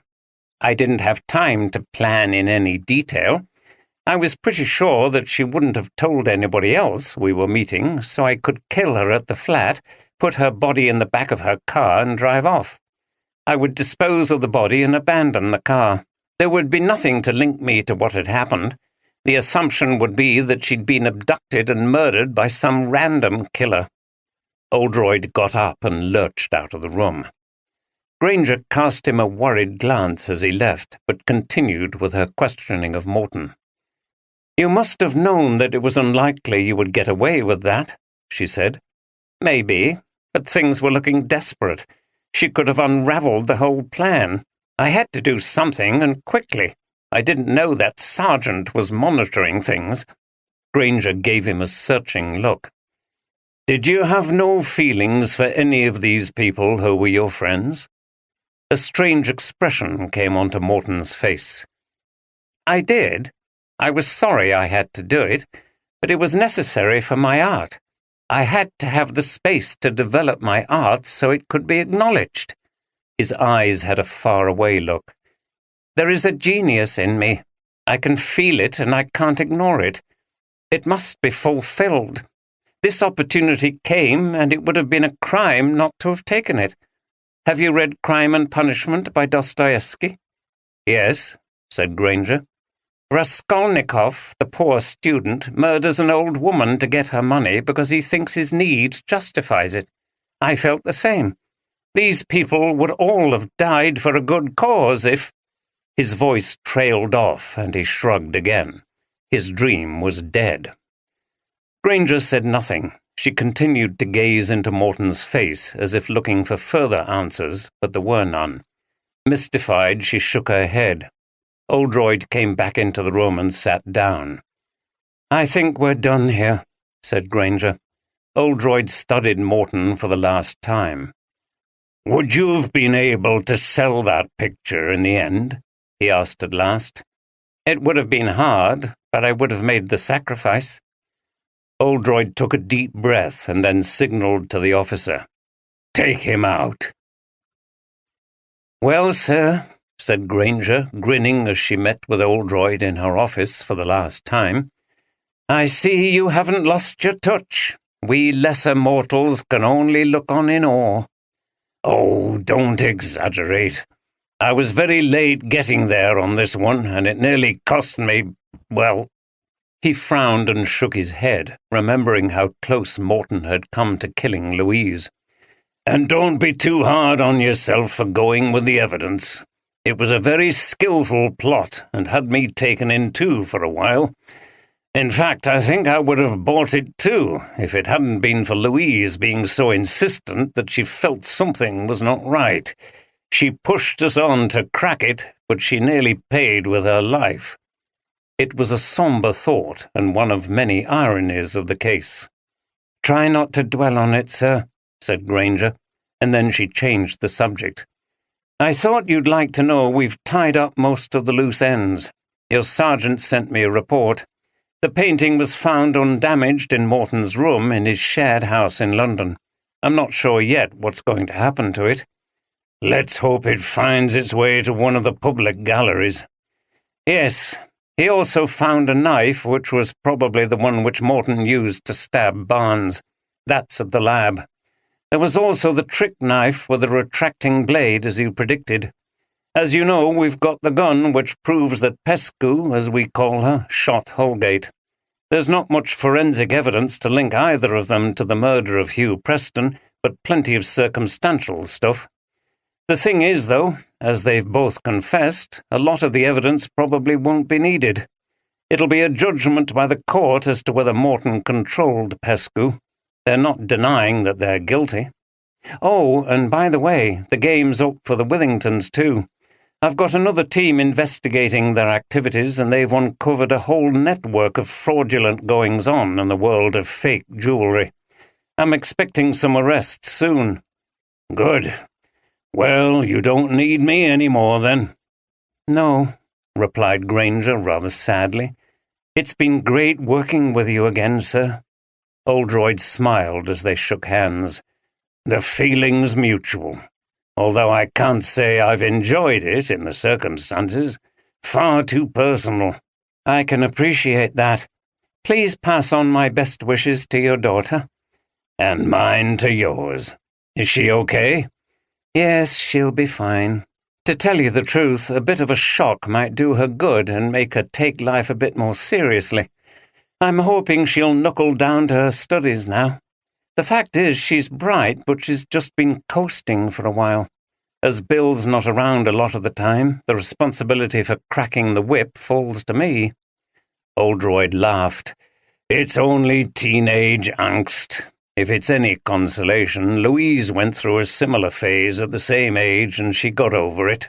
And I have to confess I left most of it to my wife because we were separated by then. We men still have a lot to learn, but it's not that we don't care. He paused, thinking about Louise again. Anyway, keep up the good work here in Whitby. I'm proud when I see people brought up at Harrogate HQ being so successful. Thank you, sir, and give my best wishes to everyone back at Harrogate. I have a lot of fond memories. Andy got back to Leeds in the late morning. He'd already spoken to Oldroyd and Steph about what had happened. "Where's the hero of the moment?" he called out as he entered their apartment overlooking the River Aire in Leeds. "In here," Steph replied from the living room where she was watching television.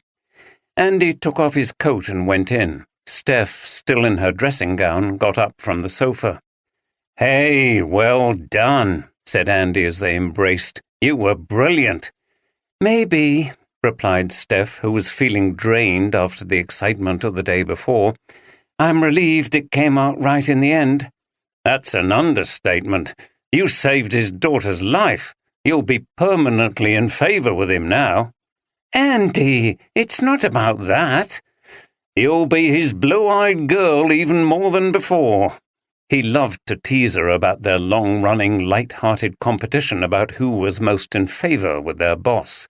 "Stop it, it's serious. If we hadn't been there, Morton would have killed her." "Okay, I know, I'm only teasing. I'm just jealous. The only important things we found were the knives in Morton's flat and the painting. That bloke was creepy, though. He has a giant ego and he's a big vampire freak." He told her about the series of photographs and the paintings. "Yuck. Well, the painting was what the whole thing was about in the end, wasn't it?" "Yeah, and I'll tell you, it's nothing to write home about.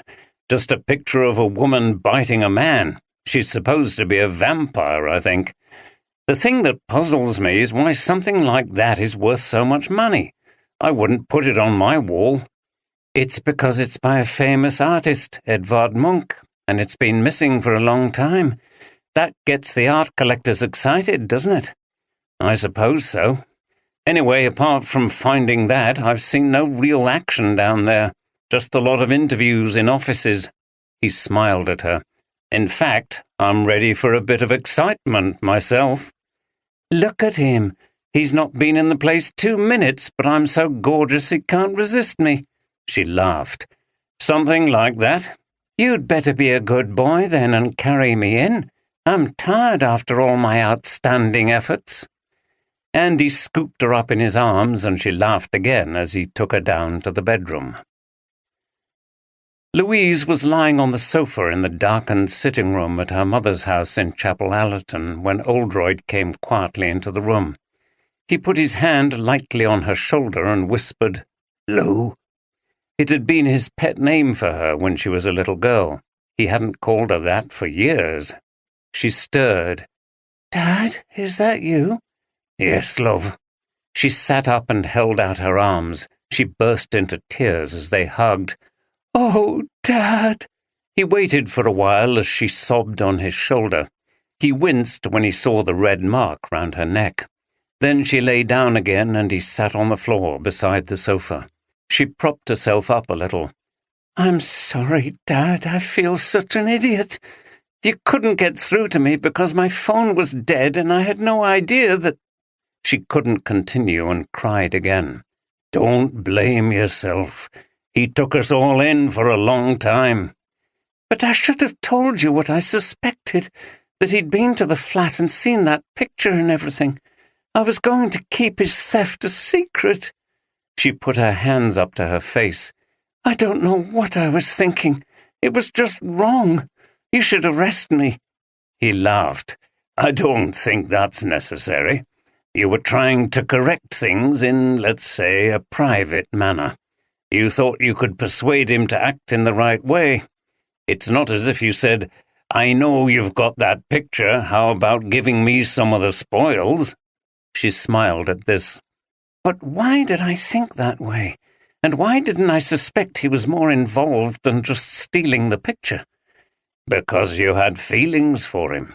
It's well known, isn't it, that those kinds of emotions can affect our judgment? What's the old saying? Love is blind." "I didn't love him, though. I was only—" She stopped and shook her head. "You were at the beginning of what could have been a romantic relationship, and at that point there's often a bit of infatuation going on.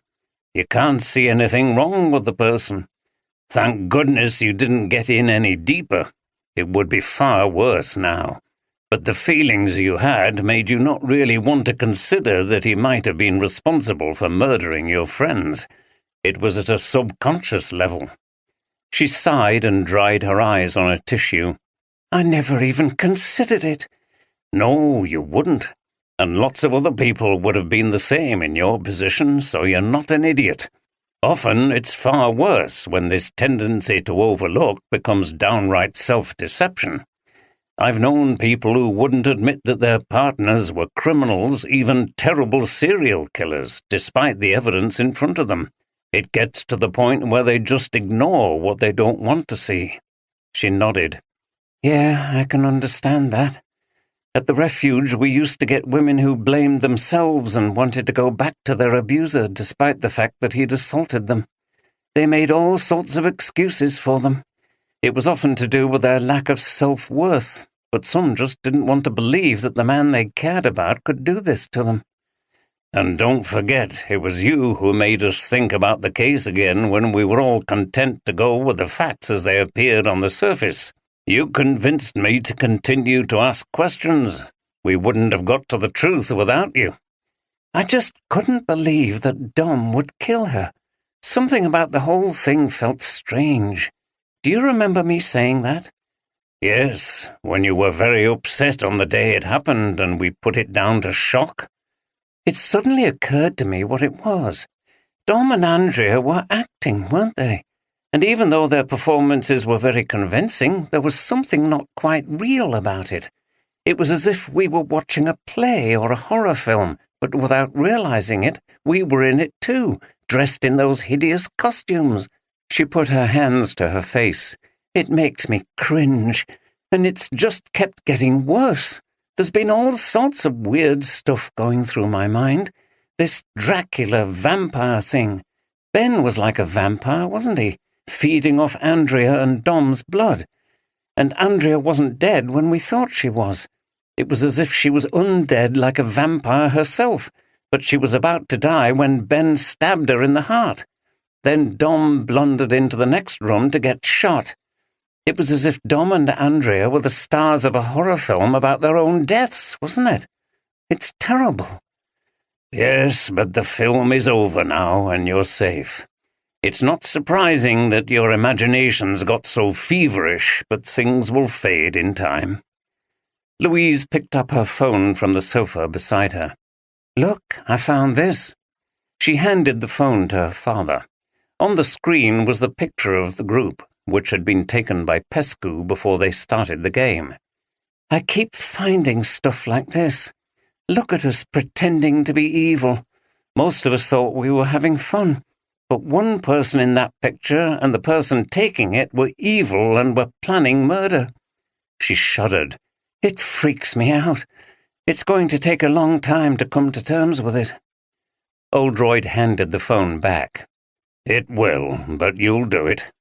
And it'll take me some time to get over the shock of what nearly happened at that apartment. I'm glad I didn't know what was going on until it was all over. I was in Whitby and completely powerless. My sergeant did a wonderful job." "Steph? She's brilliant. So clever and brave. She worked out what might be going on when I was taken in. I should have told her, too."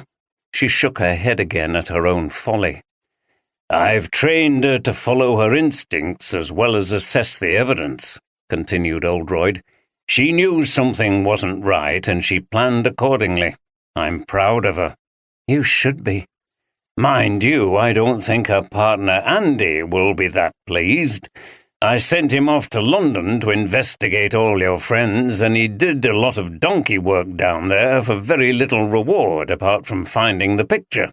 Then on top of that, he missed all the action up here." "Oh dear," said Louise faintly. She'd slowly sunk back into lying on the sofa, and her eyes were closed. Oldroyd paused and looked at her, feeling yet again the intense relief of seeing her alive and okay. "I won't stay long, love. I can see you're exhausted." "I'm not sleeping at night. I get nightmares where he's got that cord around my neck." She shuddered. "Thank God Steph was there." "It's the shock and trauma of being attacked added to what you've already been through. Maybe your mum should take you to the doctors. I assume you're going to stay here for a while." "I've no choice at the moment. I'm not capable of doing anything." "Don't worry about it. Just take it a day at a time. Your mum will look after you.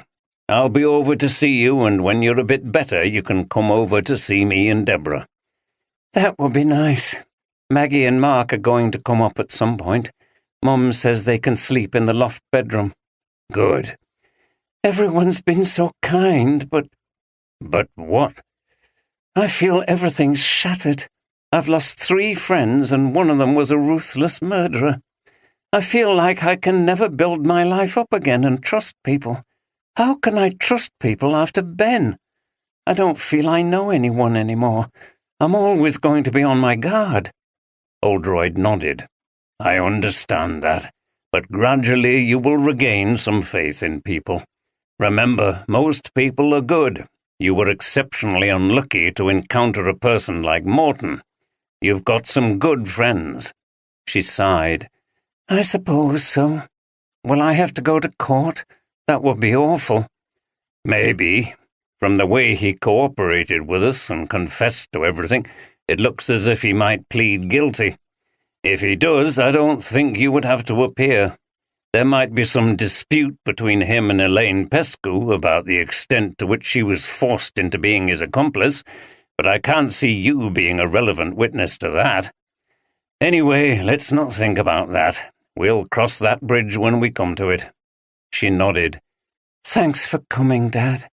He leaned over and kissed her on the head. "Bye for now. See you again soon." "Bye."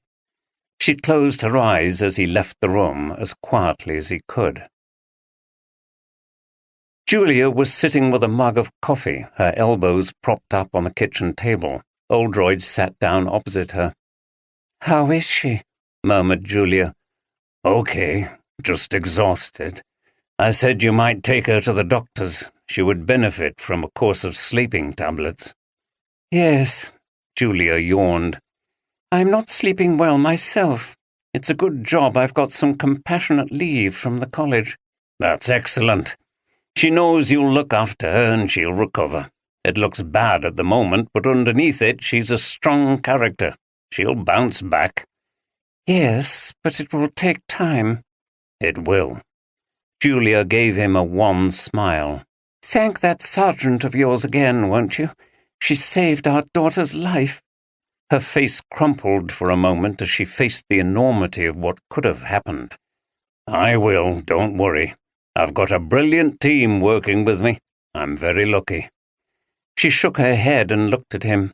"I don't know how you can do this work. I never could understand it, and that was always a problem." Oldroyd wasn't sure how to respond to this reference to their old marital difficulties. Julia continued, "But now, what can I say? If you hadn't got to the bottom of what was going on, not only would 2 killers have walked free, but our daughter would have started a relationship with a murderer. That's too awful to contemplate." She smiled at him again. "So thanks, Jim." A tear fell down her face. Oldroyd leaned over, put his hand on hers, and kissed her lightly on the head. He wasn't far from tears himself. Alice Granger got back home from work in the late afternoon, feeling satisfied that the case was wound up, but very tired. The house was unusually quiet. She found Leslie writing an essay at the kitchen table on her laptop. Granger nearly rubbed her eyes and did a double take, but it was true. She was working. "Hi," she said. "Where's Ian?" "At Graham's. They're gaming, I think." "Okay," Granger sighed. "What do you fancy for tea?" Leslie looked up. "I'll make it, Mum. You have a rest. I saw some mince. I'll make spag bol." Granger sat down at the table partly with a shock. "Are you okay?" she asked. "Me? Fine. Sorry I can't talk much. I've got to finish this essay. It's already late. I've got to hand it in tomorrow or I'm in deep trouble." "Right. I'll let you get on with it then." Leslie looked up and smiled. "I know you're thinking, what's got into her?" "I am a bit." Leslie sat back in her chair and sighed. "I dunno. I've started to feel different somehow after what happened last Saturday." "How?" "I was shocked. When that figure, you say it was a woman dressed up?" "It was." "When she fired those shots, it made me realize we were all playing around at horror, all that dressing up and stuff. But when something bad actually happens, it's not fun at all. It's nasty. I saw terror on people's faces and Mandy was crying. Then I called you to come and get me out of it." "Well, that was the right thing to do." "Maybe, but it all reminded me that I'm not as grown up as I think I am." She looked at her mother with admiration. "And you deal with that kind of stuff all the time. I never understood until now. I think you're amazing. And now I'm going to be a bit more sensible." Granger smiled at her. "Thanks for the compliment, and that'll be really good. For you, I mean. If you work hard, you'll do well and get to uni, and I think you'll have a great time there." "Yeah, there's just one thing, Mum." "What's that?" "This essay is really late, so I wondered if you'd write a note saying I've been upset since last Saturday and not able to work properly." Granger shook her head. She got up and gave her daughter a hug. "Of course," she said, and left Leslie to get on with her work. Maybe things were looking up as Oldroyd had said they would. And anyway, after what had happened to the young people in the escape room, she felt it was time as a parent to count her blessings and to acknowledge that things could be much worse. On Monday morning, things were back to normal at Harrogate HQ. Oldroyd's first task was to speak to Tom Walker. He sat in Walker's Spartan office opposite his boss, who was pleased to see him back. He regarded Oldroyd as a kindred spirit in the fight against managerialism and the business culture. He'd been reading a report on his monitor, and he took off his reading glasses. "Welcome back, Jim. I've been following everything, and you've had a right do-over there, haven't you?" "Aye, Tom. It's took me to door and back, as my grandad used to say." "Right," said Walker, laughing, but then he went more serious. I don't suppose I should be laughing when your lass was in such peril. Don't worry, Tom. She's safe, and that's all that counts. So the murderer killed his own friends in order to get possession of a valuable painting? He did. He wanted the money so that he could pursue his own artwork without having to earn a living. Thought he was some kind of genius. Walker grunted and shook his head. Do you know, I've been in this job for over 40 years, and you'd think I'd have seen everything. But the depravity of some people still shocks me. Anyway, Stephanie Johnson was outstanding, I hear. She was. She saved my daughter's life. It's as simple as that. Well, she's always been a great asset to the force. I've thought so ever since she joined us as a young lass. With her and Carter, you've got a great team. That's what I've been telling everyone. Walker frowned ominously as he glanced with contempt at his computer screen. Oldroyd tensed himself for what was about to come. This is what that fool Watkins can never grasp. It's the quality of the people in policing that matters, not his bloody bureaucratic systems and stupid targets. I've just been reading his latest missive. He jabbed at his screen. Artificial intelligence, the future of policing? The man's off his bloody trolley. Does he think robots will be going around arresting people? Never mind artificial intelligence, I'd like to see some real intelligence for once. He thinks he's some kind of super brain sitting in his office looking into the future. The truth is, he hasn't got two brain cells to rub together. And off he went. Normally, Oldroyd would have looked for an excuse to leave, but the old boy had been so generous and understanding towards him recently that he indulged him once again. When he was eventually released from Walker's rant, Oldroyd went straight back down to his office. The first person he saw was Andy. "Welcome back," he said, "and well done." "Thanks, sir, but I don't think I did much, to be honest." "Yes, you did. Never despise the more menial tasks. Policing can't be exciting all the time, and every scrap of effort contributes to the solving of the case. All those people needed to be followed up.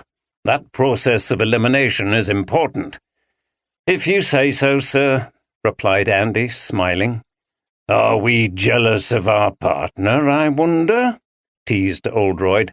"Oh, no, sir. Don't worry, we've talked about it. She was brilliant."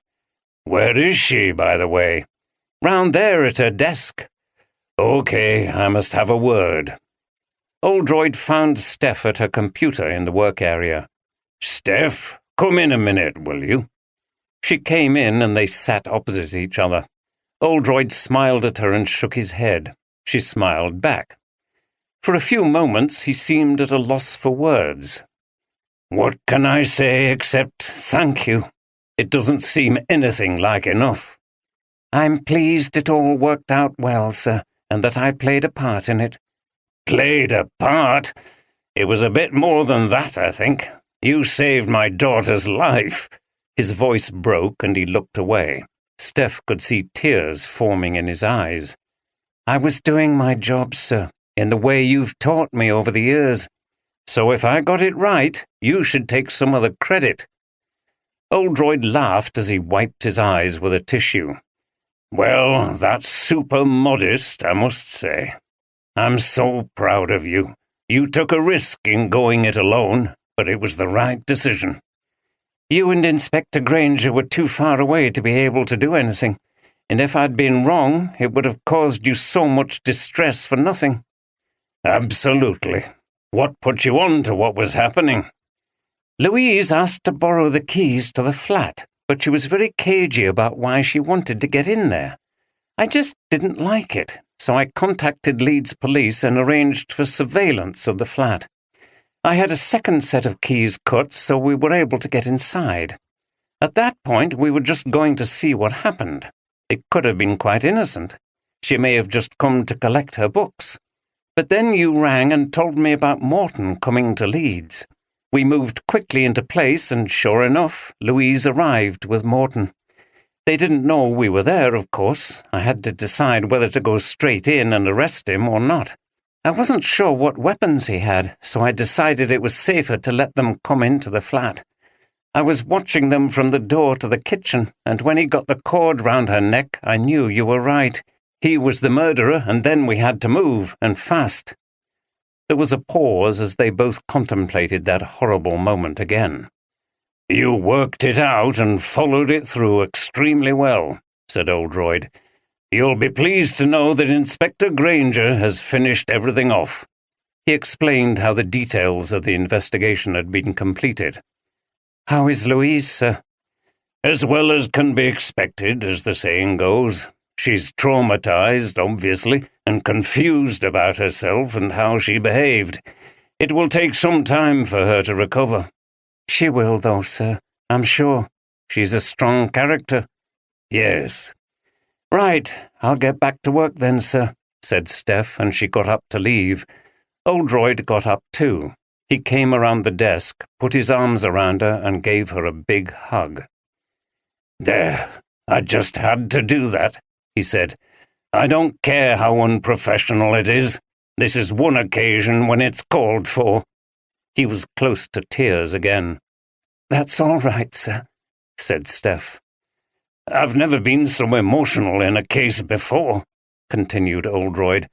"It all started with DCS Walker telling me how much the Force owed me and how grateful he was for all my work.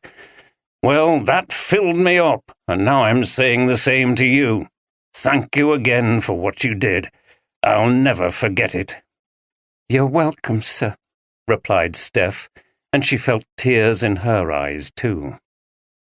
Oh, just a game, no guilt or shame.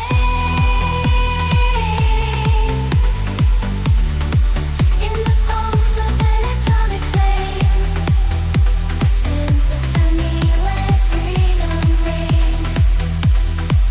In the heart where choice springs.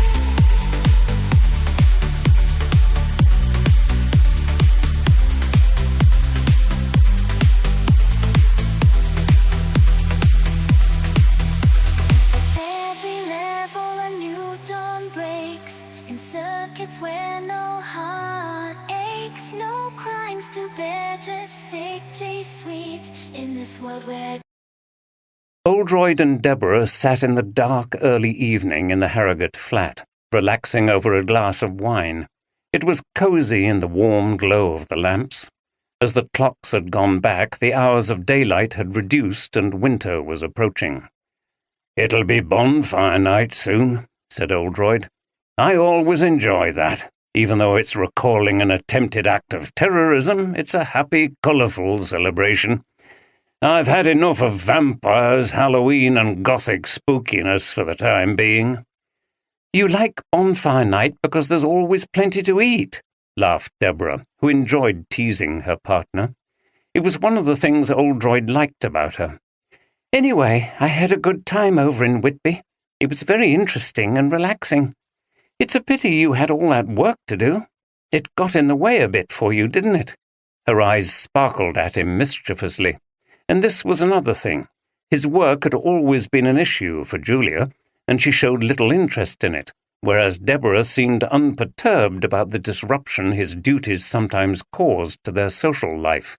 She also seemed to find what he did fascinating. "Well, as usual, I got some clues while we were doing things and enjoying ourselves in Whitby." "You do surprise me. Debrief me, then. I'm always interested in how you work out the puzzle."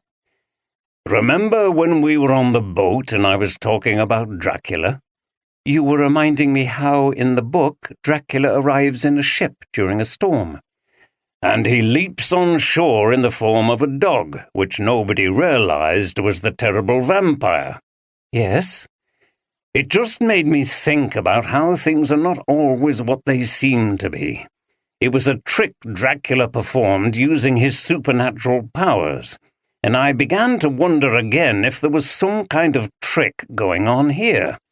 It had been at the back of my mind since I discovered that sarcophagus illusion, and the more things appeared cut and dried, the more suspicious I became. It turned out the evil lay in the character who seemed the most harmless, who had apparently done the most to help. I remember you saying that you sometimes had to remind yourself that what was happening in a horror film was only people acting. That confirmed what I was already beginning to think about the whole business in the escape room. Then when I played that trick on you at the museum and you said, "What if it had gone wrong?" it stirred something in my mind. That evening it was Halloween and I heard trick-or-treat being called out by kids. I couldn't stop thinking about that phrase and it kept me awake. But the next morning I was pretty sure I knew what had happened. I remembered that the two dead people were actors and Andy Carter had reported that Holgate enjoyed practical jokes. I realized that they were performing in a trick that went wrong, at least for them. They weren't aware that there was a second deadly trick being played out, and that this one was on them. It was an ingenious but evil scheme, wasn't it? Yes, worthy of a vampire, though there was nothing supernatural about it, just the dark side of human ingenuity. "So how's Louise?" asked Deborah. "She's doing okay, I think. Still with her mother." "Do you think she'll come and stay with us for a bit? I'd love to see her." "Maybe. I think she wants to get back to London as soon as she can and start up her life again." "That's understandable." "Thanks for arranging for her to have those therapy sessions. She took a bit of persuading, but I think she'll benefit from them." "Good. It will be much better for her in the long run. She went through some very traumatic things, and often people bury the pain caused by experiences like that. PTSD therapy can help a lot."